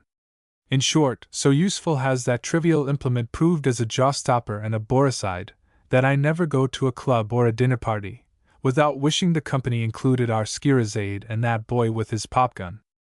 How clearly I see now into the mechanism of the young girl's audacious contrivance for regulating our table talk. Her brain is tired half the time, and she is too nervous to listen patiently to what a quieter person would like well enough, or at least would not be annoyed by. It amused her to invent a scheme for managing the headstrong talkers, and also let off a certain spirit of mischief which in some of these nervous girls shows itself in much more questionable forms. How cunning these half-hysteric young persons are, to be sure! I had to watch a long time before I detected the telegraphic communication between the two conspirators. I have no doubt she had sedulously schooled the little monkey to his business, and found great delight in the task of instruction. But now that our Scheherazade has become a scholar instead of a teacher, she seems to be undergoing a remarkable transformation. Astronomy is indeed a noble science. It may well kindle the enthusiasm of a youthful nature. I fancy at times that I see something of that starry light which I noticed in the young man's eyes gradually kindling in hers. But can it be astronomy alone that does it? Her color comes and goes more readily than when the old master sat next her on the left. It is having this young man at her side, I suppose. Of course it is. I watch her with great, I may say tender interest. If he would only fall in love with her, seize upon her wandering affections and fancies as the Romans seized the Sabine virgins, lift her out of herself and her listless and weary drudgeries, stop the outflow of this young life which is draining itself away in forced literary labor. Dear me, if. I am afraid all this may never be. I fear that he is too much given to lonely study, to self-companionship, to all sorts of questionings, to looking at life as at a solemn show where he is only a spectator. I dare not build up a romance on what I have yet seen. My reader may, but I will answer for nothing. I shall wait and see. The old master and I have at last made that visit to the scarabee which we had so long promised ourselves. When we knocked at his door he came and opened it, instead of saying, "Come in." He was surprised, I have no doubt, at the sound of our footsteps, for he rarely has a visitor, except the little monkey of a boy, and he may have thought a troop of marauders were coming to rob him of his treasures. Collectors feel so rich in the possession of their rare specimens, that they forget how cheap their precious things seem to common eyes, and are as afraid of being robbed as if they were dealers in diamonds. They have the name of stealing from each other now and then, it is true, but many of their priceless possessions would hardly tempt a beggar. Values are artificial. You will not be able to get 10 cents of the year 1799 for a dime. The scarabee was reassured as soon as he saw our faces, and he welcomed us not ungraciously into his small apartment. It was hard to find a place to sit down, for all the chairs were already occupied by cases and boxes full of his favorites. I began, therefore, looking round the room. Bugs of every size and aspect met my eyes wherever they turned. I felt for the moment as I suppose a man may feel in a fit of delirium tremens. Presently my attention was drawn towards a very odd-looking insect on the mantelpiece. This animal was incessantly raising its arms as if towards heaven and clasping them together, as though it were wrestling in prayer. "Do look at this creature," I said to the master, "he seems to be very hard at work at his devotions." "Mantis religiosa," said the master, "I know the praying rogue. Mighty devout and mighty cruel, crushes everything he can master, or impales it on his spiny shanks and feeds upon it, like a gluttonous wretch as he is. I have seen the mantis religiosa on a larger scale than this, now and then. A sacred insect, sir, sacred to many tribes of men, to the Hottentots, to the Turks, yes, sir, and to the Frenchmen, who call the rascal Prix-Dieu, and believe him to have special charge of children that have lost their way. Doesn't it seem as if there was a vein of satire as well as of fun that ran through the solemn manifestations of creative wisdom? And of deception, too. Do you see how nearly those dried leaves resemble an insect?" "They do, indeed," I answered, "but not so closely as to deceive me. They remind me of an insect, but I could not mistake them for one." "Oh, you couldn't mistake those dried leaves for an insect, hey? Well, how can you mistake that insect for dried leaves? That is the question, for insect it is, Phylum Sixifolium, the walking leaf, as some have called it. The master had a hearty laugh at my expense. The Scarabee did not seem to be amused at the master's remarks or at my blunder. Science is always perfectly serious to him, and he would no more laugh over anything connected with his study than a clergyman would laugh at a funeral. They send me all sorts of trumpery, he said, Orthoptera and Lepidoptera, as if a coleopterist, a scarabaeus, cared for such things. This business is no boy's play to me. The insect population of the world is not even catalogued yet, and a lifetime given to the scarabees is a small contribution enough to their study. I like your men of general intelligence well enough, your Linnaeuses and your Buffons and your Cuviers.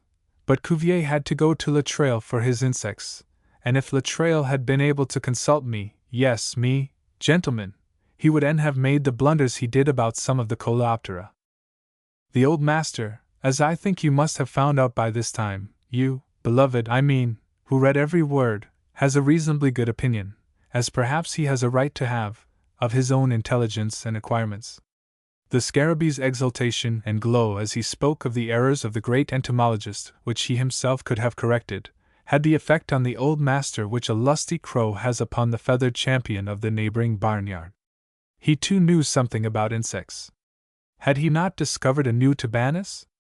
Had he not made preparations of the very Coleoptera the Scarabee studied so exclusively, preparations which the illustrious Swammerdam would not have been ashamed of, and dissected a Melilantha as exquisitely as Strauss-Durkheim himself ever did it? So the master, recalling these studies of his and certain difficult and disputed points at which he had labored in one of his entomological paroxysms, put a question which there can be little doubt was intended to puzzle the Scarabee, and perhaps, for the best of us is human, I am beginning to love the old master, but he has his little weaknesses, thank heaven, like the rest of us, I say perhaps, was meant to show that some folks knew as much about some things as some other folks.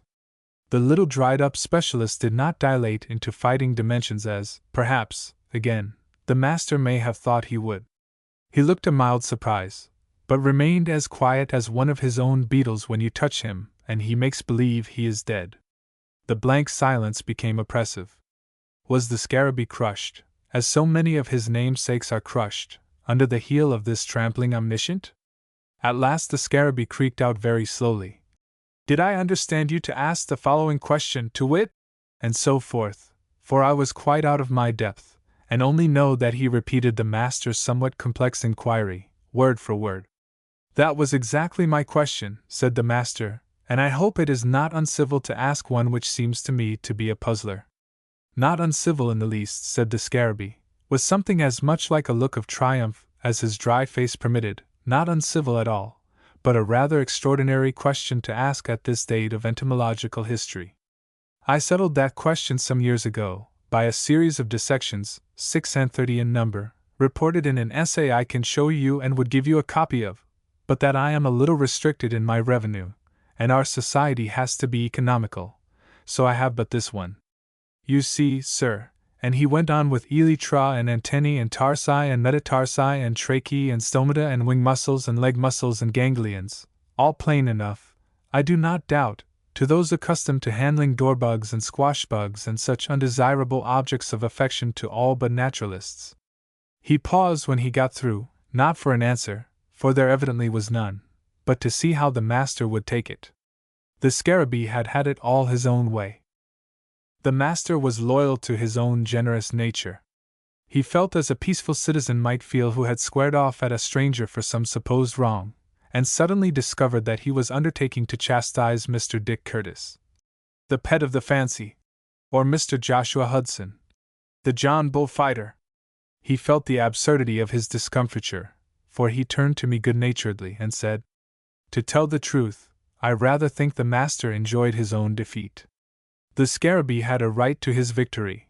A man does not give his life to the study of a single limited subject for nothing, and the moment we come across a first-class expert we begin to take a pride in his superiority.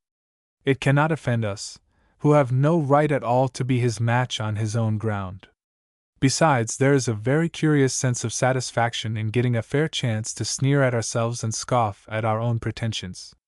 The first person of our dual consciousness has been smirking and rubbing his hands and felicitating himself on his innumerable superiorities, until we have grown a little tired of him. Then, when the other fellow, the critic, the cynic, the shimmy, who has been quiet, letting self-love and self-glorification have their perfect work, opens fire upon the first half of our personality and overwhelms it with that wonderful vocabulary of abuse of which he is the unrivaled master, there is no denying that he enjoys it immensely, and as he is ourself for the moment, or at least the chief portion of ourself, the other half-self retiring into a dim corner of semi-consciousness and cowering under the storm of sneers and contumely, you follow me perfectly, beloved, the way is as plain as the path of the babe to the maternal fount, as, I say, the abusive fellow is the chief part of us for the time, and he likes to exercise his slanderous vocabulary. We on the whole enjoy a brief season of self-depreciation and self-scolding very heartily. It is quite certain that both of us, the master and myself, conceived on the instant a respect for the scarabee which we had not before felt. He had grappled with one difficulty at any rate and mastered it. He had settled one thing, at least, so it appeared, in such a way that it was not to be brought up again. And now he was determined, if it cost him the effort of all his remaining days, to close another discussion and put forever to rest the anxious doubts about the larva of Mello. Your 36 dissections must have cost you a deal of time and labor, the master said. What have I to do with time, but to fill it up with labor, answered the scarabee. It is my meat and drink to work over my beetles. My holidays are when I get a rare specimen. My rest is to watch the habits of insects, those that I do not pretend to study. Here is my mescarium, my home for houseflies, very interesting creatures. Here they breed and buzz and feed and enjoy themselves, and die in a good old age of a few months. My favorite insect lives in this other case. She is at home, but in her private chamber. You shall see her. He tapped on the glass lightly, and a large, gray, hairy spider came forth from the hollow of a funnel-like web. And this is all the friend you have to love? Said the master, with a tenderness in his voice which made the question very significant. Nothing else loves me better than she does, that I know of, he answered. To think of it! Not even a dog to lick his hand, or a cat to purr and rub her fur against him. Oh, these boarding houses, these boarding houses! What forlorn people one sees stranded on their desolate shores! Decayed gentlewomen with the poor wrecks of what once made their households beautiful, disposed around them in narrow chambers as they best may be, coming down day after day, poor souls! To sit at the board with strangers, their hearts full of sad memories which have no language but a sigh, no record but the lines of sorrow on their features. Orphans, creatures with growing tendrils and nothing to cling to. Lonely rich men, casting about them what to do with the wealth they never knew how to enjoy, when they shall no longer worry over keeping and increasing it. Young men and young women, left to their instincts, unguarded, unwatched, save by malicious eyes, which are sure to be found and to find occupation in these miscellaneous collections of human beings, and now and then a shred of humanity like this little adust specialist, with just the resources needed to keep the radical moisture from entirely exhaling from his attenuated organism, and busying himself over a point of science, or compiling a hymn book, or editing a grammar or a dictionary. Such are the tenants of boarding houses whom we cannot think of without feeling how sad it is when the wind is not tempered to the shorn lamb, when the solitary, whose hearts are shriveling, are not set in families. The master was greatly interested in the scarabee's mescarium. I don't remember, he said, that I have heard of such a thing as that before. Mighty curious creatures, these same houseflies. Talk about miracles! Was there ever anything more miraculous, so far as our common observation goes, than the coming and the going of these creatures? Why didn't Job ask where the flies come from and where they go to? I did not say that you and I don't know, but how many people do know anything about it? Where are the cradles of the young flies? Where are the cemeteries of the dead ones, or do they die at all except when we kill them? You think all the flies of the year are dead and gone, and there comes a warm day and all at once there is a general resurrection of them. They had been taking a nap, that is all. I suppose you do not trust your spider in the mescarium? Said I, addressing the scarabee. Not exactly, he answered, she is a terrible creature. She loves me, I think, but she is a killer and a cannibal among other insects. I wanted to pair her with a male spider, but it wouldn't do. Wouldn't do, said I. Why not? Don't spiders have their mates as well as other folks? Oh yes, sometimes. But the females are apt to be particular, and if they don't like the mate you offer them, they fall upon him and kill him and eat him up. You see, they are a great deal bigger and stronger than the males, and they are always hungry and not always particularly anxious to have one of the other sex bothering round. Woman's rights, said I. There you have it. Why don't those talking ladies take a spider as their emblem? Let them form arachnoid associations. Spinsters and spiders would be a good motto. The master smiled. I think it was an eleemosynary smile, for my pleasantry seems to me a particularly basso rilievo, as I look upon it in cold blood. But conversation at the best is only a thin sprinkling of occasional felicities set in platitudes and commonplaces. I never heard people talk like the characters in the School for Scandal. I should very much like to ... I say. The master smiled. But the scarabee did not relax a muscle of his countenance.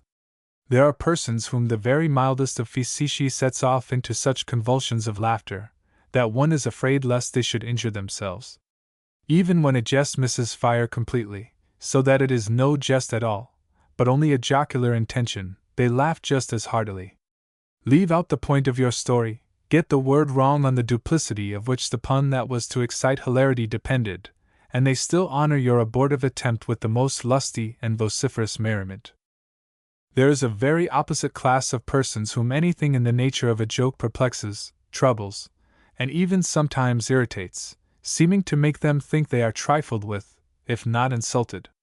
If you are fortunate enough to set the whole table laughing, one of this class of persons will look inquiringly round, as if something had happened, and seeing everybody apparently amused but himself, feel as if he was being laughed at, or at any rate as if something had been said which he was not to hear. Often, however, it does not go so far as this, and there is nothing more than mere insensibility to the cause of other people's laughter, a sort of joke blindness, comparable to the well-known color blindness with which many persons are afflicted as a congenital incapacity. I have never seen the scarabee smile. I have seen him take off his goggles. He breakfasts in these occasionally, I suppose when he has been tiring his poor old eyes out overnight gazing through his microscope. I have seen him take his goggles off, I say, and stare about him, when the rest of us were laughing at something which amused us, but his features betrayed nothing more than a certain bewilderment, as if we had been foreigners talking in an unknown tongue. I do not think it was a mere fancy of mine that he bears a kind of resemblance to the tribe of insects he gives his life to studying. His shiny black coat, his rounded back, convex with years of stooping over his minute work, his angular movements, made natural to him by his habitual style of manipulation, the aridity of his organism, with which his voice is in perfect keeping, all these marks of his special sedentary occupation are so nearly what might be expected, and indeed so much in accordance with the more general fact that a man's aspect is subdued to the look of what he works in, that I do not feel disposed to accuse myself of exaggeration in my account of the scarabee's appearance. But I think he has learned something else of his coleopterous friends. The beetles never smile. Their physiognomy is not adapted to the display of the emotions, the lateral movement of their jaws being effective for alimentary purposes, but very limited in its gamut of expression. It is with these unemotional beings that the scarabee passes his life. He has but one object, and that is perfectly serious, to his mind, in fact, of absorbing interest and importance. In one aspect of the matter he is quite right, for if the Creator has taken the trouble to make one of his creatures in just such a way and not otherwise, from the beginning of its existence on our planet in ages of unknown remoteness to the present time, the man who first explains his idea to us is charged with a revelation. It is by no means impossible that there may be angels in the celestial hierarchy to whom it would be new and interesting. I have often thought that spirits of a higher order than man might be willing to learn something from a human mind like that of Newton, and I see no reason why an angelic being might not be glad to hear a lecture from Mr. Huxley, or Mr. Tyndall, or one of our friends at Cambridge. I have been sinuous as the links of Forth seen from Stirling Castle, or as that other river which threads the Berkshire Valley and runs, a perennial stream, through my memory, from which I please myself with thinking that I have learned to wind without fretting against the shore, or forgetting here I am flowing, sinuous, I say, but not jerky, no, not jerky nor hard to follow for a reader of the right sort. In the prime of life and full possession of his or her faculties. All this last page or so, you readily understand, has been my private talk with you, the reader. The cue of the conversation which I interrupted by this digression is to be found in the words, "A good motto," from which I begin my account of the visit again. Do you receive many visitors, I mean vertebrates, not articulates? Said the master. I thought this question might perhaps bring il desiato riso, the long-wished-for smile, but the scarabee interpreted it in the simplest zoological sense, and neglected its hint of playfulness with the most absolute unconsciousness, apparently, of anything not entirely serious and literal. You mean friends, I suppose, he answered. I have correspondents, but I have no friends except this spider. I live alone, except when I go to my subsection meetings. I get a box of insects now and then, and send a few beetles to coleopterists in other entomological districts. But science is exacting, and a man that wants to leave his record has not much time for friendship. There is no great chance either for making friends among naturalists. People that are at work on different things do not care a great deal for each other's specialties, and people that work on the same thing are always afraid lest one should get ahead of the other, or steal some of his ideas before he has made them public. There are none too many people you can trust in your laboratory. I thought I had a friend once, but he watched me at work and stole the discovery of a new species from me, and what is more, had it named after himself. Since that time I have liked spiders better than men. They are hungry and savage, but at any rate they spin their own webs out of their own insides. I like very well to talk with gentlemen that play with my branch of entomology. I do not doubt it amuse you, and if you want to see anything I can show you, I shall have no scruple in letting you see it. I have never had any complaint to make of amateurs. Upon my honor, I would hold my right hand up and take my Bible oath, if it was not busy with the pen at this moment. I do not believe the scarabee had the least idea in the world of the satire on the student of the order of things implied in his invitation to the amateur. As for the master, he stood fire perfectly, as he always does, but the idea that he, who had worked a considerable part of several seasons at examining and preparing insects, who believed himself to have given a new tabanus to the catalogue of native diptera, the idea that he was playing with science, and might be trusted anywhere as a harmless amateur, from whom no expert could possibly fear any anticipation of his unpublished discoveries, went beyond anything set down in that book of his which contains so much of the strainings of his wisdom. The poor little scarabee began fidgeting round about this time, and uttering some half-audible words, apologetical, partly, and involving an allusion to refreshments. As he spoke, he opened a small cupboard, and as he did so out-bolted an uninvited tenant of the same, long in person, sable in hue, and swift of movement, on seeing which the scarabee simply said, without emotion, "Bladda," but I, forgetting what was due to good manners, exclaimed "Cockroach." We could not make up our minds to tax the scarabee's hospitality, already levied upon by the voracious articulate. So we both alleged a state of utter repletion, and did not solve the mystery of the contents of the cupboard, not too luxurious, it may be conjectured, and yet kindly offered, so that we felt there was a moist filament of the social instinct running like a nerve through that exsicated and almost anhydrous organism. We left him with professions of esteem and respect which were real. We had gone, not to scoff, but very probably to smile, and I will not say we did not. But the master was more thoughtful than usual. If I had not solemnly dedicated myself to the study of the order of things, he said, I do verily believe I would give what remains to me of life to the investigation of some single point I could utterly eviscerate, and leave finally settled for the instruction, and, it may be, the admiration of all coming time.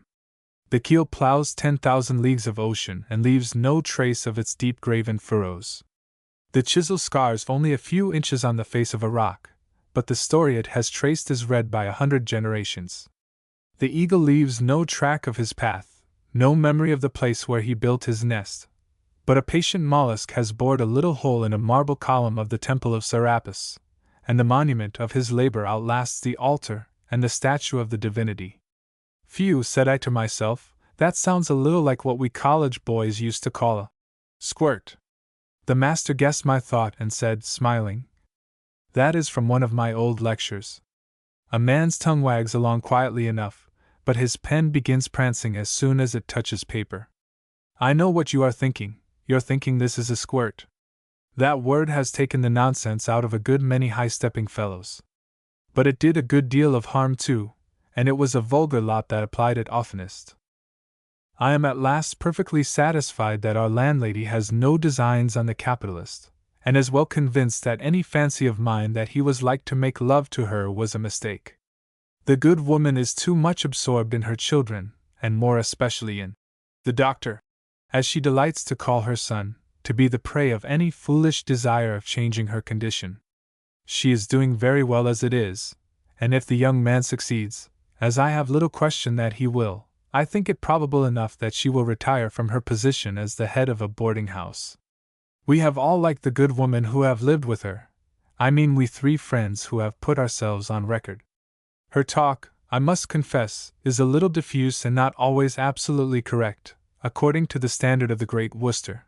She is subject to lachrymose cataclysms and semi-convulsive upheavals when she reverts in memory to her past trials, and especially when she recalls the virtues of her deceased spouse, who was, I suspect, an adjunct such as one finds not rarely annexed to a capable matron in charge of an establishment like hers, that is to say, an easy-going, harmless, fetch and carry, carve and help, get out of the way kind of neuter, who comes up 3 times, as they say drowning people do, every day, namely, at breakfast, dinner, and tea, and disappears, submerged beneath the waves of life, during the intervals of these events. It is a source of genuine delight to me, who am of a kindly nature enough, according to my own reckoning, to watch the good woman, and see what looks of pride and affection she bestows upon her Benjamin, and how, in spite of herself, the maternal feeling betrays its influence in her dispensations of those delicacies which are the exceptional element in our entertainments. I will not say that Benjamin's mess, like his scripture namesakes, is 5 times as large as that of any of the others, for this would imply either an economical distribution to the guests in general, or heaping the poor young man's plate in a way that would spoil the appetite of an Eskimo. But you may be sure he fares well if anybody does, and I would have you understand that our landlady knows what is what as well as who is who. I begin really to entertain very sanguine expectations of young Dr. Benjamin Franklin. He has lately been treating a patient of whose goodwill may prove of great importance to him. The capitalist hurt one of his fingers somehow or other, and requested our young doctor to take a look at it. The young doctor asked nothing better than to take charge of the case, which proved more serious than might have been at first expected, and kept him in attendance more than a week. There was one very odd thing about it. The capitalist seemed to have an idea that he was like to be ruined in the matter of bandages, small strips of worn linen which any old woman could have spared him from her rag bag, but which, with that strange perversity which long habits of economy give to a good many elderly people, he seemed to think were as precious as if they had been turned into paper and stamped with promises to pay in thousands, from the national treasury. It was impossible to get this whim out of him, and the young doctor had tact enough to humor him in it. All this did not look very promising for the state of mind in which the patient was like to receive his bill for attendance when that should be presented. Dr. Benjamin was man enough, however, to come up to the mark, and sent him in such an account as it was becoming to send a man of ample means who had been diligently and skillfully cared for. He looked forward with some uncertainty as to how it would be received. Perhaps his patient would try to beat him down, and Dr. Benjamin made up his mind to have the whole or nothing. Perhaps he would pay the whole amount, but with a look, and possibly a word, that would make every dollar of it burn like a blister. Dr. Benjamin's conjectures were not unnatural, but quite remote from the actual fact. As soon as his patient had got entirely well, the young physician sent in his bill. The capitalist requested him to step into his room with him, and paid the full charge in the handsomest and most gratifying way, thanking him for his skill and attention, and assuring him that he had had great satisfaction in submitting himself to such competent hands, and should certainly apply to him again in case he should have any occasion for a medical adviser. We must not be too sagacious in judging people by the little excrescences of their character. Ex pede Herculem may often prove safe enough, but ex verrucatulium is liable to mislead a hasty judge of his fellow men. I have studied the people called misers and thought a good deal about them. In former years I used to keep a little gold by me in order to ascertain for myself exactly the amount of pleasure to be got out of handling it, this being the traditional delight of the old-fashioned miser. It is by no means to be despised. $300 or $400 in double eagles will do very well to experiment on. There is something very agreeable in the yellow gleam, very musical in the metallic clink, very satisfying in the singular weight, and very stimulating in the feeling that all the world over these same yellow discs are the master keys that let one in wherever he wants to go, the servants that bring him pretty nearly everything he wants, except virtue, and a good deal of what passes for that. I confess, then, to an honest liking for the splendors and the specific gravity and the manifold potentiality of the royal metal, and I understand, after a certain imperfect fashion, the delight that an old ragged wretch, starving himself in a crazy hovel, takes in stuffing guineas into old stockings and filling earthen pots with sovereigns, and every now and then visiting his hoards and fingering the fat pieces, and thinking ever all that they represent of earthly and angelic and diabolic energy. A miser pouring out his guineas into his palm and bathing his shriveled and trembling hands in the yellow heaps before him, is not the prosaic being we are in the habit of thinking him. He is a dreamer, almost a poet. You and I read a novel or a poem to help our imaginations to build up palaces, and transport us into the emotional states and the felicitous conditions of the ideal characters pictured in the book we are reading. But think of him, and the significance of the symbols he is handling as compared with the empty syllables and words we are using to build our aerial edifices with. In this hand he holds the smile of beauty, and in that the dagger of revenge. The contents of that old glove will buy him the willing service of many an adroit sinner, and with what that coarse sack contains he can purchase the prayers of holy men for all succeeding time. In this chest is a castle in Spain, a real one, and not only in Spain, but anywhere he will choose to have it. If he would know what is the liberality of judgment of any of the straighter sex, he has only to hand over that box of rouleaus to the trustees of one of its educational institutions for the endowment of 2 or 3 professorships. If he would dream of being remembered by coming generations, what monument so enduring as a college building that shall bear his name, and even when its solid masonry shall crumble give place to another still charged with the same sacred duty of perpetuating his remembrance? Who was Sir Matthew Holworthy, that his name is a household word on the lips of thousands of scholars, and will be centuries hence, as that of Walter de Merton, dead 600 years ago, is today at Oxford? Who was Mistress Holden, that she should be blessed among women by having her name spoken gratefully, and the little edifice she caused to be erected preserved as her monument from generation to generation? All these possibilities, the lust of the eye, the lust of the flesh, the pride of life, the tears of grateful orphans by the gallon, the prayers of Westminster Assembly's catechism divines by the thousand, the masses of priests by the century, all these things, and more if more there be that the imagination of a lover of gold is likely to range over, the miser hears and sees and feels and hugs and enjoys as he paddles with his lean hands among the sliding, shining, ringing, innocent-looking bits of yellow metal, toying with them as the lion-tamer handles the great carnivorous monster, whose might and whose terrors are child's play to the latent forces and power of harm-doing of the glittering counters played within the great game between angels and devils. I have seen a good deal of misers, and I think I understand them as well as most persons do.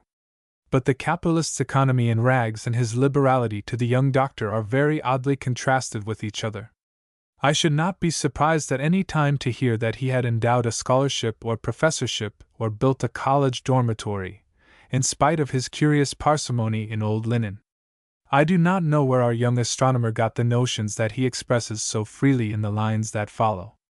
I think the statement is true, however, which I see in one of the most popular cyclopedias, that the non-clerical mind in all ages is disposed to look favorably upon the doctrine of the universal restoration to holiness and happiness of all fallen intelligences, whether human or angelic. Certainly, most of the poets who have reached the heart of men, since Burns dropped the tear for poor Auld Nicky Ben, that softened the stony-hearted theology of Scotland, have had non-clerical minds, and I suppose our young friend is in his humble way an optimist like them. What he says in verse is very much the same thing as what is said in prose in all companies, and thought by a great many who are thankful to anybody that will say it for them, not a few clerical as well as non-clerical persons among them. We listened to these lines in silence. They were evidently written honestly, and with feeling, and no doubt meant to be reverential. I thought, however, the lady looked rather serious as he finished reading. The young girl's cheeks were flushed, but she was not in the mood for criticism. As we came away, the master said to me, "The stubble fields are mighty slow to take fire. These young fellows catch up with the world's ideas one after another. They have been tamed a long while, but they find them running loose in their minds, and think they are fair nature. They remind me of young sportsmen who fire at the first feathers they see, and bring down a barnyard fowl. But the chicken may be worth bagging for all that," he said, good-humoredly. X. Caveat lector. Let the reader look out for himself. The old master, whose words I have so frequently quoted and shall quote more of, is a dogmatist who lays down the law, ex cathedra, from the chair of his own personality. I do not deny that he has the ambition of knowing something about a greater number of subjects than any one man ought to meddle with, except in a very humble and modest way. And that is not his way. There was no doubt something of humorous bravado in his saying that the actual order of things did not offer a field sufficiently ample for his intelligence. But if I found fault with him, which would be easy enough, I should say that he holds and expresses definite opinions about matters that he could afford to leave open questions, or ask the judgment of others about. But I do not want to find fault with him. If he does not settle all the points he speaks of so authoritatively, he sets me thinking about them, and I like a man as a companion who is not afraid of a half-truth. I know he says some things peremptorily that he may inwardly debate with himself. There are two ways of dealing with assertions of this kind. One may attack them on the false side and perhaps gain a conversational victory. But I like better to take them up on the true side and see how much can be made of that aspect of the dogmatic assertion. It is the only comfortable way of dealing with persons like the old master. There have been 3 famous talkers in Great Britain, either of whom would illustrate what I say about dogmatists well enough for my purpose. You cannot doubt to what 3 I refer: Samuel I, Samuel II, and Thomas, last of the dynasty. I mean the living Thomas, and not Thomas B. I say the last of the dynasty, for the conversational dogmatist on the imperial scale becomes every year more and more an impossibility. If he is in intelligent company, he will be almost sure to find someone who knows more about some of the subjects he generalizes upon than any wholesale thinker who handles knowledge by the cargo is like to know. I find myself, at certain intervals, in the society of a number of experts in science, literature, and art, who cover a pretty wide range, taking them all together, of human knowledge. I have not the least doubt that if the great Dr. Samuel Johnson should come in and sit with this company at one of their Saturday dinners, he would be listened to, as he always was, with respect and attention. But there are subjects upon which the great talker could speak magisterially in his time and at his club, upon which so wise a man would express himself guardedly at the meeting where I have supposed him a guest. We have a scientific man or two among us, for instance, who would be entitled to smile at the good doctor's estimate of their labors, as I give it here.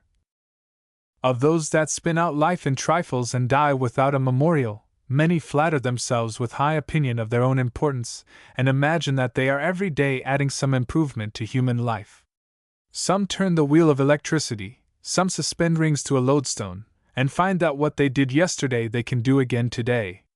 Some register the changes of the wind, and die fully convinced that the wind is changeable. There are men yet more profound, who have heard that 2 colorless liquors may produce a color by union, and that 2 cold bodies will grow hot if they are mingled. They mingle them, and produce the effect expected, say it is strange, and mingle them again. I cannot transcribe this extract without an intense inward delight in its wit and a full recognition of its thorough half-truthfulness. Yet if while the great moralist is indulging in these vivacities, he can be imagined as receiving a message from Mr. Boswell or Mrs. Thrale flashed through the depths of the ocean, we can suppose he might be tempted to indulge in another oracular utterance, something like this: a wise man recognizes the convenience of a general statement, but he bows to the authority of a particular fact. He who would bound the possibilities of human knowledge by the limitations of present acquirements would take the dimensions of the infant in ordering the habiliments of the adult. It is the province of knowledge to speak, and it is the privilege of wisdom to listen. Will the professor have the kindness to inform me by what steps of gradual development the ring and the lodestone, which were but yesterday the toys of children and idlers, have become the means of approximating the intelligences of remote continents, and wafting emotions unchilled through the abysses of the no longer unfathomable deep? This, you understand, beloved, is only a conventional imitation of the doctor's style of talking. He wrote in grand balanced phrases, but his conversation was good, lusty, offhand, familiar talk. He used very often to have it all his own way. If he came back to us, we must remember that to treat him fairly we must suppose him on a level with the knowledge of our own time. But that knowledge is more specialized, a great deal, than knowledge was in his day. Men cannot talk about things they have seen from the outside with the same magisterial authority the talking dynasty pretended to. The sturdy old moralist felt grand enough, no doubt, when he said, "He that is growing great and happy by electrifying a bottle wonders how the world can be engaged by trifling prattle about war or peace." Benjamin Franklin was one of these idlers who were electrifying bottles, but he also found time to engage in the trifling prattle about war and peace going on in those times. The talking doctor hits him very hard in Taxation No Tyranny. Those who wrote the address of the American Congress in 1775, though they have shown no great extent or profundity of mind, are yet probably wiser than to believe it, but they have been taught by some master of mischief how to put in motion the engine of political electricity, to attract by the sounds of liberty and property, to repel by those of popery and slavery, and to give the great stroke by the name of Boston. The talking dynasty has always been hard upon us Americans. King Samuel II says, "It is, I believe, a fact verified beyond doubt, that some years ago it was impossible to obtain a copy of the Newgate Calendar, as they had all been bought up by the Americans, whether to suppress the blazon of their forefathers or to assist in their genealogical researches I could never learn satisfactorily. As for King Thomas, the last of the monological succession, he made such a piece of work with his prophecies and his sarcasms about our little trouble with some of the Southern states, that we came rather to pity him for his whims and crotchets than to get angry with him for calling us bores and other unamiable names. I do not think we believe things because considerable people say them, on personal authority, that is, as intelligent listeners very commonly did a century ago. The newspapers have lied that belief out of us. Any man who has a pretty gift of talk may hold his company a little while when there is nothing better stirring.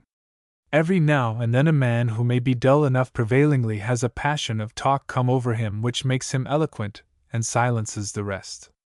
I have a great respect for these divine paroxysms, these half-inspired moments of influx when they seize one whom we had not counted among the luminaries of the social sphere. But the man who can give us a fresh experience on anything that interests us overrides everybody else. A great peril escaped makes a great storyteller of a common person enough. I remember when a certain vessel was wrecked long ago, that one of the survivors told the story as well as Defoe could have told it. Never a word from him before, never a word from him since. But when it comes to talking one's common thoughts, those that come and go as the breath does, those that tread the mental areas and corridors with steady, even footfall, an interminable procession of every hue and garb, there are few, indeed, that can dare to lift the curtain which hangs before the window in the breast and throw open the window, and let us look and listen.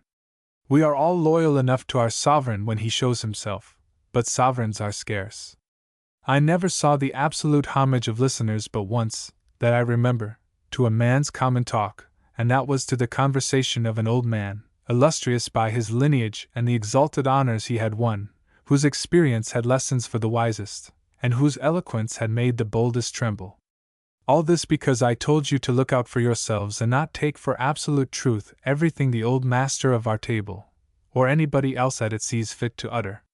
At the same time I do not think that he, or any of us whose conversation I think worth reporting, says anything for the mere sake of saying it, and without thinking that it holds some truth, even if it is not unqualifiedly true.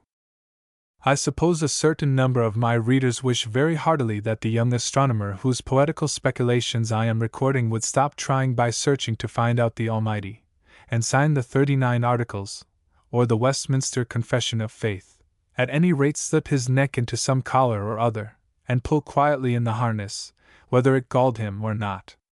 I say, rather, let him have his talk out. If nobody else asks the questions he asks, some will be glad to hear them. But if you, the reader, find the same questions in your own mind, you need not be afraid to see how they shape themselves in another's intelligence. Do you recognize the fact that we are living in a new time?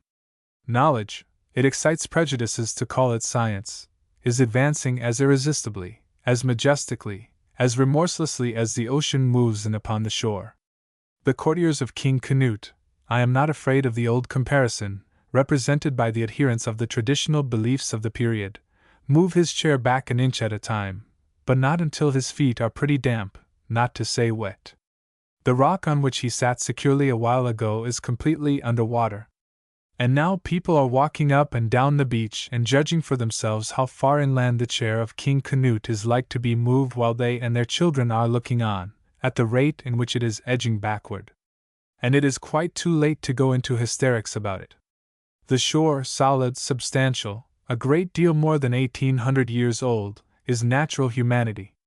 The beach which the ocean of knowledge, you may call it science if you like, is flowing over, is theological humanity. Somewhere between the Sermon on the Mount and the teachings of St. Augustine, sin was made a transferable chattel. I leave the interval wide for others to make narrow.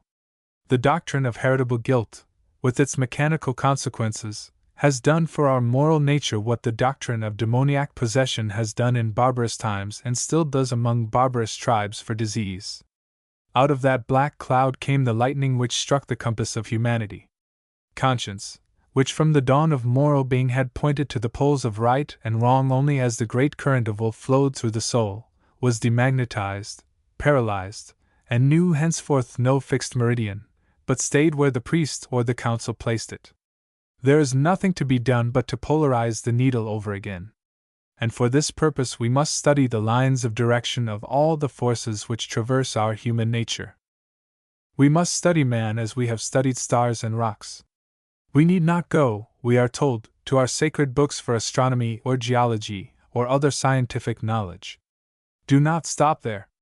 Pull Canute's chair back 50 rods at once, and do not wait until he is wet to the knees. Say now bravely, as you will sooner or later have to say, that we need not go to any ancient records for our anthropology. Do we not all hold, at least, that the doctrine of man's being a blighted abortion, a miserable disappointment to his Creator, and hostile and hateful to him from his birth, may give way to the belief that he is the latest terrestrial manifestation of an ever upward striving movement of divine power?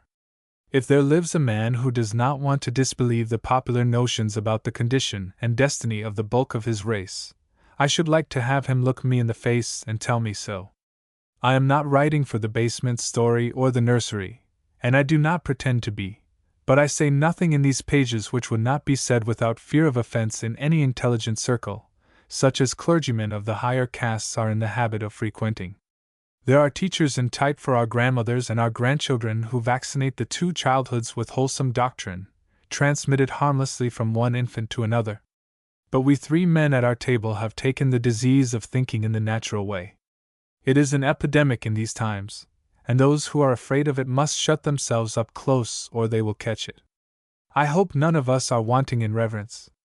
One at least of us is a regular churchgoer, and believes a man may be devout and yet very free in the expression of his opinions on the gravest subjects.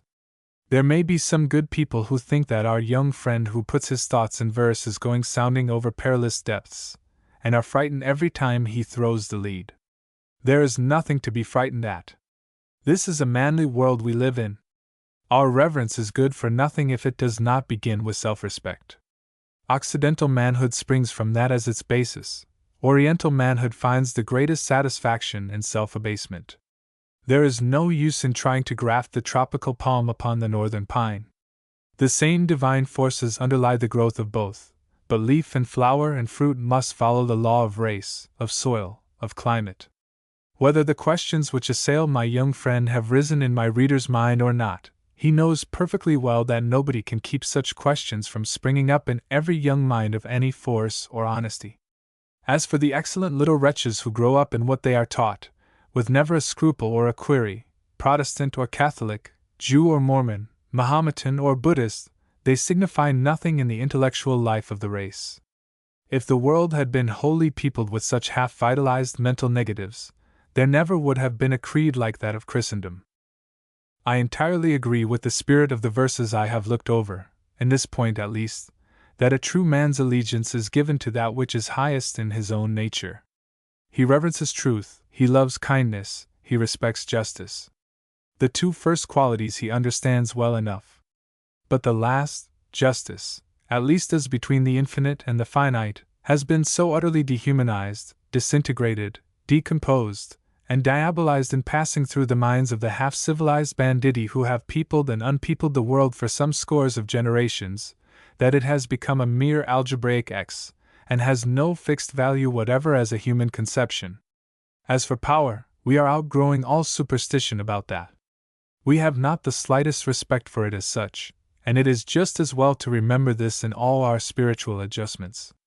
We fear power when we cannot master it, but just as far as we can master it, we make a slave and a beast of burden of it without hesitation. We cannot change the ebb and flow of the tides, or the course of the seasons, but we come as near it as we can. We dam out the ocean, we make roses bloom in winter and water freeze in summer. We have no more reverence for the sun than we have for a fishtail gas burner. We stare into his face with telescopes, as at a ballet dancer with opera glasses. We pick his rays to pieces with prisms, as if they were so many skeins of colored yarn. We tell him we do not want his company, and shut him out like a troublesome vagrant. The gods of the old heathen are the servants of today. Neptune, Vulcan, Aeolus, and the bearer of the thunderbolt himself have stepped down from their pedestals and put on our livery. We cannot always master them, either can we always master our servant, the horse, but we have put a bridle on the wildest natural agencies. The mob of elemental forces is as noisy and turbulent as ever, but the standing army of civilization keeps it well under, except for an occasional outbreak. When I read the lady's letter printed some time since, I could not help honoring the feeling which prompted her in writing it. But while I respect the innocent incapacity of tender age and the limitations of the comparatively uninstructed classes, it is quite out of the question to act as if matters of common intelligence and universal interest were the private property of a secret society, only to be meddled with by those who know the grip and the password. We must get over the habit of transferring the limitations of the nervous temperament and of hectic constitutions to the great source of all the mighty forces of nature, animate and inanimate. We may confidently trust that we have over us a being thoroughly robust and grandly magnanimous, in distinction from the infinite invalid bred in the studies of sickly monomaniacs, who corresponds to a very common human type, but makes us blush for him when we contrast him with a truly noble man, such as most of us have had the privilege of knowing both in public and in private life. I was not a little pleased to find that the lady, in spite of her letter, sat through the young man's reading of portions of his poem with a good deal of complacency. I think I can guess what is in her mind. She believes, as so many women do, in that great remedy for discontent, and doubts about humanity, and questionings of providence, and all sorts of youthful vagaries, I mean the love cure. And she thinks, not without some reason, that these astronomical lessons, and these readings of poetry and daily proximity at the table, and the need of two young hearts that have been long feeling lonely, and youth and nature and all impulses of soul and sense, as Coleridge has it, will bring these two young people into closer relations than they perhaps have yet thought of, and so that sweet lesson of loving the neighbor whom he has seen may lead him into deeper and more trusting communion with the friend and father whom he has not seen. The young girl evidently did not intend that her accomplice should be a loser by the summary act of the member of the house. I took occasion to ask that boy what had become of all the popguns. He gave me to understand that popguns were played out, but that he had got a squirt and a whip, and considered himself better off than before. This great world is full of mysteries. I can comprehend the pleasure to be got out of the hydraulic engine, But what can be the fascination of a whip, when one has nothing to flagellate but the calves of his own legs, I could never understand. Yet a small riding whip is the most popular article with the miscellaneous New Englander at all great gatherings, cattle shows, and 4th of July celebrations. If Democritus and Heraclitus could walk arm in arm through one of these crowds, the first would be in a broad laugh to see the multitude of young persons who were rejoicing in the possession of one of these useless and worthless little commodities, happy himself to see how easily others could purchase happiness. But the second would weep bitter tears to think what a rayless and barren life that must be which could extract enjoyment from the miserable flimsy wand that has such magic attraction for sauntering youths and simpering maidens. What a dynamometer of happiness are these paltry toys, and what a rudimentary vertebrate must be the freckled adolescent whose yearning for the infinite can be stayed even for a single hour by so trifling a boon from the venal hands of the finite. Pardon these polysyllabic reflections, beloved, but I never contemplate these dear fellow creatures of ours without a delicious sense of superiority to them and to all arrested embryos of intelligence, in which I have no doubt you heartily sympathize with me. It is not merely when I look at the vacuous countenances of the mastigopheri, the whip-holders, that I enjoy this luxury, though I would not miss that holiday spectacle for a pretty sum of money, and advise you by all means to make sure of it next 4th of July, if you missed it this. But I get the same pleasure from many similar manifestations. I delight in regalia, so-called, of the kind not worn by kings, nor obtaining their diamonds from the mines of Golconda. I have a passion for those resplendent titles which are not conferred by a sovereign, and would not be the open sesame to the courts of royalty, yet which are as opulent in impressive adjectives as any knight of the Garter's list of dignities. When I have recognized in the everyday name of His very worthy High Eminence of some cabalistic association, the inconspicuous individual whose trifling indebtedness to me for value received remains in a quiescent state, and is likely long to continue so, I confess to having experienced a thrill of pleasure. I have smiled to think how grand his magnificent titular appendages sounded in his own ears and what a feeble tintinnabulation they made in mine. The crimson sash, the broad diagonal belt of the mounted marshal of a great procession, so cheap in themselves, yet so entirely satisfactory to the wearer, tickle my heart's root. Perhaps I should have enjoyed all these weaknesses of my infantile fellow creatures without an afterthought, except that on a certain literary anniversary when I tie the narrow blue and pink ribbons in my buttonhole and show my decorated bosom to the admiring public, I am conscious of a certain sense of distinction and superiority in virtue of that trifling addition to my personal adornments which reminds me that I too have some embryonic fibers in my tolerably well-matured organism.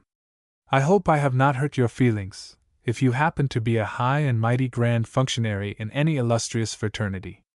When I tell you that a bit of ribbon in my buttonhole sets my vanity prancing, I think you cannot be grievously offended that I smile at the resonant titles which make you something more than human in your own eyes.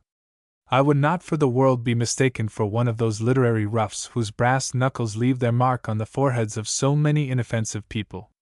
There is a human subspecies characterized by the coarseness of its fiber, and the acrid nature of its intellectual secretions. It is to a certain extent penetrative, as all creatures are which are provided with stings. It has an instinct which guides it to the vulnerable parts of the victim on which it fastens. These two qualities give it a certain degree of power which is not to be despised. It might perhaps be less mischievous, but for the fact that the wound where it leaves its poison opens the fountain from which it draws its nourishment.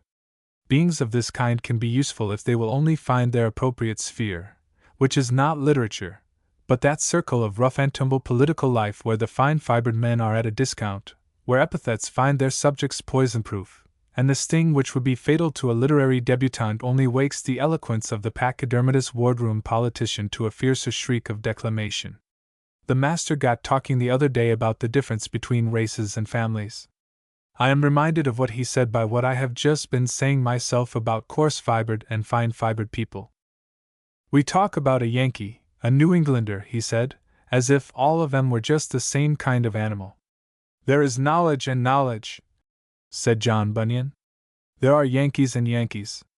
Do you know two native trees called pitch pine and white pine respectively? Of course you know 'em. Well, there are pitch pine Yankees and white pine Yankees. We don't talk about the inherited differences of men quite as freely, perhaps, as they do in the old world, but republicanism doesn't alter the laws of physiology. We have a native aristocracy, a superior race, just as plainly marked by nature as of a higher and finer grade than the common run of people as the white pine is marked in its form, its stature, its bark, its delicate foliage, as belonging to the nobility of the forest, and the pitch pine, stubbed, rough, coarse-haired, as of the plebeian order. Only the strange thing is to see in what a capricious way our natural nobility is distributed. The last born nobleman I have seen, I saw this morning. He was pulling a rope that was fastened to a Maine schooner loaded with lumber. I should say he was about 20 years old, as fine a figure of a young man as you would ask to see, and with a regular Greek outline of countenance, waving hair, that fell as if a sculptor had massed it to copy, and a complexion as rich as a red sunset. I have a notion that the state of Maine breeds the natural nobility in a larger proportion than some other states, but they spring up in all sorts of out-of-the-way places. The young fellow I saw this morning had on an old flannel shirt, a pair of trousers that meant hard work, and a cheap cloth cap pushed back on his head so as to let the large waves of hair straggle out over his forehead. He was tugging at his rope with the other sailors, but upon my word I don't think I have seen a young English nobleman of all those whom I have looked upon that answered to the notion of blood so well as this young fellow did. I suppose if I made such a leveling confession as this in public, people would think I was looking towards being the labor reform candidate for president. But I should go on and spoil my prospects by saying that I don't think the white pine Yankee is the more generally prevailing growth, but rather the pitch pine Yankee. The member of the House seemed to have been getting a dim idea that all this was not exactly flattering to the huckleberry districts. His features betrayed the growth of this suspicion so clearly that the master replied to his look as if it had been a remark.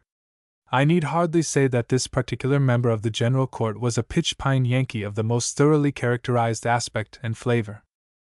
Yes, sir, the master continued, sir being anybody that listened, there is neither flattery nor offense in the views which a physiological observer takes of the forms of life around him. It won't do to draw individual portraits, but the differences of natural groups of human beings are as proper subjects of remark as those of different breeds of horses, and if horses were hounds I don't think they would quarrel with us because we made a distinction between a Morgan and a messenger. The truth is, sir, the lean sandy soil and the droughts and the long winters and the east winds and the cold storms, and all sorts of unknown local influences that we can't make out quite so plainly as these, have a tendency to roughen the human organization and make it coarse, something as it is with the tree I mentioned. Some spots and some strains of blood fight against these influences, but if I should say right out what I think, it would be that the finest human fruit, on the whole, and especially the finest women that we get in New England are raised under glass. Good gracious! Exclaimed the landlady, under glass! Give me cucumbers raised in the open air, said the capitalist, who was a little hard of hearing. Perhaps, I remarked, it might be as well if you would explain this last expression of yours. Raising human beings under glass I take to be a metaphorical rather than a literal statement of your meaning. No, sir, replied the master, with energy, I mean just what I say, sir. Under glass, and with a south exposure. During the hard season, of course, for in the heats of summer the tenderest hothouse plants are not afraid of the open air. Protection is what the transplanted Aryan requires in this New England climate. Keep him, and especially keep her, in a wide street of a well-built city 8 months of the year, good solid brick walls behind her, good sheets of plate glass, with the sun shining warm through them, in front of her, and you have put her in the condition of the pineapple, from the land of which, and not from that of the other kind of pine, her race started on its travels. People don't know what a gain there is to health by living in cities, the best parts of them, of course, for we know too well what the worst parts are. In the first place, you get rid of the noxious emanations which poison so many country localities with typhoid fever and dysentery, not wholly rid of them, of course, but to a surprising degree. Let me tell you a doctor's story. I was visiting a western city a good many years ago. It was in the autumn, the time when all sorts of malarious diseases are about. The doctor I was speaking of took me to see the cemetery just outside the town. I don't know how much he had done to fill it, for he didn't tell me, but I'll tell you what he did say. "Look round," said the doctor. "There isn't a house in all the 10-mile circuit of country you can see over, where there isn't one person, at least, shaking with fever and ague. And yet you needn't be afraid of carrying it away with you, for as long as your home is on a paved street you are safe. I think it likely," the master went on to say, "that my friend the doctor put it pretty strongly, but there is no doubt at all that while all the country round was suffering from intermittent fever, the paved part of the city was comparatively exempted. What do you do when you build a house on a damp soil, and there are damp soils pretty much everywhere? Why, you floor the cellar with cement, don't you? Well, the soil of a city is cemented all over, one may say, with certain qualifications, of course. A first-rate city house is a regular sanatorium.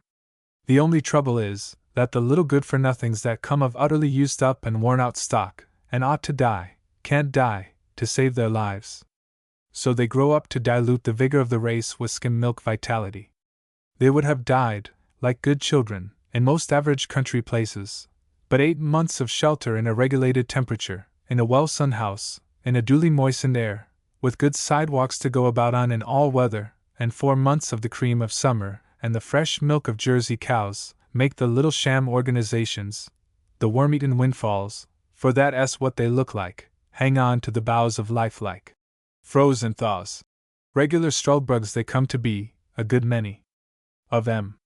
The Scarabee's ear was caught by that queer word of Swift's, and he asked very innocently what kind of bugs he was speaking of, whereupon that boy shouted out, "Straddle bugs," to his own immense amusement and the great bewilderment of the Scarabee, who only saw that there was one of those unintelligible breaks in the conversation which made other people laugh, and drew back his antennae as usual, perplexed, but not amused. I do not believe the master had said all he was going to say on this subject, and of course all these statements of his are more or less one-sided. But that some invalids do much better in cities than in the country is indisputable, and that the frightful dysenteries and fevers which have raged like pestilences in many of our country towns are almost unknown in the better-built sections of some of our large cities is getting to be more generally understood since our well-to-do people have annually emigrated in such numbers from the cemented surface of the city to the steaming soil of some of the dangerous rural districts. If one should contrast the healthiest country residences with the worst city ones, the result would be all the other way, of course, so that there are two sides to the question, which we must let the doctors pound in their great mortar, infuse and strain, hoping that they will present us with the clear solution when they have got through these processes. One of our chief wants is a complete sanitary map of every state in the Union. The balance of our table, as the reader has no doubt observed, has been deranged by the withdrawal of the man of letters, so called, and only the side of the deficiency changed by the removal of the young astronomer into our neighborhood. The fact that there was a vacant chair on the side opposite us had by no means escaped the notice of that boy. He had taken advantage of his opportunity, and invited in a schoolmate whom he evidently looked upon as a great personage. This boy or youth was a good deal older than himself, and stood to him apparently in the light of a patron, an instructor in the ways of life. A very jaunty, knowing young gentleman he was, good-looking, smartly dressed, smooth-checked as yet, curly-haired, with a roguish eye, a sagacious wink, a ready tongue, as I soon found out, and as I learned could catch a ball on the fly with any boy of his age, not quarrelsome, but if he had to strike, hit from the shoulder, the pride of his father, who was a man of property and a civic dignitary, and answering to the name of Johnny. I was a little surprised at the liberty that boy had taken in introducing an extra peptic element at our table, reflecting as I did that a certain number of avoirdupois ounces of nutriment which the visitor would dispose of corresponded to a very appreciable pecuniary amount, so that he was levying a contribution upon our landlady which she might be inclined to complain of. For the caput mortuum, or deadhead, in vulgar phrase, is apt to be furnished with a ventre vivus, or, as we may say, a lively appetite. But the landlady welcomed the newcomer very heartily. "Why, how do you do, Johnny?" with the notes of interrogation and of admiration both together, as here represented. Johnny signified that he was doing about as well as could be expected under the circumstances, having just had a little difference with a young person whom he spoke of as Pewter Jaw. I suppose he had worn a dentist's tooth-straightening contrivance during his second dentition, which youth he had finished off, as he said, in good shape, but at the expense of a slight epistaxis. We will translate his vernacular expression. The three ladies all looked sympathetic, but there did not seem to be any great occasion for it, as the boy had come out all right, and seemed to be in the best of spirits. "And how is your father and your mother?" asked the landlady. "Oh, the governor and the head centre?" "A one, both of 'em. Prime order for shipping, warranted to stand any climate. The governor says he weighs 175 pounds. Got a chin tuft just like Ed in Forrest. Did you ever see Ed in Forrest play Metamora? Bully, I tell you! My old gentleman means to be mayor or governor or president, or something or other before he goes off the handle, you'd better believe. He's smart, and I've heard folks say I take after him. Somehow or other I felt as if I had seen this boy before, or known something about him. Where did he get those expressions, a one, and prime, and so on? They must have come from somebody who has been in the retail dry goods business, or something of that nature. I have certain vague reminiscences that carry me back to the early times of this boarding house. Johnny. Landlady knows his father well. Boarded with her, no doubt. There was somebody by the name of John, I remember perfectly well, lived with her. I remember both my friends mentioned him, one of them very often. I wonder if this boy isn't a son of his. I asked the landlady after breakfast whether this was not, as I had suspected, the son of that former boarder. To be sure he is, she answered, and just such a good-natured sort of creetur as his father was. I always liked John, as we used to call his father. He did love fun, but he was a good soul, and stood by me when I was in trouble, always. He went into business on his own account after a while, and got married, and settled down into a family man. They tell me he is an amazing smart businessman, grown wealthy, and his wife's father left her money. But I can't help calling him John. Law, we never thought of calling him anything else, and he always laughs and says, "That's right. This is his oldest son, and everybody calls him Johnny.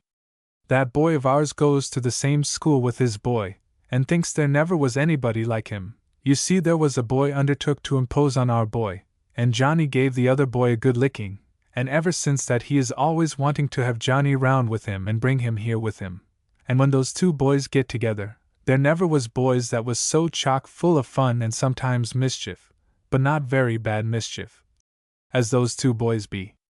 But I like to have him come once in a while when there is room at the table, as there is now, for it puts me in mind of the old times, when my old boarders was all round me, that I used to think so much of. Not that my boarders that I have now ain't very nice people, but I did think a dreadful sight of the gentleman that made that first book. It helped me on in the world more than ever he knew of. For it was as good as one of them Brandreth's Pills advertisements, and didn't cost me a cent, and that young lady he married too, she was nothing but a poor young schoolma'am when she come to my house, and she deserved it all too, for she was always just the same, rich or poor, and she isn't a bit prouder now she wears a camel's hair shawl than she was when I used to lend her a woolen one to keep her poor dear little shoulders warm when she had to go out, and it was storming. And then there was that old gentleman, I can't speak about him, for I never knew how good he was till his will was opened, and then it was too late to thank him. I respected the feeling which caused the interval of silence, and found my own eyes moistened as I remembered how long it was since that friend of ours was sitting in the chair where I now sit, and what a tidal wave of change has swept over the world and more especially over this great land of ours, since he opened his lips and found so many kind listeners. The young astronomer has read us another extract from his manuscript. I ran my eye over it, and so far as I have noticed it is correct enough in its versification. I suppose we are getting gradually over our hemispherical provincialism, which allowed a set of monks to pull their hoods over our eyes and tell us there was no meaning in any religious symbolism but our own. If I am mistaken about this advance, I am very glad to print the young man's somewhat outspoken lines to help us in that direction. 11. I suppose there would have been even more remarks upon the growing intimacy of the young astronomer and his pupil, if the curiosity of the boarders had not in the meantime been so much excited at the apparently close relation which had sprung up between the Register of Deeds and the lady. It was really hard to tell what to make of it. The Register appeared at the table in a new coat. Suspicious. The lady was evidently deeply interested in him, if we could judge by the frequency and the length of their interviews. On at least one occasion he has brought a lawyer with him, which naturally suggested the idea that there were some property arrangements to be attended to, in case, as seems probable against all reasons to the contrary, these two estimable persons, so utterly unfitted, as one would say, to each other, contemplated an alliance. It is no pleasure to me to record an arrangement of this kind. I frankly confess I do not know what to make of it. With her tastes and breeding, it is the last thing that I should have thought of, her uniting herself with this most commonplace and mechanical person, who cannot even offer her the elegances and luxuries to which she might seem entitled on changing her condition. While I was thus interested and puzzled, I received an unexpected visit from our landlady. She was evidently excited, and by some event which was of a happy nature, for her countenance was beaming, and she seemed impatient to communicate what she had to tell. Impatient or not, she must wait a moment, while I say a word about her. Our landlady is as good a creature as ever lived. She is a little negligent of grammar at times, and will get a wrong word now and then. She is garrulous, circumstantial, associates facts by their accidental cohesion rather than by their vital affinities, is given to choking and tears on slight occasions, but she has a warm heart, and feels to her boarders as if they were her blood relations. She began her conversation abruptly. I expect I'm going to lose one of my boarders, she said. You don't seem very unhappy about it, madam, I answered. We all took it easily when the person who sat on our side of the table quitted us in such a hurry, but I do not think there is anybody left that either you or the boarders want to get rid of, unless it is myself, I added modestly. You, said the landlady, you. No, indeed. When I have a quiet boarder that's a small eater, I don't want to lose him. You don't make trouble, you don't find fault with your vit. Dr. Benjamin had schooled his parent on this point, and she altered the word, with your food, and you know when you've had enough. I really felt proud of this eulogy, which embraces the most desirable excellences of a human being in the capacity of boarder. The landlady began again. I'm going to lose, at least I suppose I shall, one of the best boarders I ever had, that lady that's been with me so long. I thought there was something going on between her and the Register, I said. Something? I should think there was. About 3 months ago he began making her acquaintance. I thought there was something particular. I didn't quite like to watch him very close, but I couldn't help overbearing some of the things he said to her, for, you see, he used to follow her up into the parlor. They talked pretty low, but I could catch a word now and then. I heard him say something to her one day about bettering her condition, and she seemed to be thinking very hard about it, and turning of it over in her mind, and I said to myself, she doesn't want to take up with him, but she feels dreadful poor, and perhaps he has been saving and has got money in the bank, and she doesn't want to throw away a chance of bettering herself without thinking it over. But dear me, says I to myself, to think of her walking up the broad aisle into meeting alongside of such a homely, rusty-looking creetur as that. But there's no telling what folks will do when poverty has got hold of 'em. Well, so I thought she was waiting to make up her mind, and he was hanging on in hopes she'd come round at last, as women do half the time, for they don't know their own minds, and the wind blows both ways at once with them as the smoke blows out of the tall chimneys, east out of this one and west out of that, so it's no use looking at 'em to know what the weather is. But yesterday she comes up to me after breakfast, and asks me to go up with her into her little room. Now, says I to myself, I shall hear all about it. I saw she looked as if she'd got some of her trouble off her mind, and I guessed that it was settled, and so, says I to myself, I must wish her joy and hope it's all for the best, whatever I think about it. Well, she asked me to sit down, and then she begun. She said that she was expecting to have a change in her condition of life, and had asked me up so that I might have the first news of it. I am sure, says I wish you both joy. Marriage is a blessed thing when folks is well sorted, and it is an honorable thing, and the first miracle was at the marriage in Canaan. It brings a great sight of happiness with it, as I've had a chance of knowing for my hus. The landlady showed her usual tendency to break from the conversational pace just at this point, but managed to rein in the rebellious diaphragm, and resumed her narrative. Marriage, says she. Pray, who has said anything about marriage? I beg your pardon, ma'am, says I. I thought you had spoke of changing your condition, and She looked so I stopped right short. Don't say another word, says she, but just listen to what I am going to tell you. My friend, says she, that you have seen with me so often lately, was hunting among his old record books, when all at once he come across an old deed that was made by somebody that had my family name. He took it into his head to read it over, and he found there was some kind of a condition that if it was and kept, the property would all go back to them that was the heirs of the one that gave the deed, and that he found out was me. Something or other put it into his head, says she, that the company that owned the property, it was ever so rich a company and owned land all round everywhere, hadn't kept to the conditions. So he went to work, says she, and hunted through his books, and he inquired all round, and he found out pretty much all about it, and at last he come to me. It's my boarder, you know, that says all this, and says he, ma'am, says he, if you have any kind of fancy for being a rich woman you've only got to say so. I didn't know what he meant, and I began to think, says she, he must be crazy. But he explained it all to me, how I'd nothing to do but go to court and I could get a sight of property back. Well, so she went on telling me, there was ever so much more that I suppose was all plain enough, but I don't remember it all.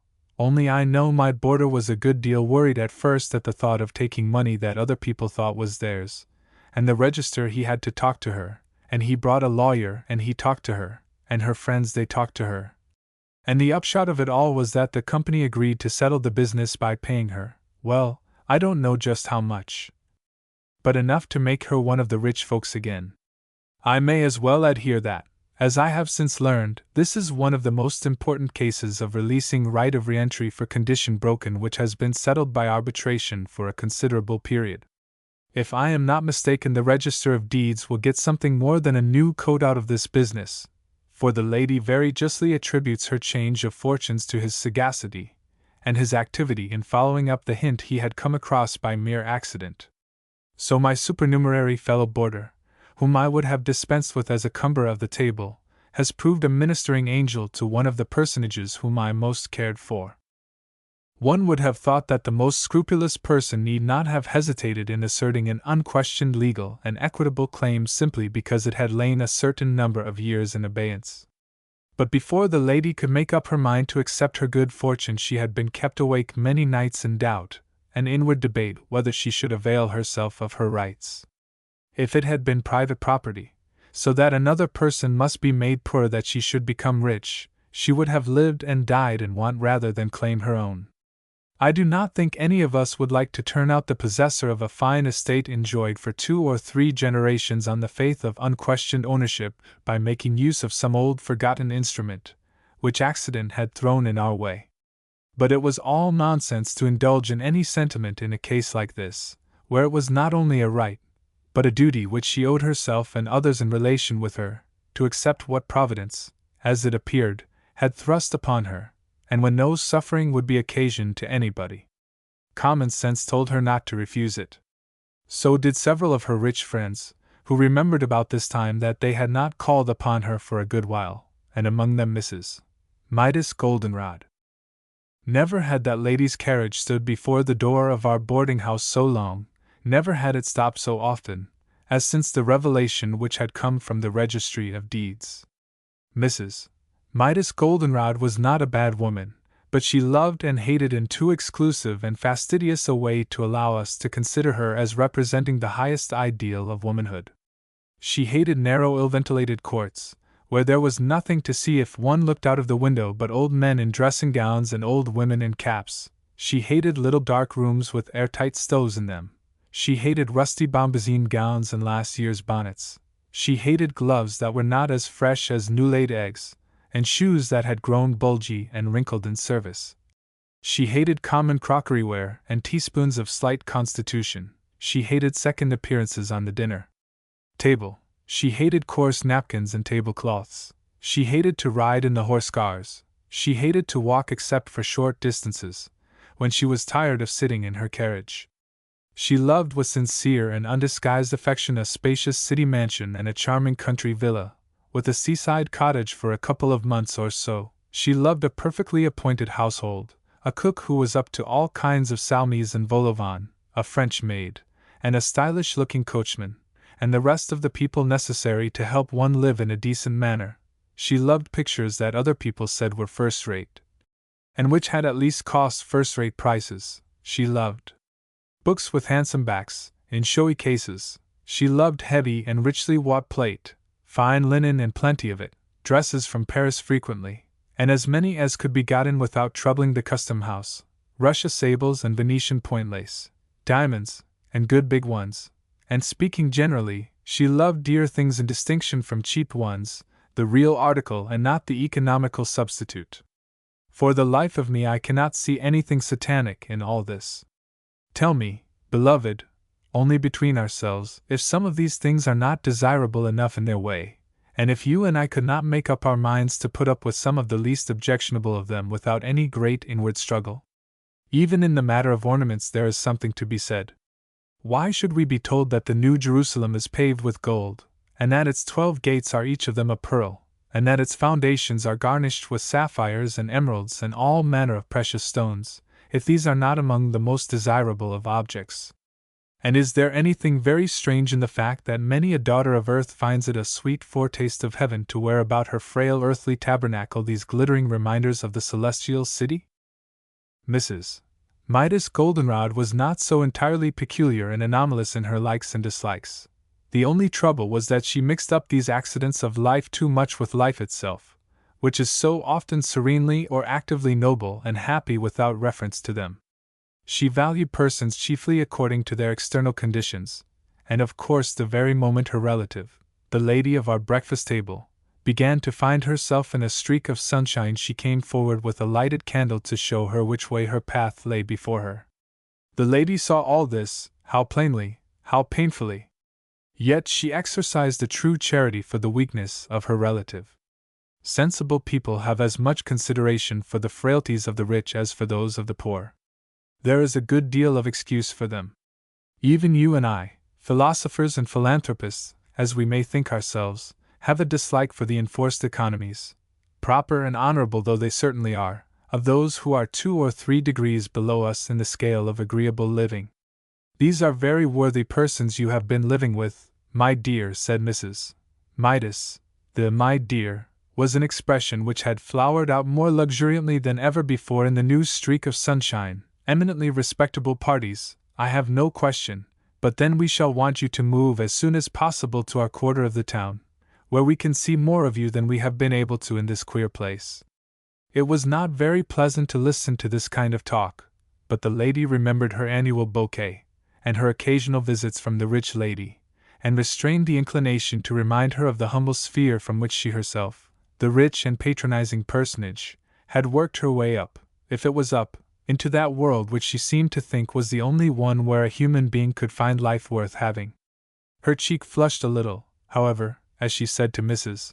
Midas that she felt attached to the place where she had been living so long. She doubted, she was pleased to say, whether she should find better company in any circle she was like to move in than she left behind her at our boarding house. I give the old master the credit of this compliment. If one does not agree with half of what he says, at any rate he always has something to say, and entertains and lets out opinions and whims and notions of one kind and another that one can quarrel with if he is out of humor, or carry away to think about if he happens to be in the receptive mood. But the lady expressed still more strongly the regret she should feel at leaving her young friend, our Scheherazade. I cannot wonder at this. The young girl has lost what little playfulness she had in the earlier months of my acquaintance with her. I often read her stories partly from my interest in her, and partly because I find merit enough in them to deserve something better than the rough handling they got from her coarse-fibred critic, whoever he was. I see evidence that her thoughts are wandering from her task, that she has fits of melancholy, and bursts of tremulous excitement, and that she has as much as she can do to keep herself at all to her stated, inevitable, and sometimes almost despairing literary labor. I have had some acquaintance with vital phenomena of this kind, and know something of the nervous nature of young women, and its magnetic storms, if I may borrow an expression from the physicists, to indicate the perturbations to which they are liable. She is more in need of friendship and counsel now than ever before, it seems to me, and I cannot bear to think that the lady, who has become like a mother to her, is to leave her to her own guidance. It is plain enough what is at the bottom of this disturbance. The astronomical lessons she has been taking have become interesting enough to absorb too much of her thoughts, and she finds them wandering to the stars or elsewhere, when they should be working quietly in the editor's harness. The landlady has her own views on this matter, which she communicated to me something as follows. I don't quite like to tell folks what a lucky place my boarding house is, for fear I should have all sorts of people crowding in to be my boarders for the sake of their chances. Folks come here poor and they go away rich. Young women come here without a friend in the world, and the next thing that happens is a gentleman steps up to them and says, "If you'll take me for your partner for life, I'll give you a good home and love you ever so much besides." And off goes my young lady boarder into a fine 3-story house, as grand as the governor's wife, with everything to make her comfortable, and a husband to care for her into the bargain. That's the way it is with the young ladies that comes to board with me, ever since the gentleman that wrote the first book that advertised my establishment, and never charged me a cent for it neither, married the schoolma'am. And I think, but that's between you and me, that it's going to be the same thing right over again between that young gentleman and this young girl here. If she do kill herself with writing for them newspapers, it's too bad they don't pay her more for writing her stories, for I read one of 'em that made me cry so the doctor, my Dr. Benjamin, said, "Ma, what makes your eyes look so?" and wanted to rig a machine up and look at him, but I told him what the matter was, and that he needn't fix up his peaking contrivances on my account. Anyhow, she's a nice young woman as ever lived, and as industrious with that pen of hers as if she was at work with a sewing machine, and there ain't much difference, for that matter, between sewing on shirts and writing on stories. One way you work with your foot, and the other way you work with your fingers, but I rather guess there's more headache in the stories than there is in the stitches, because you don't have to think quite so hard while your foot's going as you do when your fingers is at work, scratch, scratch, scratch, scribble, scribble, scribble. It occurred to me that this last suggestion of the landlady was worth considering by the soft-handed, broadcloth-clad spooters to the laboring classes, so called in distinction from the idle people who only contrive the machinery and discover the processes and lay out the work and draw the charts and organize the various movements which keep the world going and make it tolerable. The organ blower works harder with his muscles, for that matter, than the organ player, and may perhaps be exasperated into thinking himself a downtrodden martyr because he does not receive the same pay for his services. I will not pretend that it needed the landlady's sagacious guess about the young astronomer and his pupil to open my eyes to certain possibilities, if not probabilities, in that direction. Our Scheherazade kept on writing her stories according to agreement, so many pages for so many dollars, but some of her readers began to complain that they could not always follow her quite so well as in her earlier efforts. It seemed as if she must have fits of absence. In one instance her heroine began as a blonde and finished as a brunette, not in consequence of the use of any cosmetic, but through simple inadvertence. At last it happened in one of her stories that a prominent character who had been killed in an early page, not equivocally, but mortally, definitively killed, done for, and disposed of, reappeared as if nothing had happened towards the close of her narrative. Her mind was on something else, and she had got 2 stories mixed up and sent her manuscript without having looked it over. She told this mishap to the lady, as something she was dreadfully ashamed of and could not possibly account for. It had cost her a sharp note from the publisher, and would be as good as a dinner to some half-starved bohemian of the critical press. The lady listened to all this very thoughtfully, looking at her with great tenderness, and said, "My poor child!" Not another word then, but her silence meant a good deal. When a man holds his tongue it does not signify much.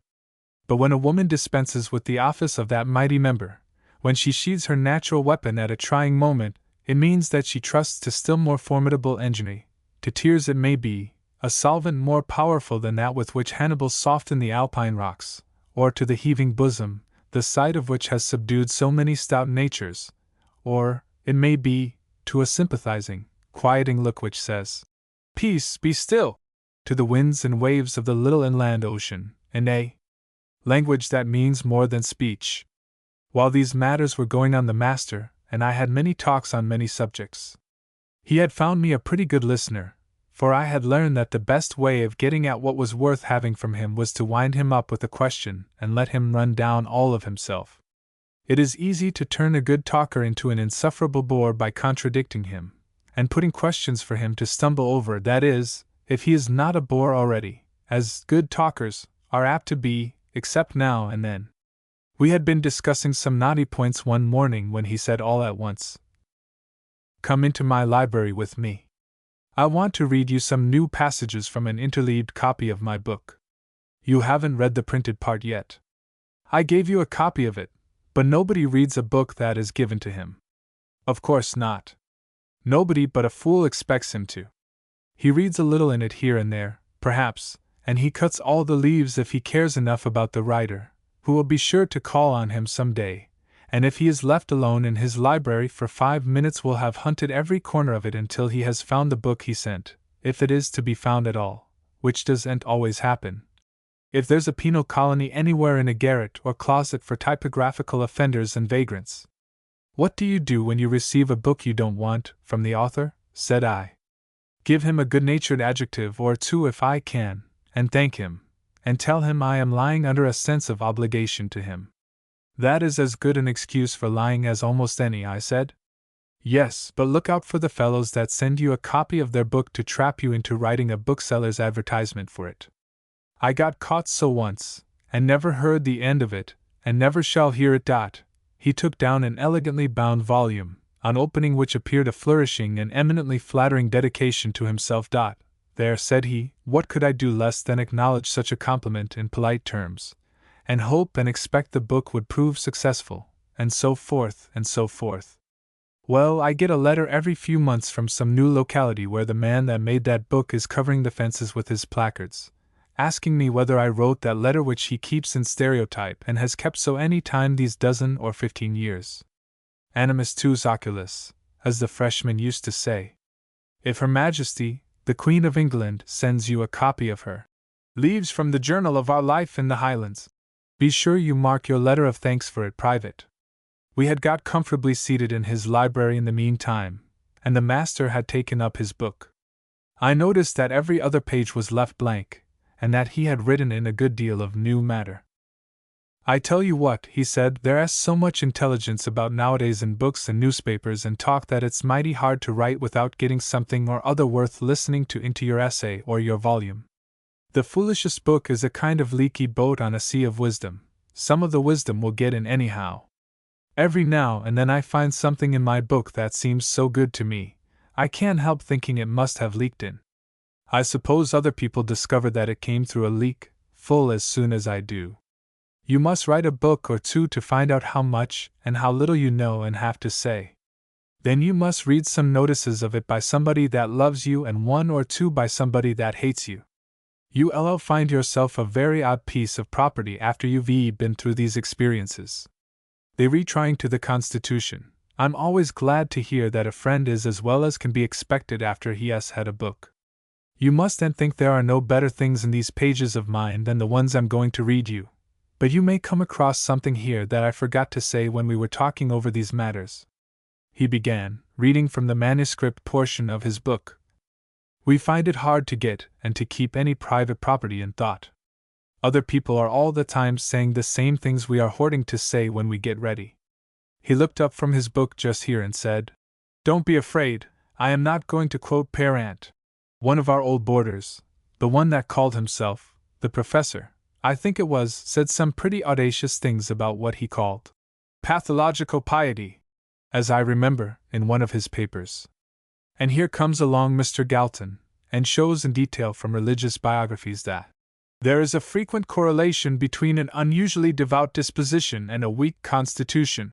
Neither of them appeared to know that John Bunyan had got at the same fact long before them. He tells us, the more healthy the lusty man is, the more prone he is unto evil. If the converse is true, no wonder that good people, according to Bunyan, are always in trouble and terror, for he says, if invalidism and the nervous timidity which is apt to go with it are elements of spiritual superiority, it follows that pathology and toxicology should form a most important part of a theological education, so that a divine might know how to keep a parish in a state of chronic bad health in order that it might be virtuous. It is a great mistake to think that a man's religion is going to rid him of his natural qualities. Bishop Hall, as you may remember to have seen quoted elsewhere, prefers nature before grace in the election of a wife, because, saith he, it will be a hard task, where the nature is peevish and froward, for grace to make an entire conquest while life lasteth. Nature and grace have been contrasted with each other in a way not very respectful to the divine omnipotence.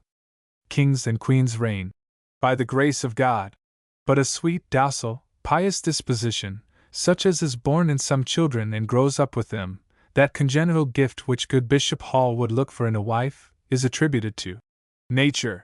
In fact, nature and grace, as handled by the scholastics, are nothing more nor less than two hostile divinities in the pantheon of post-classical polytheism.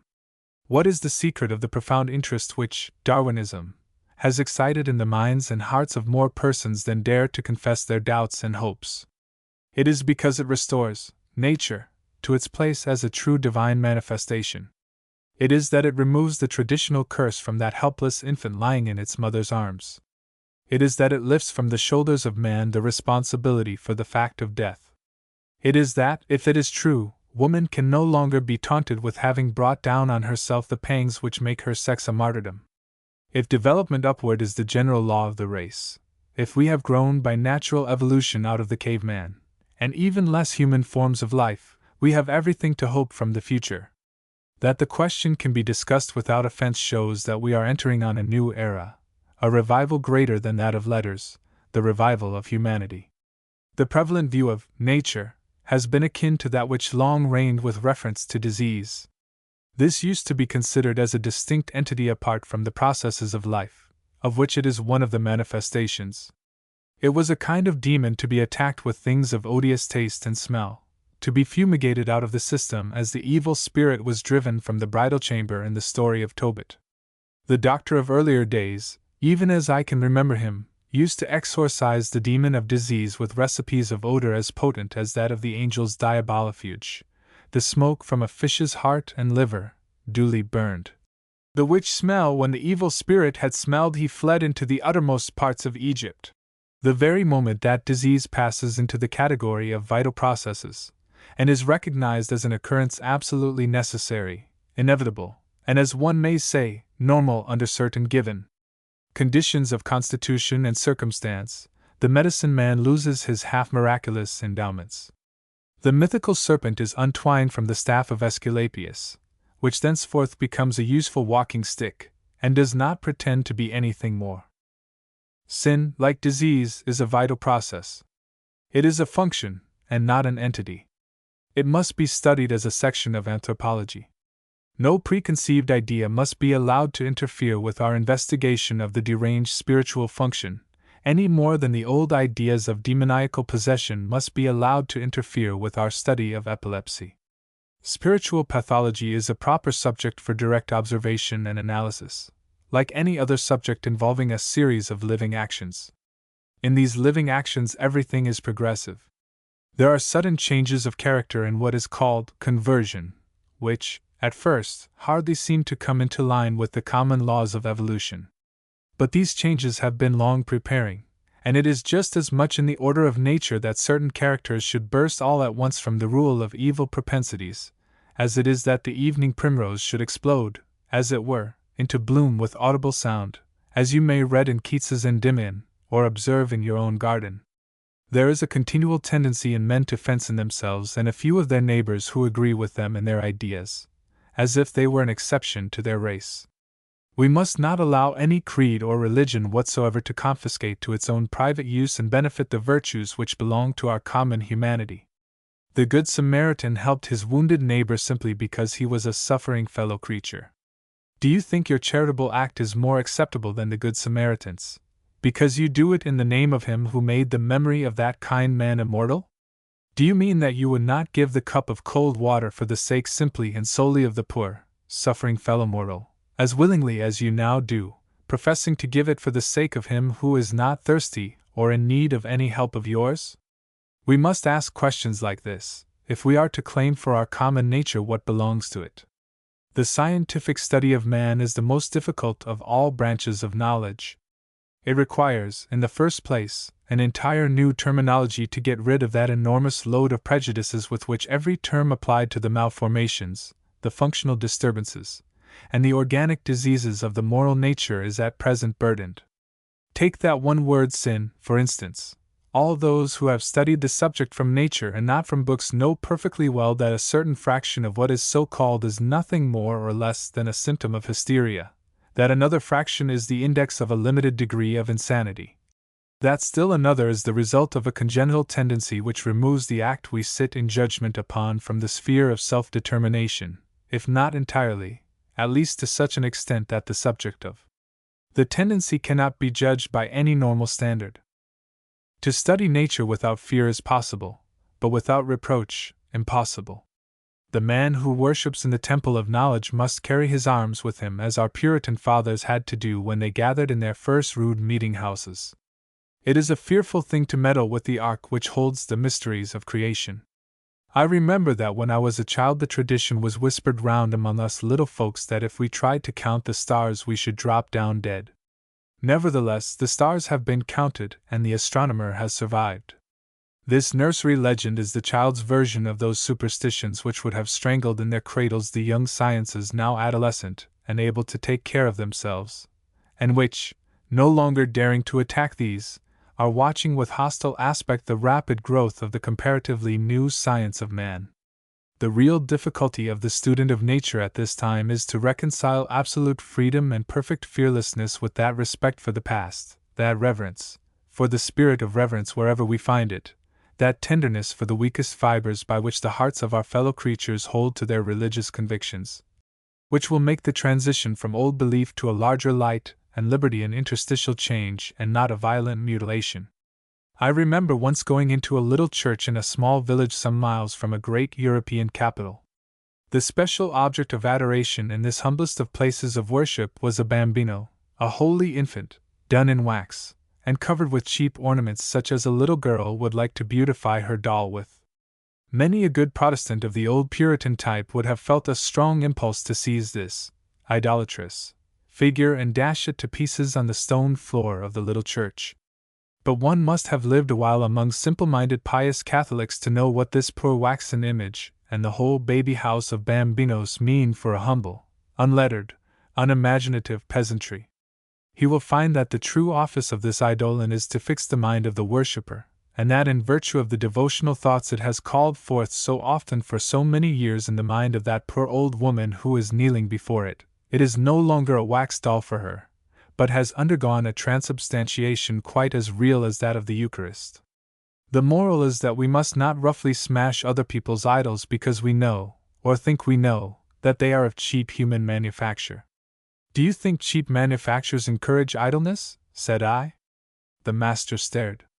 Well, he might, for I had been getting a little drowsy, and wishing to show that I had been awake and attentive, asked a question suggested by some words I had caught, but which showed that I had not been taking the slightest idea from what he was reading me. He stared, shook his head slowly, smiled good-humoredly, took off his great round spectacles, and shut up his book. Sat praetsbybrant, he said. A sick man that gets talking about himself, a woman that gets talking about her baby, and an author that begins reading out of his own book, never know when to stop. You'll think of some of these things you've been getting half asleep over by and by. I don't want you to believe anything I say. I only want you to try to see what makes me believe it. My young friend, the astronomer, has, I suspect, been making some addition to his manuscript. At any rate, some of the lines he read us in the afternoon of this same day had never enjoyed the benefit of my revision, and I think they had but just been written. I noticed that his manner was somewhat more excited than usual, and his voice just towards the close a little tremulous. Perhaps I may attribute his improvement to the effect of my criticisms, but whatever the reason, I think these lines are very nearly as correct as they would have been if I had looked them over. There are certain nervous conditions peculiar to women in which the common effects of poetry and of music upon their sensibilities are strangely exaggerated. It was not perhaps to be wondered at that Octavia fainted when Virgil, in reading from his great poem, came to the line beginning "Tu Marcellus eris." It is not hard to believe the story told of one of the two Davidson sisters, that the singing of some of Moore's plaintive melodies would so impress her as almost to take away the faculties of sense and motion. But there must have been some special cause for the singular nervous state into which this reading threw the young girl, our Scheherazade. She was doubtless tired with overwork and troubled with the thought that she was not doing herself justice, and that she was doomed to be the helpless prey of some of those Corbas who not only pick out Corba's eyes, but find no other diet so nutritious and agreeable. Whatever the cause may have been, her heart heaved tumultuously, her color came and went, and though she managed to avoid a scene by the exercise of all her self-control, I watched her very anxiously, for I was afraid she would have had a hysteric turn, or in one of her pallid moments that she would have fainted and fallen like one dead before us. I was very glad, therefore, when evening came, to find that she was going out for a lesson on the stars. I knew the open air was what she needed, and I thought the walk would do her good, whether she made any new astronomical acquisitions or not. It was now late in the autumn, and the trees were pretty nearly stripped of their leaves. There was no place so favorable as the common for the study of the heavens. The skies were brilliant with stars, and the air was just keen enough to remind our young friends that the cold season was at hand. They wandered round for a while, and at last found themselves under the great elm, drawn thither, no doubt, by the magnetism it is so well known to exert over the natives of its own soil and those who have often been under the shadow of its outstretched arms. The venerable survivor of its contemporaries that flourished in the days when Blackstone rode beneath it on his bull was now a good deal broken by age, yet not without marks of lusty vitality.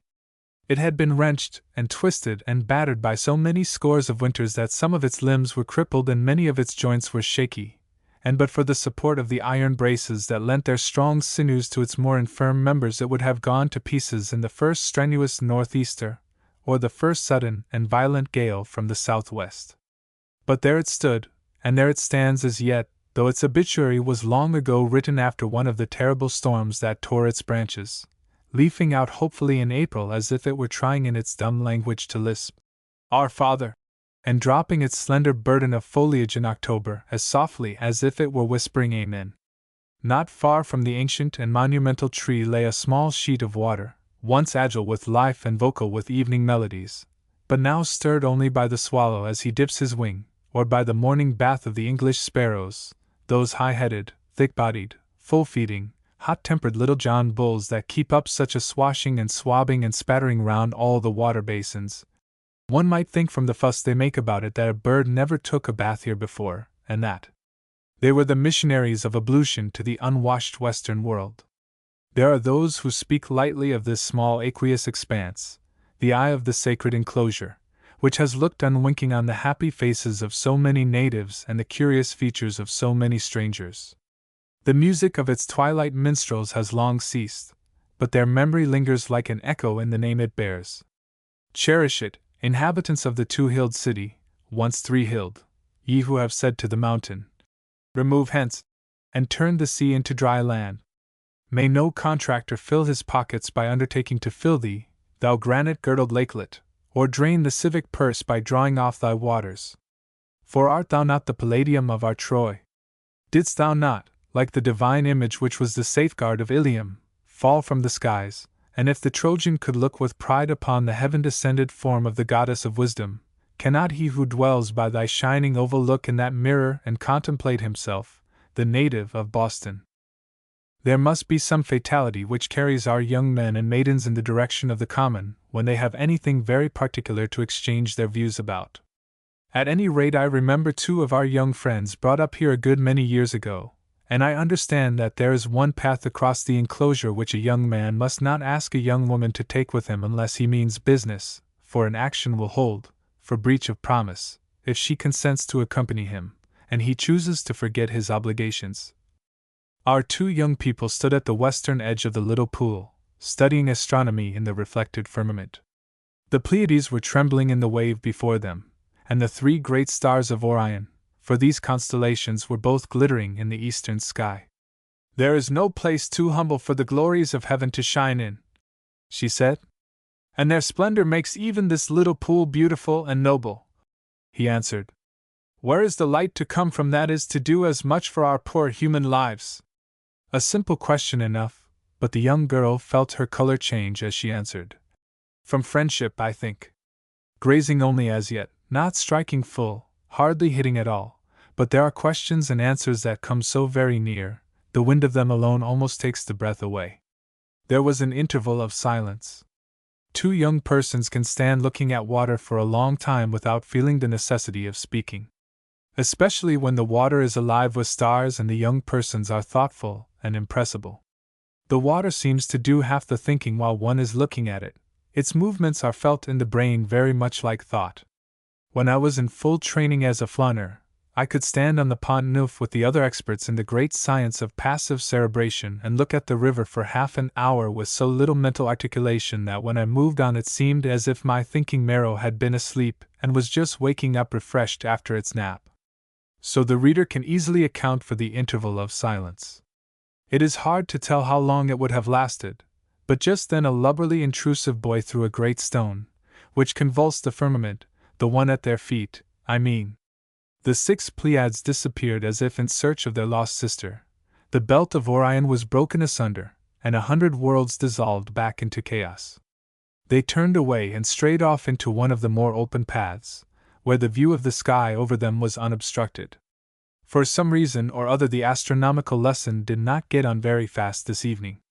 Presently the young man asked his pupil, "Do you know what the constellation directly over our heads is?" "Is it not Cassiopeia?" she asked a little hesitatingly. "No, it is Andromeda. You ought not to have forgotten her, for I remember showing you a double star, the one in her right foot, through the equatorial telescope. You have not forgotten the double star, the two that shone for each other and made a little world by themselves?" "No, indeed," she answered, and blushed, and felt ashamed because she had said indeed, as if it had been an emotional recollection. The double star allusion struck another dead silence. She would have given a week's pay to any invisible attendant that would have cut her staylace. At last, "Do you know the story of Andromeda?" he said. "Perhaps I did once, but suppose I don't remember it." He told her the story of the unfortunate maiden chained to a rock and waiting for a sea beast that was coming to devour her, and how Perseus came and set her free, and won her love with her life. And then he began something about a young man chained to his rock, which was a stargazer's tower, a prey by turns to ambition, and lonely self-contempt, and unwholesome scorn of the life he looked down upon after the serenity of the firmament, and endless questionings that led him nowhere, and now he had only one more question to ask. He loved her. Would she break his chain? He held both his hands out towards her, the palms together, as if they were fettered at the wrists. She took hold of them very gently, parted them a little, then wider, wider, and found herself all at once folded, unresisting, in her lover's arms. So there was a new double star in the living firmament. The constellations seemed to kindle with new splendors as the student and the storyteller walked homeward in their light. Alioth and Algol looked down on them as on the first pair of lovers they shone over, and the autumn air seemed full of harmonies as when the morning stars sang together. 12. The old master had asked us, the young astronomer and myself, into his library, to hear him read some passages from his interleaved book. We 3 had formed a kind of little club without knowing it from the time when the young man began reading those extracts from his poetical reveries which I have reproduced in these pages. Perhaps we agreed in too many things. I suppose if we could have had a good hard-headed, old-fashioned New England divine to meet with us it might have acted as a wholesome corrective. For we had it all our own way. The lady's kindly remonstrance was taken in good part, but did not keep us from talking pretty freely, and as for the young girl, she listened with the tranquility and fearlessness which a very simple trusting creed naturally gives those who hold it. The fewer our works to the citadel of belief, the fewer points there are to be threatened and endangered. The reader must not suppose that I even attempt to reproduce everything exactly as it took place in our conversations. or when we met to listen to the master's prose or to the young astronomer's verse. I do not pretend to give all the pauses and interruptions by question or otherwise. I could not always do it if I tried, but I do not want to, for oftentimes it is better to let the speaker or reader go on continuously, although there may have been many breaks in the course of the conversation or reading. When, for instance, I by and by reproduce what the landlady said to us, I shall give it almost without any hint that it was arrested in its flow from time to time by various expressions on the part of the hearers. I can hardly say what the reason of it was, but it is very certain that I had a vague sense of some impending event as we took our seats in the master's library. He seemed particularly anxious that we should be comfortably seated, and shook up the cushions of the armchairs himself, and got them into the right places. "Now go to sleep," he said, "or listen, just which you like best. But I am going to begin by telling you both a secret. Liberavi animum meum. That is the meaning of my book and of my literary life, if I may give such a name to that party-colored shred of human existence. I have unburdened myself in this book, and in some other pages, of what I was born to say. Many things that I have said in my ripe days have been aching in my soul since I was a mere child. I say aching, because they conflicted with many of my inherited beliefs, or rather traditions. I did not know then that 2 strains of blood were striving in me for the mastery, 20, perhaps 20,000 for aught I know, but represented to me by 2, paternal and maternal, blind forces in themselves, shaping thoughts as they shaped features and battled for the molding of constitution and the mingling of temperament. Philosophy and poetry came to me before I knew their names. Not verses so much as the stuff that verses are made of. I don't suppose that the thoughts which came up of themselves in my mind were so mighty different from what come up in the minds of other young folks. And that's the best reason I could give for telling em. I don't believe anything I've written is as good as it seemed to me when I wrote it. He stopped, for he was afraid he was lying. Not much that I've written, at any rate, he said, with a smile at the honesty which made him qualify his statement. But I do know this. I have struck a good many chords, first and last, in the consciousness of other people. I confess to a tender feeling for my little brood of thoughts. When they have been welcomed and praised, it has pleased me, and if at any time they have been rudely handled and despitefully entreated, it has cost me a little worry. I don't despise reputation, and I should like to be remembered as having said something worth lasting well enough to last. But all that is nothing to the main comfort I feel as a writer. I have got rid of something my mind could not keep to itself and rise as it was meant to into higher regions. I saw the aeronauts the other day emptying from the bags some of the sand that served as ballast. It glistened a moment in the sunlight as a slender shower, and then was lost and seen no more as it scattered itself unnoticed. But the airship rose higher as the sand was poured out, and so it seems to me I have felt myself getting above the mists and clouds whenever I have lightened myself of some portion of the mental ballast I have carried with me. Why should I hope or fear when I send out my book? I have had my reward, for I have wrought out my thought, I have said my say, I have freed my soul. I can afford to be forgotten. Look here, he said. I keep oblivion always before me. He pointed to a singularly perfect and beautiful trilobite which was lying on a pile of manuscripts. Each time I fill a sheet of paper with what I am writing, I lay it beneath this relic of a dead world, and project my thought forward into eternity as far as this extinct crustacean carries it backward. When my heart beats too lustily with vain hopes of being remembered, I press the cold fossil against it, and it grows calm. I touch my forehead with it, and its anxious furrows grow smooth.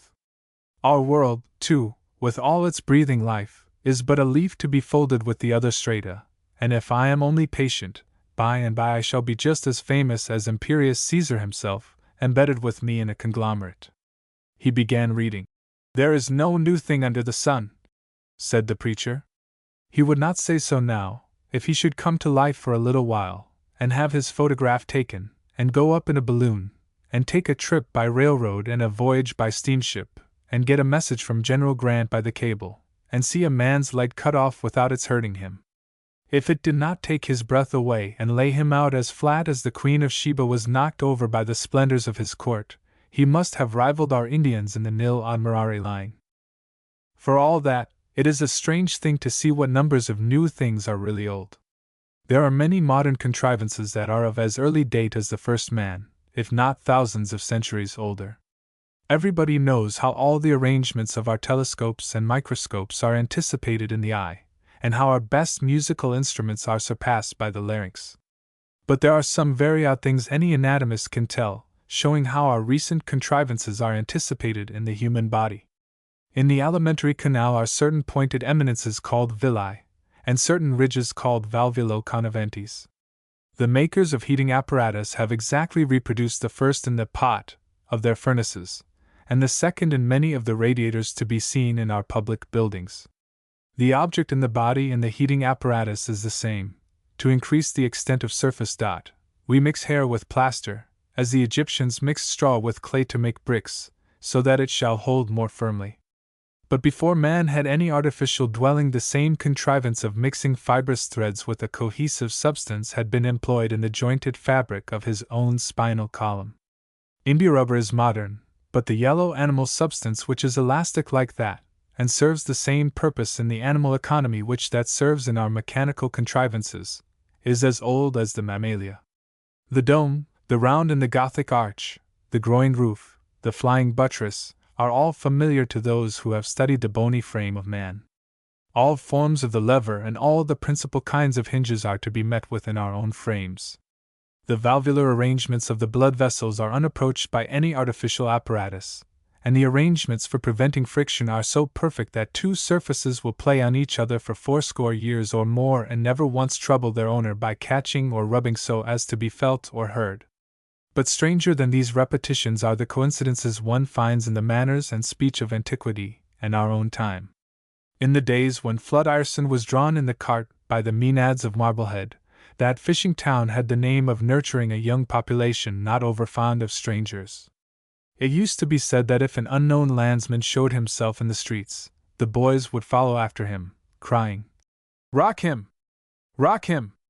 He's got a long-tailed coat on!" Now if one opens the Odyssey, he will find that the Phaeacians, 3,000 years ago, were wonderfully like these youthful Marbleheaders. The blue-eyed goddess who conveys Ulysses, under the disguise of a young maiden of the place, gives him some excellent advice. "Hold your tongue," she says, "and don't look at anybody or ask any questions, for these are seafaring people, and don't like to have strangers round or anybody that does not belong here." Who would have thought that the saucy question, "Does your mother know you're out?" was the very same that Horace addressed to the boor who attacked him in the Via Sacra? And think of the London Cockney's prefix of the letter H to innocent words beginning with a vowel having its prototype in the speech of the vulgar Roman, as may be seen in the verses of Catullus. Our neighbors of Manhattan have an excellent jest about our crooked streets which, if they were a little more familiar with a native author of unquestionable veracity, they would strike out from the letter of our Boston correspondent, where it is a source of perennial hilarity. It is worth while to reprint, for the benefit of whom it may concern, a paragraph from the authentic history of the Venerable Diedrich Knickerbocker.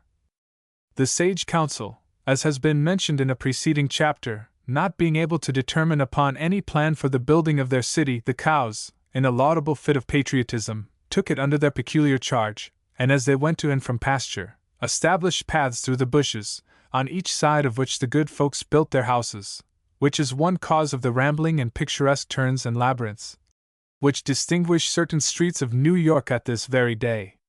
When I was a little boy there came to stay with us for a while a young lady with a singularly white complexion.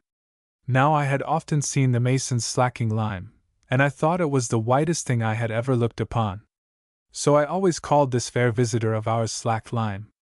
I think she is still living in a neighboring state, and I am sure she has never forgotten the fanciful name I gave her.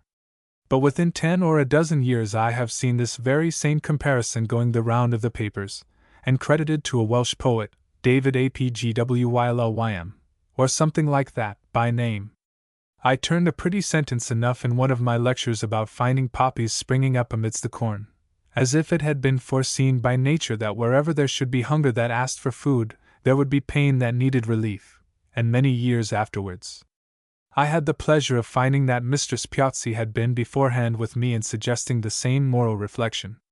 I should like to carry some of my friends to see a giant beehive I have discovered. Its hum can be heard half a mile, and the great white swarm counts its tens of thousands. They pretend to call it a planing mill, but if it is not a beehive, it is so like one that if 100 people have not said so before me, it is very singular that they have not. If I wrote verses, I would try to bring it in, and I suppose people would start up in a dozen places and say, "Oh, that beehive simile is mine, and besides, did not Mr. Bayard Taylor call the snowflakes white bees?" I think the old master had chosen these trivialities on purpose to amuse the young astronomer and myself, if possible, and so make sure of our keeping awake while he went on reading, as follows. How the sweet souls of all time strike the same note, the same because it is in unison with the divine voice that sings to them. I read in the Zend of Esta. No earthly man with 100-fold strength speaks so much evil as Mitra with heavenly strength speaks good. No earthly man with 100-fold strength does so much evil as Mitra with heavenly strength does good. And now leave Persia and Zoroaster, and come down with me to our own New England and one of our old Puritan preachers. It was in the dreadful days of the Salem witchcraft delusion that one Jonathan Singletary, being then in the prison at Ipswich, gave his testimony as to certain fearful occurrences, a great noise, as of many cats climbing, skipping, and jumping, of throwing about of furniture, and of men walking in the chambers, with crackling and shaking as if the house would fall upon him. I was at present, he says, something affrighted, yet considering what I had lately heard made out by Mr. Mitchell at Cambridge, that there is more good in God than there is evil in sin, and that although God is the greatest good and sin the greatest evil, yet the first being of evil cannot weave the scales or overpower the first being of good, so considering that the author of good was of greater power than the author of evil, God was pleased of his goodness to keep me from being out of measure fright. I shall always bless the memory of this poor, timid creature for saving that dear remembrance of matchless Mitchell. How many, like him, have thought they were preaching a new gospel, when they were only reaffirming the principles which underlie the Magna Carta of humanity, and are common to the noblest utterances of all the nobler creeds. But spoken by those solemn lips to those stern, simple-minded hearers, the words I have cited seem to me to have a fragrance like the precious ointment of spikenard with which Mary anointed her Master's feet. I can see the little bare meeting house, with the godly deacons, and the grave matrons, and the comely maidens, and the sober manhood of the village, with the small group of college students sitting by themselves under the shadow of the awful presidential presence, all listening to that preaching, which was, as Cotton Mather says, as a very lovely song of one that hath a pleasant voice. And as the holy pastor utters those blessed words, which are not of any one church or age, but of all time, the humble place of worship is filled with their perfume, as the house where Mary knelt was filled with the odor of the precious ointment. The master rose, as he finished reading this sentence, and walking to the window, adjusted a curtain which he seemed to find a good deal of trouble in getting to hang just as he wanted it. He came back to his armchair, and began reading again. If men would only open their eyes to the fact which stares them in the face from history, and is made clear enough by the slightest glance at the condition of mankind, that humanity is of immeasurably greater importance than their own or any other particular belief, they would no more attempt to make private property of the grace of God than to fence in the sunshine for their own special use and enjoyment. We are all tattooed in our cradles with the beliefs of our tribe. The record may seem superficial, but it is indelible. You cannot educate a man wholly out of the superstitious fears which were early implanted in his imagination. No matter how utterly his reason may reject them, he will still feel as the famous woman did about ghosts, Jeny Croy Pa, Mays J. Les Cranes. I don't believe in them, but I am afraid of them, nevertheless. As people grow older, they come at length to live so much in memory that they often think with a kind of pleasure of losing their dearest blessings. Nothing can be so perfect while we possess it as it will seem when remembered. The friend we love best may sometimes weary us by his presence, or vex us by his infirmities. How sweet to think of him as he will be to us after we have outlived him 10 or a dozen years. Then we can recall him in his best moments, bid him stay with us as long as we want his company, and send him away when we wish to be alone again. One might alter Shenstone's well-known epitaph to suit such a case. I want to stop here, I the poet, and put in a few reflections of my own, suggested by what I have been giving the reader from the Master's book, and in a similar vein. How few things there are that do not change their whole aspect in the course of a single generation. The landscape around us is wholly different.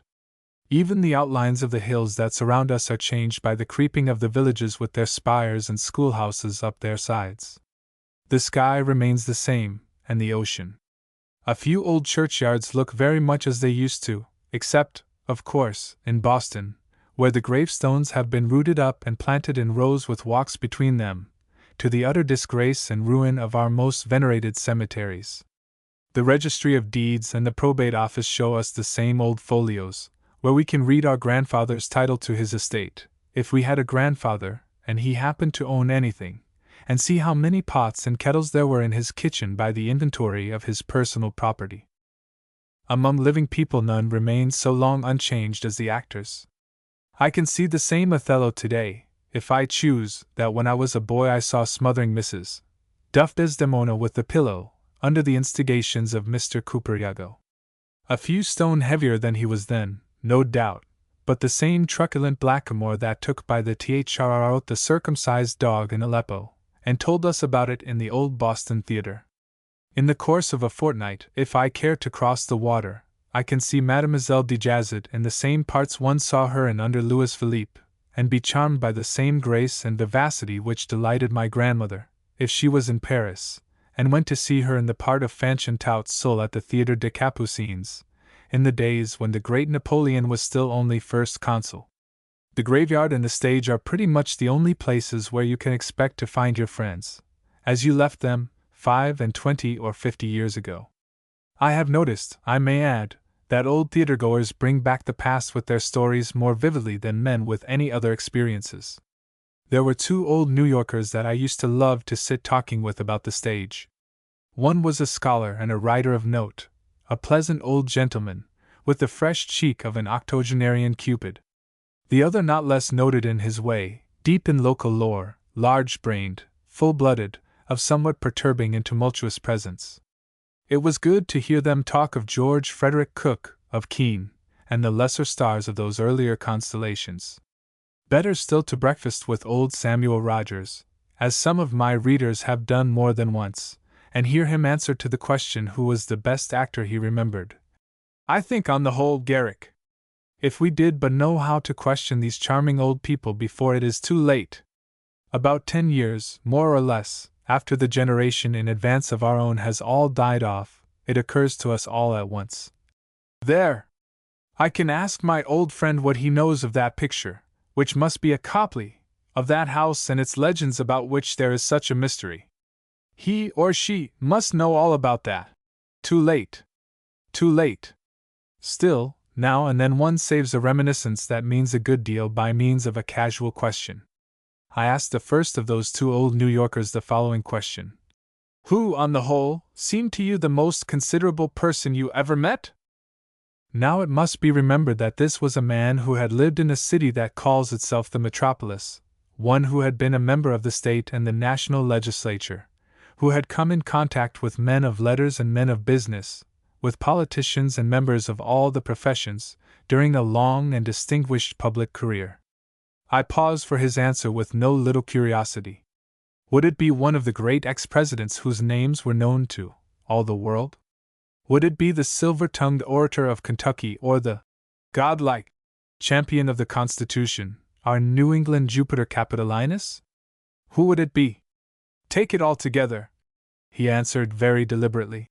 I should say Colonel Elisha Williams was the most notable personage that I have met with. Colonel Elisha Williams. And who might he be, forsooth? A gentleman of singular distinction, you may be well assured, even though you are not familiar with his name.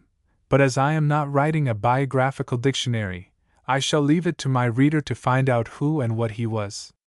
One would like to live long enough to witness certain things which will no doubt come to pass by and by.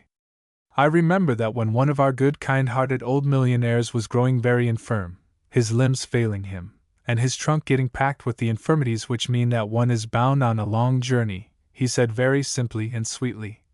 I don't care about living a great deal longer, but I should like to live long enough to find out how much a many million fellow citizen is worth. And without committing myself on the longevity question, I confess I should like to live long enough to see a few things happen that are like to come, sooner or later. I want to hold the skull of Abraham in my hand. They will go through the cave of Machpelah at Hebron, I feel sure, in the course of a few generations at the furthest, and as Dr. Robinson knows of nothing which should lead us to question the correctness of the tradition which regards this as the place of sepulture of Abraham and the other patriarchs, there is no reason why we may not find his mummied body in perfect preservation, if he was embalmed after the Egyptian fashion. I suppose the tomb of David will be explored by a commission in due time, and I should like to see the phrenological developments of that great king and divine singer and warm-blooded man. If, as seems probable, the anthropological section of society manages to get round the curse that protects the bones of Shakespeare, I should like to see the dome which rounded itself over his imperial brain. Not that I am what is called a phrenologist, but I am curious as to the physical developments of these fellow mortals of mine, and a little in want of a sensation. I should like to live long enough to see the course of the Tiber turned, and the bottom of the river thoroughly dredged. I wonder if they would find the 7-branched golden candlestick brought from Jerusalem by Titus, and said to have been dropped from the Milvian bridge.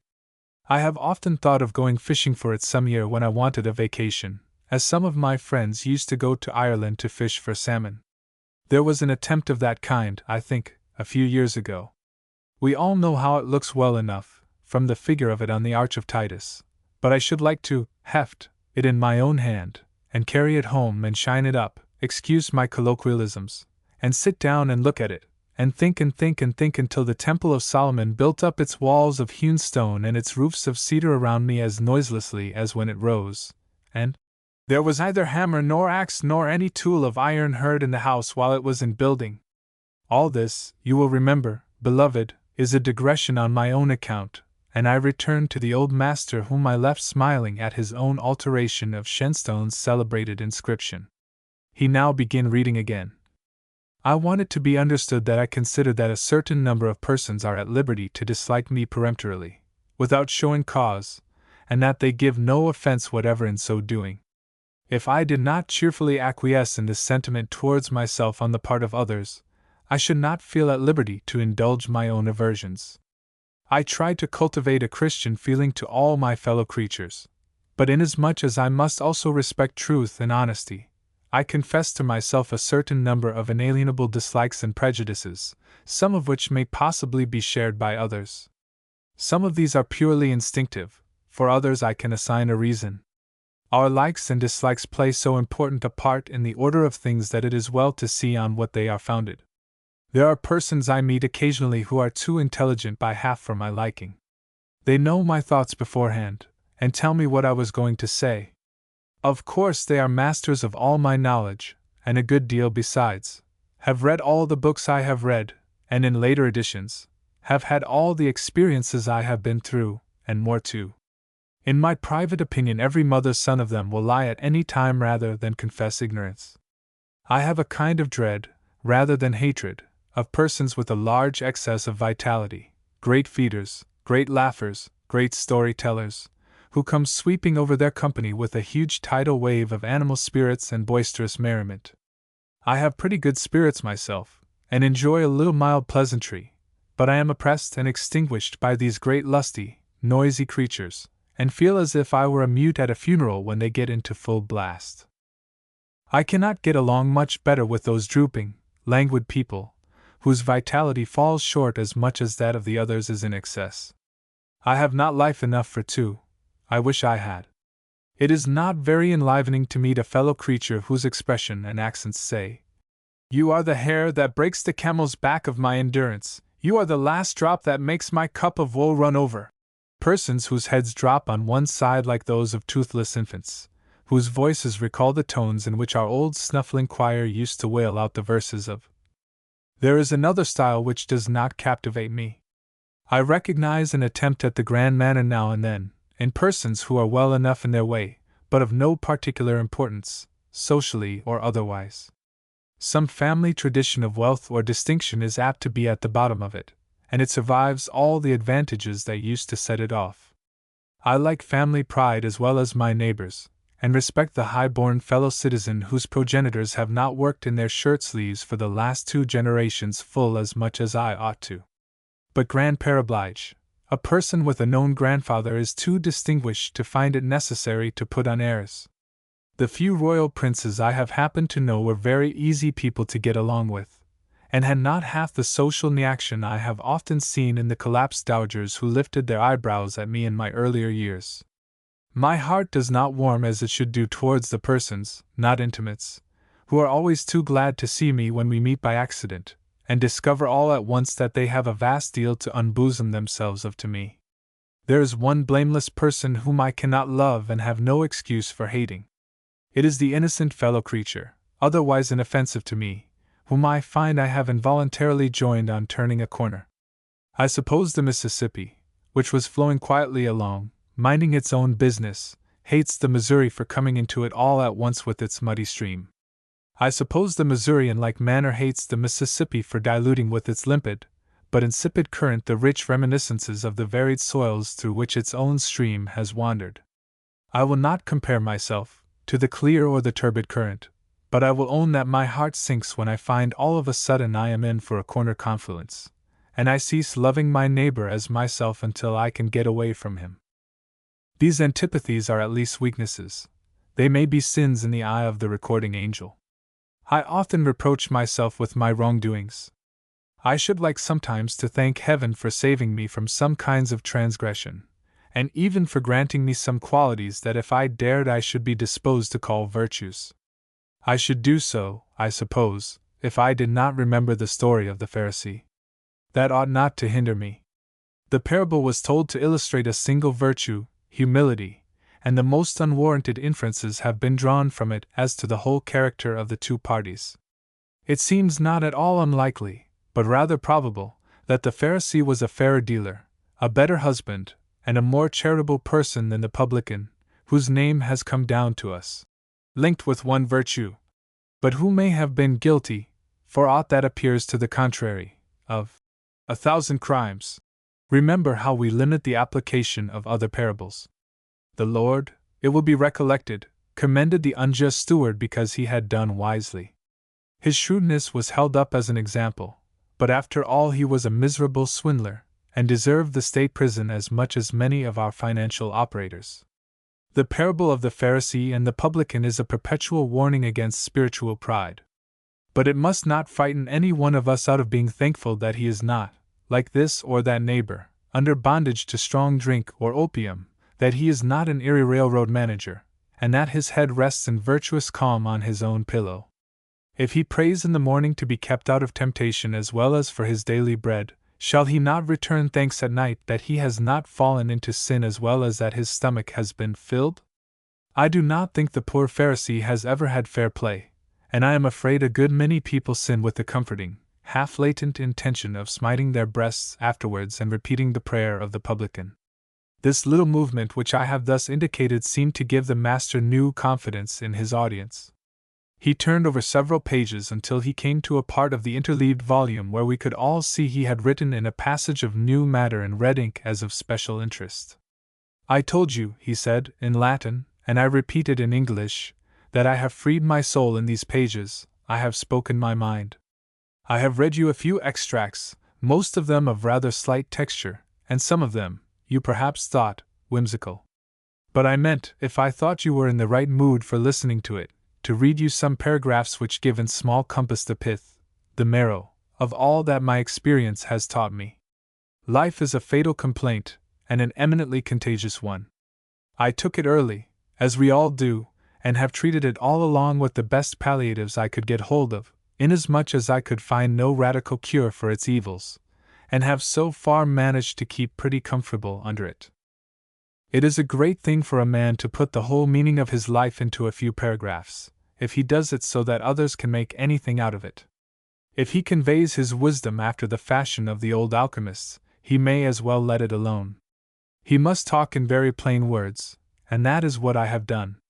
You want to know what a certain number of scores of years have taught me that I think best worth telling. If I had half a dozen square inches of paper, and one penful of ink, and 5 minutes to use them in for the instruction of those who come after me, what should I put down in writing? That is the question. Perhaps I should be wiser if I refused to attempt any such brief statement of the most valuable lesson that life has taught me. I am by no means sure that I had not better draw my pen through the page that holds the quintessence of my vital experiences, and leave those who wish to know what it is to distill to themselves from my many printed pages. But I have excited your curiosity, and I see that you are impatient to hear what the wisdom, or the folly, it may be, of a life shows for, when it is crowded into a few lines as the fragrance of a garden full of roses is concentrated in a few drops of perfume. By this time I confess I was myself a little excited. What was he going to tell us? The young astronomer looked upon him with an eye as clear and steady and brilliant as the evening star, but I could see that he too was a little nervous, wondering what would come next. The old master adjusted his large round spectacles and began. It has cost me 50 years to find my place in the order of things. I had explored all the sciences. I had studied the literature of all ages. I had traveled in many lands. I had learned how to follow the working of thought in men and of sentiment and instinct in women. I had examined for myself all the religions that could make out any claim for themselves. I had fasted and prayed with the monks of a lonely convent. I had mingled with the crowds that shouted glory at camp meetings. I had listened to the threats of Calvinists and the promises of Universalists. I had been a devout attendant on a Jewish synagogue. I was in correspondence with an intelligent Buddhist, and I met frequently with the inner circle of rationalists, who believed in the persistence of force and the identity of elementary substances with virtue, and were reconstructing the universe on this basis, with absolute exclusion of all supernumeraries. In these pursuits I had passed the larger part of my half-century of existence, as yet with little satisfaction. It was on the morning of my 50th birthday that the solution of the great problem I had sought so long came to me as a simple formula, with a few grand but obvious inferences. I will repeat the substance of this final intuition. The one central fact in the order of things which solves all questions is. At this moment we were interrupted by a knock at the master's door. It was most inopportune, for he was on the point of the great disclosure, but common politeness compelled him to answer it, and as the step which we had heard was that of one of the softer-footed sex, he chose to rise from his chair and admit his visitor. This visitor was our landlady. She was dressed with more than usual nicety, and her countenance showed clearly that she came charged with an important communication. "I didn't know there was company with you," said the landlady, "but it's just as well. I've got something to tell my boarders that I don't want to tell them, and if I must do it, I may as well tell you all at once as one to a time. I'm a-going to give up keeping boarders at the end of this year, I mean come the end of December." She took out a white handkerchief, at hand in expectation of what was to happen, and pressed it to her eyes. There was an interval of silence. The master closed his book and laid it on the table. The young astronomer did not look as much surprised as I should have expected. I was completely taken aback. I had not thought of such a sudden breaking up of our little circle. When the landlady had recovered her composure, she began again. "The lady that's been so long with me is going to a house of her own, one she has bought back again, for it used to belong to her folks. It's a beautiful house, and the sun shines in at the front windows all day long. She's going to be wealthy again, but it doesn't make any difference in her ways. I've had boarders complain when I was doing as well as I knowed how for them, but I never heard a word from her that wasn't as pleasant as if she'd been talking to the governor's lady. I've knowed what it was to have women boarders that find fault. There's some of them would quarrel with me and everybody at my table. They would quarrel with the angel Gabriel if he lived in the house with them, and scold at him and tell him he was always dropping his feathers round, if they couldn't find anything else to bring up against him. 2 other boarders of mine has given me notice that they was expecting to leave come the 1st of January. I could fill up their places easy enough, for ever since that first book was wrote that called people's attention to my boarding house, I've had more wanting to come than I wanted to keep. But I'm getting along in life, and I ain't quite so rugged as I used to be. My daughter is well settled and my son is making his own living. I've done a good deal of hard work in my time, and I feel as if I had a right to a little rest. There's nobody knows what a woman that has the charge of a family goes through, but God Almighty that made her. I've done my best for them that I loved, and for them that was under my roof. My husband and my children was well cared for when they lived, and he and them little ones that I buried has white marble headstones and footstones, and an iron fence round the lot, and a place left for me betwixt him and the. Some has always been good to me, some has made it a little of a strain to me to get along.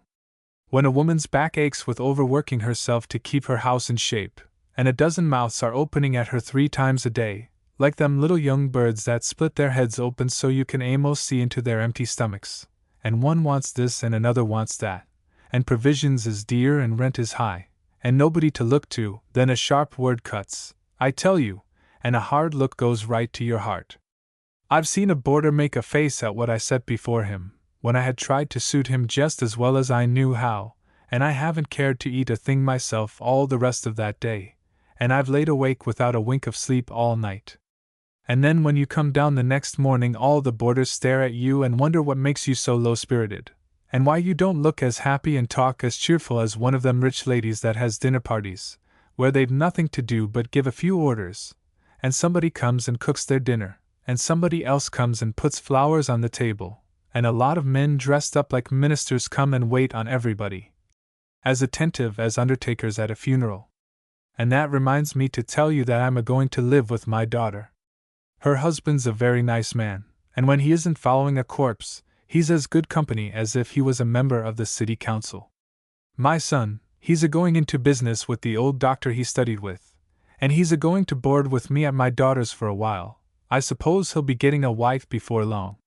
This with a pointed look at our young friend, the astronomer. It isn't but a little while longer that we are going to be together, and I want to say to you gentlemen, as I mean to say to the others and as I have said to our 2 ladies, that I feel more obligated to you for the way you've treated me than I know very well how to put into words. Boarders sometimes expect too much of the ladies that provides for them. Some days the meals are better than other days, it can't help being so. Sometimes the provision market isn't well supplied, sometimes the fire in the cooking stove doesn't burn so well as it does other days.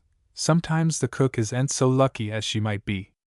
And there is boarders who is always laying in wait for the days when the meals is not quite so good as they commonly be, to pick a quarrel with the one that is trying to serve them so as that they shall be satisfied. But you've all been good and kind to me. I suppose I'm not quite so spry and quick-sighted as I was a dozen years ago, when my boarder wrote that first book so many have asked me about. But now I'm going to stop taking boarders. I don't believe you'll think much about what I did and do, because I couldn't, but remember that at any rate I tried honestly to serve you. I hope God will bless all that sat at my table, old and young, rich and poor, married and single that hopes soon to be married. My husband that's dead and gone always believed that we all get to heaven sooner or later, and since I've grown older and buried so many that I've loved I've come to feel that perhaps I should meet all of them that I've known here, or at least as many of them as I wanted to, in a better world. And though I don't calculate there is any boarding houses in heaven, I hope I shall some time or other meet them that has set round my table one year after another, all together, where there is no fault-finding with the food and no occasion for it, and if I do meet them and you there, or anywhere, if there is anything I can do for you. Poor dear soul! Her ideas had got a little mixed, and her heart was overflowing, and the white handkerchief closed the scene with its timely and greatly needed service. What a pity, I have often thought, that she came in just at that precise moment. For the old master was on the point of telling us, and through one of us the reading world, I mean that fraction of it which has reached this point of the record, at any rate, of telling you, beloved, through my pen, his solution of a great problem we all have to deal with. We were some weeks longer together, but he never offered to continue his reading. At length I ventured to give him a hint that our young friend and myself would both of us be greatly gratified if he would begin reading from his unpublished page where he had left off. No, sir, he said, better not. That which means so much to me, the writer, might be a disappointment, or at least a puzzle, to you, the listener. Besides, if you'll take my printed book and be at the trouble of thinking over what it says, and put that with what you've heard me say, and then make those comments and reflections which will be suggested to a mind in so many respects like mine as is your own, excuse my good opinion of myself. It is a high compliment to me, I replied. You will perhaps find you have the elements of the formula and its consequences which I was about to read you. It's quite as well to crack your own filberts as to borrow the use of other people's teeth. I think we will wait a while before we pour out the elixir vitae. To tell the honest truth, I suspect the master has found out that his formula does not hold water quite so perfectly as he was thinking, so long as he kept it to himself, and never thought of imparting it to anybody else. The very minute a thought is threatened with publicity, it seems to shrink towards mediocrity, as I have noticed that a great pumpkin, the wonder of a village, seemed to lose at least a third of its dimensions between the field where it grew and the cattle show fair table, where it took its place with other enormous pumpkins from other wondering villages. But however that may be, I shall always regret that I had not the opportunity of judging for myself how completely the master's formula, which, for him, at least, seemed to have solved the great problem, would have accomplished that desirable end for me. The landlady's announcement of her intention to give up keeping boarders was heard with regret by all who met around her table. The member of the house inquired of me whether I could tell him if the Lamb Tavern was kept well about these times. He knew that members from his place used to stop there, but he hadn't heard much about it of late years. I had to inform him that that fold of rural innocence had long ceased offering its hospitalities to the legislative flock. He found refuge at last, I have learned, in a great public house in the northern section of the city, where, as he said, the folks all went upstairs in a rat trap, and the last I heard of him was looking out of his somewhat elevated attic window in a northwesterly direction in hopes that he might perhaps get a sight of the Grand Monadnock, a mountain in New Hampshire which I have myself seen from the top of Bunker Hill Monument. The member of the house seems to have been more in a hurry to find a new resting place than the other boarders. By the 1st of January, however, our whole company was scattered, never to meet again around the board where we had been so long together. The lady moved to the house where she had passed many of her prosperous years.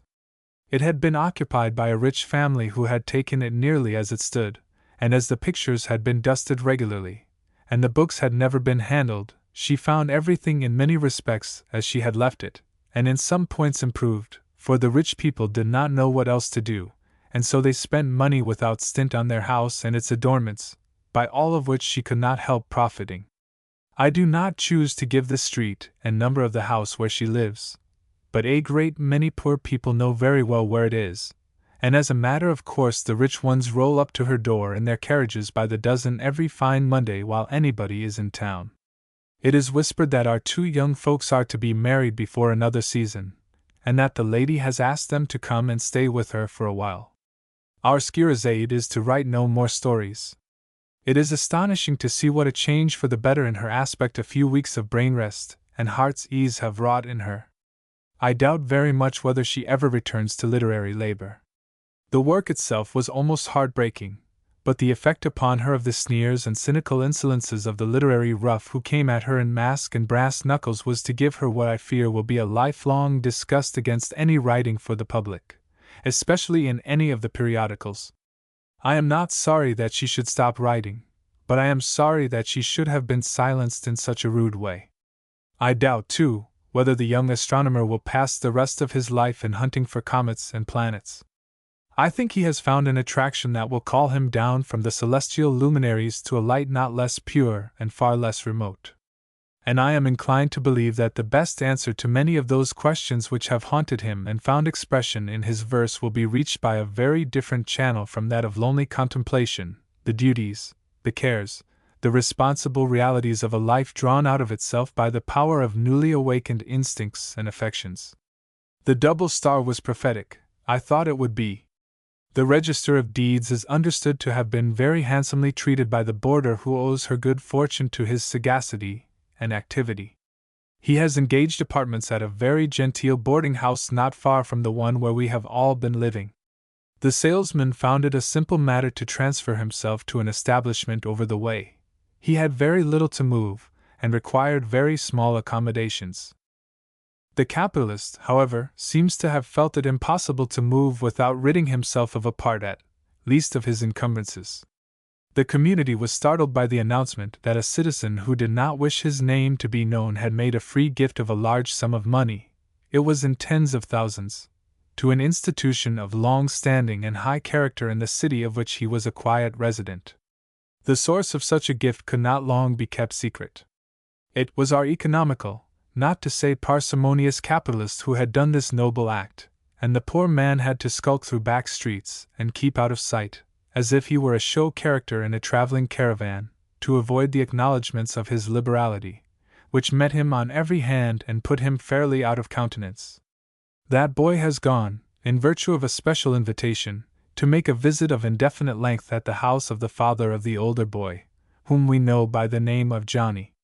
Of course he is having a good time, for Johnny's father is full of fun, and tells first-rate stories, and if either of the boys gets his brains kicked out by the pony, or blows himself up with gunpowder, or breaks through the ice and gets drowned, they will have a fine time of it this winter.